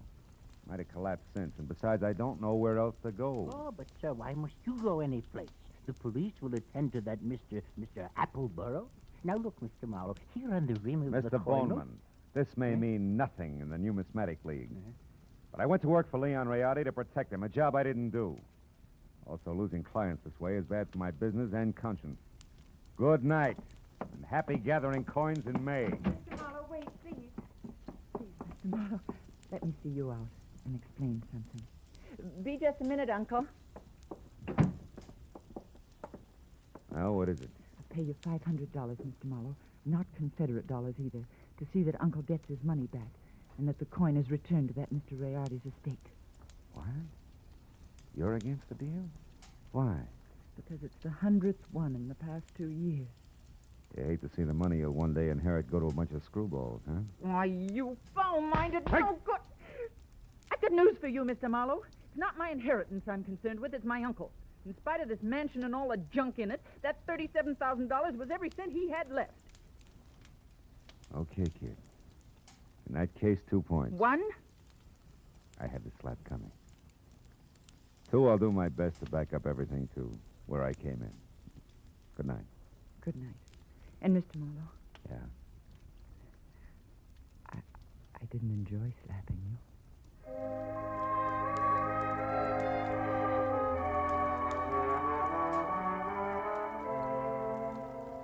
She said it like she meant it. 20 minutes later, I was back at the Wilshire Gardens where I found Villa 9 as dark and quiet as the bottom of a well. I had just about decided to quit playing long shots labeled I hope he passed out on his front doorstep when, from a nearby clump of pepper trees, I caught a glimpse of a shadowed figure moving toward me, one slow step at a time. I knew that I was spotted and strictly sitting duck, so I tried the only possible out. General nonchalance, my back to the pepper trees long enough for the not-so-stealthy hunter to get within hunting distance. And a good evening to you, Brother Appleborough. Now, sir, get up and start talking. What? Well, saucer face.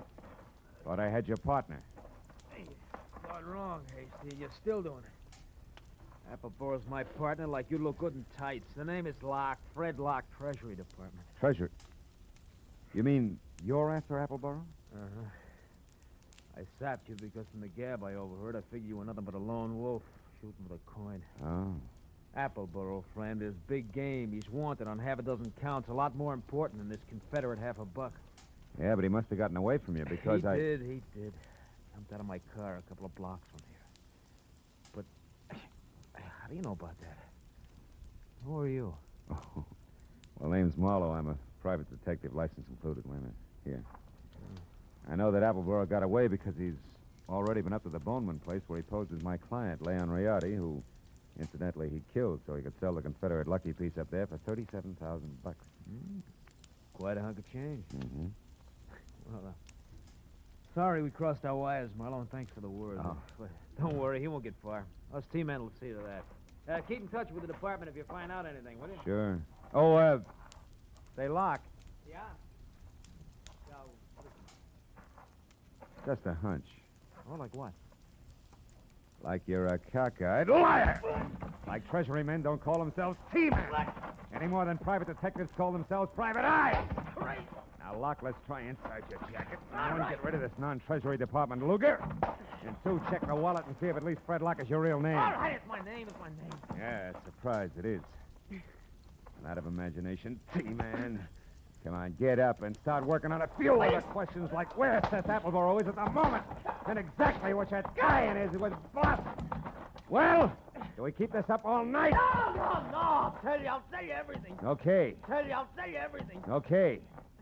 Now, first the setup. Come on. Yeah. There were two of us. Me and Adam. No!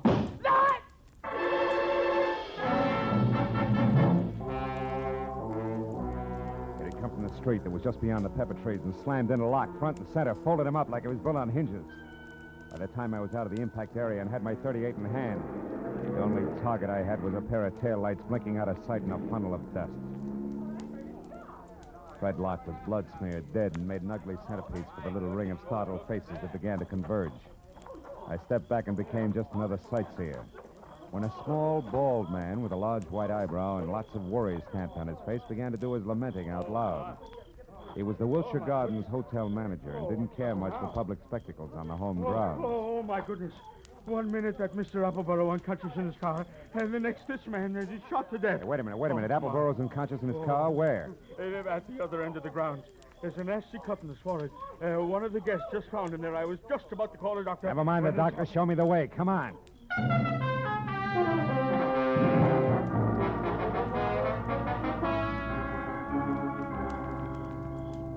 Come on, Dixie boy. Breathe deep.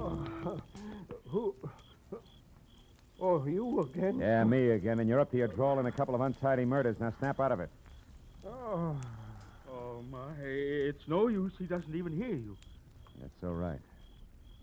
While it's this peaceful, I think I'll check on this drooping flower of the old South. His wallet should do it. Do what? Prove whether or not he gave me a straight pitch. Yeah. What do you know? Membership card, Sons of the Confederacy, New Orleans chapter. Here, let me see. Oh, that's his picture, all right. Sure is.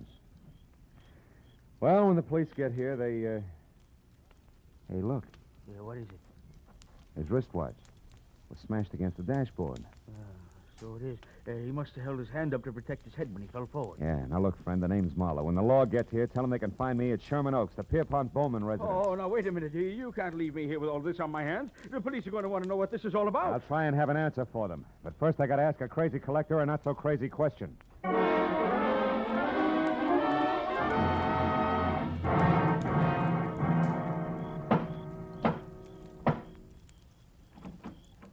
Well, hello, Mr. Marlowe. I was hoping you'd come back. No flowers and candy, honey. This isn't a social call. Then what brings you here? Your uncle, is he still up? Yes, but he asked not to be disturbed. Why? I got a picture I want him to look at. What kind of a picture? A man. Possibly the man who sold him the coin tonight. Now, where is he? In the gun room. Oh, but he'll scream bloody murder if we bother him. That's the subject on hand. You mean you found out who killed Leon Riardi? No. I found out someone else has been killed. Come on, huh? Over that coin? Who was it, Marlowe? Guy named Locke. We'll get to the fine print later. Is this the room? Yes, but It's just the man I want to see. Oh, Mr. Bowman, I hear you. Well, it's quite a blunderbuss. Look, point that somewhere else.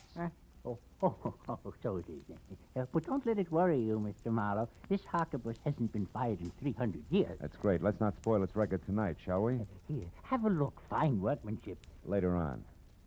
Right now, Mr. Bowman, I want you to have a look. This picture, it's Seth Appleboro. Is this the man who sold you the coin, the one you couldn't remember? No, not the party. Now, on this gun, Mr. Marlowe... Uncle, we've had another murder. Huh? Oh, my, that's too bad. But what's all that got to do with me? I'm not sure. But, Mr. Bowman, if Appleboro wasn't the one who sold you that hot $1/2, it must have been an item named Locke. Huh? The saucer-faced buddy I told you about before. Oh. The one who sapped me at Wilshire Gardens. Oh, very interesting. And perhaps tomorrow, Uncle, please. Go on, Mr. Marlowe. Well, there isn't much more. When I left here and I went back for Appleboro, I ran into Locke. We mixed it up, and I was just about to get him to talk when he was shot out from under me. What? Appleboro did it? He shot Locke? No, he couldn't have. Oh, why not? Because Appleboro was out cold in his car at the time. Then all you really know is that Appleboro didn't kill with Locke. Oh, I know a little more. I also know now that there's a third interested party mixed in. Who? You, maybe. Uncle? What? Me? Sure. You could have killed Rayardi via hired flunky like Locke. Sold yourself the coin. After all, you're broke. It's been done before. You're mad. It's insane, Marlowe, the idea. To think that Uncle would hire the likes of Fred Locke, why, it... Slips, Christine?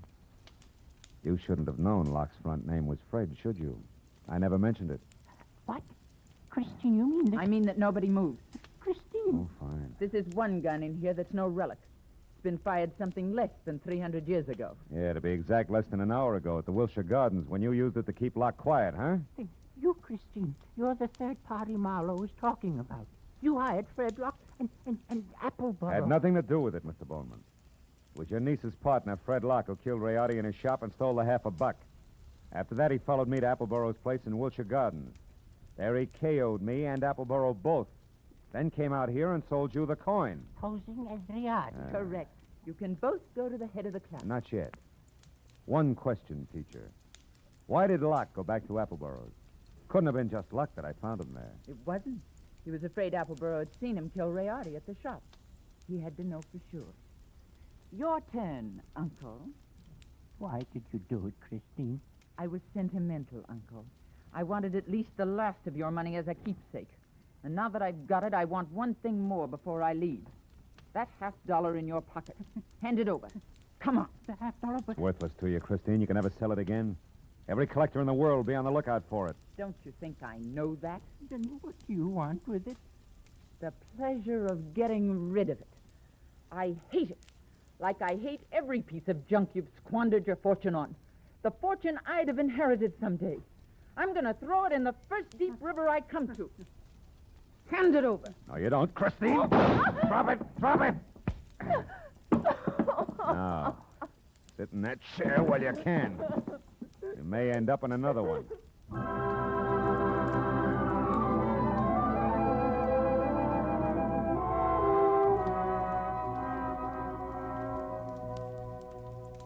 The police arrived. They always do. And after a long hour of questions and answers, there were only two of us left. Pierpont Bowman, standing close to a window, tears crowding his eyes. The fingers of his right hand nervously toying with the Confederate coin. And me, thinking about Leon Rayardi and Fred Locke and Christine. It was the old man who finally broke it up. A rotten thing. I left after that. So I don't know if Appleboro got the coin or not. You might check if you're ever running through the New Orleans Museum.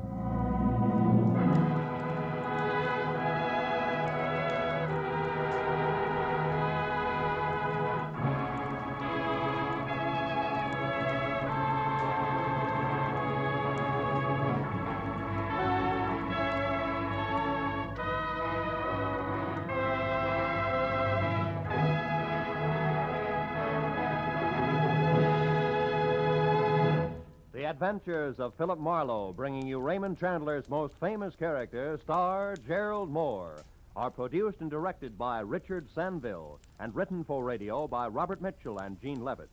Featured in the cast were D.J. Thompson, Anthony Barrett, Shepard Menken, Tom Tully, and Jack Crucian. The special music is composed and conducted by Richard Arant. Be sure and be with us again next week when Philip Marlowe says... This time an old man dead in a flophouse, a sot who carved wood, a fallen lady with an eye for gold lockets, and a snake with big ears. All led me to a soft spot in a killer's hard heart.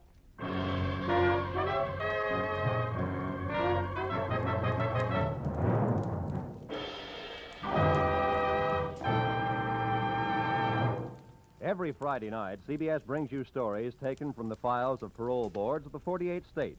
With only the names changed, these stories give and detail the events of a criminal's life up to the time he is up for parole.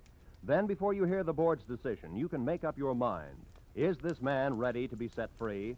It's been hailed by press and public alike as an outstanding anti-crime show. And you can hear it now by staying tuned, because Up for Parole follows immediately on most of these same CBS stations. Roy Rowan speaking. This is CBS, where you play Sing It Again every Saturday night, the Columbia Broadcasting System.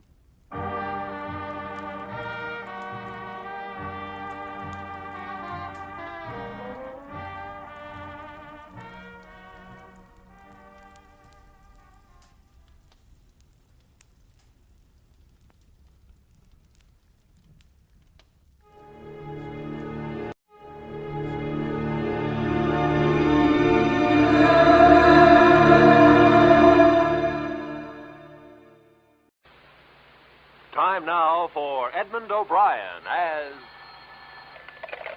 Johnny Dollar. Why in the world are you down here, Dollar? Your train leaves in 45 minutes. Well, I'm taking a quick refresher course in ancient history. You're sending me out to find a missing archaeologist, aren't you?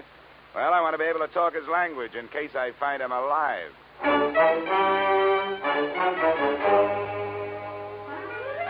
Edmund O'Brien in a transcribed adventure of the man with the action-packed expense account. America's fabulous freelance insurance investigator. Yours truly, Johnny Dollar.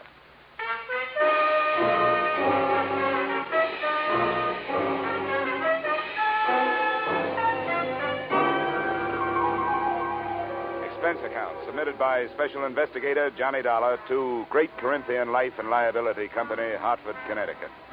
The following is an accounting of my expenditures during my investigation of the disappearance of Bruce Lambert, the archaeologist who never should have left his tomb. Expense account item 1, $7.50, railway and taxi fare from my Hartford apartment to room 317, Brighton Arms, New York City, a hotel whose front rooms had a depressing view of an 81st Street mortuary.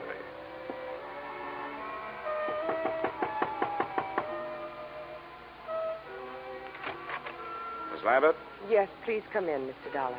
She was tall without awkwardness, had the physique of an athlete, but still with softness, and a golden tan made her seem out of place, set against the snow heaped on the sill outside the windows. Thank you for coming, Mr. Dollar. I realize that mine was a rather unusual request to make of an insurance company. Not at all, Miss Lambert. The company doesn't want to lose a policyholder any more than you want to lose a brother. But there are a lot of good private detectives in New York. I couldn't afford one. I had thought of notifying the police, but I realized that Bruce's case would be just one of many to them. They're so impersonal. And if there's a chance of any notoriety... Miss Lambert, if you mean that for some reason you'd rather the police didn't find him, you'd better tell me about it. Yes, of course I was going to. I don't see how it could make any difference. Please sit down. Maybe we'd better start way back at the beginning, huh? That would be in Egypt, wouldn't it? Yes. In the desert some 100 miles west of Thebes.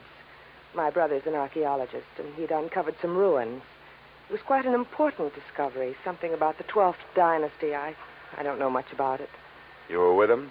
Yes, I didn't spend much time at the excavation site. I stayed in the village. But the reason the police might make it difficult is that Bruce discovered some relics that he didn't declare to the authorities there. You mean he swiped them? Well, if you're in the habit of using extreme bluntness, I suppose you could put it that way. All right, I'm sorry. Please, Mr. Dollar, this is quite unpleasant for me. If Bruce had stolen all the relics, you wouldn't expect it to make any difference in how I felt about his disappearance, would you? Well, I'm afraid I can't do anything for you. I've got to know these things if I'm going to help you. Wait. I'm sorry. I'll tell you everything I know. All right. What were those relics that your brother didn't declare? Well, I'm not sure how many there were. There was some statuary, an obsidian head of some old king, and then there was a scarab. It was supposed to have been the official seal of this king. Do you know how valuable this stuff is? I'm afraid that it might be very valuable in some circles. That's what I was afraid of, that someone harmed Bruce or even... But there's so many things to be afraid of. He isn't strong. Maybe even his mind. He was injured quite severely in a traffic accident in Alexandria just before we left Egypt. I've got to find out what could have happened to him. Oh, come on. Now. We can't find out this way. What does your brother look like? Is he light or dark? Here's a snapshot. Oh. He's blonde. His hair is straight and was quite long when I last saw him. And that was 4 days ago? Yes. The day our ship docked, I was arranging for my luggage.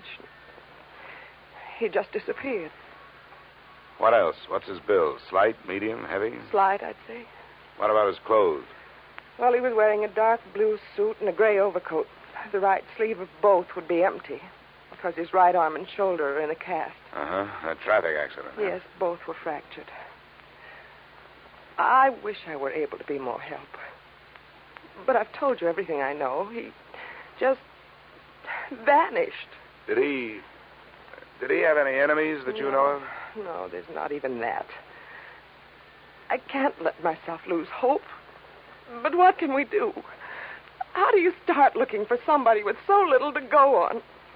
Before I answered her question, we started at the beginning again. The second run-through was pretty much like the first.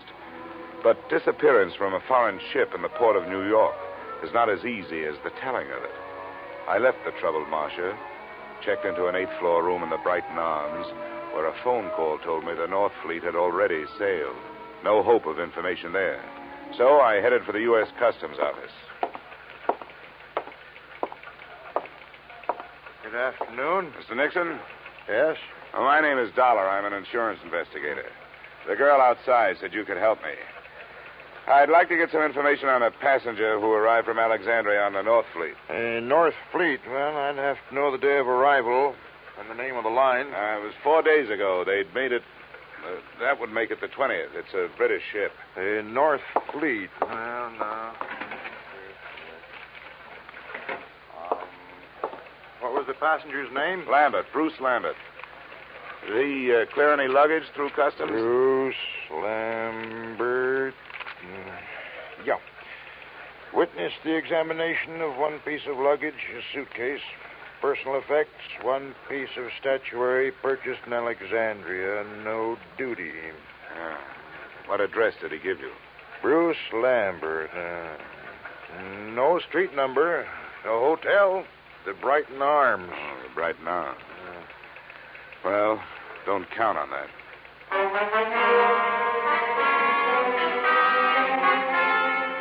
Expense account item 2, $30, which, with my ID card, helped impress the cab drivers who worked the entrance to the pier where the North Fleet had docked. Checking these cabs took the whole afternoon, and midway through it, I realized I wasn't the only one interested in that particular hack stand. I wasn't sure at what moment I'd actually noticed him. He was doing a very bad job of hiding behind a Journal American on the other side of the street. All I could see was the lower half of an overcoat, the seam of some razor-sharp trousers, and some pointed shoes. But I began to feel his eyes looking at me as I went on with my questioning.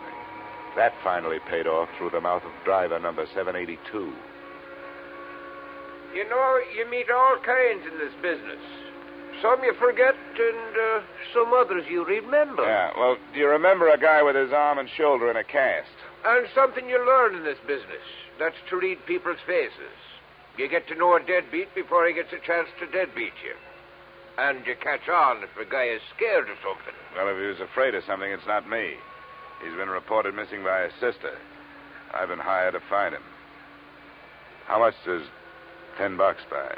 You know, maybe he don't want to be found. Is that what you think? Sure. He paid me more to climb up than you offered. Well, I've got more.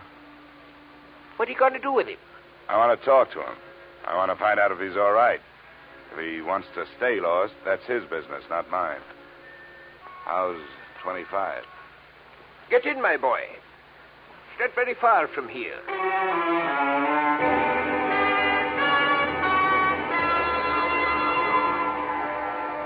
Our destination turned out to be an old red brick hotel near 39th Street between 10th and 11th Avenue. And it occurred to me that as an archaeologist, Lambert was running true to form. He'd even used some ruins to hold up in. One $5 bill brought the information from the room clerk that Lambert was out of his room, and another brought a pass key that let me in.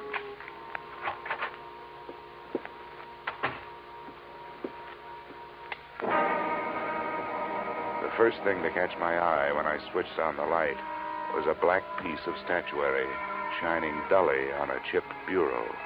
a crowned head with exaggerated features, sculptured in obsidian. I posed myself this riddle. If it was so valuable, why didn't Lambert take better care of it? But before I had a chance to try for the answer, a foot nudged the door open behind me. As might be expected, it was wearing a pointed shoe and was followed into the room by a slight yellow ivory-skinned man who rather resembled the black statue. I must thank you for leading us to the hiding place. Where is he? Well, that depends on who he's hiding from. It looks like it's you. Perhaps it is that you do not know where he is. Yeah, perhaps. I followed your taxi after you talked with those drivers. That was very smart. Where did you think I expected you to go? What's your interest in Lambert? You were employed by the girl to find him. How much does she pay you? I never talk money with a stranger. Perhaps we will not be strangers for long. The point of importance is that you have not yet found him. Mr. Drummond will pay you $2,000 to do so. Mr. Drummond is generous, but what makes you so sure I haven't found Lambert? Because he is not here. Well, that only means he's someplace else. Please, I have no wish for violence. Well, then put that thing away. In the first place, gunfire, even in this neighborhood, is going to bring the law. In the second place, that's a lady's gun. One of those handbag jobs. You know, you ought to be ashamed of yourself for carrying it. Please, I have no wish to use it. Then get rid of it.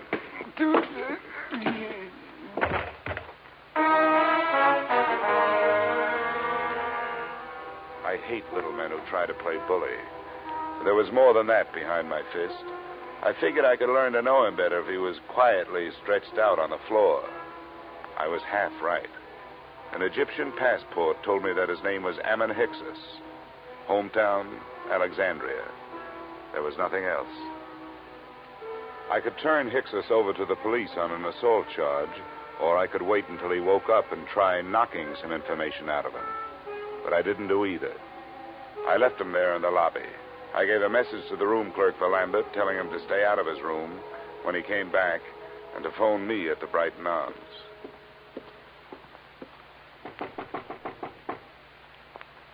Who is it? Dolar. Oh, just a second. Is there any news? Did you learn anything, Mr. Dolar? Yeah, I made some progress. I met Ammon Hyksos. You told me your brother didn't have any enemies. That little Egyptian is out looking for him with a gun. Why'd you lie to me? I have no right to ask you to believe me now. That's so true. But I wish you would. Please come here and sit down. No, thanks. You sit there and I'll stand here. I think I'll be less inclined to believe you from here. That's not fair. I know. I wasn't fair with you either. I want to be. But there are some things I just can't tell you. Why not? Well, I can't tell you that either. No, nuts. Women like you make everything tougher than it should be. You demand all, but you give nothing. You ask to be trusted, and you won't trust. You make yourselves look soft when you're as hard as steel. You've got warmth, but you only turn it on when you get something out of it. You're wrong. I was trying to help him. Or us. I had to lie. Look, I started this thing wanting to help you. There was something personal about it. But you wanted me to do things your way and not mine. Well, we just stopped doing that. Please leave me alone. Just go away. Go back to Hartford and forget you were ever here. I wish I could. But I'm working for an insurance company looking for a missing policyholder. Well, I'll be up in my room if you decide to help me find it.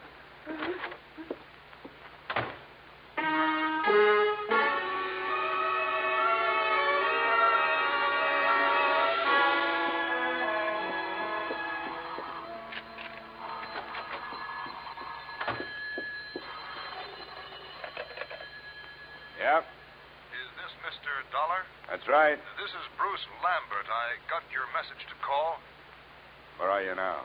Not so fast. There were 2 attempts on my life while I was on my way here from Alexandria. I'm not anxious to tell anybody where I am. How did you get into this? Marcia called your insurance company when you took the run out. They hired me. Good for Marcia. Is she all right? Well, that depends on your point of view. I suppose she's being the helpful sister to you, but for me, she's done nothing but act mysterious. I don't get it. But she won't tell the truth about you. I hope you do better. She told you she was my sister? Well, sure she did. Why shouldn't she?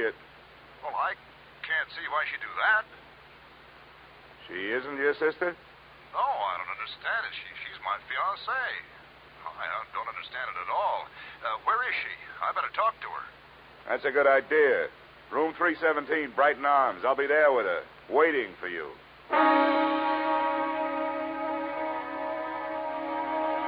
Which, in a way, was how it worked out. Except that I waited for him in the corridor outside her room. I left Marcia where I found her. She was on the bathroom floor, where she died from wounds inflicted by the proverbial blunt instrument, and where her lies had died with her.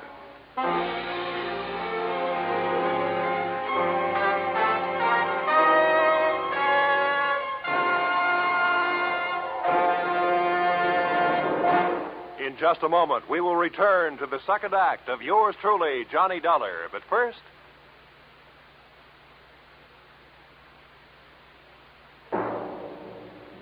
And now, with our star, Edmund O'Brien, we return to the second act of yours truly, Johnny Dollar.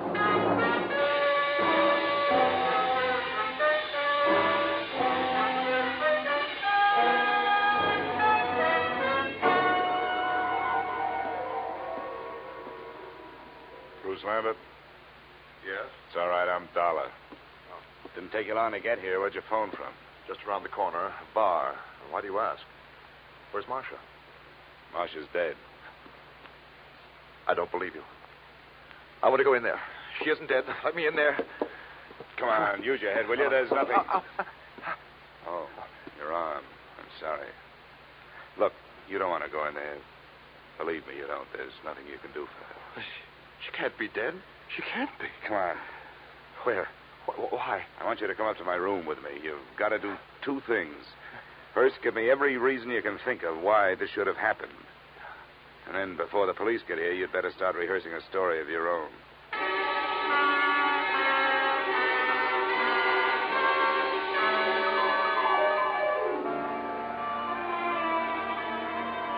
Now, Abbott, the first hole in Marcia's story is that she wasn't in Thieves while you were working on your ruins. That's right. I didn't even know her then. I met her in the hospital in Alexandria after my accident. I was there for 2 months, you see. She was my nurse. But she did know about the relics. That statue and the scarab that I haven't seen. Oh, yes. Here it is. This is the scarab. Oh, yes, she knew. We talked about my little deceit.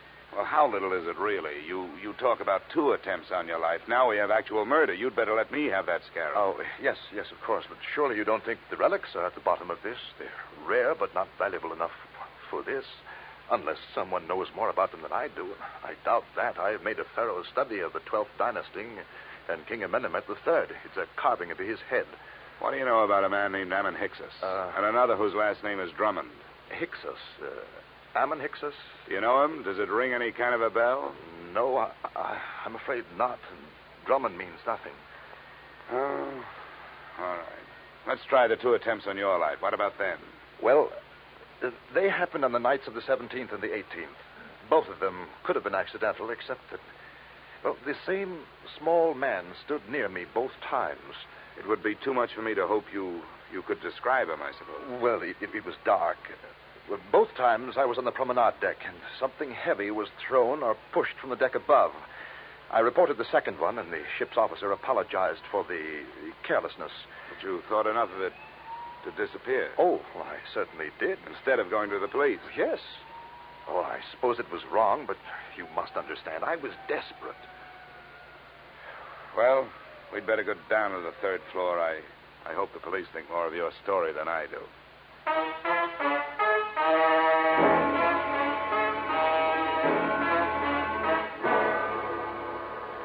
In 20 minutes, room 317 really looked like a murder scene.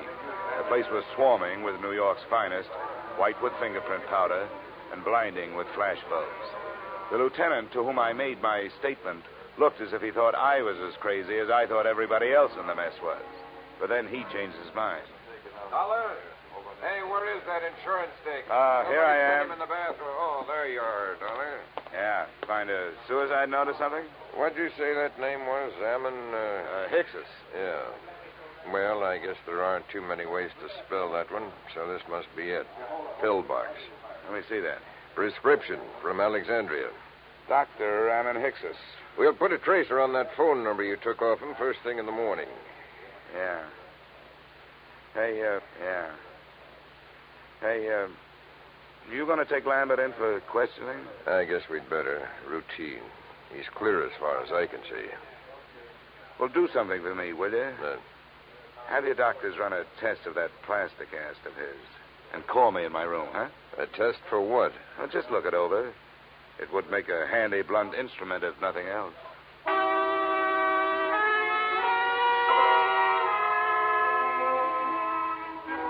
Expense account item 3, $7.50.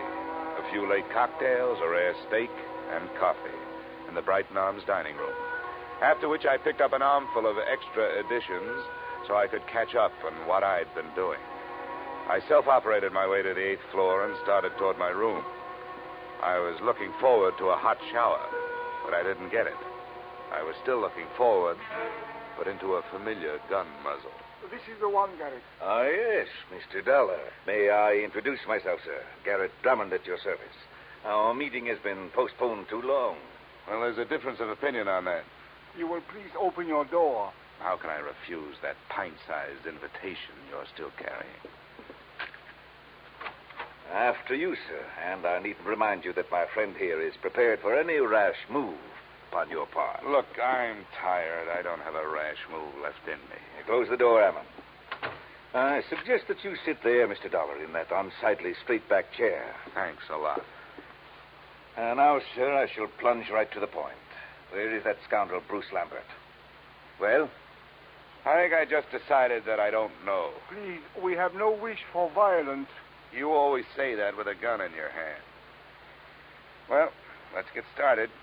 You make your pitch, I'll make my refusal, and we'll see where we go from there. I have already made what I consider to be a generous offer for so unimportant a bit of information as merely the whereabouts of Lambert, $2,000. But if it will expedite matters, I am prepared to expand my offer by another 1,000 on the spot, sir. The higher you bid, the greedier I get. What makes Lambert so important to you? A problem which is entirely out of your province, my boy. How much do you know of Egyptian legends, sir? Oh, no more than $1 worth. Ah, pity. A fascinating subject. Well, sir, Bruce Lambert has in his possession a certain object of great importance, both culturally and economically. Certain landowners in Egypt hold it in such high esteem, sir, that as a reward for its return to them, they would throw open to exploitation untapped oil fields, the richness of which would shake the very foundations of world economy. Are they shaky enough as it is? My boy, think what it would mean to a civilization fast approaching the depletion of its petroleum sources. New horizons, sir, a brave new world. Lambert owes to us all relinquishment of this object so that it may serve humanity. You're right. And it may be easier than you think. Splendid, sir. Where is he? Which relic is it? The black statue your playmate could have picked up for free? It is King Amenemhet's scarab that I would discuss with Lambert. I demand to know where he is. Why waste time on him? I've got the scarab. I find that most difficult to believe, Mr. Dollar. Well, I'll show No. Keep your hands away from your pockets. Ammon will save you the trouble. Ammon. Please remain still, Mr. Dollar. My wish is for peacefulness. Sure. Right coat pocket. He speaks truly, Garrett. Here it is. What's the matter, Garrett? You don't have that brave new world look anymore. I should be the first to admit, sir, that the lie has been put to the tale I created upon this useless gewgaw. But, Mr. Dollar, now that we are forced to fall back upon the truth, I remind you that it sometimes hurts. Your position has not been... The desk knows I'm up here. Answered, Mr. Dollar. But be cautious.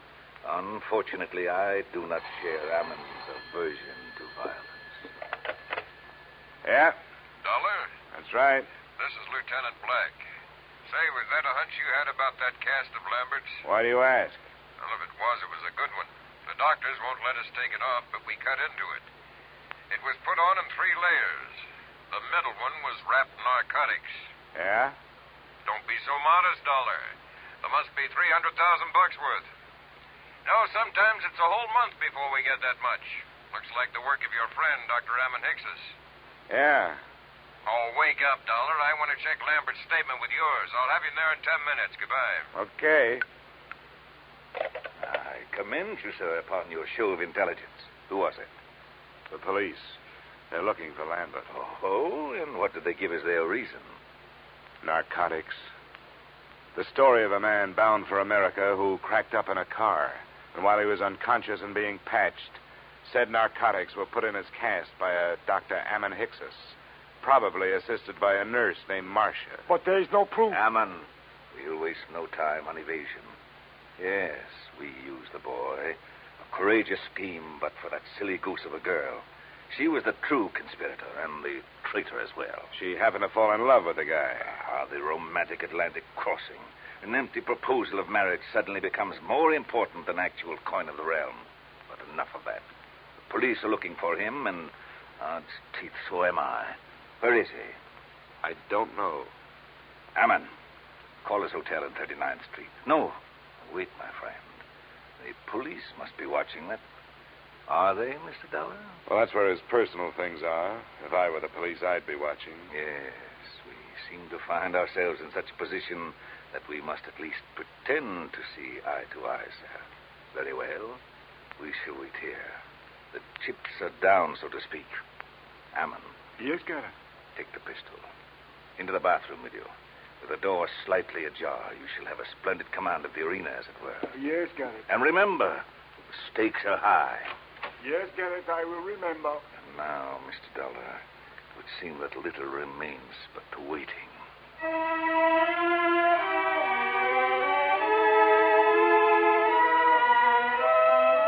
The waiting was more than enough.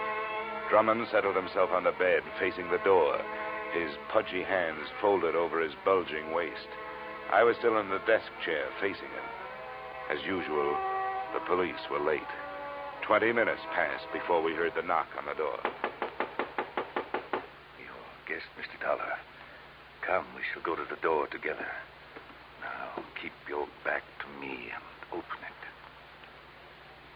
it. It's your party, Drummond. Come in, Lambert. Not Lambert, the police. Ammon, shoot! Ammon, my friend, help!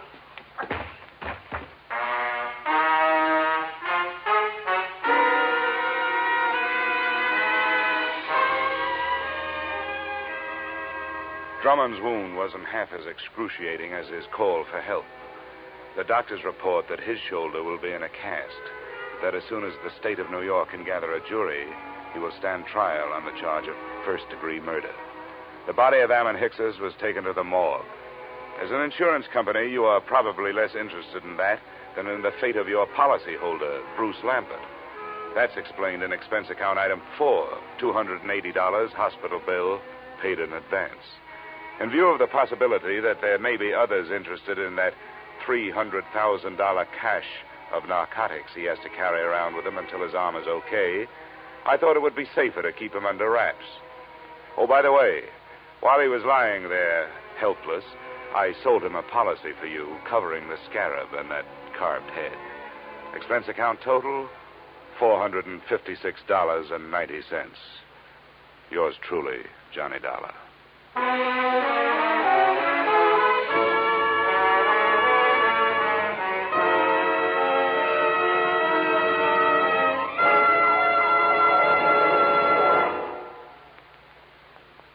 Yours truly, Johnny Dollar, stars Edmund O'Brien in the title role and is written by Paul Dudley and Gil Dowd with music by Leith Stevens. Edmund O'Brien can currently be seen starring in Harry M. Popkins' United Artists production, DOA. Featured in our cast were Virginia Gregg, Jay Novello, Ed Begley, John Daner, and Pat McGeehan. Yours truly, Johnny Dollar, is produced and directed by Jaime Del Valle.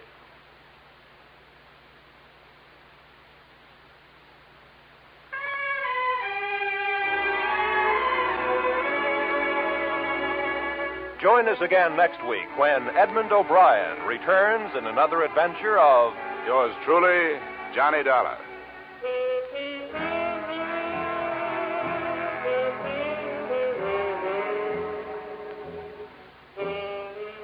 $54,000 is burning a little old hole in that little old jackpot of Sing It Again this week, just waiting for somebody to light up the right answer and drop the cash and prizes in his lap or her lap. Dan Seymour gives the gals the same chance he gives the fellas when he starts putting in those calls from coast to coast. So be listening this Saturday when Sing It Again and the $54,000 Phantom Voice come your way on most of these same CBS stations. This program was transcribed in Hollywood. Roy Rowan speaking. This is CBS, where yours truly, Johnny Dollar, meets adventure every Friday night, the Columbia Broadcasting System.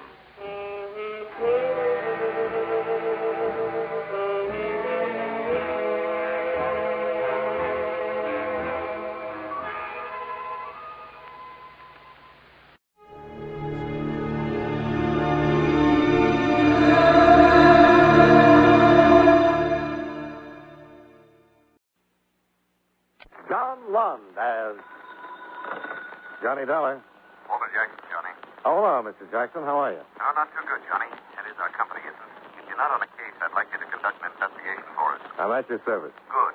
Our company writes a group health and hospitalization policy at the Riggs Bearing Company. Where's that? In Riggs City, Florida. Employs 3,000. We cover the employees and their families. And? We've just received a claim on behalf of a Bobby Foster, the child of a machinist of Riggs. For what? An operation involving a team of neurosurgeons and technicians that had to be flown to Riggs City by chartered plane from Boston. What do you want me to do? Dr. Grant Howell, director of the Riggs City Hospital, attached a report to the claim. A report which we think bears investigation. Okay, I'll get right on it. Fine, Johnny. And don't spare any expense. If Dr. Howell's report bears out, there's a vicious racket spreading. A racket which victimizes children.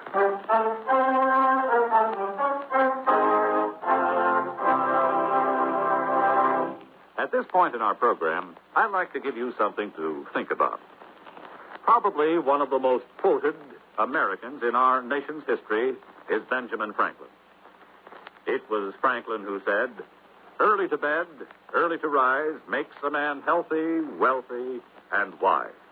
And never leave that till tomorrow, which you can do today. And, of course, the Lord helps them that help themselves. But probably one of his most familiar quotations is, "There are only two things in life of which we may be certain: death and taxes." Of course, what bothers most of our taxpayers is that death and taxes don't come in that order. But seriously, one of the biggest jobs handled by the Secretary of the Treasury is the collection of taxes, our government's main source of income. The government raises money through the Bureau of Internal Revenue, which collects income taxes, excise taxes, amusement taxes, and other federal taxes. The Bureau also checks to see that you haven't paid too little and, believe it or not, that you haven't paid too much. Another way the government raises money is through the Bureau of Customs, which levies taxes on imports which are sent here from foreign countries. But although the Treasury Department collects the money, it is Congress, the men we send to Washington, who actually says who will pay taxes and how much. And that's one thing from which none of us can escape.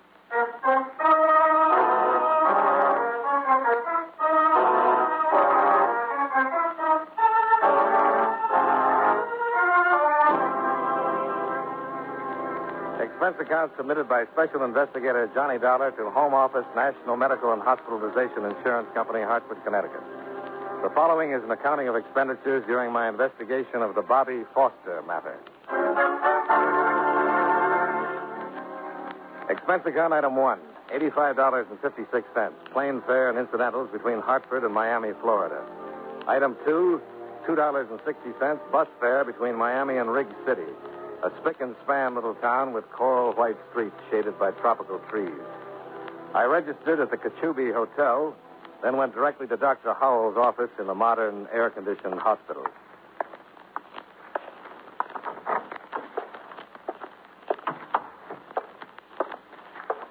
Good afternoon. Hello. May I help you? I'd like to see Dr. Howell, please. Well, the doctor doesn't see patients after 5. I'm afraid you'll have to return tomorrow. Unless it's an emergency. Well, I understand it is. My name is Johnny Dollar. I'm representing National Medical. Oh, I see. I'm sorry. That's all right. Is the doctor in? Well, he's looking in on a patient, Mr. Dollar, but he expects you. Oh? The insurance company phoned you were coming. I see. It's pretty awful what happened to little Bobby Foster. I've never seen Dr. Howell so upset. Just exactly what did happen. You don't know? Not the details, no. Well, if Dr. Howell is right, it's terrible. But he'd better tell you. Won't you sit down, Mr. Dollar? Oh, thanks. Cigarette? Oh, thank you. You see, I heard some matches. Oh, here you are. It worked. Hang out the flags. Well, how do you like Briggs City, Mr. Dollar? Well, I haven't been here long enough to know. How do you like it, Miss... Rogers. Flo Rogers. I haven't been here very long myself, just a little over 2 months. Oh? Oh, I like the sunshine, the clean streets. But what? It gets a little dull. Well, is that so? Well, maybe something can be done about that, Miss Rogers. It is Miss, isn't it? Oh, yes, definitely. Sure. I'm glad you approve. I not only approve, I applaud. Oh, on behalf of the spinsters of America, I thank you. Oh, that must be Dr. Howell. Excuse me? Reluctantly.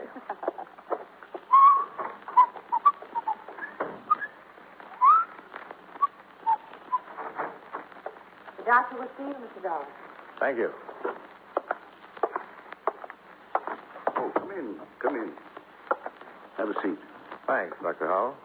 Well, your company acts fast. Only mailed that claim day before yesterday. National Medical feels it's an unusually high claim, You Doctor. suggesting I padded it? Oh, certainly not.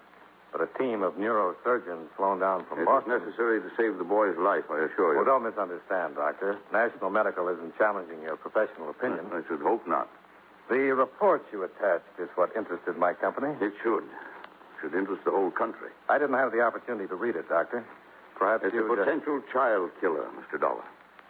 A vicious, unscrupulous racket, capitalizing on panic, fear. Well, come with me. I want you to see what they've done to an innocent child. Bobby Foster? Yes.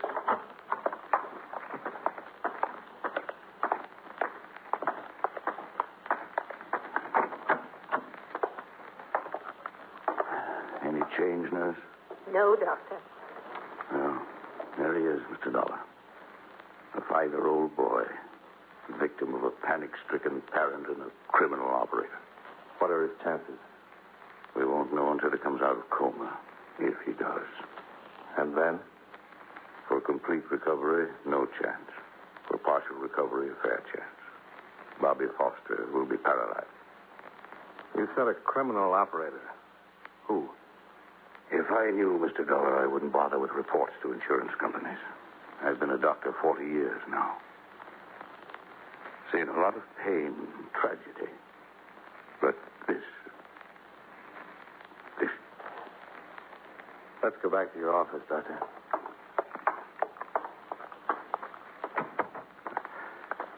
Sorry, Mr. Dollar. I must be overtired. Shouldn't let these things get to me. Well, after seeing that boy, I can't blame you. Cigarette? Yes, thank you. Now, let's have the story from the beginning, huh? Well, we had a polio scare here recently. Some of our children came down with fever, headache, sore throat, symptoms resembling polio. Was it polio? No. But to confirm my diagnosis, I called in a polio specialist from Miami. Meanwhile, epidemic rumors spread through the town. Parents got panicked. He held a mass meeting. For what purpose? They demanded I inject every child in town with gamma globulin. That's the polio preventive? Yes. And did you? Certainly not. Gamma globulin is impossible to get unless a genuine polio epidemic is threatening. The government has to ration it carefully because one whole blood donation is required to manufacture a single injection. You know how many demands there are on the whole blood supply these days. Of course. Well, to get to Bobby Foster's case, I was called to the Foster home last week. Found the boy in a coma. He had all the symptoms of embolism. Of what? Cerebral embolism, caused in this case by an air bubble entering a blood vessel and being carried to the brain. Well, that would cause paralysis, wouldn't it? Yes, and possible death. And so you called in the neurosurgeon? I didn't feel qualified to undertake such a specialized operation. Well, just how did the air bubble enter the boy's bloodstream? Through criminal carelessness, by way of a hypodermic injection. Any proof? Well, the needle mark's still on the boy's arm. And you have no idea who injected Bobby? None. But I know this. Other children in this town have been injected, too. Oh? In their cases, fortunately, no harm was done. Well, surely Bobby's parents know who injected him. That's the wicked stupidity of it, Mr. Dollar. They deny the boy was given any kind of an injection. But you think they're lying? Of course they're lying. The boy was running a fever. The parents thought it was polio. They panicked, took him to some quack for an injection of what they were told was gamma globulin. At a black market price, no doubt. To a frightened parent, price would be no object, Mr. Dollar. Well, I'll see the boy's parents. They can be persuaded to tell who's behind this racket. You're wasting your time, Mr. Dollar. I've tried repeatedly. They refuse to admit their responsibility. Afraid criminal charges will be brought against them? Perhaps. But they have another child, a girl, 7. You're thinking the girl has been threatened if the parents talk? I wouldn't put anything past the ghouls who operate this racket, Mr. Dollar. Yes, it would figure, Doctor. Well, thanks. I'll check with you if I turn up anything. Just do that, Mr. Dollar, and be careful. I always am. And you ease up, huh?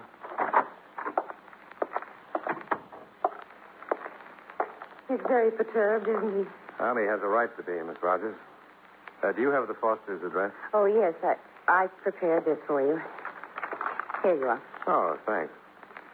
Well, I'll take a run over there now. I wish I could help you. You've been very helpful already. No, I mean really help. If there's anything I can do, anything you need or need to know. Well, I could use a little background information, about the town and the people. I tell you what, why don't we have dinner tonight? Then I can get the rundown on Riggs City and a little nourishment at the same time. Well... You have another engagement? No, I haven't. It's just that... Well, I didn't want you to think I was angling for a date. Oh, now, look, I have a pretty good memory, and I distinctly remember that I asked you to dinner. I know, but... I think it's your civic duty to dine with me. Well, if you put it that way, as a good citizen, how can I refuse? That's the spirit.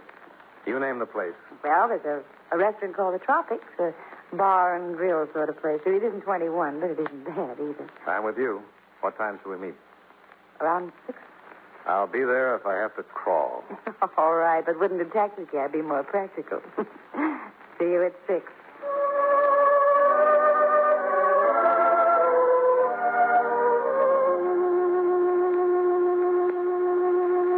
I left the hospital with the sound of Flo Rogers' laugh still rustling in my ears. It occurred to me that Riggs City might be a very pleasant place under different circumstances. I hailed a cab and ran up expense account item 3, 75 cents. Fare and tip to the Fosters' bright little cottage, a stone's throw from the beach.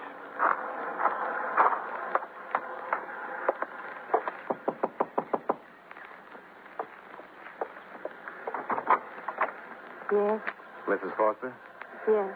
I represent the National Medical Insurance Company. We have insurance where my husband works. Just a minute, Mrs. Foster. Please. I said we already have medical insurance. Yes, with my company. Oh, I'd like to talk to you. May I come in? no. That is, my husband is It'll at only home. take a minute, Mrs. Foster. If it's about the premiums, I can't help you. They're supposed to be deducted from my husband's paycheck. It's about Bobby. I can't answer any questions. You have to see my husband. I think you have the information I need What information? about the injection Bobby had. The one He that nearly didn't. caused his death. No. You're wrong. Bobby didn't have an injection. Dr. Howell says the needle mark is still on the boy's arm. No. Is someone threatening to harm your other child if you talk? Please, go away.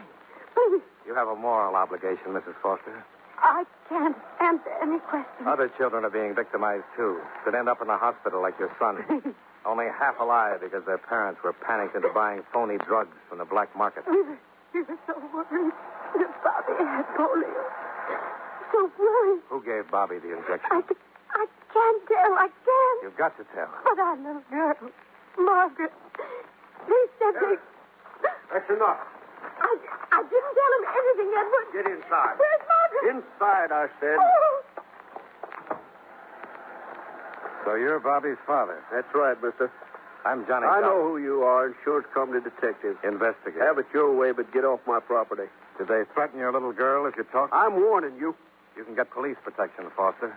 Just name the man who gave Bobby that shot. I don't know what you're talking about.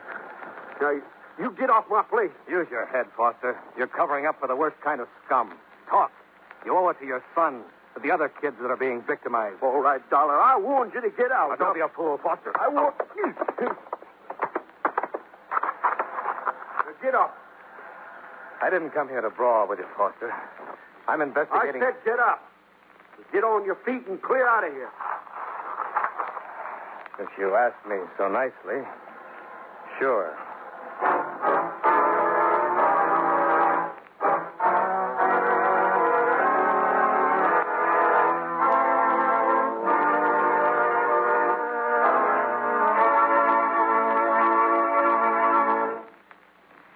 You know, many great men have attained the highest office in our land, the presidency of the United States.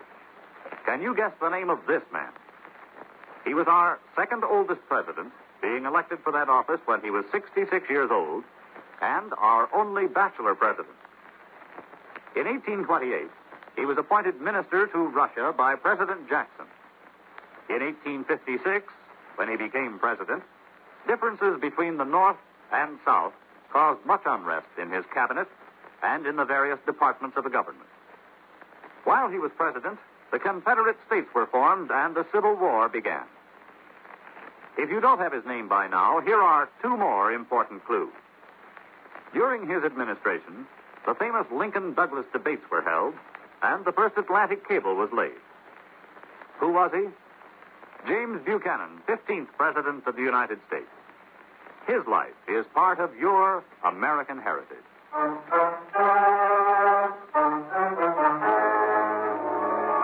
And now, with our star, John Lund, we bring you the second act of Yours Truly, Johnny Dollar.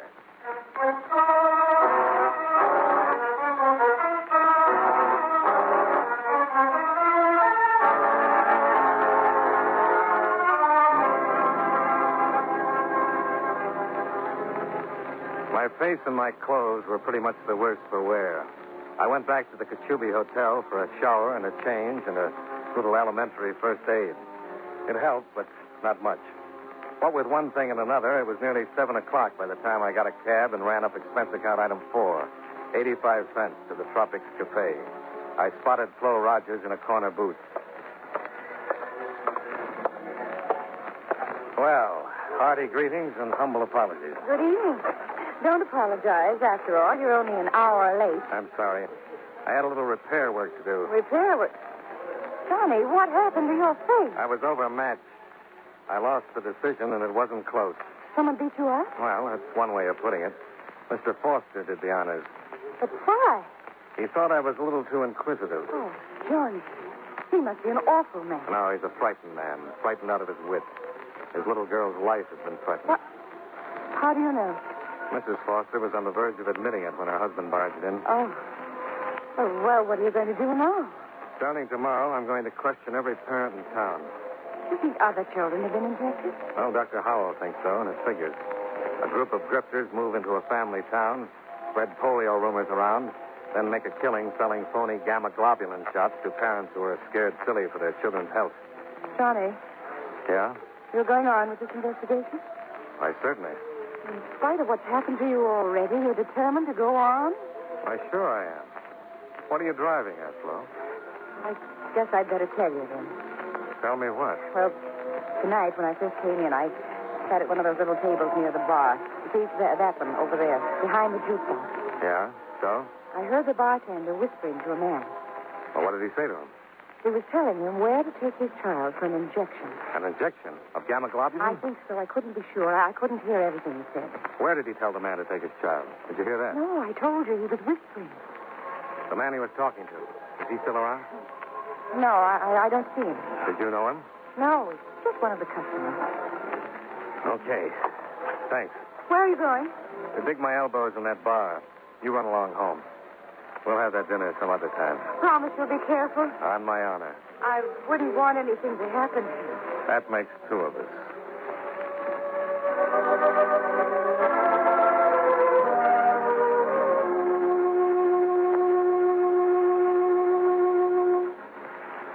I settled on a stool at the bar and ran up expense account item 5, $10.70, for more than a few double bourbons, with which I slowly drank myself into a mood so dark that my neighbors moved to the other end of the bar.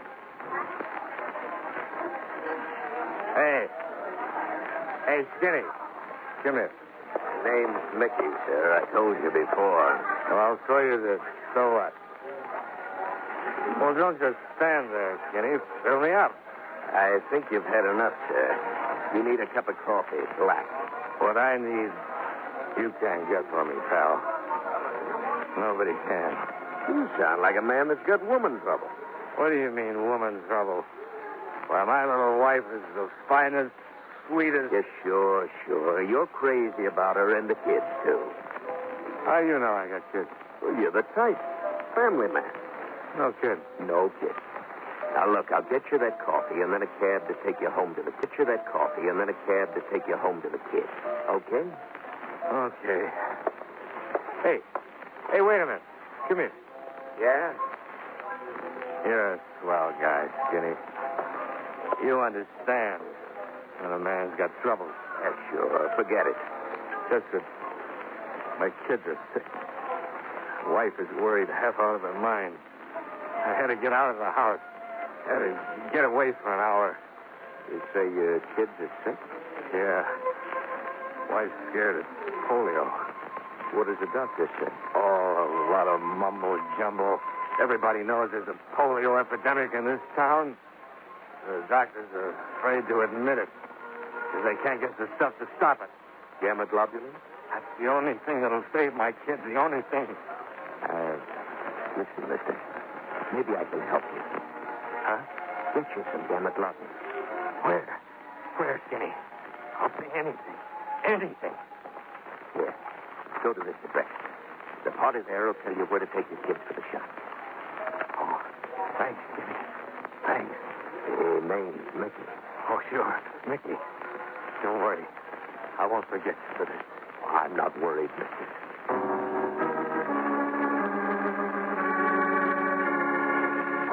I left the Tropics bar and piled into a cab.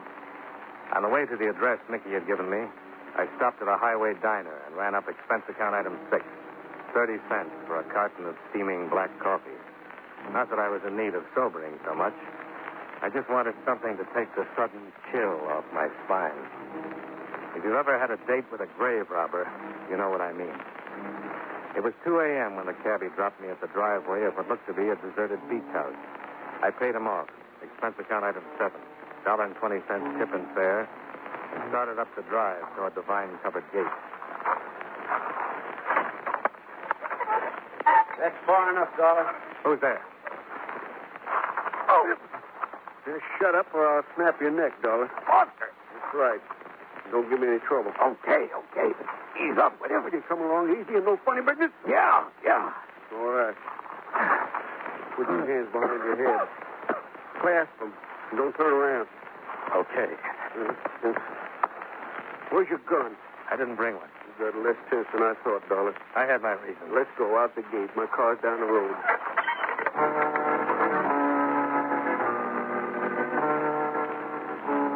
Foster drove away from town, using the back road. A tire iron clutched in one huge hand in case I got ideas. Once, out of the corner of my eye, I thought I saw the big guy's lip tremble, like a scared kid.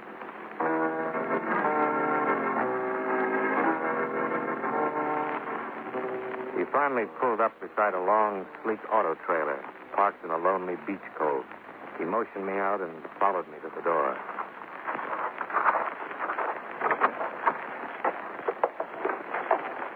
Hello, Dunne. Well, Flo. Surprise. No. You're working with a bartender, aren't you, Flo? Of course. He's my husband. Oh, it figures. Oh. Come in and tell me, Dunne. And please be good. Just as long as you have that gun pointed at me. I'd hate to, but I'd never can. That figures too, Flo. Foster, wait in your car. Oh, cozy, these trailers. Mickey and I like this, huh? Sit down, Johnny. I'll get you a drink while we wait for it. No, thanks. Oh, you're pouting. You're disappointed in me. Not very. Tell me, why weren't you surprised to find me here? On the way over here, I got to thinking. This afternoon, when I met Foster, he already knew my name. I hadn't given it to anyone but the doctor and you. Careless of me to have mentioned your name when I warned Foster you were coming. Just what kind of a hold have you got on him? His little girl. You've kidnapped her. Oh, no, Johnny. We're just keeping Margaret for a little while. You see, the Fosters have been very responsive to Mickey's warning. But then you came into town. And drastic measures were in order. We haven't harmed Margaret. How did you get her? Foster came by the hospital after you left. See his son. He left Margaret in the waiting room. And you phoned your husband. Mickey's wonderful with children. She was tickled pink to go for a soda with him. Real sweet people, you and Mickey. We really hate this, Johnny. Believe me. Yeah, sure. What happened to Bobby Foster was an unfortunate accident. Who gave Bobby the injection? Mickey. I can't stand the sight of a needle. Some sweet wreck. Oh, we do very well. Traveling from place to place, taking jobs. Following the epidemics like a pair of buzzards sailing astray. Self-righteousness doesn't become you, Johnny. What do you charge for a shot? $50. What's in them? Nothing harmful, just colored water. And once in a while, an air bubble. That was an accident. I'll take the gun, Flo. Oh, Mickey, I didn't hear you drive up. Everything all right? Foster did exactly as he was told. Good. Hello, Dollar. You play a lousy drunken father. I'm usually better, but tonight I didn't extend myself. Huh? I had a hunch you'd want this meeting to take place before I started questioning the other parents in town. Because you knew I was bound to find a mother or father who'd identify you two. Ah. Then you've been willing to make a deal all along, huh, Dollar? Well, let's say I hated to spoil your fun. Especially Flo's. What's that crack mean? Ask your lonesome wife. Don't listen to him, Mickey. She plays a very convincing bachelor girl. He's trying to make trouble. A little too convincing. Shut up, Dollar. And she talks a lot. Talk? She told me everything just now. Even that you've done away with Foster's little girl. What? I didn't. I said, Mickey, behind you. Hurry, come up. A gun, Foster. Shoot, Mickey, shoot. I'll take the gun, Flo. Let me go. Now sit down and behave. You hurt me, Johnny. Give it to me, Dollar. The gun. I'm going to kill him. No, Foster. Give me the gun, The Dollar. girl's all right. I said this. You understand me? She's all right. You said he killed her. Well, I had to. It was the only way I could shock you into making a move. You're not just saying it, Dollar. Margaret's really safe. Tell him, Flo. Yes. She's all right.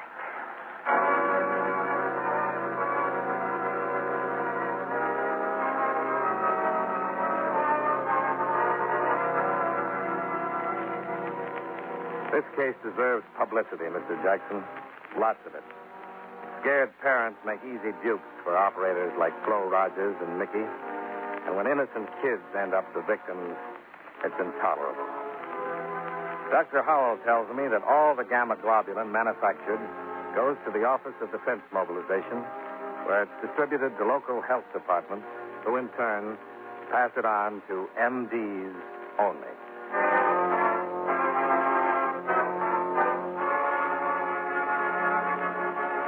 Expense account item 8, $94. Bus, plane fare, and incidentals between Riggs City and Hartford. Expense account total, $196.96. Yours truly, Johnny Dollar.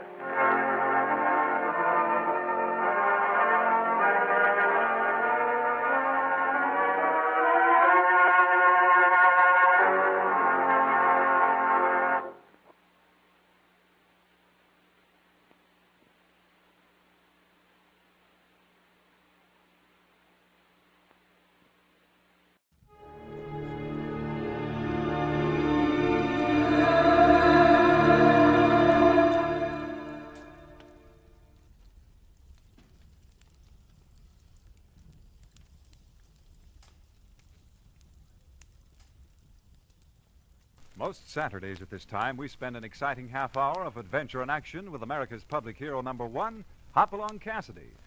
Well, even two-fisted cowboys take summer vacations when they can, and Hoppy is no exception. But Hopalong and Topper will be back with us riding the CBS air trails again 3 weeks from tonight, September 22nd. Get this and get it straight. Crime is a sucker's road, and those who travel it wind up in the gut of the prison of the grave. There's no other end, but they never learn. From the pen of Raymond Chandler, outstanding author of crime fiction, comes his most famous character in The Adventures of Philip Marlowe.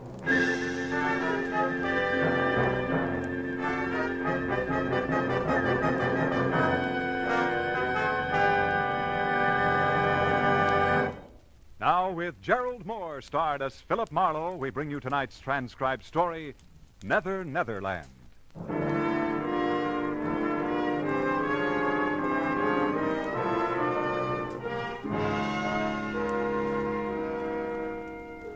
There are times when life makes no sense at all. When confusion is the keynote and all we do is run in ever-tightening circles. The 1 and 1 is 2 school is closed and nothing comes out even. In the 30 hours just past, I'd wrapped up a case and considerable of my youthful zest along with it. I was bone-tired. When I reached my apartment, sank deep into my bed. It wasn't so much to sleep, but to die a little. And I was not long dead.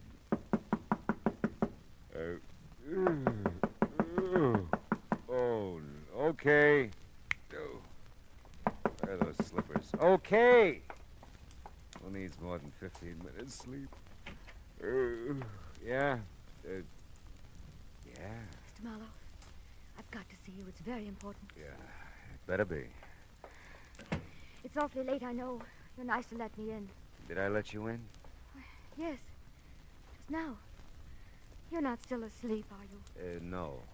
No, I don't think so. You see, I always sleep lying down. It's a habit. You must know I wouldn't bother you this way if it weren't that... Well, someone's following me, Mr. Marlowe. Oh? He's been following me for I don't know how long. I'm so frightened. Oh, come on. How about a cup of coffee, huh? Oh, really, Mr. Marlowe, I don't think you're listening to me. I can make it worth your while. I wish you'd wake up. Yeah, well, that's what coffee's for. Come on. You can talk to me while I make it, Now, you were saying someone's following you. A man. Naturally. Who is it? Why, I don't know. Uh-huh. Well, sit down over there at the kitchen table. This won't take long. Thank you. Now, why would anybody be following you? That's the silliest question I've asked in days. But it isn't silly. I've tried to figure it out myself. I haven't done anything. I don't have anything. Yes. Well, we'll let that go. Look, maybe I ought to know your name, huh? Oh, I'm sorry. I'm Carolyn Shepard. Don't be sorry. I'm glad you're Carolyn Shepard. Why? Well, because it beats the heck out of being George Shepard.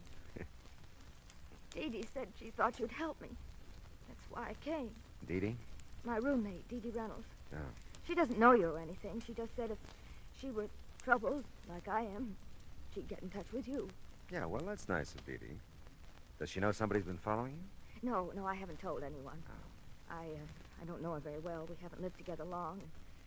I don't know. I didn't want to frighten her, too. So I just told her something that sounded all right. And she said she'd heard about you.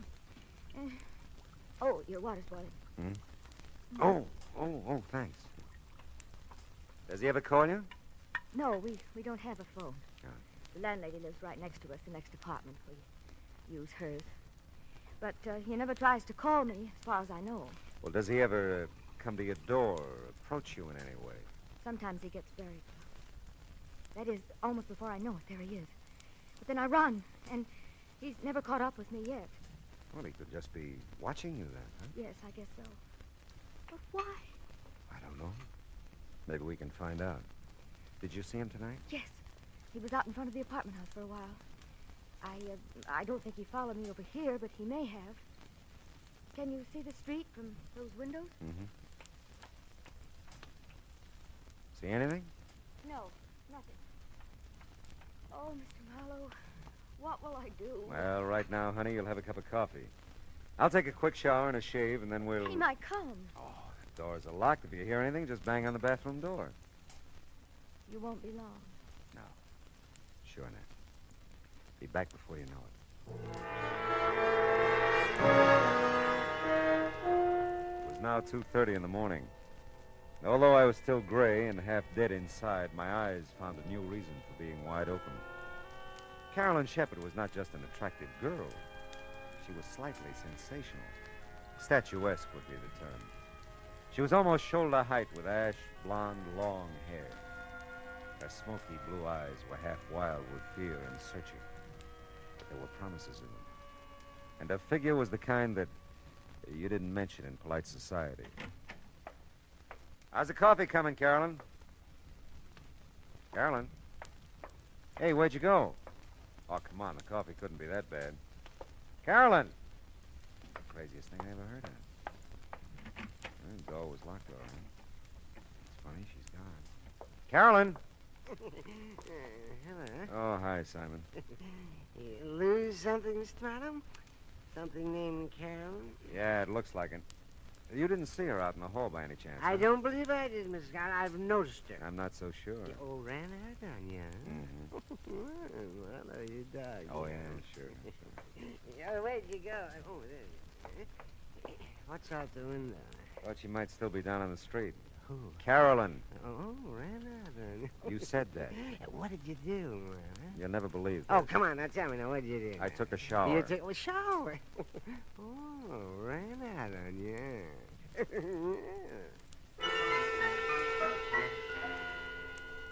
Simon was listening badly, but enjoying a good laugh when I left him. Back inside the apartment, I reached for a cigarette and a few conclusions. Her name was Carolyn Shepard. Someone was following her. She'd been here, and she was gone. That's all I knew. I looked at the clock, 2:45.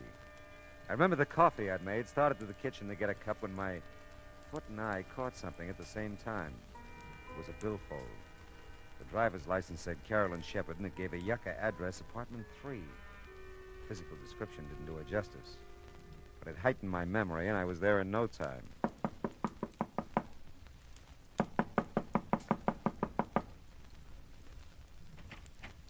Yes, what is it? I'm looking for Carolyn Shepard. Oh, you were? Well, she isn't here. I don't know her, but I'd like to meet that young woman sometime. It's a pleasure, believe me. Now, look, I'm sorry. You're always sorry. Between the freeway by day and the traffic at this door by night, on account of Carolyn Shepard, body can't get any rest or sleep. I'm really sorry. I know it's late, but Late? you see... I can't imagine what kind of a person she is, that men can knock on her door, or any door they think is hers at all hours. I'm not going to stand for it. I'm going to move. And someday I'll meet this young Shepard person, and I'll give her a good thrashing. You do that, but just tell me one thing. I'll tell you nothing. How long have you lived here? 6 weeks.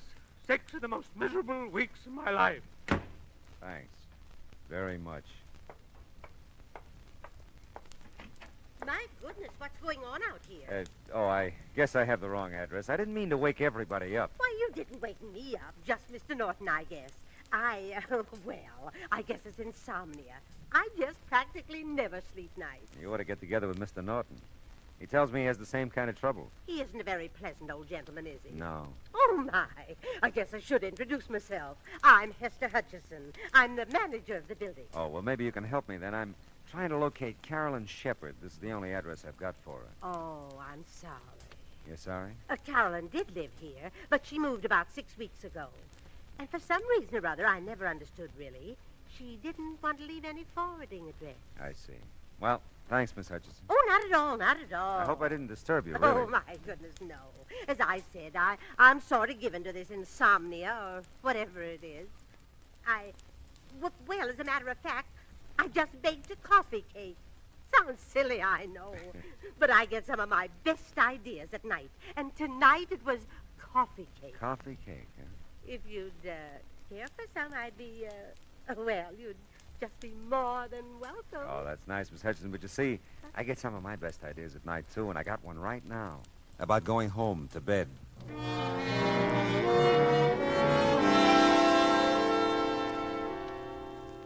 I could sleep. I knew I could. I could have been sleeping at least an hour if Carolyn Shepard hadn't decided to come into my life and go out again. Well, I didn't know where else to look for her, so I decided to give my little trundle bed another whirl. I'd gotten about 10 out of the usual 40 winks.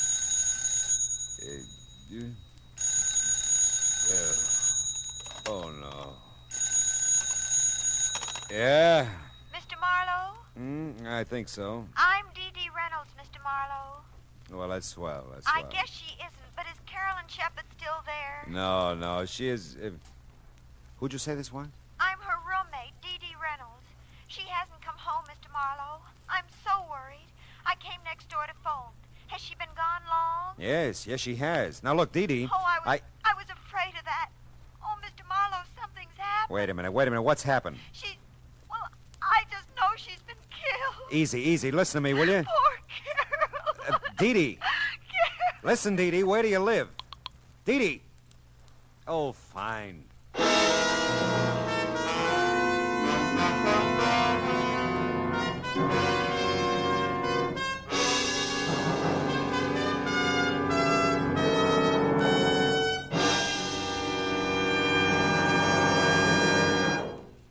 In just a moment, we'll return to the second act of Philip Marlowe. But first, James Fassett brings you the second part of his two-program series of Holland Music Festival selections, along with a few colorful words about the music, customs, and people of Holland as he observed them. That's on your invitation to music tomorrow afternoon on most of these same CBS radio stations. Listen to tomorrow for your string serenade featuring Jerry Windsor with his singing strings in Music All America Loves. Now with our star, Gerald Moore, the second act of Philip Marlowe, and tonight's story, Nether, Netherland.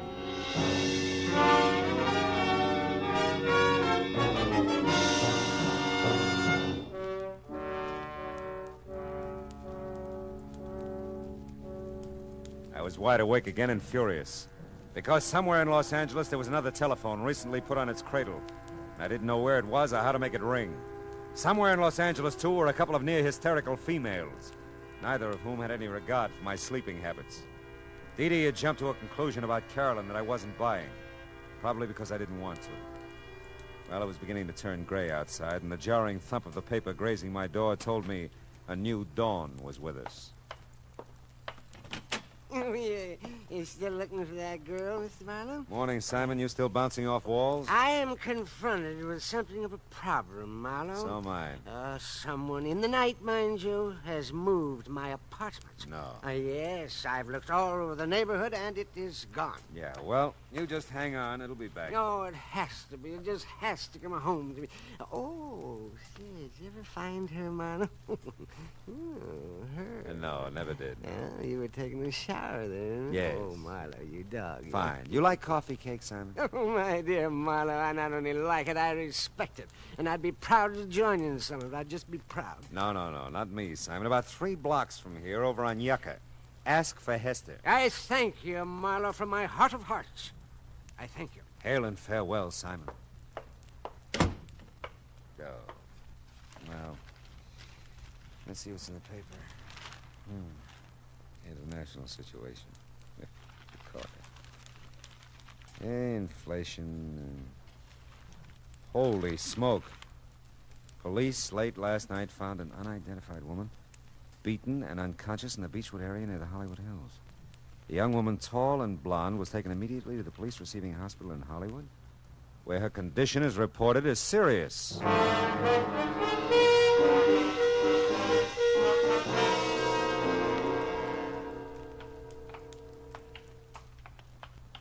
She fits the description of that Shepherd girl's driver's license all right, Mr. Marlowe. She's pretty banged up, though. Might be tough to identify her. Yeah, what time did they find her? About 3 o'clock this morning, I think. We were figuring robbery, since her wallet and most of the stuff in her purse is missing. Oh, here we are. Oh. Yeah, she's still out. Pretty doped up, I guess, huh? Yeah. She the one? No, she isn't. You sure? Yeah, hair is too blonde. Well, maybe she's had a quick dye job since you saw her last, huh? Very funny. Well, we'd like to wrap this thing up, you know. If you could identify her, we'd be part out of the woods. I'd like to help you out, but she's not Carolyn Shepard. How about it? Will she live? This one? This one. No, hasn't got a chance. You get that way, I guess, watching the inhuman parade of human stretcher cases into a police hospital. I wouldn't have his job. The sunlight was fresh and warm outside, and the coffee I got at the three-stool joint next door was neither. The now you're sleeping, now you're not routine of the night before hadn't exactly made me razor sharp. But by now I was alert enough to study Carolyn's wallet a little more intently. There was $12 in it, and stashed in with the bills a book of check stubs on a Hollywood bank. Don't let anyone tell you that banks don't open till 10 o'clock. If you make like breaking down a glass door, they'll let you in. And if you cause them that much trouble, they'll give you the address you ask for and send you on your way in a hurry. I felt better about this address for Carolyn. Dee Dee Reynolds was listed on the card in the mailbox, too. Yes? You must be Dee Dee, and I must be Philip Marlowe. Oh, yes, Mr. Marlowe. Come in. Thanks. I'm just supposing that Carolyn made it home all right. You seem to have a better grip on things than you did a few hours ago. Oh, I have. I don't usually go to pieces that way, but I was terrified, really terrified. She came home shortly after I called you. Sleeping now? No. As a matter of fact, she just stepped next door to use Mrs. Landsberg's phone. She'll be right back, I know. Sit down, won't you? Oh, thanks, I will. I had 3 chairs in my house. 1 for solitude, 2 for friendship, 3 for society. Is that so? Which one am I sitting on now? Oh, you don't know the quote. It's Thoreau. Oh, well, I'm impressed. Yeah. I shouldn't flaunt my knowledge that way. It's just that I've been nervous lately. I always read Thoreau when I'm nervous. Well, aside from Thoreau, how much do you know about Carolyn? Not very much. She doesn't let anyone know very much. Oh? I know she's worried. She watches at the window, and she jumps when there's a knock at the door. She acts like someone's after her all the time. I told her to see you. That's nice.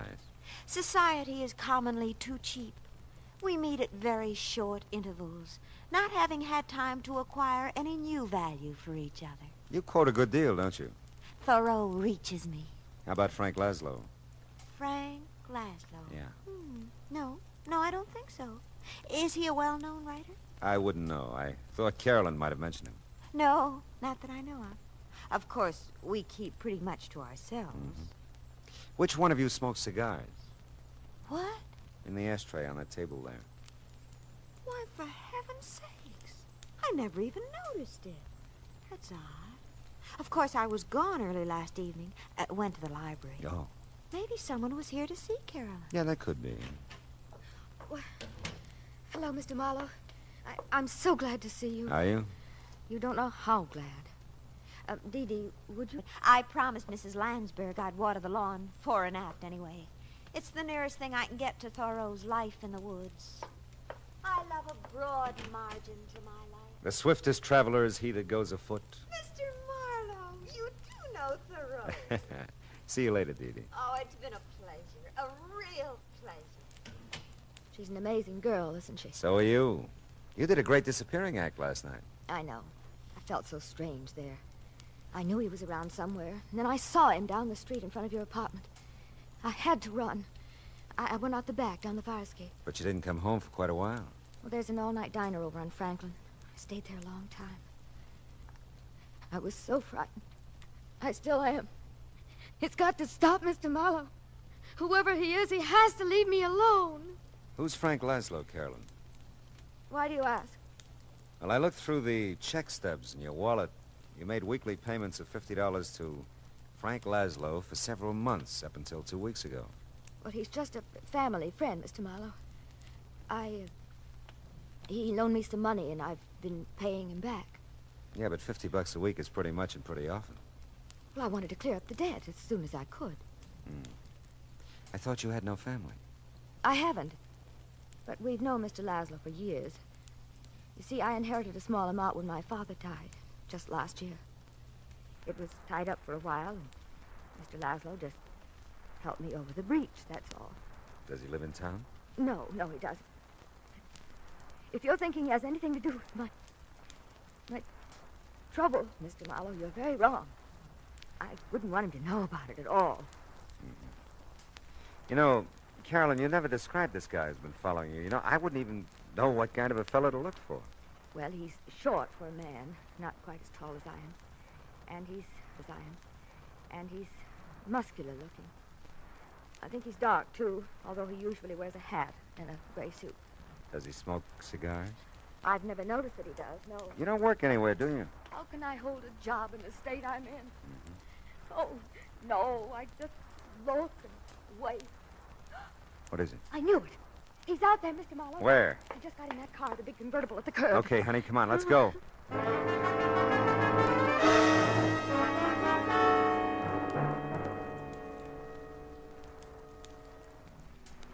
He must know we're following him the way he's driving. Yeah, you can lose us with that job, too. Those babies can really take off. Look, he's moving over into the right lane. Probably going to turn. Well, we're going with him. Hang on, honey. We can't lose him. We can't. We won't. He's pulling into that parking lot.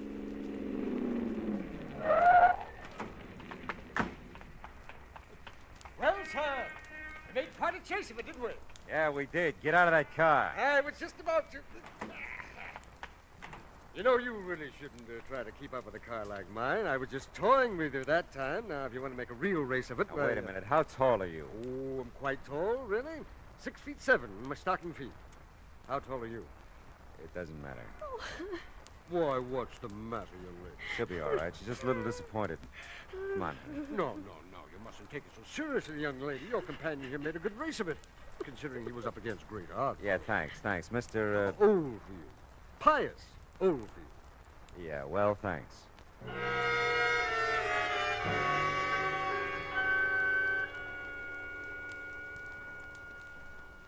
Oh, I don't know how I could have made such a mistake. But he did look like him, Mr. Marlowe. Until he stood up, I really thought... All right, honey, forget it. You're pretty tired and upset, and you're almost home now, huh? I don't want to be alone. He'll come. Don't worry, I'll stick around. Nobody will bother you. He must. He must. I'm so tired. So afraid. Take it easy, honey. We can't strike out all the time. Hey, looks like Dee Dee's made a friend watering the yard. Oh, no. What? Mr. Marlowe, this time I'm sure of it. It's him. I know it is. Cigar and all, huh? Okay, baby, we'll see. Come on. No, I can't. Come on, I Carolyn. can't. You gotta get with it, No, girl. I can't. Dee Dee, give me a hand, will you?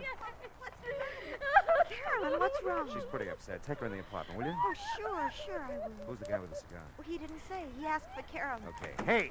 Hey, you! Hold it! I don't think so, buddy. I said hold it or I'll ram that cigar down your throat. You don't look so tough. That's how I fool him. You... Are you hurt? No, go back to Carolyn. Get her in the apartment. Well, she's in Mrs. Lansbury's. She's not making much sense either, just Nothing's crying making and any mumbling sense. things. Oh, he's really out cold. Yeah, isn't now he? look, take a look in there. His auto registration. Read it to me. Oh, let's see. Frank Laszlo, Uh-huh. something, Kling Street, Barstow, California. I thought so. Did you? Never mind. Go back with Carolyn now and stay with her. If she says anything, memorize it like you do with Thoreau. But where are you taking Where him? I hope he belongs. I'll be right back.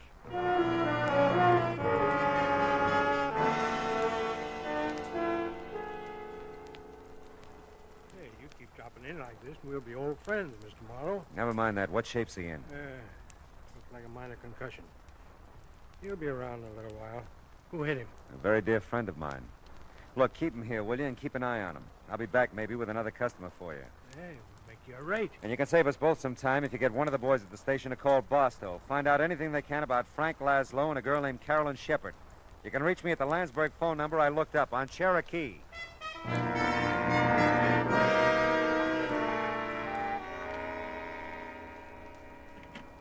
Oh, Mr. Marlowe, gee, I'm glad you're back. How's Carolyn? Come in and listen to her. I'm scared to death. Yeah. I used to remember. Mail the check to Barstow. I must remember. Mail the check. Got so much to forget, too. Forget and remember. It's been going on like that ever since you left. Yeah. What does it mean? I don't know for sure yet. Steve, you can't be everywhere. Everywhere I look, you can't be anywhere.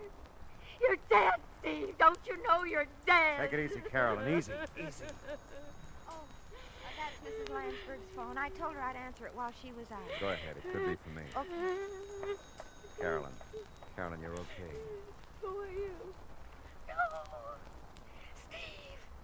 It can't be you, Steve. You're dead. I'm not Steve, Carolyn.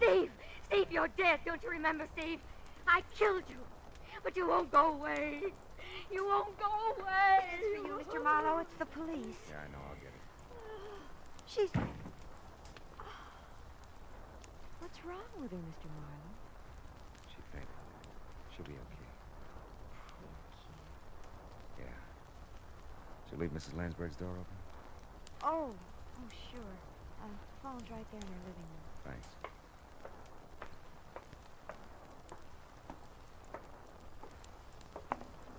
Yeah? Hey, Marlowe, that Barstow call was a rule. Really? That dame you mentioned, Shepard, she's wanted for murder. Who'd she kill? Her husband, Stephen Shepard, last March. What about Laszlo? Well, they're not sure out there. He was questioned at the time, but they couldn't get anything on him. The dame apparently just vanished until now. Last time they had Laszlo in for questioning a couple of weeks back, he said he didn't know where she was. Must have a real bad memory, huh? You bringing the dame in? Yeah. I'll bring her in. She all beat up, too? I can send the wagon. No. I'll bring her. Just keep a straitjacket handy.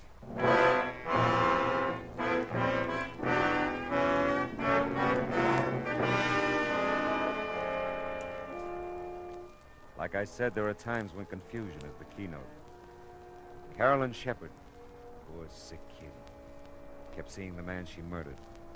Saw him so often she believed it. And Frank Laszlo must have seen things too. Enough to keep Carolyn paying him blackmail ever since she killed her husband. Did you ever stop to think of all the so-called nice, clean, upstanding citizens who carry a moral cesspool behind shining eyes and a sweet smile? Suddenly they make headlines, like Carolyn. What's the line? For murder, though it hath no tongue, will speak with most miraculous organ.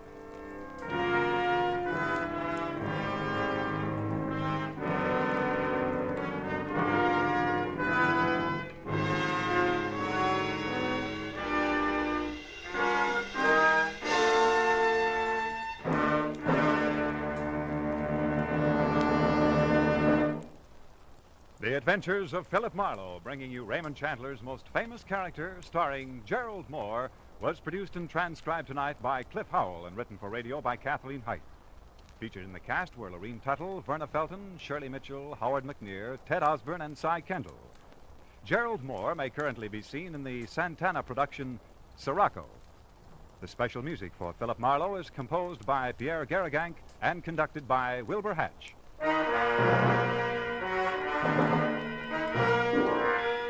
Be sure to listen next week at the same time when Philip Marlowe says... This time my plans for a fishing trip got caught in the line of a beautiful girl who didn't know upstream from downstream. I was in deep water for a while, but I finally caught my limit by using a special kind of bait.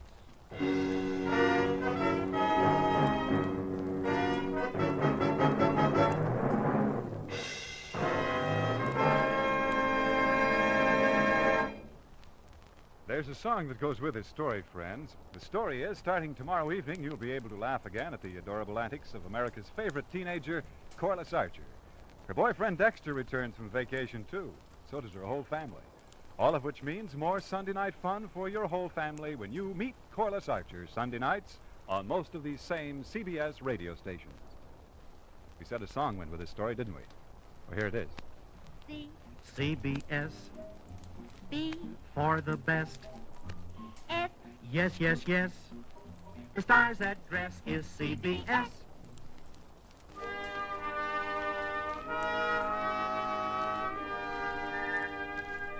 This is Clarence Cassell saying, remember, for the sweetest music this side of heaven, it's Guy Lombardo time, Sunday evenings on the CBS Radio Network.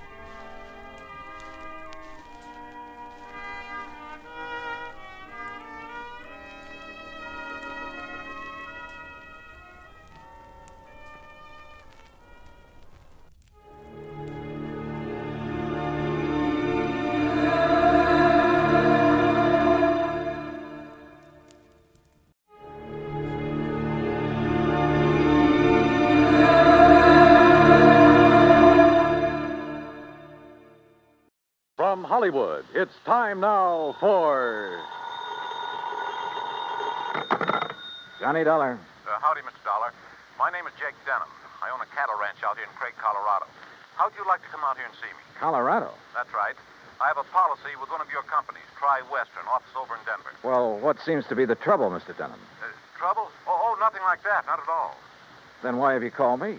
Well, you see, the brand I use in my beef cattle is a Lazy J.D. Yeah, you said your name is Jake Dunne. That's right. But J.D. is your initials, too. Oh, yeah. Yeah. And the lazy part fits me to a T. But now why have you called me? Well, you see, I listen to your radio program every week. All those insurance cases you handle all over the country. Glad to hear it. And I thought the Lazy J.D. being your initials, too, and all the local color out here, and, well, maybe you'd like to come and get some local atmosphere for one of your stories. Oh, now, wait a minute, Mr. Dunham. If you have some insurance matter you'd like me to investigate... Oh, no. I told you why I thought you ought to come. So can you, right away? You sure there's nothing wrong out there? No, like I said, a lot of local color. Nice place to stay here at the ranch. How about it? Well, I've a couple of days' work on some reports to finish up. Then right after that, huh? Well... Good. I'll be waiting for you. Goodbye. Look. And everything's really okay, huh? Goodbye. Mr. Dunham, I think you're lying through your teeth.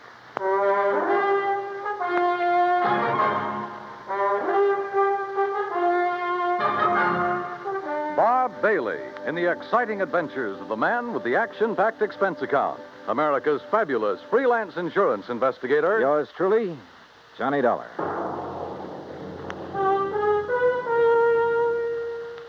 And now, Act One of yours truly, Johnny Dollar.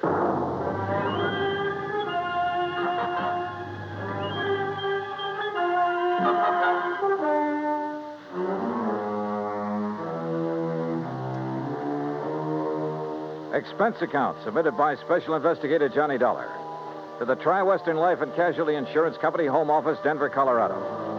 Following is an account of expenses incurred during my investigation of the bum steer matter.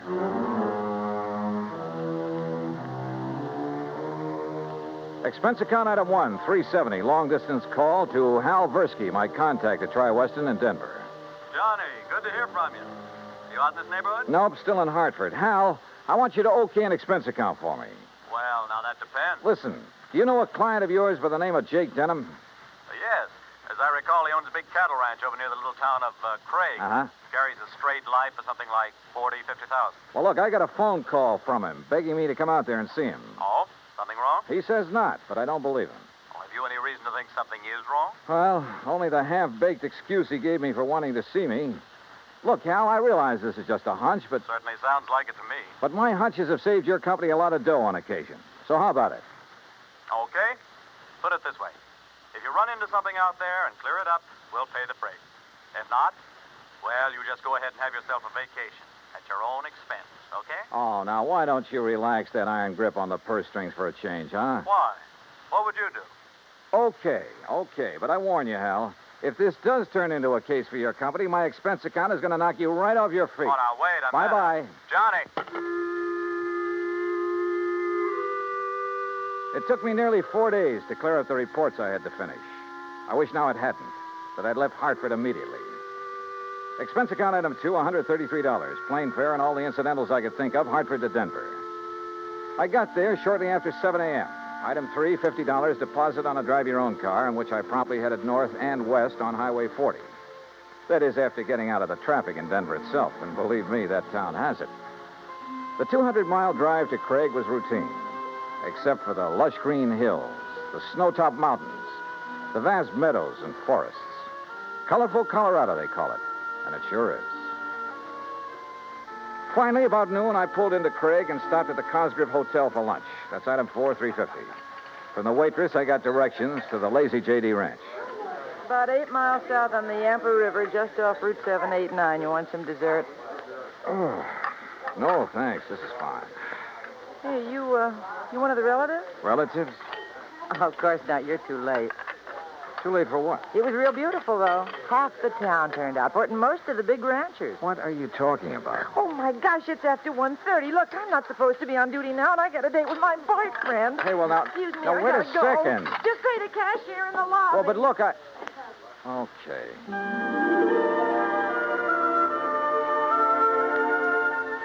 I paid my check to the cashier, went out to my car, climbed in, and headed for the Lazy J.D. There must have been several thousand acres to the ranch, all rich, green, healthy-looking pasture land, and Lord knows how many head of beef cattle. The main ranch house was a rather small but well-kept affair near the gate to the road from the highway.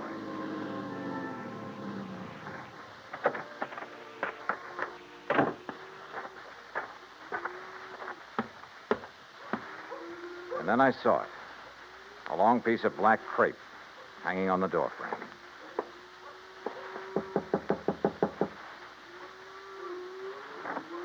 Yes? How do you do? My name is Dollar, Johnny Dollar. Oh, Johnny Dollar. Why didn't you come before? What? He begged you to come, didn't he? To come right away? Mr. Denham? Yes, but I Then told why him. didn't you? You might have saved him. Saved him? Yes, saved him. We buried him this morning. And I think he was murdered.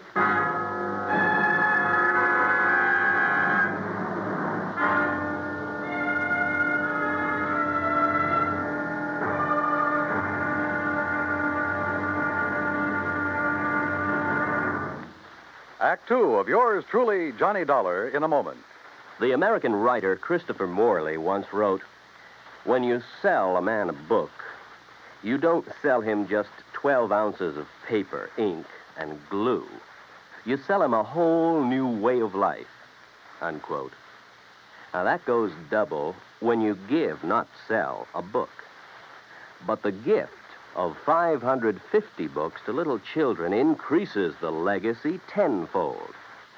Near the end of 1960, the employees of the Chase Manhattan Bank started a people-to-people program with such a gift to school children of a town in Tanganyika. That's on the southeast coast of Africa. And to give you an idea how the books were received by the children, let me first quote from Francis Bacon. He's an English writer of a few centuries back. He said, "Some books are to be tasted, others to be swallowed, and some few to be chewed and digested." In the past, children in Tanganyika may have done a little tasting and chewing and a little swallowing and digesting. But there's one certain thing. They wound up devouring the books they received from the United States. And they did so much of it that they, the ones in high school anyway, were able to reach the level of English children their age and pass the exams at the same time. That takes a lot of book learning, as they say. Now, the gift of these books from the United States of America may have seemed a small thing to the senders, but the boys in Tanganyika who received them know that they've opened a whole new way of life. They've greatly increased understanding in the classroom of freedom, the right of all men everywhere. And now, Act two of yours truly, Johnny Dollar and the Bum Steer Matter. The tall, beautiful girl standing in the doorway of the ranch house at the Lazy J.D. outside of Craig, Colorado, was dressed in black. The red about her eyes showed that she'd been crying. But there were no tears in them now. Jake Denham was my father, Mr. Dollar. I'm Virginia. And you think he was murdered? Why do you think he called and begged you to come out here? Any idea who might have done it? Yes, Big Mike Craven. Who's he?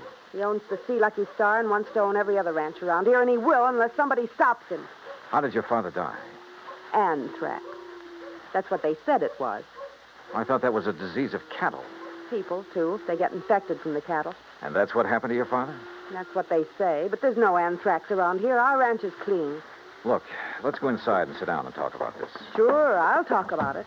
If only somebody will listen. And here, John. Oh, thanks. Are you, all alone? Now that Dad's gone, he and I ran the ranch. Now it's up to me. Sit down. Thank you. Virginia, were you trying to tell me out there that you think somebody tried to infect your herd with anthrax? What would you think? Who was your father's doctor? Dr. Regis Ross from in town. Who are you? Well, my name is Dollar, insurance investigator. Say, you fellas act pretty fast, don't you? Sometimes. Feeling all right now, honey? I guess so. I told the hands that you're in full charge now. They'll take their orders from you. Or from me. Or from... Sure. Sure, I guess that's best. Thank you, Pete. They might as well get used to it, because after we're married... Look, honey, why wait any longer? I know this is a bad time to talk about Yes, it, but I Pete. also know, and you know, that this is no time for you to try to go it alone. But what about your medical school? I'll give it up.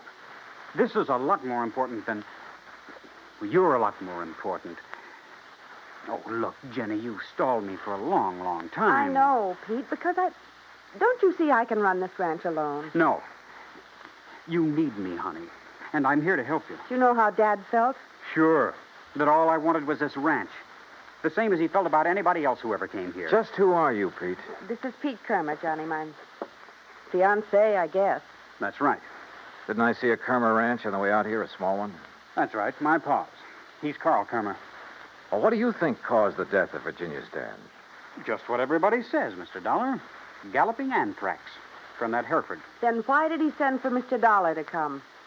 I'm afraid we'll never know, honey. Well, I do. It's because he knew something was going to happen to him. Where is that steer now? Buried. On orders from the vet and the state inspector. Mr. Dollar. Yeah? You said investigator. Hadn't you better talk to Dr. Ross? Yeah, I guess so. Want to let me have his address? Sure. I'll write it down for you. And, while you're at it, tell me where I can find the veterinarian. And that state inspector, too. Huh? Sure. Why not? When I left them, a few minutes later, Pete was still making a quiet, but I must say effective pitch for Virginia's hand. Expense account item 5, 10 cents for a phone call to the state inspector. He told me he'd never seen the infected steer on the Lazy J.D., that he was confined to his bed at the time. I called the vet's office, and he was expected back shortly. So I sat around the hotel lobby and glanced over some magazines. And then, in one of them, I found an article that made my eyes fairly pop out of my head. Item 6, I called the vet again. He was in. You caught me just in time, Mr. Dollar. I was about to drive over to the Sea Lucky Star Ranch for dinner. Mike Craven and I are old friends. That's so? Yes, ever since we roomed together at college. Oh, I see. I understand you're the man who spotted the anthrax out at the Lazy J.D. Yes, sir, that's right. Just that one Hereford. How it ever got to him, I'll never know. The rest of that herd is absolutely clean. That poor old Jake Denham, too. You think he became infected from that steer? Well, how else could it be? Galloping anthrax. Just like that. Doctor, where is that steer buried? Do you know? Yes, I had it buried myself. It's some miles out in the far corner of the Lazy J.D. property. Then phone the Sea Lucky Star and call off your dinner date. You and I are going out to take a look at that carcass. Oh, no, just a minute, young Investigator, did you say you are? That's right. Uh-huh. I suppose you have some authority. What I don't have, I can get. Tell me, Doctor, is there some reason why you don't want me to see the carcass of that steer? No. Well, let's go. Along the way, we picked up two fellows who were handy with pick and shovel. It was almost dark now, so I bought a couple of powerful flashlights at one of the local hardware stores. That's item 7, 925. It took a couple of hours for the two men to dig down to the carcass of the steer, but they finally exposed one flank of the unfortunate animal. Yeah, so you sure planted this critter deep, Doc. But there's part of him. Give us a few more minutes, we'll have it. No, wait.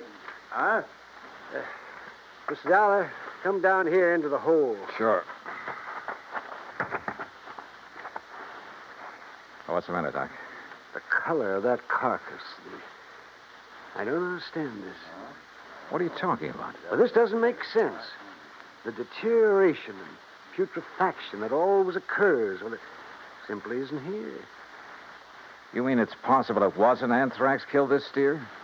But I'm sure that all the symptoms, the swellings in the subcutaneous connective tissues, in the interstices of the muscles and lymphatic glands, and in the membranes of the mouth and tongue, they were all there, and they were edematous, too. Could some poison have possibly produced those symptoms? Poison? Yeah, look. I read in a magazine this afternoon that strychnia often produces symptoms very much like those of tetanus, lockjaw. Yes, that's true. But a poison that would... Good heavens. Yeah? Why, I haven't heard of it since my college days. Quintanogen sulfide. But why? Good question. No, Dollar. Because it wouldn't explain the death of old Jake Denham. If it was anthrax. What? Or was he poisoned, too? Good heavens. You mean you think that he... Wait a minute. Doctor, the brand on the rump of this animal. Oh, that's Denham's own brand, the Lazy J.D. Yeah, but it looks to me like it was put on over another brand. Yes. Yes, you're right. Any way of finding out what the original brand was? No. Yes, Mr. Dollar. The other side, the inside of the hide might show it. Then, Doctor, you got a skinning job to do. All right. Hand me my bag there, please. Okay, here you are. Go to it, Doc. Thank you. Oh. That poison. How much to infect a man? Well, even a small scratch on the skin could absorb enough to be fatal. No wonder the Dr. Ross... Ross was the one who treated Jake Dunne. Yeah. No wonder we couldn't understand why death came so... Well? No. Can you see what the original brand was? Yes. Yes, I can. I'm afraid so. Let me hold the light a little. Oh. I see. But I can't believe it, Mr. Dollar. Pretty clear, though, isn't it? See Lucky Star. Act 3 of yours truly, Johnny Dollar, in a moment. A couple of 1,000 years ago, the ancient sage Diogenes remarked that all things are in common among friends. Well, he didn't mean that only material goods were in common among friends, but that they shared their troubles as well. For a long time, the United States Armed Forces have been a friend in time of need, during fires, floods, and pestilence all over the world. Many peoples of the earth have come to believe in the friendship which the U.S. military personnel have spread for so many years, and the calls for help they answer in time of personal emergency, a response which has always been immediate. Not long ago, a Korean Buddhist nun was suffering from beriberi, an advanced form of acute malnutrition. But she was living in an isolated monastery deep in the Korean hills and valleys. Her sister nuns contacted the nearest Army Signal Corps relay station, and wheels began turning. In no time, an Army helicopter landed at the station's helipad. American soldiers carried the stricken nun to the copter. She was flown to a waiting ambulance and whisked away to the hospital. Her recovery was rapid, thanks to the United States Army, her newfound friends. Army helicopter men helped in many other ways. Over the 108 islands of the Ryukyus that spread from southern Japan to northern Formosa, Army helicopters are constantly whirling their blades as they hop from one island to another on missions of mercy. They bring food donated by American women on Okinawa, or they bring vital medicine to save a life. They also bring friendship and understanding and freedom, the right of all men everywhere. And now, Act 3 of yours truly, Johnny Dollar, and the Bum Steer Matter.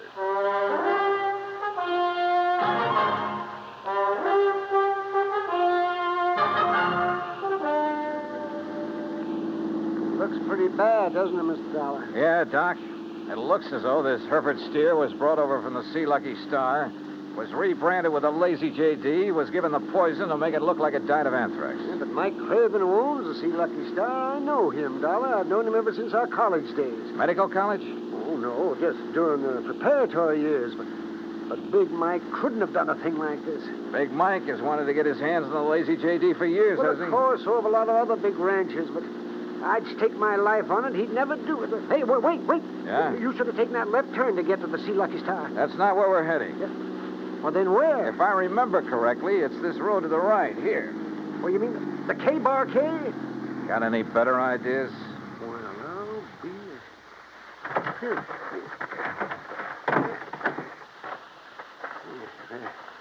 The ranch house is dark. It won't be for long. Would you call this a good ranch, Doc? No, old Carl has been just a hanger-on. He hasn't made the place pay for quite some... What's going on out there? Who is it? Johnny Dollar, Pete. Oh? I want to talk to you. Oh, sure. Door's open, I'll be right... Oh, sure. Door's open, I'll be right down. Come on, Doc.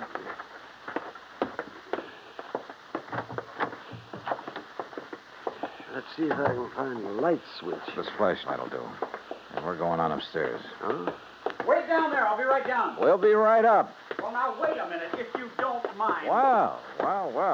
Nice place you have up here. Look, I asked you to wait down... Dr. Cummings. I'm sorry, Peter, but this... How'd you make out with Virginia Denham, Pete? Convince her to marry you? That's none of your business, Mr. Dollar.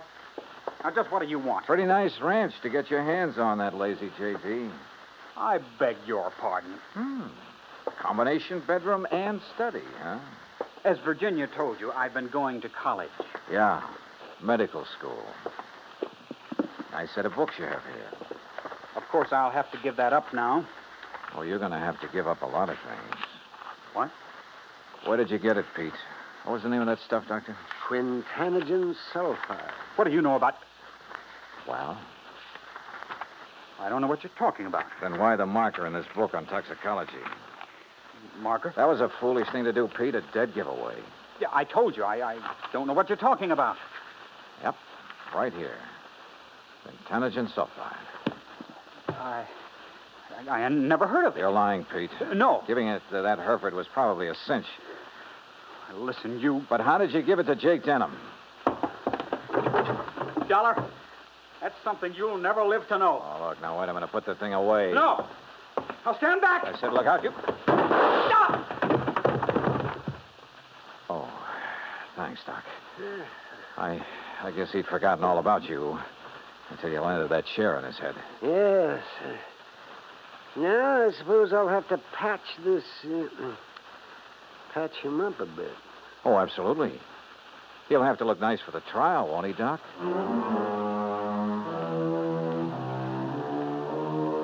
Expense account item 8, $55.95. Living expenses in Craig while waiting for the autopsy on Jake Denham. And yes, the same drug was used on him as on the Hereford steer. A small bottle of the rare drug was found in Pete Kermer's trunk. So Pete's not only lost a chance for a nice ranch, but for living very long. Expense account total, including incidentals and fare back to Hartford, $618.50. On second thought, how's about just sending that check to the community chest? Then I'll feel a little better about this case. And about myself, too. Yours truly, Johnny Dollar.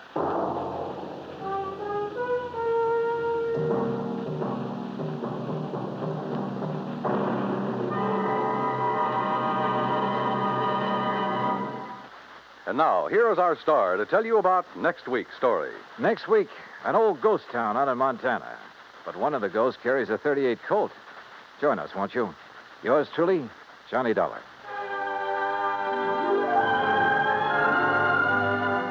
Yours truly, Johnny Dollar, starring Bob Bailey, originates in Hollywood. It is produced and directed by Jack Johnstone, who also wrote tonight's story. Heard in our cast were Virginia Gregg, Gene Tatum, Will Wright, Jack Edwards, Howard McNear, Sam Edwards, and Forrest Lewis. Be sure to join us next week, same time and station, for another exciting story of yours truly, Johnny Dollar. Dan Cumberly speaking.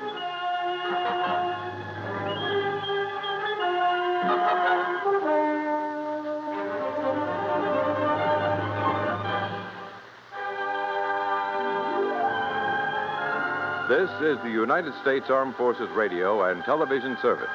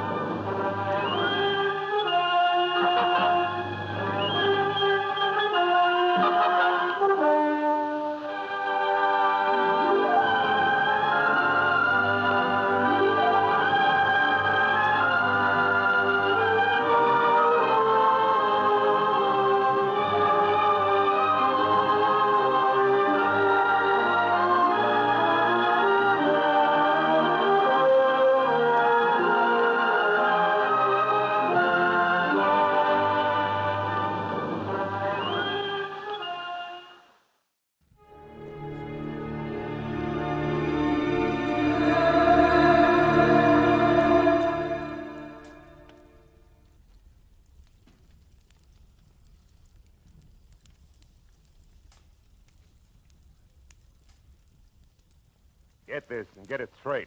Crime is a sucker's road, and those who travel it wind up in the gut of the prison of the grave. This time, a wrestler on the skids, a quick-change artist in an alley, and a girl with an eye for angles all met destruction because 100,000 easy bucks caught him in a stranglehold which none of them wanted to break. From the pen of Raymond Chandler, outstanding author of crime fiction, comes his most famous character in The Adventures of Philip Marlowe.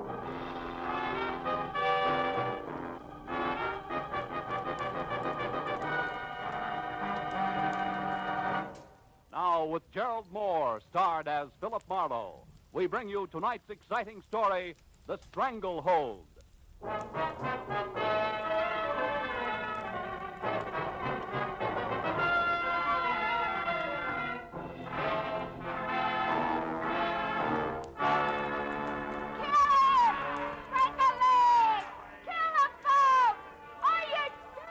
Sometimes men climb all over themselves for a purpose, sometimes for relaxation, and most times for no reason at all.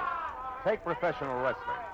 I watched in the ringside while two gargantuan hulks contorted their features in mock agony and bulged muscles at each other on a mat surrounded by tiers of onlookers, screaming through their half-chewed popcorn. While the fans, as usual, howled for blood, booed the decision, hooted the departing contestants, and waited for the next comic act, laughingly called the main event. I went again over the letter I'd received 2 hours ago by messenger from one Manny Faber. It had included a ringside ticket to L.A. Wrestling Arena, a check for $200, and the request that I catch as much as I could stomach of the match between John, better known as Peachy Keen, and Jules Caesar, the Emperor of Brooklyn. After which I was to come to Faber's house for instructions that involved John Keene plus 100,000 bucks of Manny Faber's money. So I watched a little closer as something that looked like a Sherman tank in a toga and leather sandals crowned with an olive wreath lumbered into the ring and sneered at the crowd. And since I'd long ago given up wrestling as a sport, I turned to the fan next to me wearing a derby on the bridge of his nose, waved a cloud of cigar smoke aside, and got some information. Oh, Caesar? You get your money's worth out of him, all right. Hey, what about this John Keene? How does he stack up? Ha! Peachy, you kidding? He's a bomb. Stinko. No show. Off. A blink down. Look, they're fixing the ring up for him now. Get this. What's that, flowers? Yeah. Peach blossoms. There's two peach blossoms all over his corner. What stuff 2 years ago, the stuff was okay, but now it's tired, you know what I mean? He won't even put on a show, little old rat. He's still called a champ, isn't he? Champ! Him! He won't even give you a laugh anymore. He's afraid of getting his pretty nose bent. What a bum. Cecil, tie him up a knot. Here he comes, look. Yoo-hoo, Pinchy! You bum! See what I mean with that profile? He ought to be a ribbon clerk instead of a wrestler. Yeah. Hey, what's that on the back of his robe? Are you kidding? That's a big peach, of course. Embroidered in gold on black silk. How do you like... Yeah. Go ahead. Hey, look, I hear them robes cost him $1,000 a piece. He thinks they make him hot stuff with the dame. Maybe they do. Who's the brunette in there talking with him? Should I know? There's always something like that. Now, look, pipe down, will you, man? You talk so much. Now, ladies and gentlemen, the feature event on tonight's program, a free-fall, no-limit contest of wrestling. In this corner, at 278 pounds, the outstanding contender from the Atlantic Seaboard and Emperor of Brooklyn, Jules Caesar. And in this corner, at 225 pounds, the undisputed champion of the Western Hemisphere, John Peachy. As the match got underway and Peachy started out of his corner, the good-looking brunette shouted something at him that stopped him cold. He turned to glare at her, and Caesar slapped a hank on him that put Peachy flat on his back for fall number 1. 3 minutes later, with his head in a gilligan, Peachy was well on his way to the mat again for fall number 2, which was enough for me, so I got up to leave. The brunette, I noticed, was leaving, too. And at the end of the exit tunnel, we came out side by side. You got a match? Huh? Oh, yeah, sure. Thank you. It's a mess, isn't it, huh? What's a mess? The way things are going inside there. Peachy ought to change his line of work, don't you think? Oh, what's it to you? A laugh so far. What's it to you? You said something to him that knocked him for a loop, baby. What was it? A personal matter. Oh, how personal? Oh, about like that. Thank you, and step down, Philip Marlowe. And you'd better step out, too, or I'll whistle for a John Donne. Nighty-night, Nosey. So saying, she flashed a couple of daggers at me from her snapping black eyes, spun on 4.5-inch red patent leather heel, and was gone. So I drove up to Hollywoodland and the house at 2000 Beechwood Drive, where I was to meet my client, Manny Faber. The house looked like a two-room cottage from the street, but it ran for 3 stories down the backside of the hill. And all I did was touch the bell when the door flew open. Hey, you're Marlowe, am I right? Come on in, Marlowe. I'm Manny Faber, head of Faber Transcriptions Incorporated. Produce radio shows, you know. Yeah. So you saw him, eh? You saw that big, crooked, four-threshing, stupid, mat-pounding mastodon that calls himself Johnny Peach Keen, huh? Yeah, I saw him. Yeah. Oh, have a chair. Oh, thanks. Well, what do you think? You just summed it up. What's that got to do with your $100,000, Mr. Faber? You haven't seen the late editions? No. They're full of it.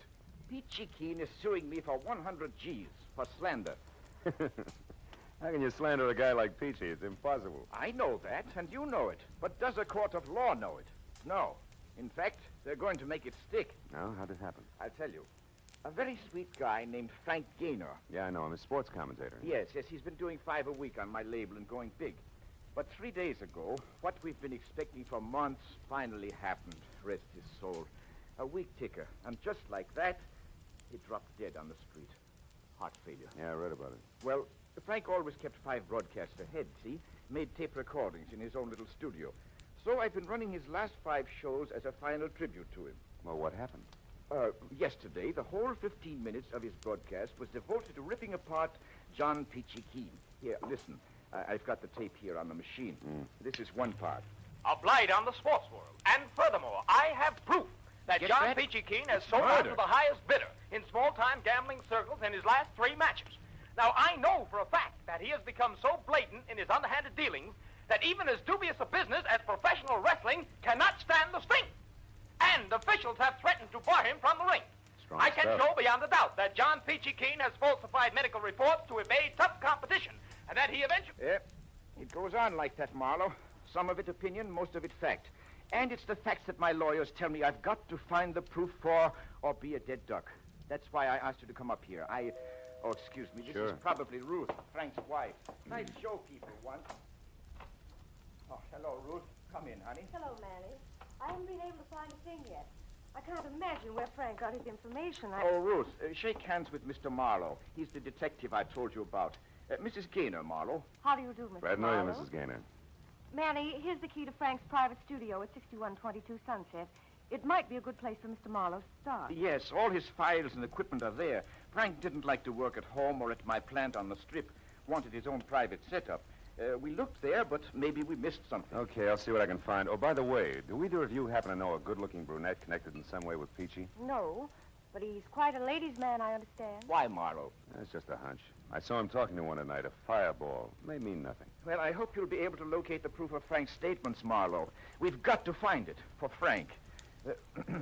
Also, it'll break my heart to pay $100,000 to a no-good meat heaver named Peachy Keen.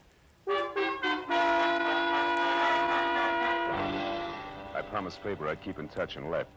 I found Gaynor's little recording studio tucked into the second-floor corner of a small office building on Sunset. Unlocked the heavy soundproof door and went in. The room had a busy, cluttered look, as though Gaynor himself had just stepped out. A row of filing cabinets and a desk sat along one wall, and opposite them was the glassed-in booth with the tape recorders and microphone by which the solitary sportscaster had canned his radio programs. I dug through the files and found a folder labeled John Keen. It held only a sketchy history of the wrestler. Some publicity pictures and a few clippings, one of which rated a long second look, because it was topped by a picture of the same brunette I'd seen at the ringside. It was captioned, Carla Bennett leaves for West Coast. I started to read the story when there was a sound at the door behind me and the lights went out. Don't move, Mighty. I'll kill you on the spot if you do. Up against that window, you make a perfect target, you know. So don't try anything cute. What do you want? A little more than I'm getting, it's what. I'm entitled to it, I am. The service is rendered, you might say. I can't help you, Busty. You've come to the wrong man. No, but not to the wrong place, Mighty?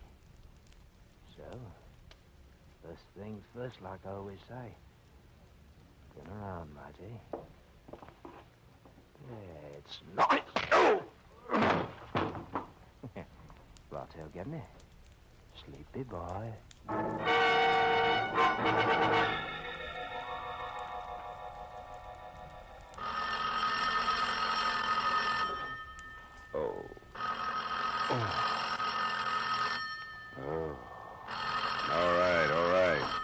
question. Oh, Marlowe, where were you? Is something wrong? yeah. As wrong as a limey showing up here to put this... Ooh. Put the slug on me. Limey? Yeah. Who was it? Why'd he slug you? Good questions, Faber.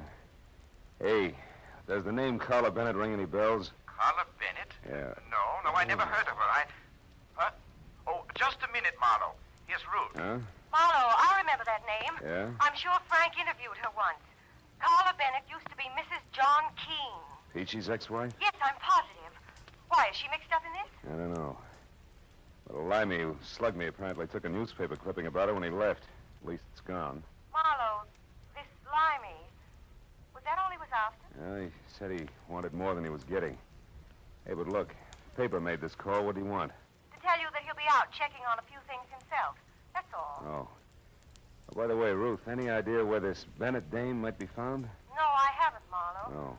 I think she was staying at some woman's hotel on Vermont Avenue when Frank interviewed her at that time. Vermont. But that was over a year ago. Maybe she's a lady of habit. I'll try it anyway. Thanks, Ruthie.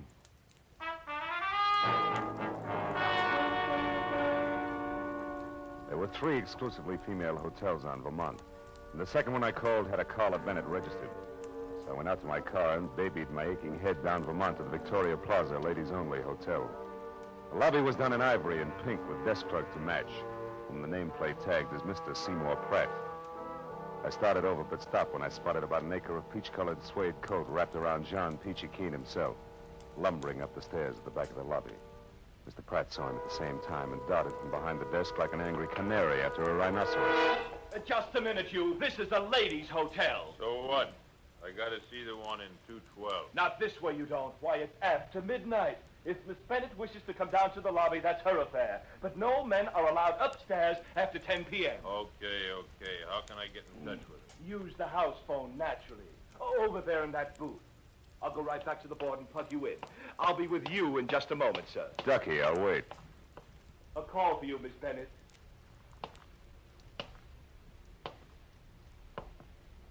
Good listening, huh? Now, see here, you know perfectly well you're not supposed to come back to this desk. This is for employees only. What about eavesdropping? Is that for employees only, too? Oh, why, how dare you Save it, accuse me of- Seymour. The guy in the booth there is a professional wrestler. If he finds out you're listening in, he'll tear your arm off and beat you to death with it. But let me take over. Here, give me the earphone. Now, wait. Come on, give it to me. Okay. Now sit there like a good boy. Keep the key open and your trap shut. No surprise. Where are you now, John? In the lobby, in a phone booth. You better come down, Carla. No, John, I'm tired. Will you call me tomorrow? Wait a minute. What do you mean by that crack you made tonight when I was in the ring? Just what I said. I want a nice big slice of that 100,000 you're getting from Manny Faber. Why, you're crazy. What makes you think I'd give you one lousy penny? You will, gladly. You see, John, I know all about those visits you made to the Lyceum Theater. One of us come back to L.A., hasn't it, darling? Why, you sneaking... Oh, shut up. After the life you led me for 4 years, you big ape, I'm entitled to all I can get. And that'll be plenty. So I advise you to run right back now and tell your friend that I know all about your little scheme. And talk it over good, John. I'll be waiting to hear from you. All right. I'll do just that. And you're sure gonna be sorry you stuck your nose into this one, Carla. Real interesting. Are you quite finished now? Yes, and you were a big help, Mr. Pratt. Oh, there he goes, peachy suede coat and all. So long, Seymour.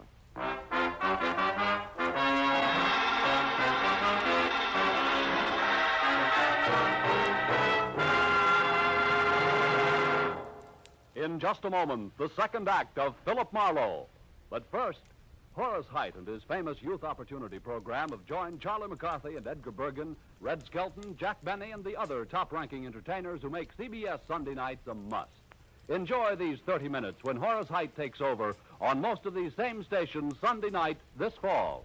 Tune in this fall for the shows that you love best of all. Listen carefully. Here's the address. It's CBS. Now, with our star, Gerald Moore, we return to the second act of Philip Marlowe and tonight's story, The Stranglehold.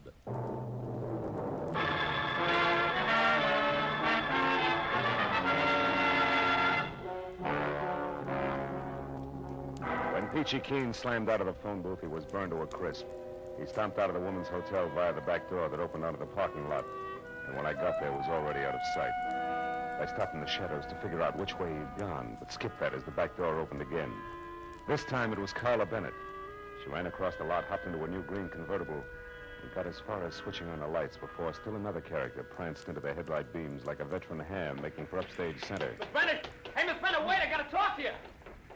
I couldn't tell where the first one came from. I only heard it. It brought the little man up on his toes and arched him like a drawn bow. I saw the flash of the second one. It came from the alley and crumpled it into a pile. A moment later, a more roared, and I ran to where I could see, with a pair of taillights twisting onto the side street. It was all the good it did me. I went back to the body of the little man as Carla Bennett climbed out of her car. She was white from shock, and in the headlights, her makeup was garish. Belonged on a clown. The back alley harlequinade was suddenly very grim. He was shot, mister, right in front of me. Who's the little guy, Carla? I don't know. I never saw him before. You know my name? Yeah. We met at the wrestling arena earlier tonight, you remember? Marlowe, private detective. Now, come on, Carla, let's have it. What's his name? I don't know, I tell you. Okay, we better find out fast. Let's take a look at his wallet. No! It's none of my business. I'm getting out of here. Wait a minute. He wanted to talk to you pretty badly, baby. Very likely about $100 grand. Huh? If I were you, I'd stick around. You've got awfully big ears, Mr. Marlowe. Yeah, better to hear phone conversations. What? This guy's an actor. He's got an equity card. Name is Seth Cameo. Mean anything? Not to me. Unless... Unless what? Unless he happens to work at the Lyceum Theater? As you said, Carla, vaudeville's back in town, and that brings up another point you better explain. What's going on out here anyway? I thought I heard shots. You did, Pratt. They came from the alley Oh, there. so it's you again. I might have... That man there on the ground. Good heavens, is he dead? Yeah, he's murdered. Oh, no. Help! Help me! Murder! Help! That jerk. I'm getting out of Not here. alone, you're not. I'm going with you. Listen, Big Ears, I can take care of myself. Will you beat it? That's not the point, sister. I still want to talk to you. Get in. Now go out that way to the street and not too fast. All right. Since you're running things, where are we going? The Lyceum Theater. On the way, you can tell me why your ex-husband Peachy's been hanging around there. I don't know why. Who's the friend he's been seeing? Was it Cameo? I don't know that either. Now, look, for Pete's sake, do I have to draw you a picture? A man was shot down right in front of you. Doesn't that convince you? You're bucking the same opposition, baby, and believe me, this is no time to hold out. Not in this league. I'm not. All right. Well, that stuff you overheard on the phone was pure bluff. I accidentally ran into John a couple of days ago near the stage door of the Lyceum. He acted funny, like he was waiting for somebody, and very nervous about it. You didn't see who it was? No. I waited until 3 girls and 2 men had come out one after another, but they were cagey. I couldn't tell which one John was waiting for. And then I heard about this slander suit of his, and I figured something was screwy. So you took a swing in the dark tonight and connected, huh? Good and solid.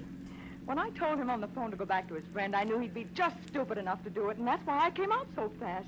I wanted to follow him and find out who else was involved before I got in too far. You're already in too far, baby. You got more nerve than good sense, even for $100 grand. You don't believe me? Ask Cameo. There's the theater. Park here. We'll walk over. Look, tell me something, Big Ears. Suppose Seth Cameo did work here. What's it going to prove? All depends on what we find to go with it. He was killed to keep him from upsetting the apple cart. One way he could have done that would be to have proof of what Frank Gaynor said in his broadcast about Peachy. Sure, but fitting a vaudeville actor at the Lyceum into that slot doesn't make sense. No, but... Yeah, there it is. Cameo's placard. We were right. Yeah. Seth Cameo, the one-man all-star cast. See Lionel Barrymore, Betty Davis, Harry Drucker, Humphrey Bogart, James Cagney, and many others. Denise Glenn played in a split-second changes by the world's most versatile one-man cast. Seth Sure, he was a mimic. A guy like that would have dialects, lots of them. So maybe Seth Cameo was the boy who slugged me in Gaynor's studio. He was careful to turn out the lights first, and he threw that limey jive at me to toss me off the track. And what's more, he... Uh-oh, we got company. Where? There's a little geezer over there. What are you doing there? Theater's closed. Last show's been over for hours. I know, you're the night watchman. That's right. Now you better move along, kids. No lighter and run theater. Just a minute, Pop. This Seth Cameo, does he have a limey number in his act? Why don't you come back tomorrow and ask him? Well, that's tougher than you think, mister. How about it? Does he do a limey? Limey? Well, now, let's see. Cockney, English. No, don't think so. Might have at one time, though. Been in the business for years. Good man, too. Best quick changer I ever seen. Has he got a scrap? Has he got a scrapbook or something in his dressing room, do you know? Well, yes, he has. Got a box there with every bill he's ever played on in it. Most actors do. But the theater's all closed now, fella. Well, you've got a key, haven't you? Look, Pop, it's important. We got to find out right away. No, I'm sorry, Sonny. Can't do it. Look, it's real important. Take a good look. Very important. $10. Uh-huh. Yeah, I guess it wouldn't do any harm if you just want to look.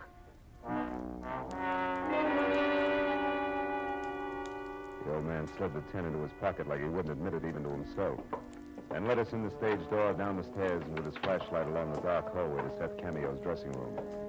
He unlocked it, reached in, and turned on a tired little lamp, and pointed out a box on a trunk near the back.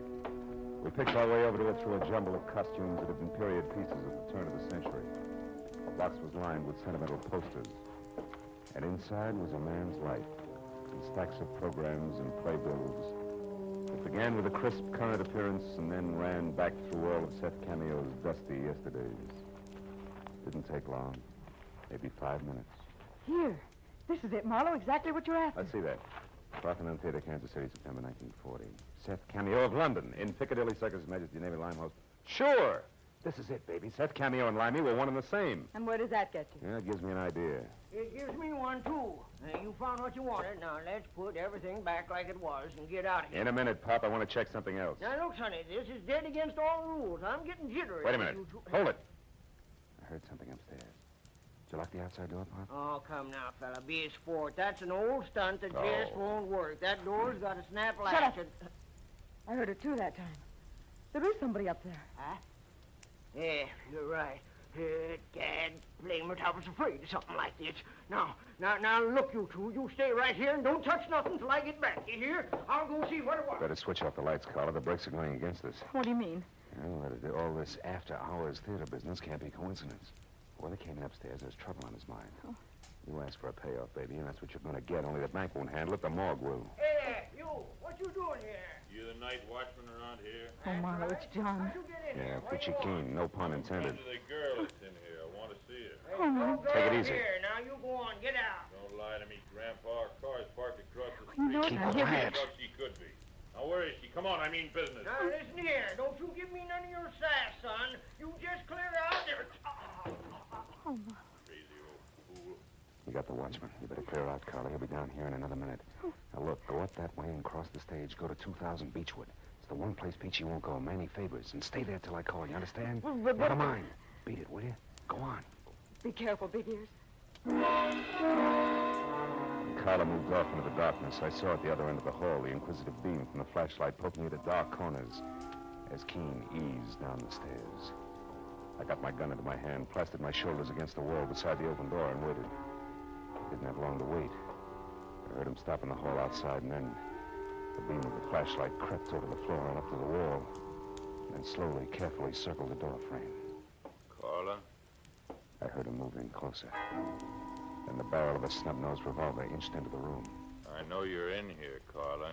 I waited until I could see the big fist wrapped around the gun. And I brought my .38 down hard. His gun flew to the floor, and I swung again for his head. Why, you? The rest only blinked and lunged for me. I'll kill you. Not tonight, Peachy. I may need it. I'm getting my hands on you. That's your problem, big man. Fall down, will you? I'll get you. I'll kill you. Go down and stay down. Wow. You gotta chop that guy down like a tree.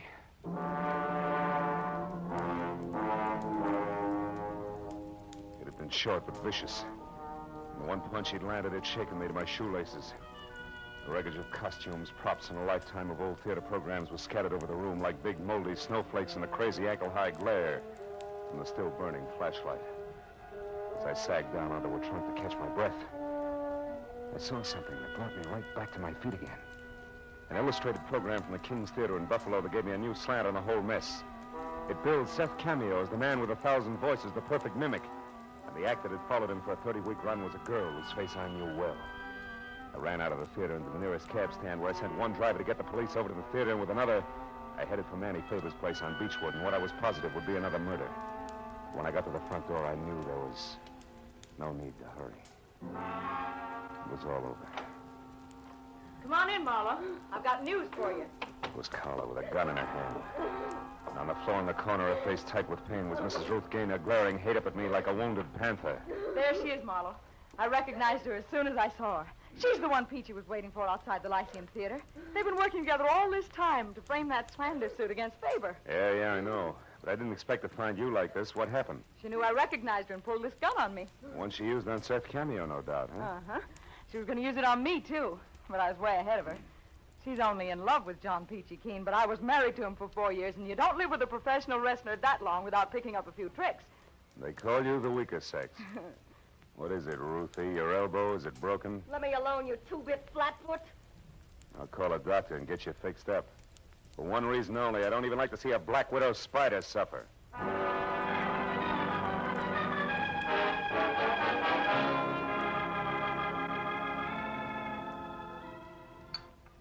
More coffee, Miss Bennett? No, thank you, Mr. Faber. Well, I don't blame you. I've got no appetite either. You know, Marlowe, I always liked Ruth, and I thought she liked me. As long as you represented a buck, she did. And I've got to admit that she and the wrestler were clever, though. That stunt almost worked. She was clever. John Keen is 225 pounds of solid jerk. Yeah, it was all her idea. She was in love with Peachy, and when Frank died, she saw a great opportunity. Especially with that mimic being in town. Sure, Seth Cameo is an old friend of hers. She and Peachy wrote a highly slanderous script. She got Cameo to record it on Frank's machine, imitating Frank's delivery. Yes, and I broadcast it and stabbed myself in the back. Exactly. And we'd never found out any of this if a couple of other characters hadn't tried to cut in. First, Cameo, who felt he'd been cheated when he learned the job he'd done was worth $100 grand. Ruth had to shoot him to keep him quiet. Second, little Carla here. Hey, Marlowe, please.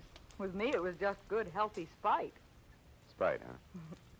What's stronger, baby, spite or dough? Well... See what I mean? Good night, Mr. Faber. Good night. Come on, Carla, let's go.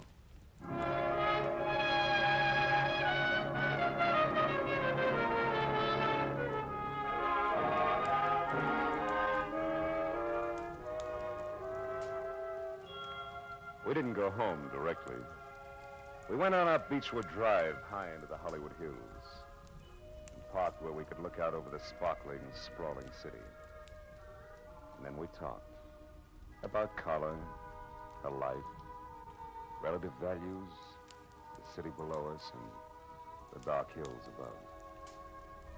And then, as we watched the first faint glimmer of dawn rise in the east, we both realized something. Not original, not very complex, and certainly not sophisticated, but very gratifying. In the final analysis, the best things in life, we both agreed, are still free. Know what I mean?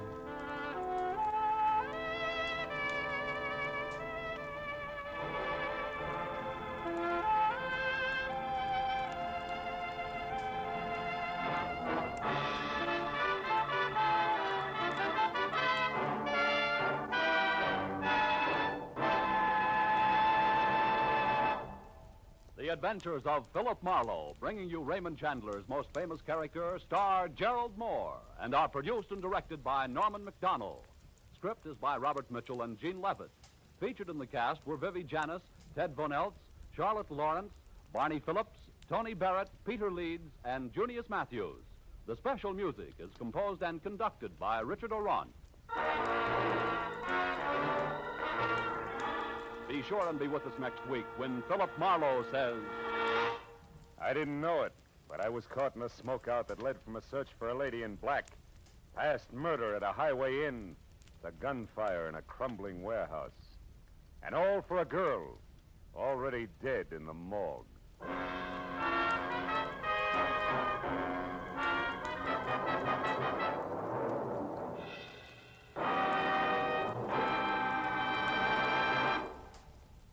This fall, you hear them all on CBS. Red Skelton and Charlie McCarthy and Edgar Bergen have joined the parade to CBS on Sunday evenings. And be sure to hear the Contented Hour with Dinah Shore tomorrow and every Sunday over most of these same CBS stations. This fall, you hear them all on CBS. This is Paul Masterson speaking. Now stay tuned for Gangbusters, which follows immediately over most of these same CBS stations.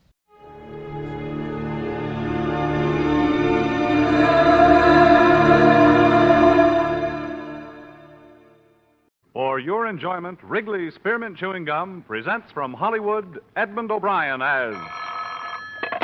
Johnny Dollar. Good evening. This is Mr. Snell, the secretary. Oh, sure. Hi. I was unable to reach Mr. Snell Snell before he left for the West Coast. But he asked me to outline the case to you and hoped you'd follow him out there. It's quite serious. Oh? What is it? Our company has been carrying the policies on a line of pleasure boats for a West Coast sales agency, the Arrowcraft cruisers. Within the past 2 weeks, 3 of them have sunk, with no survivors. Bad risks. Yes. There's a liability clause. Next of kin in each case is bringing suit for nearly $1 million.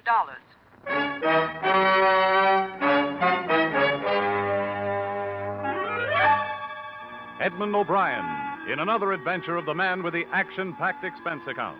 America's fabulous freelance insurance investigator. Yours truly, Johnny Dollar.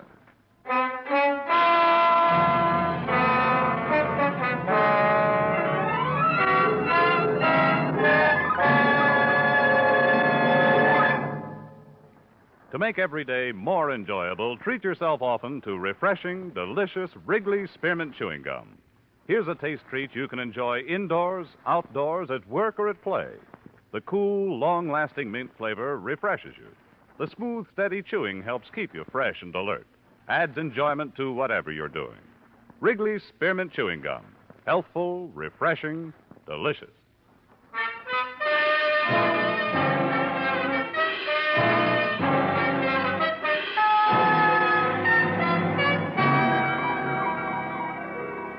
Expense account submitted by Special Investigator Johnny Dollar to Home Office, Grand East Life and Liability Insurance Company, Hartford, Connecticut.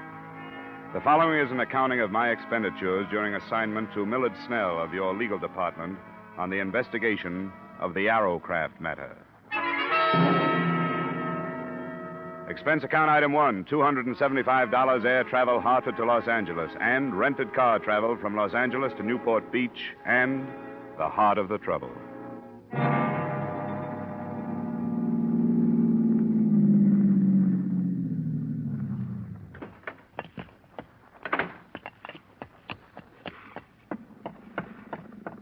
Snell? Millard Snell? Who is it? It's Dollar. Dollar? Hurry up. Get aboard. Now watch it. She's wet tonight. Hey, give me your arm. Come on. Thanks. Didn't think you were going to make it.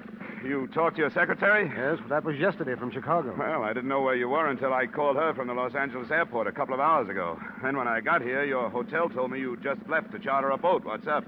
Myers, how long will it be? Robert should be here any minute, Mr. Snell. Couldn't leave without him. All right, if you can hurry him up anyway, do it. Come on in the cabin, Dollar. Out of this foul night air. This fog.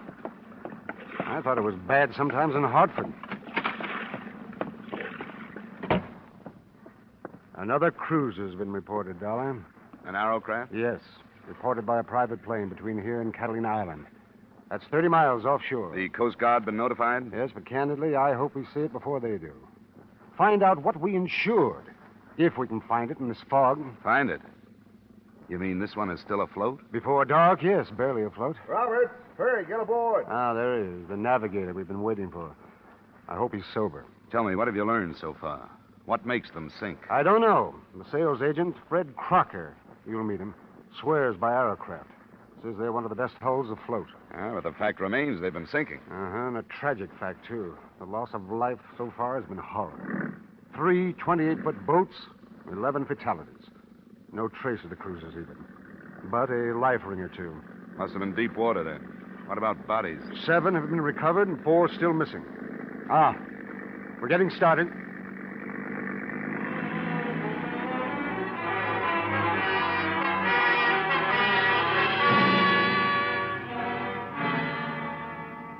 It was 10 p.m. when we left the quiet resort village, and it was dawn when we saw in the fog what we had been unable to find during a whole night of searching. The Arrowcraft, without sign of life, was almost entirely awash, bow down in the channel swell.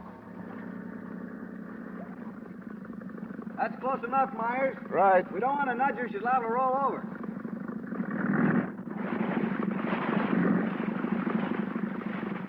Well, here we are, but there's nothing we can do about her. How she stays up is beyond me. Any chance of towing it in? Not in that shape. Give her any weight, she'll just take more water and go down. Can you put me aboard? If you want to go, I can put you there, but I don't know what your weight is going to do. She's ready to roll. What do you think, Roberts? Well, we'll put him over the stern. That shouldn't upset her. We'd better get some of those clothes off, Dollar, while we swing around. All right. You think it's worth it? You're going aboard? Worth it? I'm not going for a night like that without having a look at it. Gives me the creeps. The thing awash like that. Looks dead. Yeah, too dead. Why isn't there anyone aboard? Why isn't somebody hanging onto the side? Okay, Dollar, we'll move into it now. I'm ready. Now get back there on the transom. That's it. Right there. I'll swing you right into it. Right.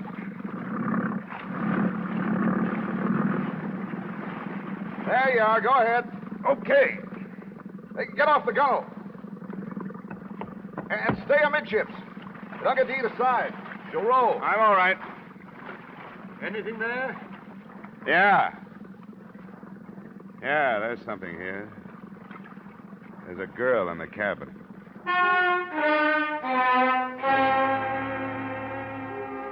Her body floated face down in the flooded cabin, held in there by the narrowness of the passageway. After an unpleasant and ticklish 15 minutes, she was lifted aboard the other boat by 3 suddenly silent men. There was little else I could do on the derelict but memorize the name and address on the certificate of ownership. So I left it and followed the girl. Yeah, I didn't bargain for this, Dollar. It doesn't bother me to read about 11 of them, but this girl, why, she can't be over 18. Yeah, I noticed. You know, if it was a guy, it wouldn't hit so hard. But a kid like this, beautiful. Myers. Yes, sir? Have you radioed in about this? I waited to find out whether you want to stand by the boat or not. No. We'll start right back. Get word to the police. Ask them to meet us. I think it's a case for them.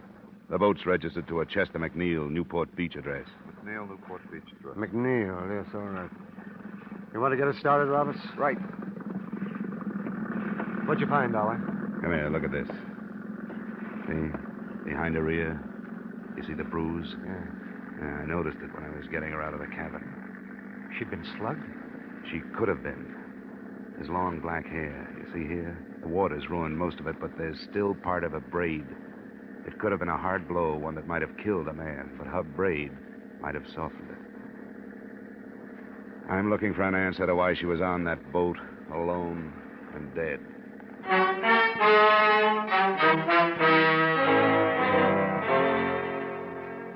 It was an answer I never did actually find and prove, because in the final analysis, the death of this beautiful, dark-haired girl was no more important than any of the rest of them.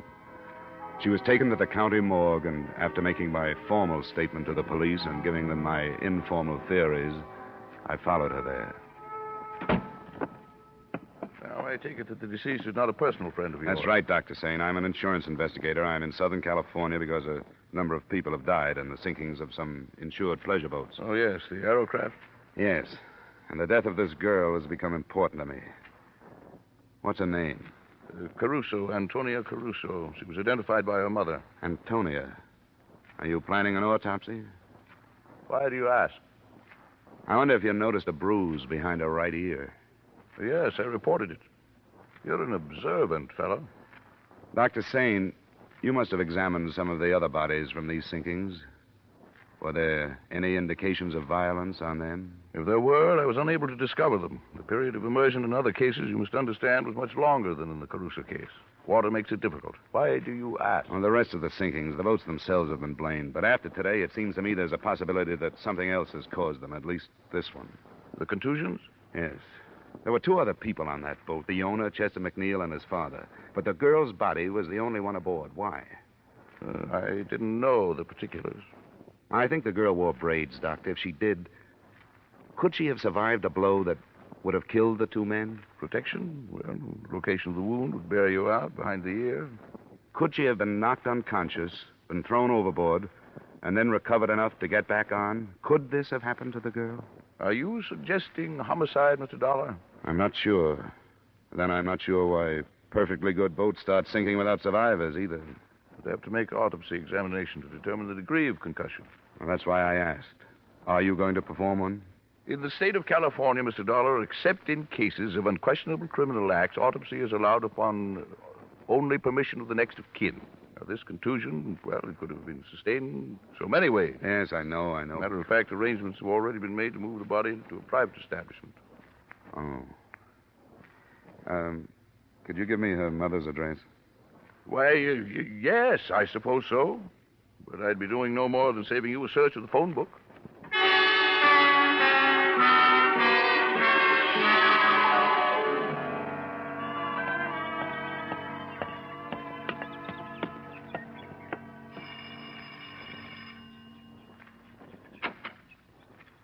What is it you want? Mrs. Caruso, I'm the man that found your daughter. Oh. Then why have you come here? You shouldn't know my grief. I do, Mrs. Caruso, but I'd like to talk with you if I could. What is there to say? I don't want to see you. There is no room for sympathy. I didn't know anything about your daughter, but I'd like to. I'd like to hear about her. Why do you do this? Because I don't think her death was accidental. Oh, go away. Why do you say this? My girl, she never did no wrong. I didn't mean that, Mrs. Caruso. Please, may I come in? All right. It's my house. I'm sorry. It's not cared for. There have been so many things today. Well, I won't stay long. She was a good girl. She was going to marry Chester. His father was with them. She was going to marry Chester. Oh, we hoped it so much, Antonia and me, that it would be a good marriage. Mrs. Caruso. We always dreamed. We were good people, only poor. We give everything so Antonia will be better. She was so beautiful. She was going to marry Chester. I'm sorry to bother you at a time like this. Now, she's gone. I saw her. I saw her, too. And I want to learn why she's gone. Now, Mrs. Caruso, is there any reason that you can think of why there should have been trouble on this trip in the McNeil boat? Oh, no. They go many times. They love the boat. They go many times, always with his father to take care of them. He loved her, too. My daughter, he called her. She was going to marry his Chester. Be so happy. Please, Mrs. Caruso. Oh, my Antonia. Antonia. Please, go. You know my grief. Leave my house. Leave my house.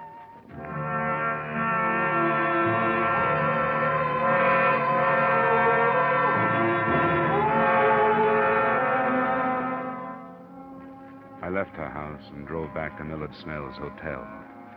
It was 7 p.m., and I hoped we could get to Crocker, the West Coast agent for Arrowcraft, before the night was out. But I found Snell white-faced when I opened the door and too anxious to show me the front page of the evening paper. I didn't know where to find you, Dollar. For what? And you haven't heard. Fred Crocker, the Arrowcraft agent. He was killed this afternoon. How? It says traffic, hit-and-run victim. But I don't believe it. Look at this.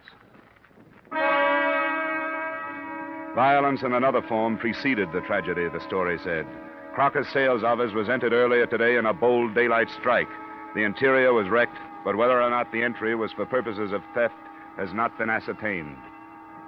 The writer didn't make any definite statements.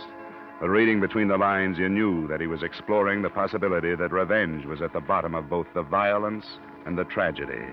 That those who had lost family or friends in the Arrowcraft sinkings had wrecked Crocker's office and then killed him. But remembering the bruise behind the Caruso girl's ear, I didn't believe that either.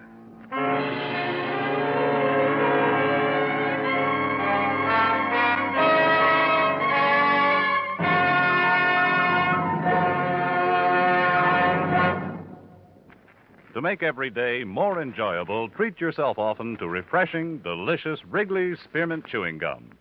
The lively, full-bodied real mint flavor cools your mouth, moistens your throat, freshens your taste. And the chewing itself gives you a little lift, helps you keep going at your best. So for real chewing enjoyment that's refreshing and long-lasting, always keep Wrigley's Spearmint Chewing Gum handy. Healthful, delicious, Wrigley's Spearmint Gum will make every day more enjoyable. And now, with our star, Edmund O'Brien, we return you to the second act of yours truly, Johnny Dollar.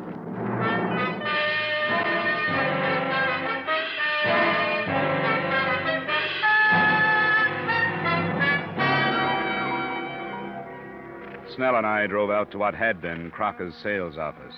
A sheriff's deputy met us outside and took us in. Give you some light if... Oh, there's a switch. Well, not as bad as it could be. At least the drawers aren't dumped. These are from a file cabinet. We'll start here. What are you looking for? Crocker's sales records. Sales records? The names and addresses of all the people who bought Arrowcrafts from him. I don't think we'll find it. I don't get you. We've got a theory. That those boats didn't just sink, that they were boarded, that the people who've been lost were slugged before they were drowned, and that the boats were scuttled. What do you think of it? Why would anybody set out to wreck Arrowcraft? Well, that I don't know.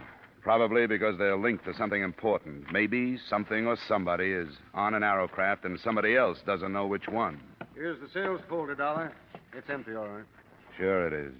That gives them the location of every Arrowcraft between here and San Diego. Sheriff, nobody has said where Crocker was when this place was entered. They don't know yet. You got a theory? Yeah. That he was here. Yeah, that after the list of names and addresses was taken, he was dragged out of here and killed with a car for the same reason the others have been killed.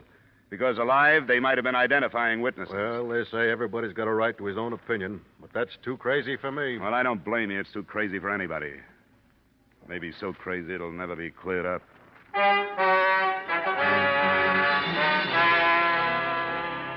Expense account item 2, $112 cost of entertainment that same night for as many members of the press as I could get hold of. They listened to my theory, agreed that it was unbelievable, but worth printing on the grounds of sensationalism. The story made the morning editions, most of the papers slanting it towards warning the Arrowcraft owners listed in Crocker's stolen records. But it didn't look so unbelievable because it had a companion piece. A night watchman at one of the yacht clubs lay near death from gunshot wounds after apprehending a prowler aboard an Arrowcraft. The prowler was being held at the county jail. Who is this guy, Sergeant? Jerry LaBarber's the name he uses. We put a search on him last night. He's one of those things you call a known hoodlum because nobody's been able to pin much on him. Known to the police in Las Vegas, L.A., and San Diego, to name a few. Here he is. I hope you had better luck with him than we did. If you meant that, you'd leave me alone with him for the rest of the day. Sorry. Off the bunk, LaBarber. You got a visitor. On your feet. Stand up. Okay, hero, you got me up. What's the matter with you? What's missing, LaBarber? What? What's lost? What were you looking for on the Arrowcraft? Come on, who are you working for? I'm out of work. Why don't you save your breath? How many of the other killings were you mixed up in? What are the killings? I get into a scrape with an eager night watchman, and now you talk about pinning other killings on me. What is this? Who are you working for? I'm out of work. You could do yourself some good, you know. I'm not complaining, am I? You were off to a pretty good start. Even if that watchman lives, you're going to be tried for assault with intent to kill. That's a long rap. You might make it shorter by using your head. Is that a promise? Don't make me laugh. You're a sucker, LaBarber. But this is a promise. I'm going to see you charged for Crocker's murder. Who's Crocker? And I'm going into the business of searching Arrowcrafts myself. Don't be stupid. Why not put the blame where it belongs? Blame for what? Okay, Sergeant, I've had enough. So have I. I wonder how long it takes to get that way. And for what? I could buy and sell you, you cheap tin star. Well, what do you think? He's covering for somebody, isn't he? Hank, you're right. You shouldn't have tipped your hand so much about searching the boats. Word's going to get out. Out of a jail cell? He called for a lawyer, one of the hot men from L.A. We can refuse him visitors, but not a private session with a criminal who happens to be his lawyer. Oh, I'd like to hear that one. You should. It's going to put a bigger bullseye on your back than that newspaper story did.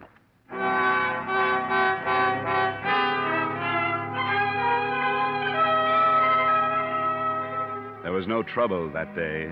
and no progress. We had time to contact 2 Arrowcraft owners that afternoon and went aboard their boats. Nothing came of it but a feeling of frustration because we didn't know what we were looking for, how large or small it was, whether to empty fire extinguishers or break and open batteries. That night, the news broke that the night watchman had died of his wounds. Snell and I made an attempt at eating dinner and took a bottle of cognac to my room to see what it could do. The phone call came at 9:30. Hello? Hello? Well, this is Dollar speaking. Who's this? I'm in a phone booth, so don't bother trying to trace this call. It's about the boat trouble. All right. What about it? Not over the phone. You have to come up here. Where do I meet you? I've got to be careful. You'll know why when I talk to you. You have to come alone. What else? There's a place called Leeds Bar. It's on Long Beach Boulevard, 3 blocks up from the beach. You'll see the sign. I'll find it. You can make it in an hour. But you've got to be alone. I will be. All right. 11:15. What was that?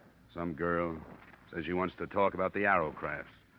Wants me to meet her in Long Beach. Don't be ridiculous. You're not going. Somebody has to do something. Nothing as foolhardy as this. You've been expecting them to make a move. Here it is. You don't for a minute think she's telling the truth. I won't find out sitting here swilling brandy with you. I wasted 10 minutes in Newport circling through alleys and side streets to shake any tail that might have been put on me. And then I headed up the Coast Highway. At exactly 10:45, I was ordering a drink in Leeds Bar. It arrived simultaneously with a metallic nudge in the ribs from a man who had taken the stool on my right. Drink it, Dollar. We've got to go. I was supposed to get a message from a girl. You've had it. Come on, drink up. All right. Now leave. We'll meet you outside the door. Do I get to talk with this girl? She's outside. Okay.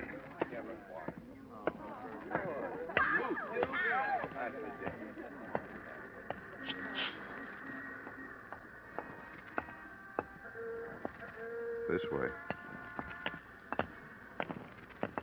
Here's a car. No, you get in the front with her. I'll get in back. Where to now? Just a little way. You weren't followed? I made it a point not to be. Huh? You wanted to talk. Yeah, I do. I don't know what's going to happen to me, but I don't think I care anymore. It's been like I killed all those people who've died. Take it easy, honey. You mean their deaths are your fault? Sort of, yeah. I mean, I could have stopped it, but I was afraid to because one of his men would have killed me. And I thought he'd stop me for this. He? Who do you mean? Hey, watch what you're going. You better stop, Gwen. This is as good a place as any. Yeah.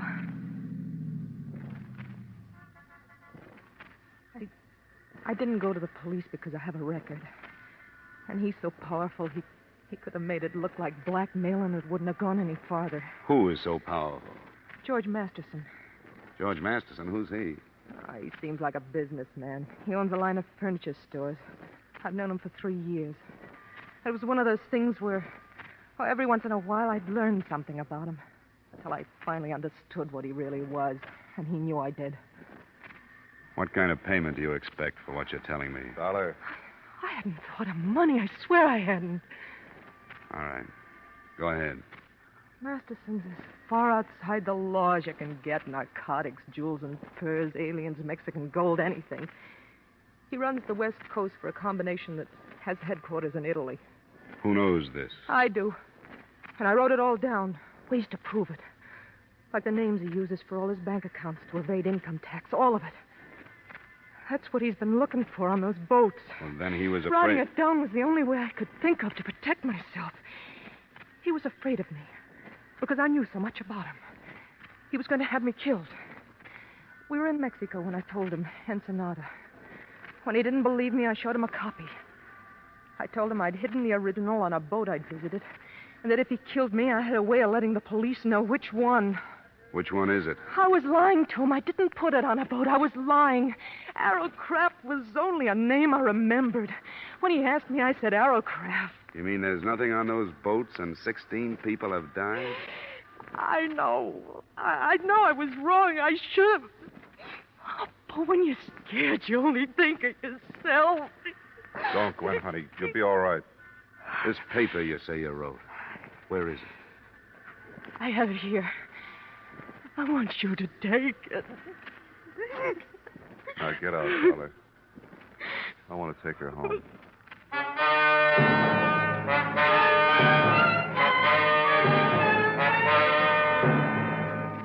I didn't fully believe her until I had finished reading her denunciation of George Masterson after they'd left me. But by the end of it, I knew that in my hands was the hottest document in California. I knew that hundreds of rotten lives could be crumbled and millions of dollars in criminal traffic could be stopped. And it did away with the possibility of any suit against Arrowcraft or your company. But it wasn't enough. I should have gone to the authorities with it then. Instead, I took a room for the night and mailed it to the FBI in the morning. Then I went after Masterson. I found him in a plush office in one of his furniture stores.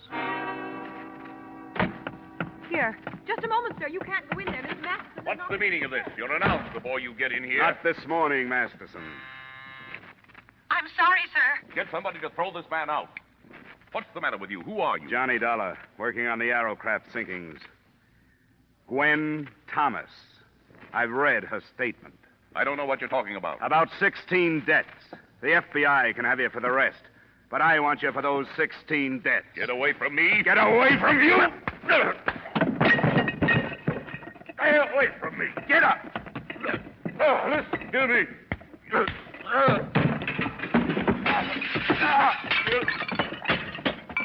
Come on. Get up.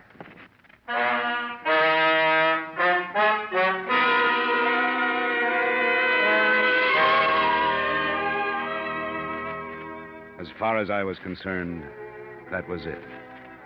The girl was placed under protective custody by the FBI and the district attorney, who had worked out 75 counts on Masterson's indictment before I left. It's too bad that all of the next of kin of the 16 dead can't sit in the jury box. Expense account item 3, same as item 1.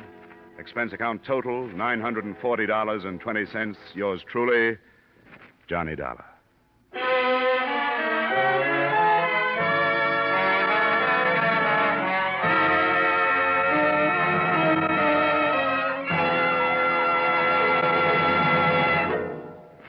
Remember, friends, to make every day more enjoyable, treat yourself often to refreshing, delicious Wrigley Spearmint Chewing Gum.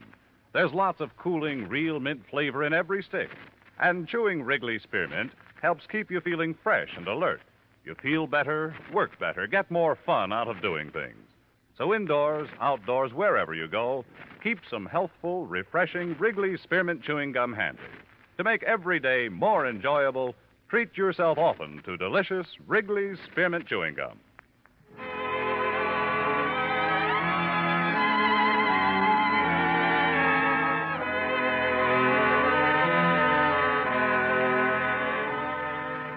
Yours truly, Johnny Dollar, stars Edmund O'Brien in the title role and is written by Gil Dowd and David Ellis, with music composed and conducted by Leith Stevens. Edmund O'Brien can soon be seen starring in the Columbia Pictures production 711 Ocean Drive. Featured in tonight's cast were Gene Bates, Howard McNear, Clayton Post, Harry Bartell, Hy Averback, John McIntyre, and Jeanette Nolan. Yours truly, Johnny Dollar, is produced and directed by Jaime Del Valle.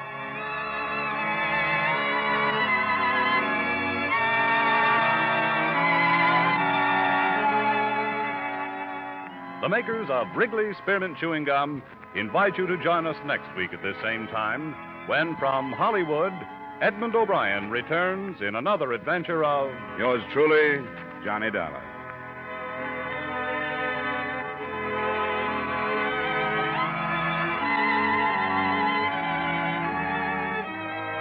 Bob Stevenson speaking. This is CBS, the Columbia Broadcasting System.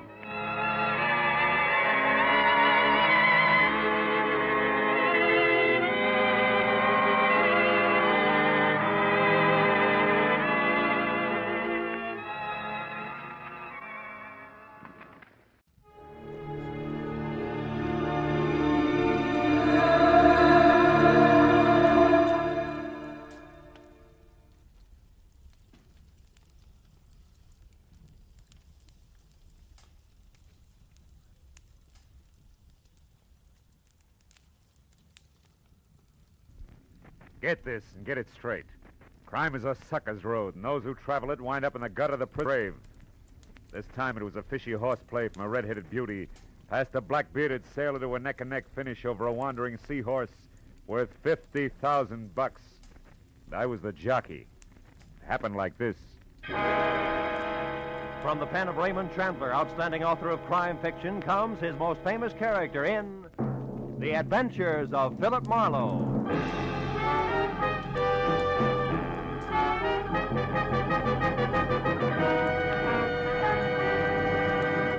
Now, with Gerald Moore, starred as Philip Marlowe, we bring you tonight's exciting story, The Seahorse Jockey.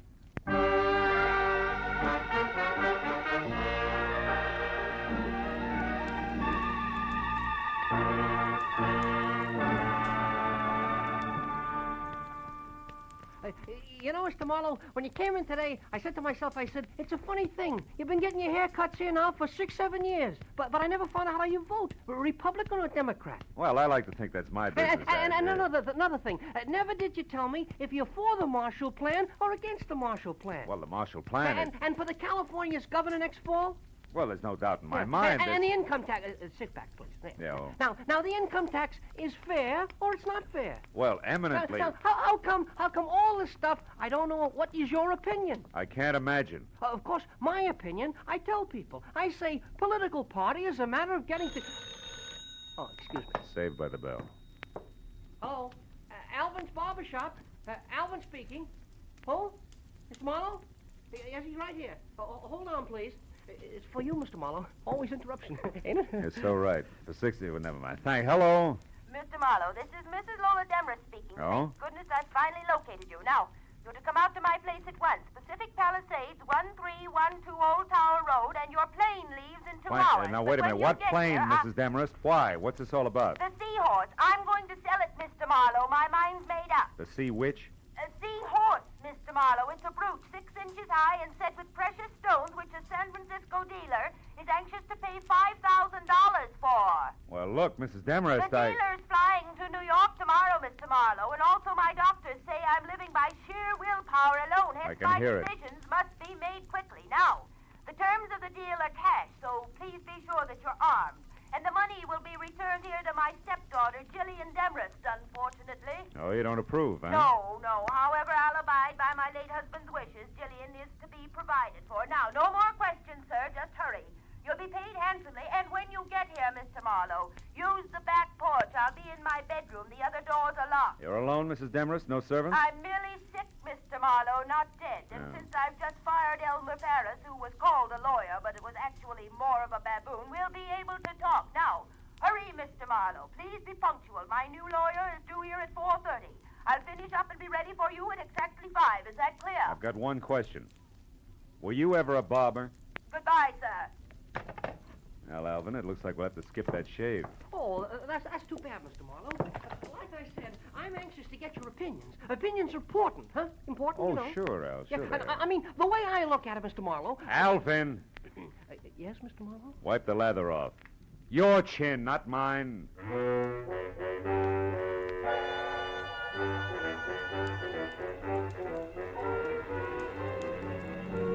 Pacific Palisades and my new client's home at 1312 Old Town Road was 40 minutes from L.A. The house was Victorian-style, solid, made of wood, 2 stories high, and squatted close to the edge of a sun-baked cliff, 200 feet above the ocean. I parked behind what must have been the first Pierce arrow ever made, and started slowly along a gravel path that led to the rear, until I heard it.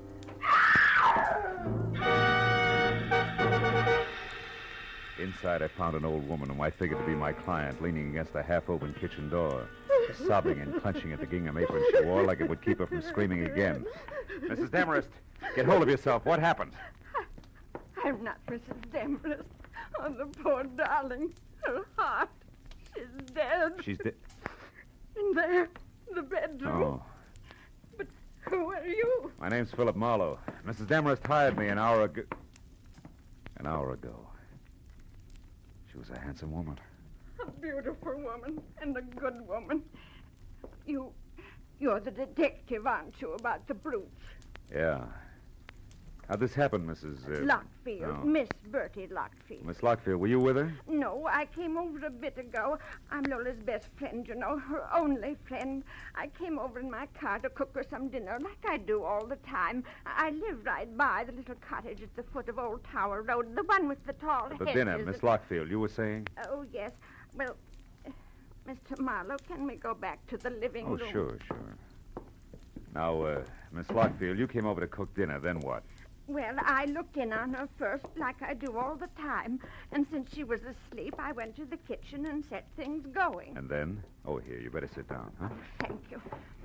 Then I went back to my place, fussed around for 10, maybe 20 minutes. Then I came here again and found what we just saw. That pillow clenched in one hand like she'd wanted All to right, hold take it easy, something. Miss Lockfield. Try to hold on, huh? Now, tell me, you didn't happen to see anything of the new lawyer around, did you? New lawyer? Why, Lola didn't mention a new lawyer. He was due here today? Yeah, a half hour ago. Might help if we knew his name. Why, Mr. Marlowe? Mr. Marlowe? Surely you don't think there was, well, foul play? I don't know, Miss Lockfield. But for one thing, the position of the pillow seems kind of cockeyed to me. Yes, but who on earth would want to... Oh, no, not Jillian. It couldn't be. Mrs. Demarest was quite clear about Jillian. Jillian hated Lola, Mr. Marlowe, but Jillian isn't a killer. Yeah, well, maybe nobody's been killed. But tell me, Miss Lockfield, did this stepdaughter, this Jillian, know that she was getting the money from the brooch? Oh, no, I doubt it very much. Although she did know that Lola had it, of course, And what? and that Lola's money was dwindling, Mr. Marlowe, and that she was selling her possessions one by one. Uh-huh. And therefore, Jillian might think that the seahorse brooch was hers by right of inheritance, huh? Yes. Yeah. Tell me, Miss Lockfield, do you know where Mrs. Demarest kept the brooch? Oh, yes, in the bedroom. I'll show you exactly where. Come. All right. It's behind the portrait of Mr. Demarest, and... Oh, the poor, Oh, poor come on. darling. Take it easy, honey, huh? Did you say behind the portrait, that one? Yes. There's a panel in the wall that slides. Uh-huh. Move the picture to your right, Mr. Marlowe. Then pull out on the panel edging. You'd better use the chair. Yeah. To the right. And out on the panel edging, huh? That's it. See? This velvet case? No, those are earrings. The brooch is much bigger. It's in a silk bag, Mr. Marlowe. Mr. Marlowe, don't you see it? No. And I don't think I will. Miss Lockfield, the velvet case is all there is. The seahorse is gone. I called the law and reported both the theft of the brooch and the death of Mrs. Demarest while Bertie Lockfield prompted over my shoulder. After that, I started through the place looking for anything that could possibly give me a lead on the wandering seahorse. 15 minutes later, all I could show for my effort was a telephone number, Surfside 10229. It meant nothing to me except that it was written on a sheet of brown roll-your-own cigarette paper. When I dialed the number and got no answer, I dropped the paper into my pocket. I told Miss Lockfield to wait for the police and headed for town in the first public phone booth. I started through the local classified directory looking for a lawyer named Elmer Paris. When I didn't find him, I figured he could be somebody's junior partner. So I began at the top. I scored on my seventh nickel. Calder, Kramer, and McDuff. It was the anchor man who answered. Elmer Paris? Yes, we employ a lawyer by that name. One who was fired by Mrs. Lola Demarest early today, Mr. One McDuff? who ceased working for Mrs. Lola Demarest early today. All right, objection sustained. Tell me, where can I get in touch with Mr. Paris? At his desk here in the office where he's been all day. Your reason for asking, sir? The answer you just gave me. Now, one last item, Mr. McDuff. Did your firm supply a new lawyer for Mrs. Demarest late today? We did not. And, sir, we never will. Oh? Each lawyer in this office is, first, a gentleman, second, a competent barrister.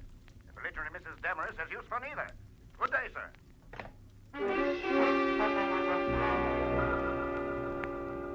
With that, I checked Elmer Paris off my list and went back to the phone book. Jillian Demarest, my late client's stepdaughter, was listed at number 111 Los Amigos Terrace, which a map on the back of the book showed to be just off Sunset Boulevard in Hollywood. Come in. The girl herself, replete with old-fashioned, the only thing that was red-headed, maybe 30, and meat and potato curves in either direction.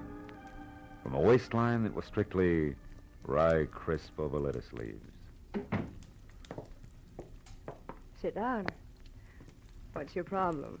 Well, I got some bad news, Miss Demarest. Don't tell me. It's my income tax. I've been caught lying. It's your stepmother. She's dead, Jill. Oh. That's too bad. Her Yeah, heart? well, try not to go to pieces, kid, huh? Look, I didn't particularly like Lola Demarest. She didn't particularly like me. So, why make a thing of it? Because the seahorse brooch has been stolen. You're kidding. Don't try brushing that off because it was supposed to be sold today with the proceeds to go to you. You're a liar. Private detective. Hired Jill to fly the brooch to a San Francisco dealer, and I found out it's really worth $50,000. A lot of dough you didn't expect. Okay, Mr. Private Detective. At last crack. It means exactly what? That you could have taken the brooch yourself. Try me again. Surfside, 10229. Stop pushing and start listening. If Lola intended to sell the brooch and give me the money, it was for one reason only. My father wanted it that way. So? So do I. And now that you're without a client, maybe you'll work for me. I doubt it. I write and get paid well. 5,000 words a month for a pulp magazine. Torrid stories. It figures. Pays off nicely. Be worth your while. Do you want to help me? Suppose you're lying and actually stole the brooch yourself. What then? Then you handcuff me to the nearest cop and run for mayor on the Let's Clean Up Local Crime ticket. Now, is it a deal for, say, 1% of the 50,000 if I get it? 0 if I don't. 500 of fun, huh? Okay, Jill, it's a deal. Good. And for a starter, do you happen to know who Mrs. Demarest's new lawyer was? New lawyer? I didn't know the old one had been fired. I didn't say he had. Could have quit, you know. Nobody ever quit working for Lola Demarest. It wasn't her nature. Oh? Will you please stop barking at me and go out and bite the guy with the brooch? You look like you could do a good job of it. For $500. Yeah. But just think of the opposition, Jill. It's snapping at 50 grand.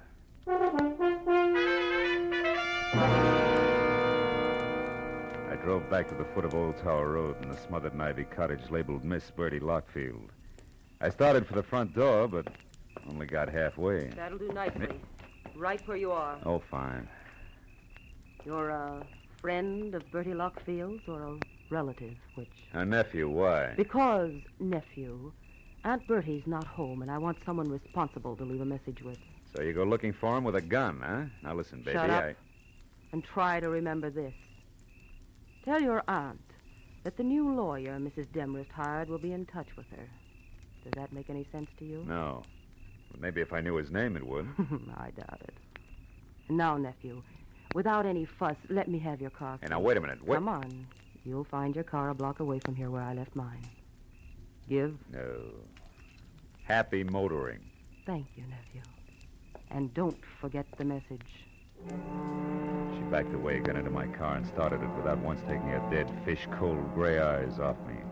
When she jerked away from the curb, it was too late for me to do anything but swear and start walking to my car. It was where she said it would be, so I got in and sulked as far as the first public telephone. It was time to try Surfside 10229 again.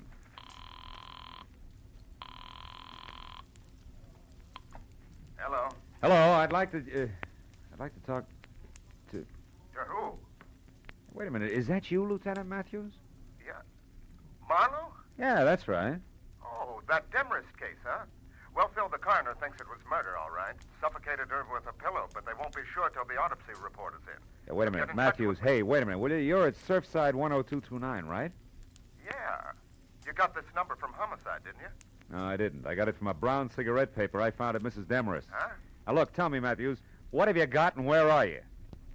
51 South Monroe Place. 51 It's South. a dead one, Phil. A guy who sported a beard. The name was Paul Crater. Oh, occupation lawyer, right? No, Phil, wrong.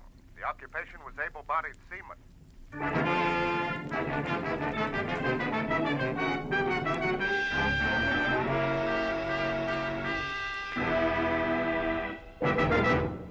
In just a moment, the second act of Philip Marlowe. But first, Dr. Christian's latest patient comes up with a new problem for the kindly small-town physician this Wednesday, and it's the case of a man who's about to be evicted from the place to which he's come home to die.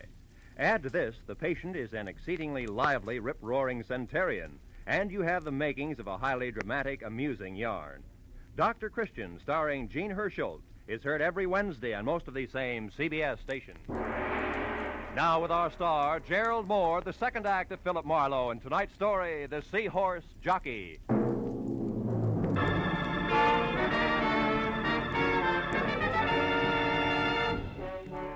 I was 30 minutes getting out to the address Matthews had given me.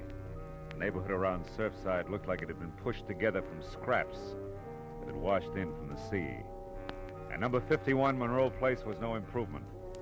It was a corroded little frame house surrounded by a picket fence, with most of its front teeth missing. I parked in the red glare from the squad car's spotlight, and as I walked past the sagging gate, I could hear Matthews inside. Oh, hello, Marlowe. Come on in. But don't fall over the late Mr. Paul Crater there. Oh, that's him, huh? Doesn't look much like a sailor to me, Matthews, in spite of his whiskers. What do you expect, bell-bottom trousers? All right, all right. Those guys wear suits when they're ashore like anyone else. He was shot twice, Phil. Once in the stomach, once in the chest. Dropped right here in front of the door, huh? Yeah. The way it looked, somebody came up and knocked, and when Crater opened the door, they let him have it. Got a line on him? Well, he was a nice, quiet guy, apparently. Lived here with his sister, Helen. As far as we know, they got along fine. We're still trying to locate her. He worked around here someplace, but we don't know where yet. But what about that Demarest business? Oh, that. Well, Oh, wait a minute. Oh, okay. Matthews. Yeah, Mooney. I see. Jug Nolan. As in J-U-G? Yeah. Uh-huh. He is? No, you come on back. I'll check him later, personally. Well, Phil, that answers one question anyway. Crater here worked out of a boatyard on Front Street. Now, what was that Nolan, J-U-G, about? Jug Nolan. He's the bird who runs the shipyard. Oh. Mooney says he's a genuine old sea dog from roll-your-owns to... Wait a minute. Did you say roll-your-owns? Yeah. Matthews, how about letting me talk to this Nolan before you and the boys move in? Why? I'd like to check the color of his cigarette papers, and I'll let you know. Well, okay, Marlowe. Only keep your chin in.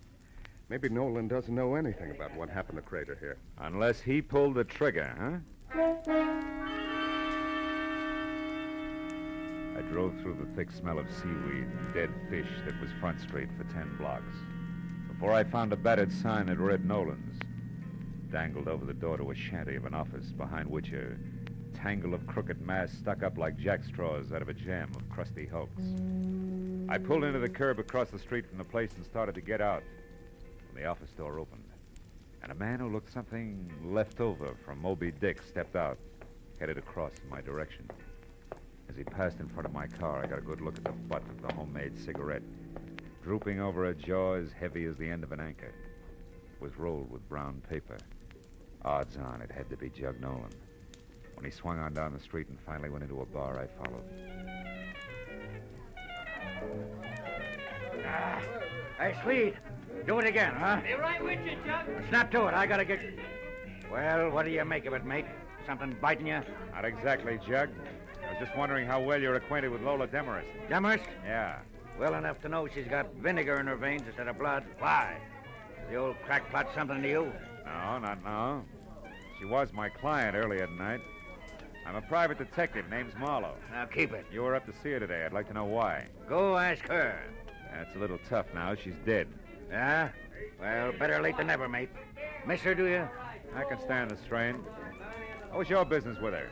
Boats. Sure it wasn't seahorses? Don't talk bills to me, mate. I said boats. 2 rusty, rotten scows covered with barnacles enough to sink 'em in another week. But to hear that old gal talk, you think each one was the Queen Mary. Hey, Swede! Yeah? Pour me that drink. Okay, Jug. Here, what's yours, mister? Scotch, Johnny Walker. Take them both out of this. No, you don't. I'll buy my own. And I'm tired of your questions, mate, so haul out. Here, Swede. Suit yourself. Maybe you can bear up on one more question, Nolan. For you, maybe it's easy. Who killed Paul Crater? What was that? Somebody put 2 bullets in Paul Crater in front door of his house. I just came from there. Paul, dead. If you're lying to me, mate, I'll tear you in 2. Get your hands off, Jug. Why would I lie? The cops know who did it. Not yet, but they will. I'll find out about this and in a hurry. Slow down, Nolan. There's no rush. Crater's going to be dead a long time. I want to ask you... Get out of my way! Now, look, Nolan, I said I wanted to... Never mind. Okay, Commodore, help yourself. Nolan's ponderous right fist was cocked when I changed my mind, but that wasn't what did it. Over his shoulder, I'd spotted a familiar face. Detective Lieutenant Matthews leaning at the end of the bar and studying his thumbnail intently. As Jug stamped past him and out the door, Matthews jerked the intriguing thumb at a thin, sandy man working a pinball machine, who suddenly lost all interest in the game and left abruptly. And Matthews sidled down the bar toward me. Sorry to step on your heels there, Bill, but we found out that Nolan has 2 judgments against him for assault. Got a very dangerous temper, it seems. Well, you saved me a split lip. Did you hear all of it? Enough to convince me that Jug Nolan didn't do it, but we'll tag him just to play safe. Oh. Chances are he's heading for Crater's house now, which should just give me a good chance to go to his place and look around. Uh-huh. I'll see you, Marlowe. Yeah, so long, Matthew. Something else for you, mister? No, thanks, Swede. Unless you can tell me why so many surfside sailors grow Van Dykes. Ha! I wondered myself. Maybe it's to hide those dirty collars. I don't know. That's sweet. Couldn't stand the city gas. Hey, here's one with a beaver now, mister. Why don't you ask him? Oh, it's not that important. Come on, let's go, sweet. Set me up some rye whiskey. Okay, all right. Say, Dusek, this fella here wants to know why you sailors grow those chin whiskers. Yeah? Skipper, I'll tell you. A sailor's got to have something to do while he's away to spare time at sea that don't take up too much space. Yeah, well, I guess it beats bike racing. I'll see you, Dusek. Hey, wait, I want to tell you. I went to town today looking for nothing but a change of scene in a chubby blondie shirt, would see. And what happened? Yeah, well, that's fine. Some gal takes a look at my bed and thinks I'm a college professor doing research. I couldn't tell her with a blowtorch. Yes, the well, next one runs for life because she takes me for a judge. And after that, I'm just getting around Hey, to wait a minute. asking- Hold it, Dusek. Huh? You say judge? What's up, Skipper? You losing your rudder? Just the opposite. You've given me an idea that'll work. Yeah, and what? 2 murders, a beautiful sneer, and a missing seahorse. Ah. It's wild, but it's beginning to make some sense. So long, sailor. I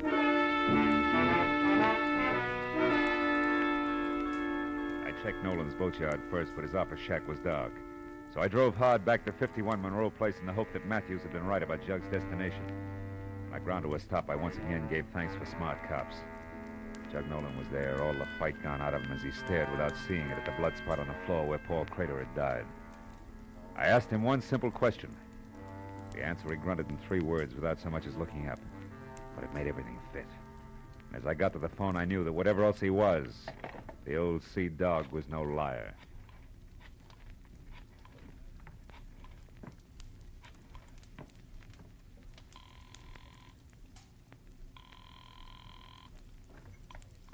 Hello? It's Marlowe, Jill. Oh, I've been waiting for this. What is it? Money or fun? All depends. Now listen close. I've got to have some help right away. What's wrong? Where are you, Phil? It doesn't matter, but this does. Get hold of that friend of your stepmother's. What's her name? Bertie Lockfield. And both of you meet me at your stepmother's house as soon as you can make it.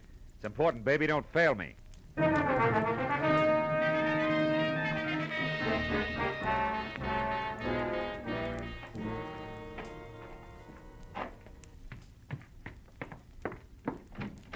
Marlowe, what took you so long? Well, yes, I understand you wanted our help in a big hurry. We rushed madly over I'm here. sorry it took longer to get here than I figured. What do you want us to do, Phil? Catch a thief and a killer?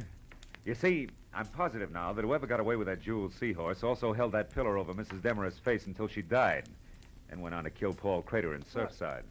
2 murders? Killers have that advantage, baby. For 1 murder or a dozen, the price is the same. Oh, I don't understand, Marlowe. Does the second murder have something to do with my stepmother's death? They follow like links in a chain, Jill. Lola Demarest called me at 4. She was expecting a new lorry at 4:30. When I got here at 5, she was dead and the jeweled seahorse was gone. However, the circumstances indicated that somebody who knew her had done the work.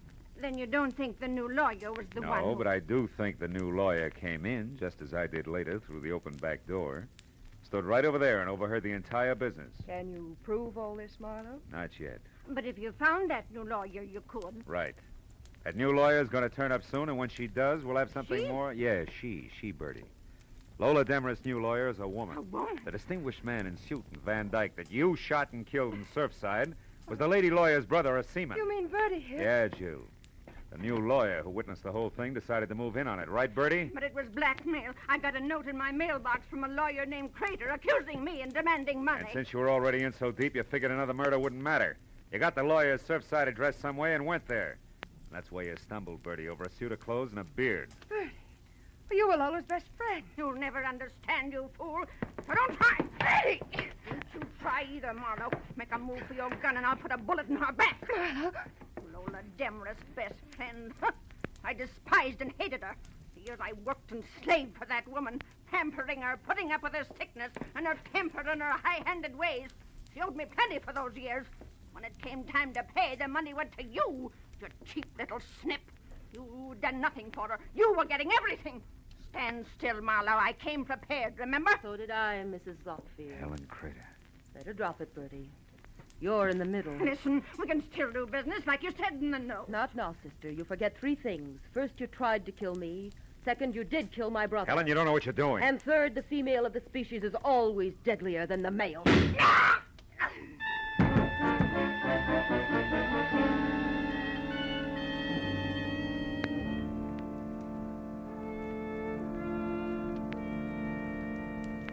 Matthews, that's about it. Yeah. What do you think will happen to Helen Crater?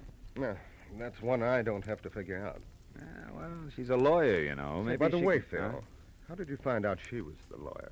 Oh, that. Well, you see, the fact that the new lawyer was nowhere around bothered me. Uh-huh. And then when I was in that bar in Surfside, one sailor with a beard told me he'd been mistaken for a judge. So I figured maybe another sailor, also with a beard, could have been mistaken for a lawyer. And you worked back from that? Yeah. Paul Crater's sister, Helen. I finally asked Nolan what Helen Crater did for a living. He told me. You see, he was the guy who had recommended Helen in the first place. He'd come to see Lola about the boats and found out that she needed a lawyer, right? That's right. So he tossed some business to Paul Crater's sister. That's how the phone number came on brown cigarette paper. You know, I found it on the sun porch. Well, that's it. Yeah.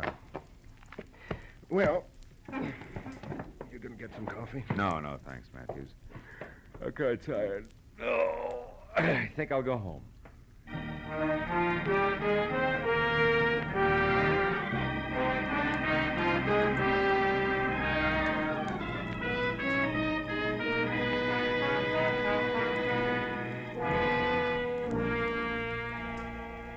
It's almost 3 in the morning. A silent, sterile hour at the short end of a long, long night.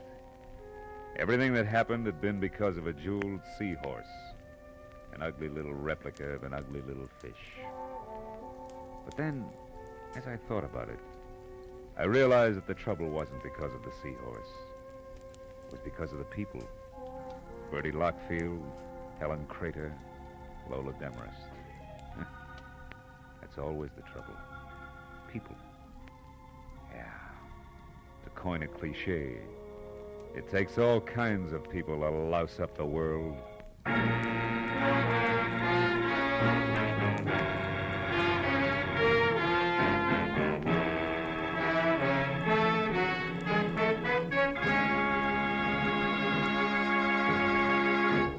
The Adventures of Philip Marlowe, bringing you Raymond Chandler's most famous character, star Gerald Moore, are produced and written by Norman MacDonald and written for radio by Robert Mitchell and Gene Levitt. Featured in the cast were Stan Waxman, Ann Morrison, Ruth Parrott, Eileen Prince, Ed Begley, John Stevenson, and Bob Sweeney. The special music is composed and conducted by Richard Arant. Be sure and be with us again next week when Philip Marlowe says... This time all I had to go on was a postmark, but that was plenty. It led me to a knife between a pair of shoulders, a woman with a second-hand face, and a corpse by a water wheel.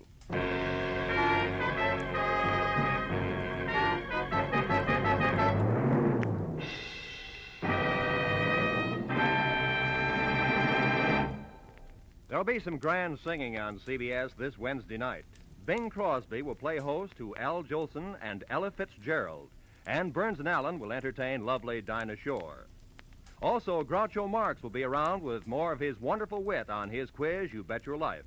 And, of course, Dr. Christian will be on hand with another famous story. They'll all be heard on most of these same CBS stations, so be listening. This is Roy Rowan speaking. Now, stay tuned for Pursuit, which follows immediately over many of these same CBS stations. This is CBS, where Wednesday night is Bing Crosby night, the Columbia Broadcasting System.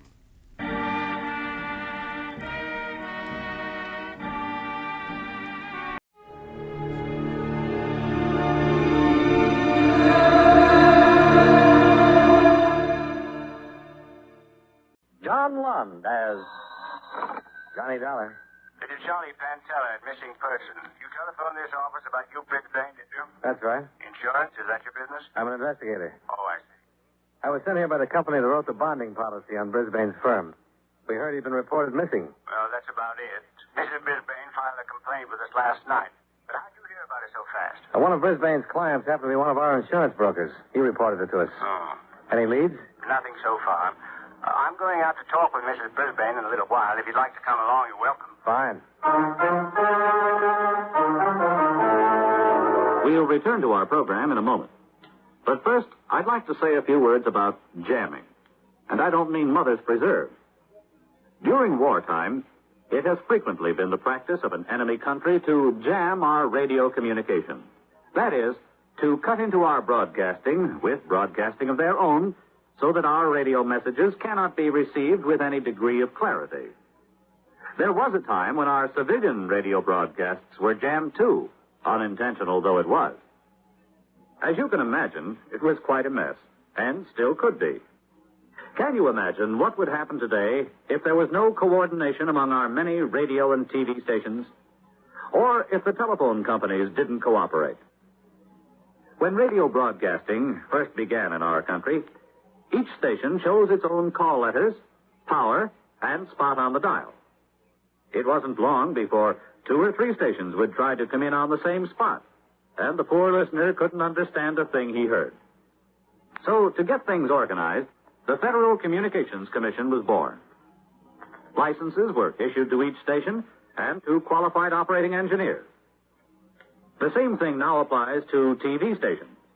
Today, a radio or TV station may request certain call letters, and if no one else has them, the call letters are issued. But power and the spot on the dial are restricted by laws of nature, and the FCC engineers don't have much choice in what they tell the station operator he can or cannot do. With the telephone and telegraph, however, the situation is different. The FCC makes sure the rates are fair both to the company and to the consumer, and that all of the independent companies work together so that someone in Japan or Germany, for example, can call someone else in New York with practically no delay or trouble. So the next time you pick up a stateside broadcast loud and clear, or hear everything your family says to you over the telephone, just remember that you have the Federal Communications Commission to thank.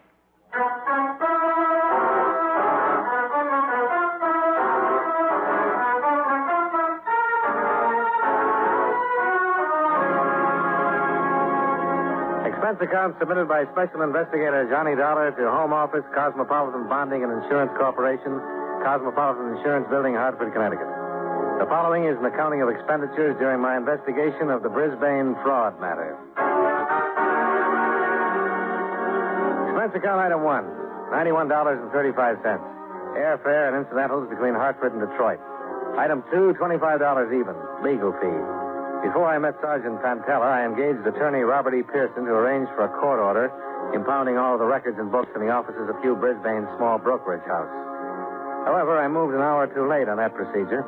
When I met Sergeant Pantella at the police station, he told me, "We'll have to look at them first, Dollar. DA's office got out a court order first thing this morning." Well, I wasn't trying to jump you, Sergeant. I didn't know how far you'd gotten. Just that we're always anxious to get that information on a case like this, so our auditors can get busy. Yeah. It's a $25,000 bond that we'll have to make good on if Brisbane's run away. We don't know if he's done that, Dollar. No, we don't. What are your ideas on this, Sergeant? Well, I only talked with Mrs. Brisbane briefly. She told us she hadn't been home for 2 days. That was last night. The family doctor had already been there and given her a sedative. That's why I had to wait until this morning to get some details. I see. I have 4 men covering Brisbane's office force right now, and the DA's men are there, of course, on the books. I will be glad to give you a copy of their findings, maybe save your people some money. Almost 11. Now, what do you say? Anytime.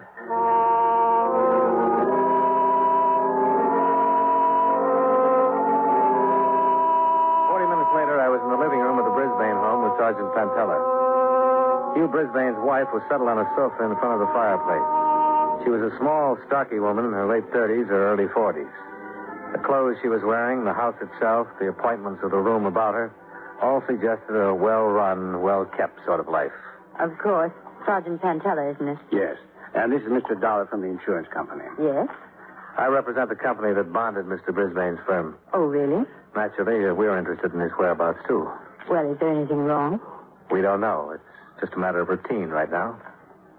I feel much better today, Sergeant. I hope I can be of some help. Mrs. Brisbane, on a case like this, there are standard questions that we want answered. Now, some of them are personal, but the information is necessary if we're going to proceed with any efficiency. Oh? I wanted you to understand that. Now, last night when I spoke with you, you said you hadn't seen or talked to your husband for 2 days. That's right. I saw him at breakfast Tuesday morning, and that was the last time. Did you know that after he left here, Mr. Brisbane did not go to his office?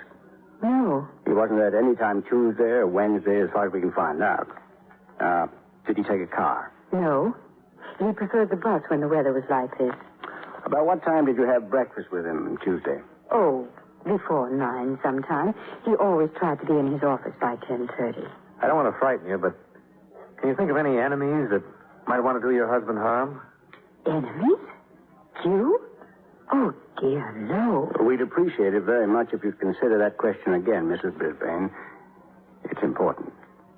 I really can't think of anyone who might want to hurt him. Or perhaps in his office, in his business, there's someone, but he never discussed what went on there with me.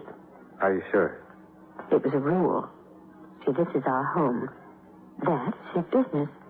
We just never talked about what went on in his office at all. I see. How long have you and Mr. Brisbane been married? 18 years next July. Well, can you think of any reason why Mr. Brisbane might just walk out and not come back? None whatsoever, Sergeant. Absolutely none. You said that you saw your husband last Tuesday morning at breakfast? Yes. But you didn't report him missing until last night. Can you explain that? Well, I wasn't here for dinner Tuesday night, and when I got home it was late in the evening. I presumed he was in his room sleeping. Wednesday, I was also out for dinner and came in late. It wasn't until dinner time Thursday that I became worried. I telephoned his office, and they said he hadn't been in for 2 days, and I telephoned the police. Had his bed been slept in at all? No.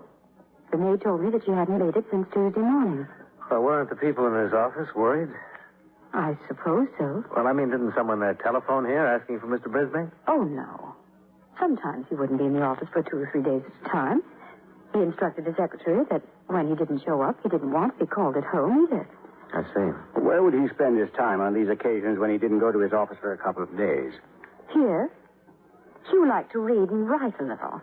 He has a room on the 3rd floor where he spent a great deal of his time. Would it be possible to look at that room? Oh, yes, I suppose so. Well, tell me, have you looked through his bedroom? Yes. Any of his things missing? Not that I know of. Clothes, luggage, something like that. I really couldn't say. I don't know enough about his things. Well, how about the servants? Could they give us that information, do you think? Possibly. Miss Brisbane, have you had any odd telephone calls or messages since your husband's disappearance? No. What do you mean? Well, again, we don't want to frighten you, but there's always the possibility that he was kidnapped. He's being held for ransom. Oh, dear Lord. So I wouldn't worry about that angle too much if you haven't had any contact. Did Mr. Brisbane drink much? Oh, cocktails before dinner, maybe 2 or 3. Ever any long drinking jaunts? No. Oh, on a weekend occasionally, but nothing serious. Hugh never went off and drank, if that's what you're trying to find out. Is he in good health? Yes, perfect, I think. Who's your family doctor? Dr. Wayner took care of you. L.D. Wayner. Okay. Now, we won't keep you much longer, Mrs. Brisbane, but about the clothing. Mr. Brisbane was wearing Tuesday morning a dark blue suit, gray hat, gray tweed overcoat. Is that correct? Yes. I remember very distinctly.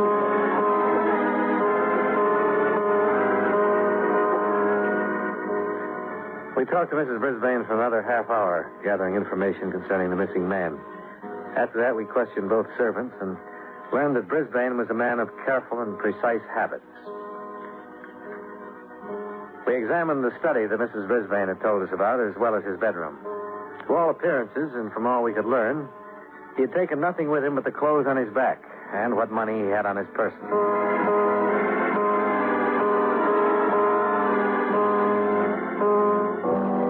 By mid-afternoon, every member of Hugh Brisbane's office force had been interviewed and questioned. None of them were able to furnish a motive behind his sudden and complete absence. He was described by everyone as a model husband and a model business executive. The detail from the district attorney's office reported that his business was in sound financial condition. I went with Sergeant Pantella when he interviewed Dr. Wayner, Brisbane's personal physician. Well, according to my records, I examined him last on December 13th. He was in good health. For a man of his age and responsibility, I would say he was in excellent health. Oh, could you explain the qualification, Doctor? Well, I was thinking only by comparison. Hugh Brisbane is 45 years old. He's held a position of tremendous responsibility for many years. For a lesser man or a frailer man, the incidence of an organic disturbance increases with the years. In Brisbane's case, it didn't seem to hold. He knew how to relax, or he knew how to escape for periods of time and get a complete rest. He told me that he read a great deal and tried his hand at writing. Did you do a complete physical on him, Doctor? Yes. Why? Was there any indication or any reason whatsoever for you to suspect that he might suffer from some sort of mental trouble? No, there was not. I'd say that when I examined him, he was in excellent mental shape, too. Oh, I know you're seeking out the possibility of an amnesia condition or something similar. No, it wouldn't come in a flash, just like that. There would have been some symptoms. What kind of symptoms? Well, symptoms that Mrs. Brisbane or the people in his office would have noticed and probably told you about when you questioned them. An inability to remember names, addresses, telephone numbers are the most easily recognized. Someone would have picked up those things in his conversation or his actions. For instance, he might have not been able to count his change when he paid a check at a restaurant. See what I mean? I see, yes. I think you can discount the probability of amnesia on those grounds. How long have you known him, Doctor? Well, 6 years, I think. He used to go to a friend of mine who passed away, and then he came to me. Did you ever meet him outside this office? Socially, yes. Where? Well, we both belonged to the same country club. I played golf with him several times. I've seen him at dances, other affairs. Did he and Mrs. Brisbane strike you as a happy couple? Oh, I suppose so, Mr. Dolar. I never really thought about it much. I'll tell you this. Hugh Brisbane has quite a head on his shoulders. That was always my impression of him. Did you ever have occasion to talk with him about anything but business or social activity? Yes, I did, once. It startled me at first. I was aware that he was a man of education and some culture, but I was quite taken aback by his ability to quote the classicists. Oh? It seemed incongruous somehow. I remember we were sitting in the club. It had been a 2:00 lunch. Practically everybody had left except the waiters, and I heard him quote a Greek. Callicles. Oh, what did he quote? Do you remember it? Why? Just curious. I don't remember it, but I was so impressed with the passage, I took the trouble to look it up myself and to write it down. I have it here somewhere. Ah, yeah. There it is, Mr. Dollar. Thanks. Surprising, I don't know. What does it say? But if there were a man who had sufficient force, he would shake off and break through and escape from all this. He would trample underfoot all our formulas and spells and charms and all our laws which are against nature. The slave would rise in rebellion and be lord over us, and the light of natural justice would shine forth. When did he quote this to you, Dr. Wayner? Monday, the day before he disappeared.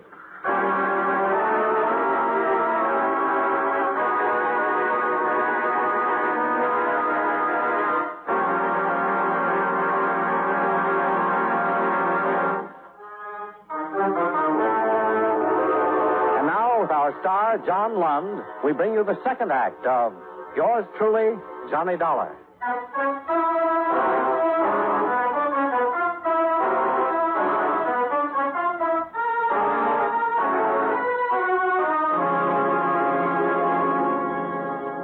The disappearance of Hugh Brisbane had been complete and final up until the time the district attorney's men discovered that $5,000 had been withdrawn from his savings account on the morning he'd vanished. The fact that he was known to have a large amount of money with him opened up new possibilities in the case. What was his name? Cook. This is the third cage. Oh, yeah. Over there. Yeah. Mr. Cook? Yes? I'm Sergeant Pantera.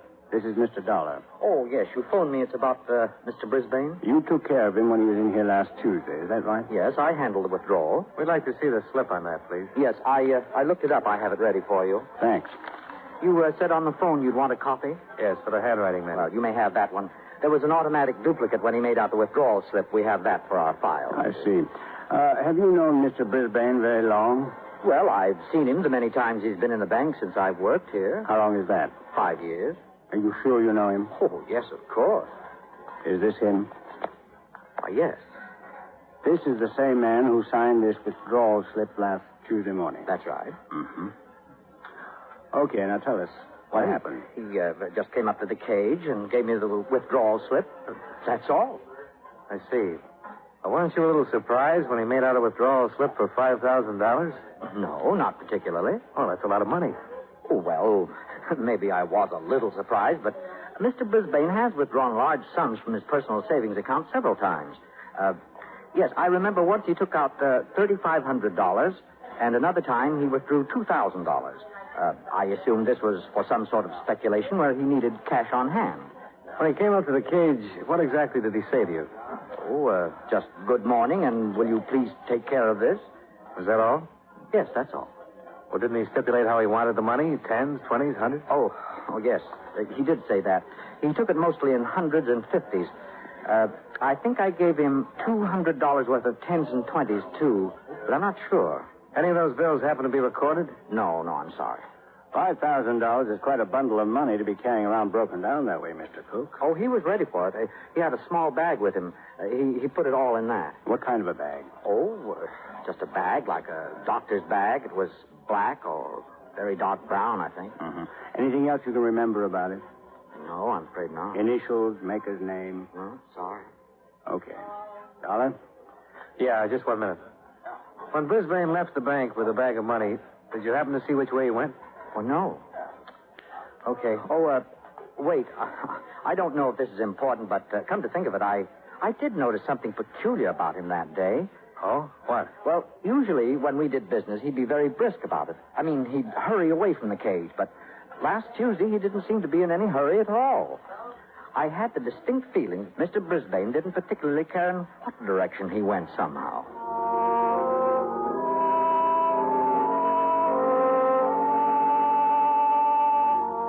A recheck with Mrs. Brisbane and the house servants established that Brisbane had not left the house carrying the bag described by the bank teller.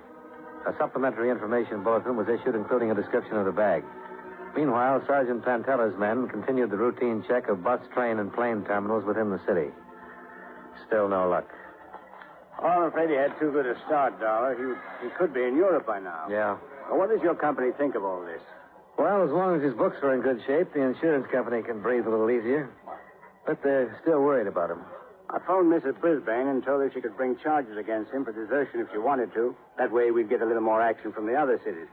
She said she didn't want to do that. Mm-hmm. On that savings account, it was a joint account, wasn't it? Yeah, but he only took $5,000. That leaves her $23,000. Hmm. Well, he's really done a good job if he was trying to get away. With that much money on him, somebody else could have done a good job, too. Yeah. Sergeant Pantella, missing persons. What's your name? I know where it is. Right. Well, at least we know he was alive Tuesday night. How? That was a man who runs a bar over on Motor Avenue. He said Brisbane was in there Tuesday night.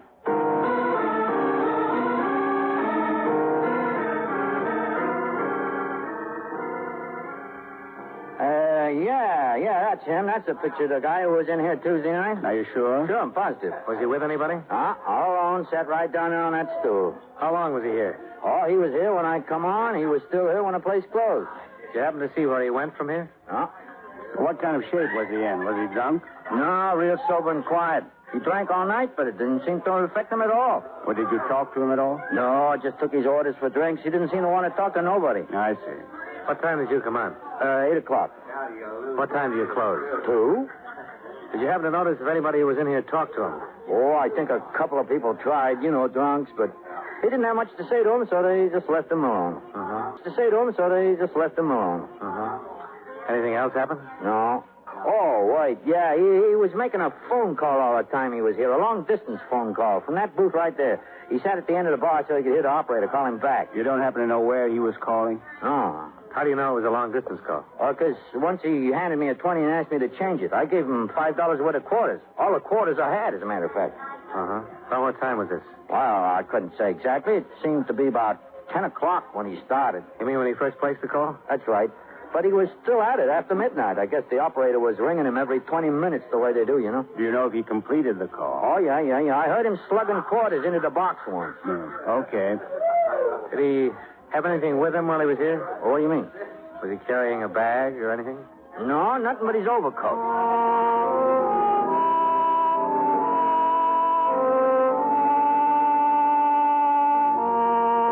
Company records disclosed that Hugh Brisbane had placed a call from the pay booth in the lounge. A person-to-person call to a Kenneth Temple in San Francisco. We tried to place a call to the same number, but there was no answer. I'm sorry, sir. Your party does not answer. I'll call you back in 20 minutes. All right, miss. Kenneth Temple. Temple? Something familiar? Something, yeah. I don't know what it is, though. Well, we should be hearing from the police there pretty soon. I asked them to look him up.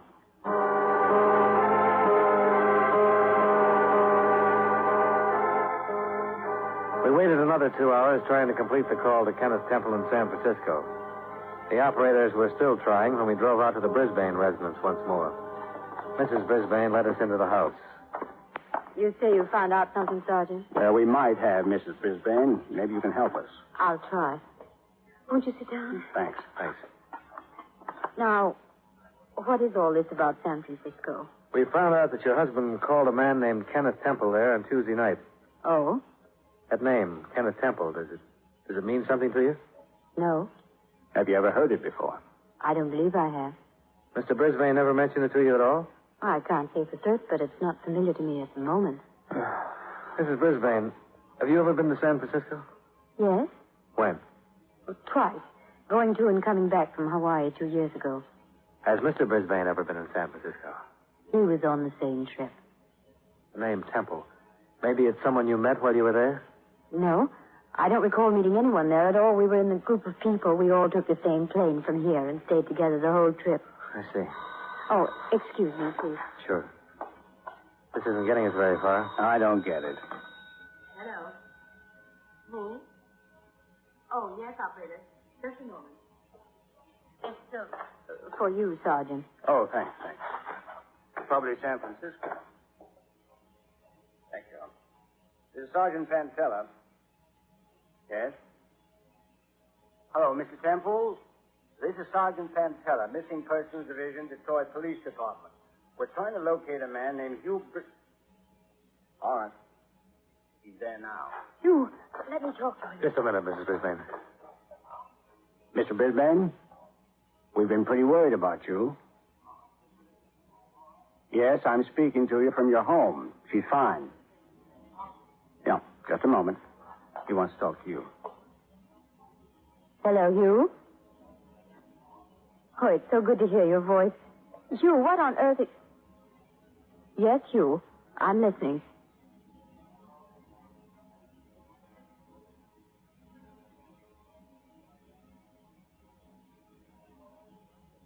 Yes? Yes, Hugh, I remember all that.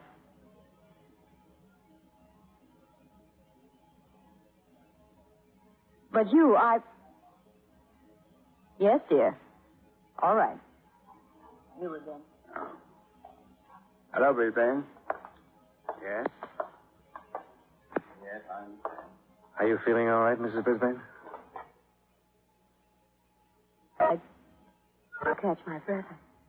Sure that was your husband you talked to? It was you.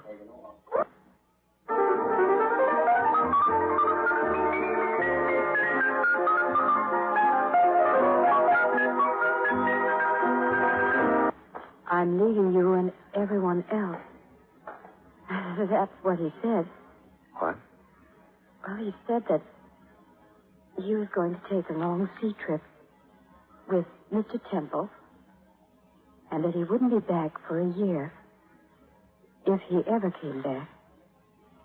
He said he wrote me all of this in a letter that I should receive today. Why would he do a thing like that? He had everything here in this home that he wanted. It's a lovely home. We have lovely friends. Why? Why? If he would have just talked to me about it. I don't... Maybe he did, Mrs. Brisbane. What? The doctor's the only one I found who ever listened to him.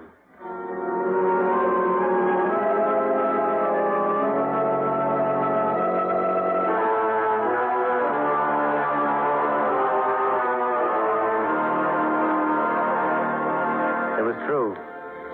Hugh Brisbane had just plain walked out one day and had no intention of coming back for a long, long time. And as far as the police were concerned, there was no way to stop him.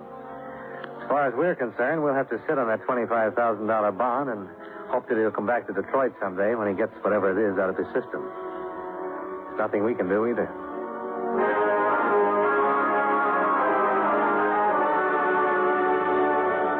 Expense account item 3. Room and board of the Chase. $78.50. Item 4, same as item 1, transportation back to Hartford. Expense account total, $286.20. Yours truly, Johnny Dollar.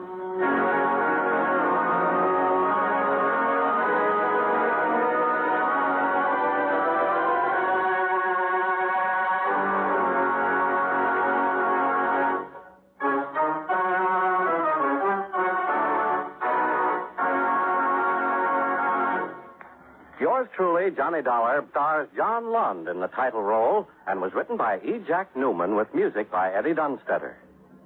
Featured in tonight's cast were Jay Novello, Jeanette Nolan, John McIntyre, Joe Kearns, and Virginia Gray. Yours truly, Johnny Dollar, is transcribed in Hollywood by Jaime Del Valle.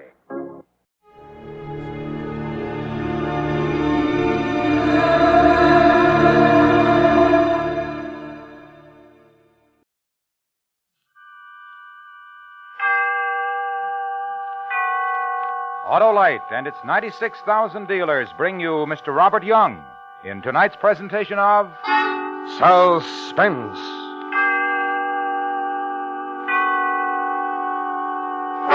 Tonight, Autolite presents a story about a man who commits a murder efficiently and safely, only to find there was a witness. The story is called A Murder of Necessity, starring Mr. Robert Young.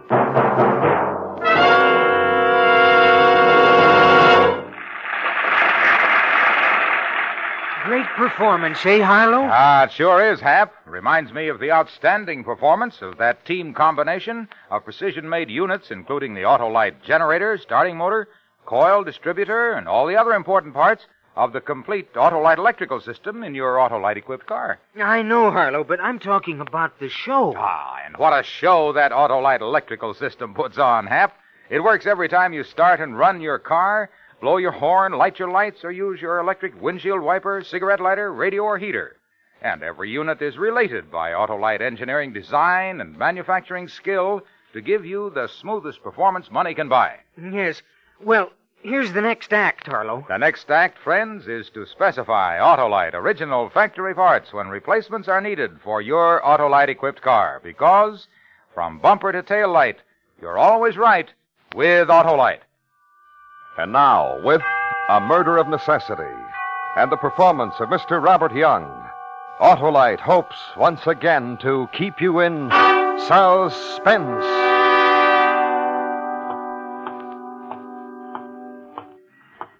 I'm walking along a city street with murder in my heart. Tonight is the night I must kill.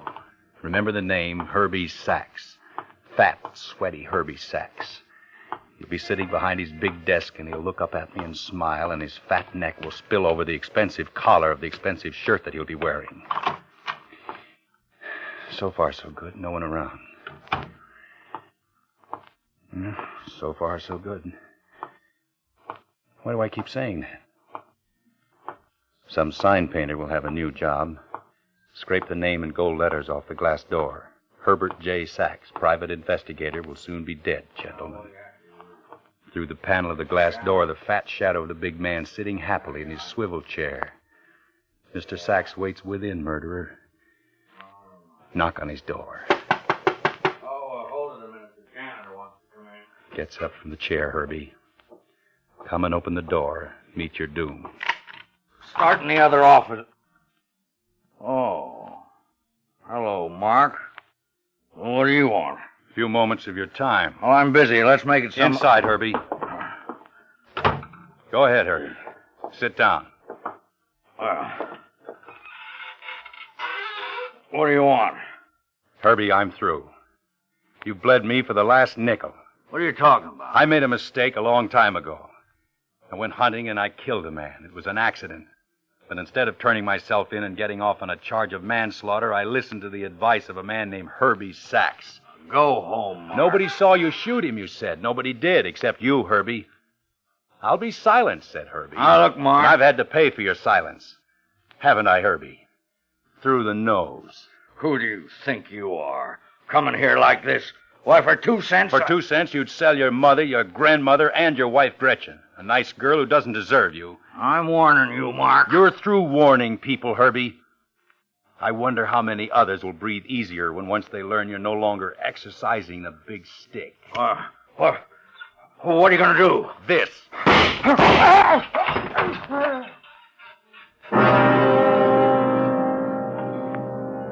Now the sign painter can scrape the gold letters off the glass door. Herbert J. Sachs sits dead in his swivel chair, the blood running a crazy pattern down the front of his expensive shirt, his mouth silent. No words, no accusations. No talk of any kind. No talk... Wait, Herbie was talking to somebody when I knocked on the door. Nobody here. Who was he talking to? Must have been talking to somebody on the telephone. He didn't hang it up.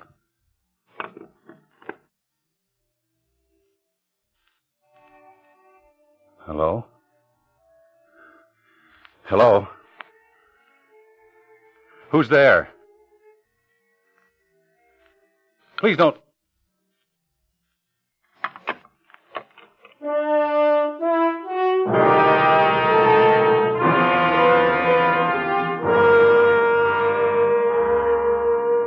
The phone in Herbie's desk drawer had been off the hook. Herbie'd been talking to someone on the phone. Who would it have been? Somebody I knew? Somebody I didn't know? Somebody like Herbie who'd make me suffer some more? I had to find out. But how? How? I got an idea. The phone pad. Today, March 24th, and under the date, 3 names. L. Collins, the name Janice, and a phone number, and an Art LaFoon. Could it have been one of them? On the phone, you heard... What? Was it a radio? Was it a record? That's all you have to go on, but it'll have to be enough. Even now, whoever it was may be calling the police.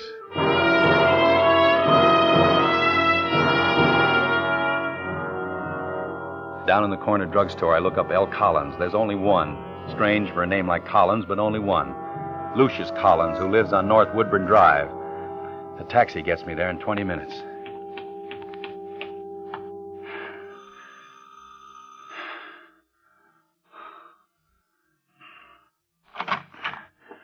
Yes? Mrs. Lucius Collins? Yes. Is your husband at home? Yes. You want to see him? If it's possible. Come in.